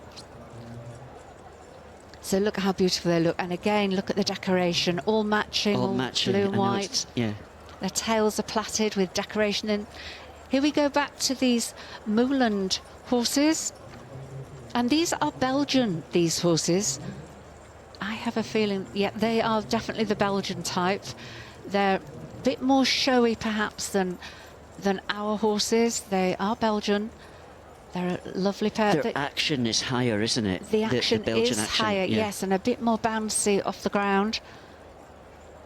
They're very impressive. David Mooland is driving, and his Belgian horses are James, Connor, Mike and Ranger. And David is driving a bottle dray, so presumably for delivering bottles. An awful lot of drink went on in the old days. What a beautiful sight. again, the team's work. This team, what a lovely shot of them coming towards us. They're just working in total harmony, almost matching step for step. Just if you watch them from the far side, it's just step for step. It's absolutely incredible sight. They're complete harmony with each other. They are absolutely in step. It's quite unusual to have them in step for such a long time. Well, look at the crowd here at the Royal Highland Show, intently watching these teams of horses, these teams of 4 with their twin axle wagons and commercial vehicles. Always one of the most popular spectacles here in the main ring. They are magnificent, aren't they? When you hear them come up through the tunnel into the main ring, you can hear the sound of the hooves on the concrete and the sound of the harness jingling, and it just makes the hairs on the back of your neck stand up. The most beautiful sound. They are so impressive. The Glebe View Clydesdales and the Moorland back into place, and so the next 2 will head out. I didn't realise that they went out in pairs rather than individually, but the next 2 now will head out. So that's the McIntyres set. That's JW and that's John McIntyre. I think he's the driver. Yes, and he has the Clydesdales. And these horses are Val, Vicky, Thistle and Lizzie. And they're driving to another dray. Here they just step out now. John McIntyre, he's come to the show for years and years. Very, very experienced Clydesdale driver. And following the family tradition, as most of these are. I wonder if these have been prejudged for turnout and before they come up here, because it's most important that the harness fits correctly. I know they are judged for turnout, but it's not just about turnout, it's about the fitting of the harness. It's got to be perfect, or else the horses get rubbed and they can't work properly and they can't pull to their full extent. So it's very important that the harness is supple and it fits beautifully. So apart from being decorative, it's very important that it's kept in very, very good form so the horses are comfortable in it. I think also the balance of the dray is very important, isn't it? The shafts have to be at just the right height, or the chains have to be at the right height, and the axles, so that the horses find it easy to pull, rather than struggling against something that's balancing against, pushing against them all the time. So the weight and the balance of the dray is also very important. It must take hours and hours and hours of preparation. Every time that they come out, I can't fathom how long it will take to get these all ready. But if you think of the teams, so we only see a couple with them here, but if you think of the whole teams behind them, they're absolutely massive. Yes, they do need lots and lots of help, and it does take them hours and hours to prepare these horses. How marvellous that they're so passionate about their heavy horses that they want to appear before us and give us such a delight. I think it's marvellous the passion these people have for their heavy horses and the breeding of them, and I think it's wonderful. Continued tradition that so easily could have died out. And if you think of the expense as well, but it's but all of these are families, their fathers, their grandfathers. It's come down the families. It's their family tradition. And when I've been at shows and here at the Royal Highland Show, they're like a real community. All the heavy horse teams, they all are best friends, and they all really party at night. They really do. We can hear them often. They come here to enjoy themselves. They come here to compete, obviously, and they are extremely competitive, but they are great friends. Oh, look at the white socks here. They spend hours powdering the socks. When they were in the ring in hand yesterday, there was white powder all over the main ring. It was talcum powder, because there was clouds of talcum powder. I kept getting a mouthful of talcum powder and the clouds of talcum powder. So these are the Mill Clydesdales. I'm just trying to find them here in the catalogue. Jock McMillan and family. Driver Jock McMillan, and the Clydesdales are Mill Arthur, Mill Jimmy, Mill Geordie and Mill Magic. Well, that great makes names. sense. Yeah. Isle of Bute. It looks like they come from the Isle of Bute in the west coast of Scotland. Look at the concentration on his face. He's talking to his horses as he's driving them. They understand. It's a very powerful aid, the voice, with these driving with any horse, but he's talking to them and they will be listening. You can see their ears will be flicking backwards and forwards, and they know his commands. They know what each word means. And there you can see the holding of the reins. The reins in driving come over the top of the hand as opposed to riding where they come underneath the fingers. So they come over the top of the fingers. And there's very specific rules, isn't there, about how you hold the reins and how you hold your whip. I mean, the skill, it must take years and years and years of practice. It must be you know, I'd love to see you know, how it is, how you learn, because it must take years and years and years of practice. Oh, it's a terrifically skillful job, isn't it? Driving four horses at a time, and they'll weigh what, 3/4 of a ton each, these horses. That's an awful lot of horsepower you've got in your fingers. I'm just thinking the job I have to ride a single horse. Exactly. So they've all done these super shows, they've all done their show, and they've performed and shown our judge, Mr. Owen Garner, their paces and their rhythm, and are they happy pulling their drays? They all seem perfectly happy to me. I love the way they will go round this arena spanking at trot, and then they'll stand so patiently. But there is always a groom on the dray who leaps off straight away just to stand at their heads, isn't there? Just to make sure that they are actually stationary. If you notice, they have the groom, there she is. So you have a groom just standing between the horses just to calm them, just to make sure they're not going to move off unintentionally. It's very important that you have a groom on hand. And that groom is Ailsa Noble, and it's her mum Annette Noble who's driving this Peggy Clydesdale set. And now Annette, her father is very, very involved, very famous, Hugh Ramsay. Ailsa, she rides Clydesdales. She does very, very well riding Clydesdales, qualifies for Horse of the Year, so she's one of the top Clydesdales riders, actually, I would say, in the country, and she drives herself, Ailsa, and there she is grooming at the front of the set. So, and a lot of these families, they will breed their own Clydesdales too, and the Shires, the heavy horses. They'll breed the horses to then break them, to put them into the drays onto the vehicles, and to be ridden now as well, of course, very, very, very popular now, the ridden heavy horses.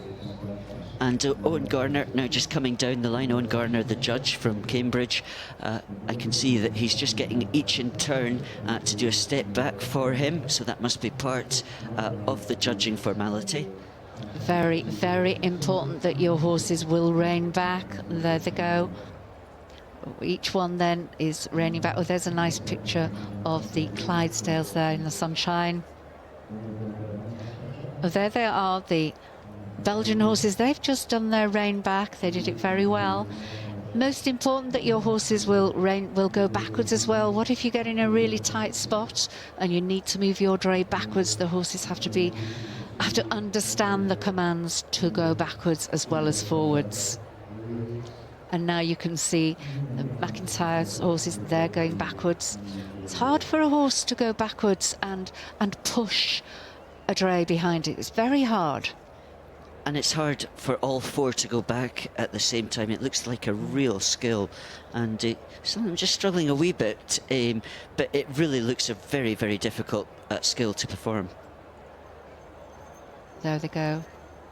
Oh, those are reining back really quite nicely. They were in a rhythm, and they each seemed to take an equal push, if you like. So yes, I thought they reined back beautifully. But then, what do I know? I'm not judging. Just to an outsider, they looked to be reined back really well. Serious business, this. Look, we're concentrating. You can't take your concentration off your horses at all, because you've got all that power in your fingertips. There's our judge. He's just walking up and down the line, just checking and rechecking.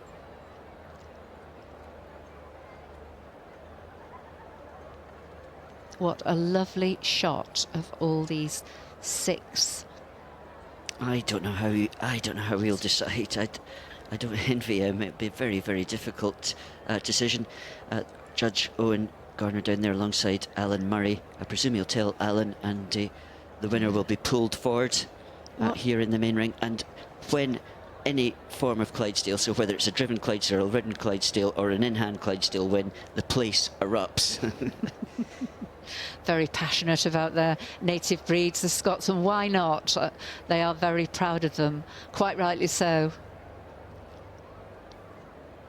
We're in deep concentration now, Mr. Garner. It must be a very difficult decision. Well, it looks like they're going to now circle around the arena. Pulling forward now is the Glebe View Clydesdales. This is Ben McLaughlin with the 4 Glebe View horses: Glebe View Shane, Jack, Jock and Samson, and his vehicle a twin axle dray. So that's them pulling forward now.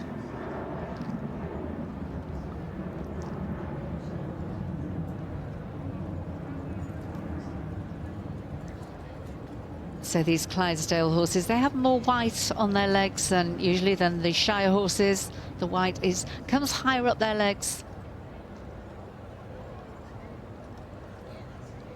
And these heavy horses, of course, in days gone past, medieval times, they were the original war horses.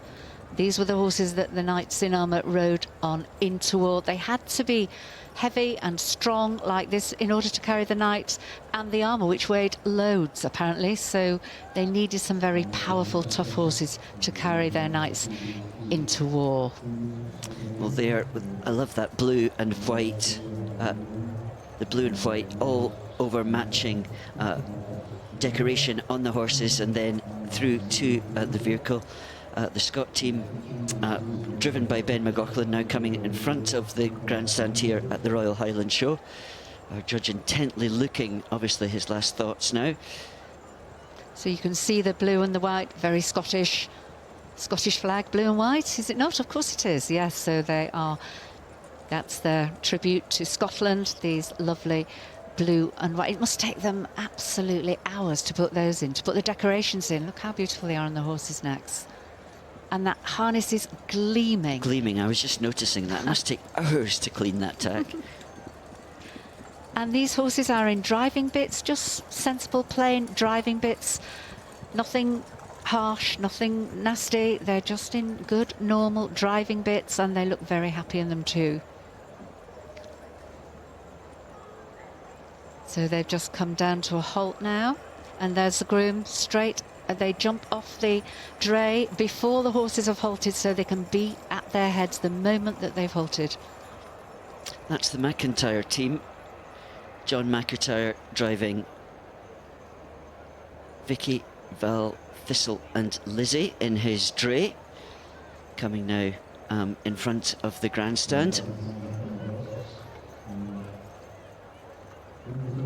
And back into line.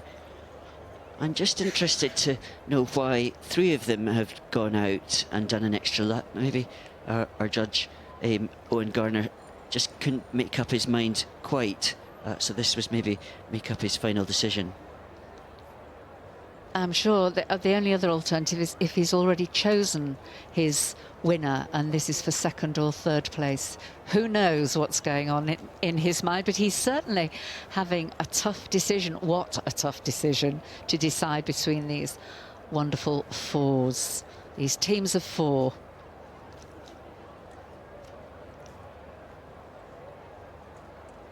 I wonder what he'll decide. They're chomping away on their bits, these horses. They're very content. Of course, when they were worked as dray horses in the street, they used to have nose bags that they put on them at lunchtime for feed, so that they could work all day and have food and nurture. And then they had nose bags, and they used to hang them on the back of the drays. They're completely unfazed by the noise around the arena, the crowds, the flags, the banners. Just don't bat an eyelid, do they? Like most horses would, but these they don't bat an eyelid. They are well known for their superb temperament, aren't they, the heavy horses? Thank goodness Imagine if you had one horse in that 4 who decided to take, you know, to have a shy or skitter about. It would upset the whole thing. Oh, there's the horse brass look on the horse's forehead. Again, polished to perfection. With the letter M on, I should think that's... Which the Mullen team or the McIntyre team, I would say. Probably, yeah. And they have blinkers on, these horses, you can see them, just so that they can't see things coming up behind to frighten them. They can just see the way ahead. They're very used to being driven in blinkers. They are, when they're broken in, they are broken in to blinkers, so they know all about them. Just stops them shying and being frightened of things coming up behind them. And when we talked about how long it must to clean all that tack, the blinkers are leather as well, so they need cleaned as well, and they're certainly a lot different from racing blinkers. They're big, heavy leather, and they'll take some cleaning. In fact, the whole of the harness will be fairly heavy, won't it? It'd be very the heavy, collar. yeah. Yeah, so it's a good job these horses are so powerful and so strong, because the harness will weigh quite a bit. So what a lovely shot. And there's the members. The brand new members pavilion. In the background. Now, the judge, Owen Garner, is pointing. Oh. And there's a big cheer from the stands. Looks like the McIntyres. Looks like the McIntyres may have just won this with their Clydesdales, Val, Vicky Thistle and Lizzie. John McIntyre driving this team. Andy getting a massive, massive cheer and round of applause from the packed grandstands and packed crowd around the main arena here at the Royal Highland. And second place looks as if it's going to David Mouland with his Belgian horses. His Belgian horses, James, Connor, Mike and Ranger. He's driving the Bottle Dray. The Glebeview team, Ben McLaughlin with the Scots Glebeview team coming into third place. They had all the very impressive matching blue and white decoration on the horses in the blue vehicle, which is a twin axle dray. The horses Shane, Jack, Jock and Sampson.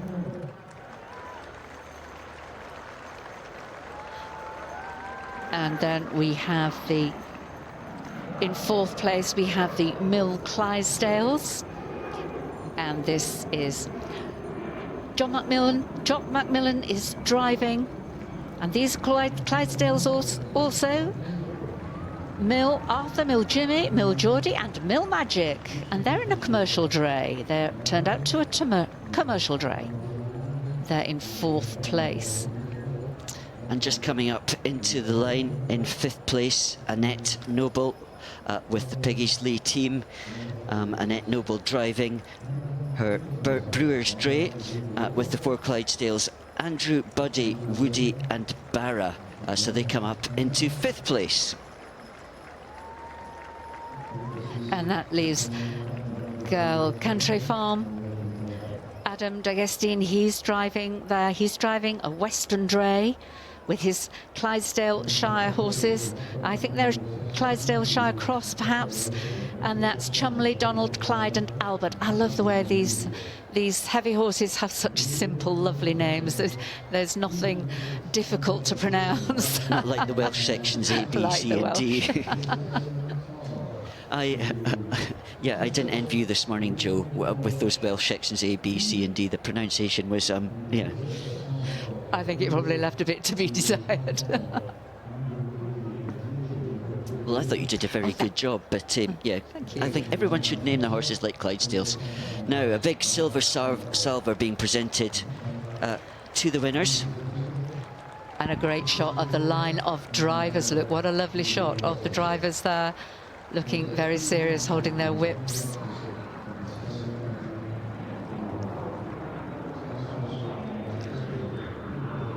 Another thing just to note is, and actually I was chatting to some people that were riding in here this morning, but it's warm today. And if you've got the outfits on that the drivers are all wearing, then it's incredibly warm. So there's the silver salver being presented to the winners, the McIntyre team, Val, Vicky, Thistle and Lizzie. There are smiles all round, and quite rightly so. Such an accolade here to win here at the Royal Highland Show.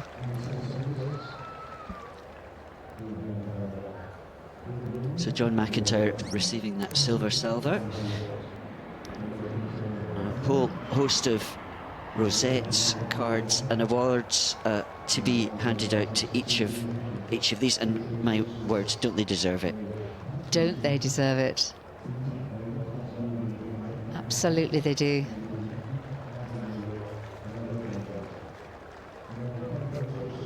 They'll be very, very thrilled with that.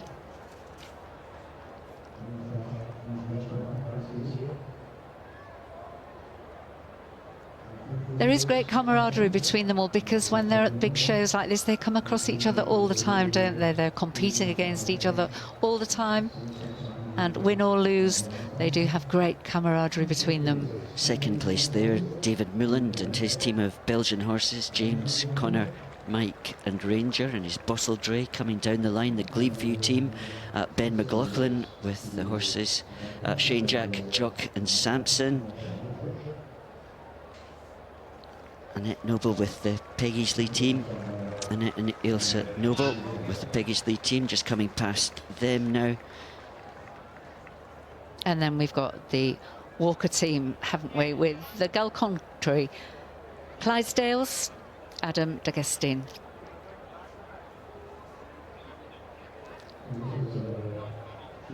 Well, once all the rosettes, awards, cards, etc. have been presented, there'll be a lap of honour, and I can tell you there'll be some massive cheer here at the Royal Highland Show. What a magnificent sight, Joe.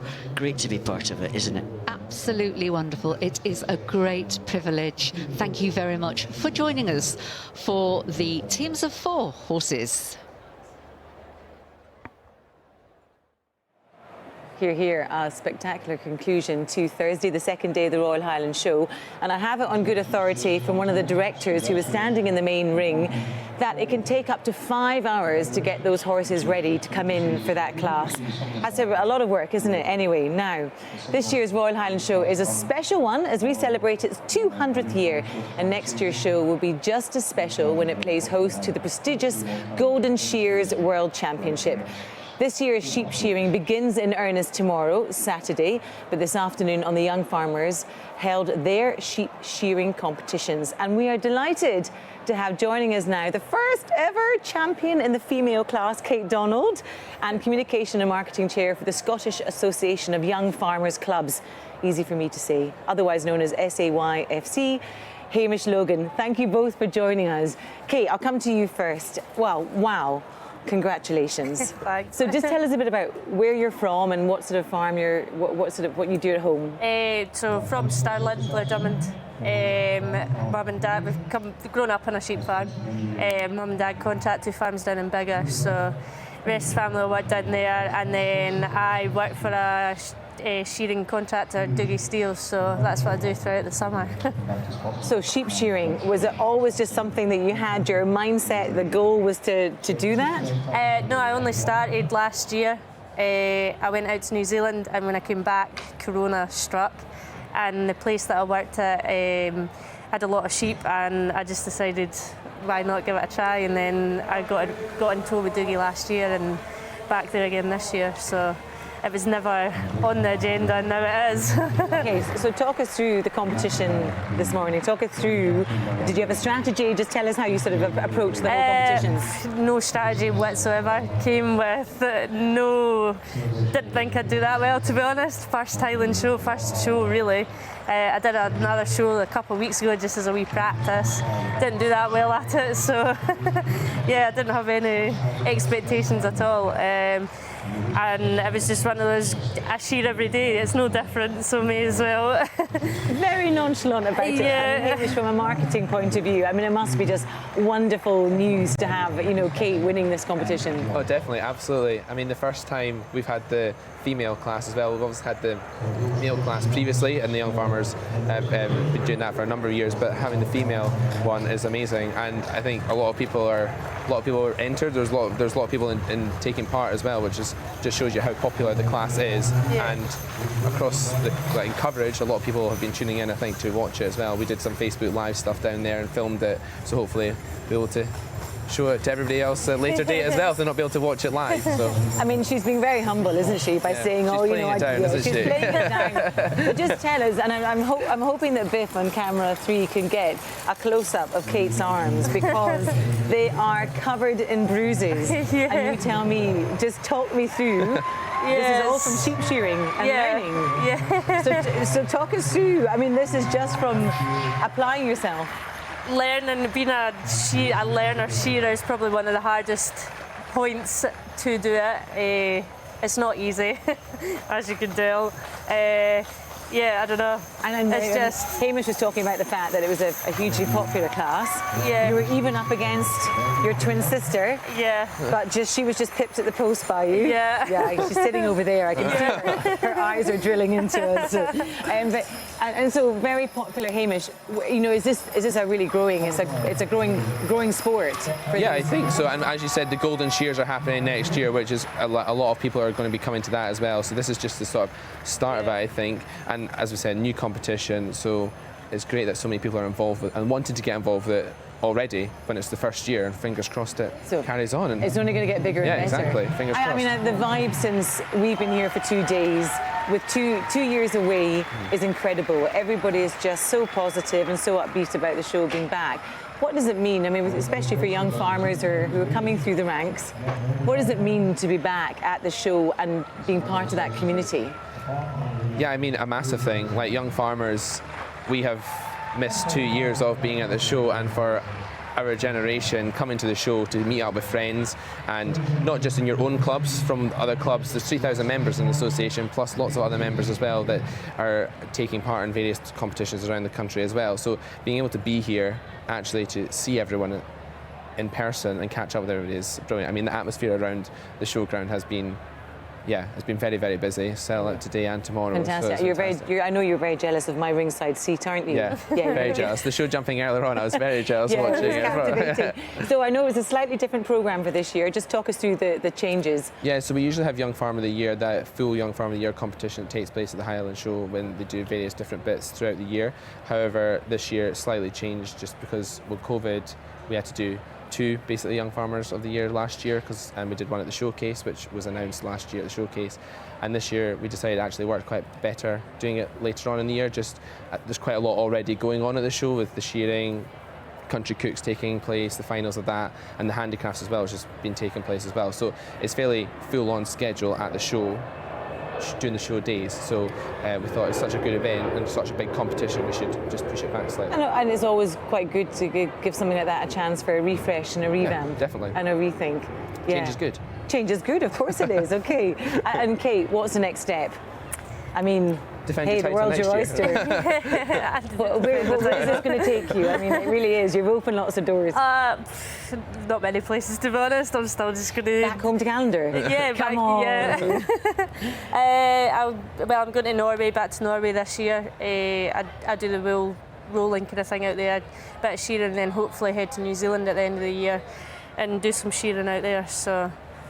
I've got to ask, given it's the first year of the sort of female class and the competition, you know, how is it received among the more traditional elements of the sheep shearing fraternity? I actually think it's come across quite good, because in this day and age there's probably more women farmers, women shearers coming about than there is boys now.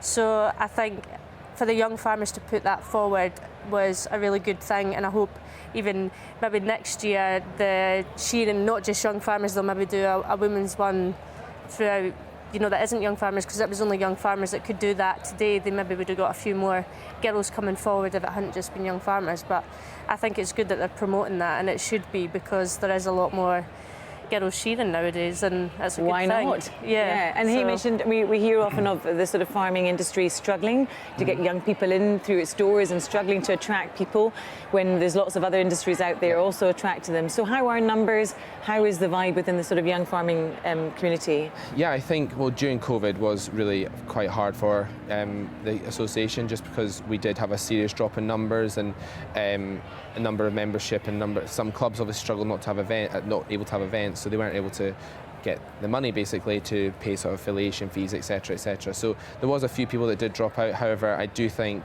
again, those numbers have already gone back to the numbers we had pre-COVID, and just fingers crossed that they carry on increasing. So yeah, Absolutely. I mean, I passed the young farmers campsite last night on the way back to my hotel, and things seem to be going off. The numbers seem to be healthy, and everyone seemed to be having you a good could pop time. into the young farmers dance on your way back listen, tonight. Hamish, I want to, but I'm far too old. Well, Kate, a pioneering lady, well done. I wish you all the best with everything that you continue to do. And obviously, Golden Shears coming next year, Yeah. Hamish. What an accolade for Scotland. No, brilliant. And yeah, as you say, people from all over the world are going to be coming to the Royal Highland Show, and it's already a massive buzz here already today from people. We were talking about the judges here coming from Australia, so I'm fingers crossed that they all want to come again next year to the Golden Shears and see what's happening, how amazing the show is. Thank you very much for joining us. I'm sure the beer tent's calling in one shape or form. We Isn't can it? hear everybody next door. Listen, your sister's going to be hot on your heels. Yes, she And are you is. going to help me sort of close the programme now? Because we're going to. Well, listen, we're not going to close just yet. We are going to just throw to an ad break before we say good night to you. So, Hamish and Kate, thank you very much for joining us. Here's a break.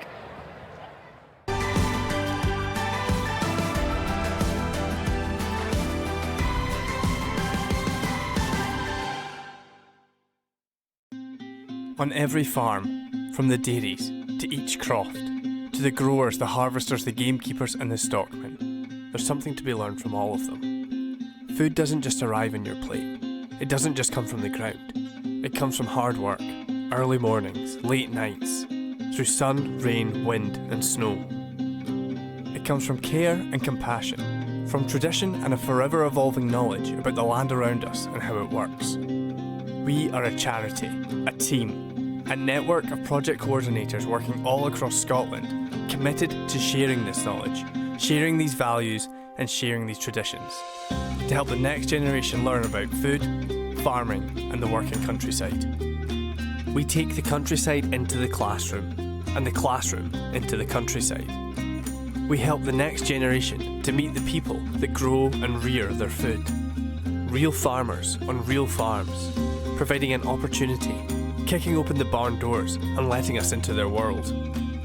Every child has the right to know where their food comes from, no matter who they are or where they're from, to gain the knowledge so that in their future they can make informed decisions about what they eat, to know where their food comes from, how it's grown and why it's important to care. We're a trusted resource of knowledge, giving teachers the tools, professional learning and resources to fit whatever lessons they have, helping them to incorporate the countryside into learning and meet outcomes in ways they would never expect. We bridge the gap to connect you, your children or your pupils to the world around you. We give real-life experiences in meaningful and controlled ways. We're leaving a legacy of learning to motivate, inspire and inform children and young people across the whole of Scotland. We are the Royal Highland Education Trust, but you can call us REN.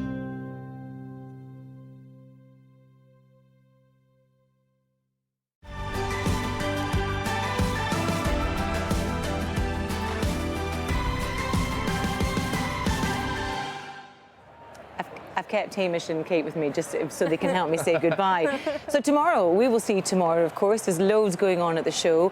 It's the best sheep in show tomorrow, and that will be awarded the Queen's Cup.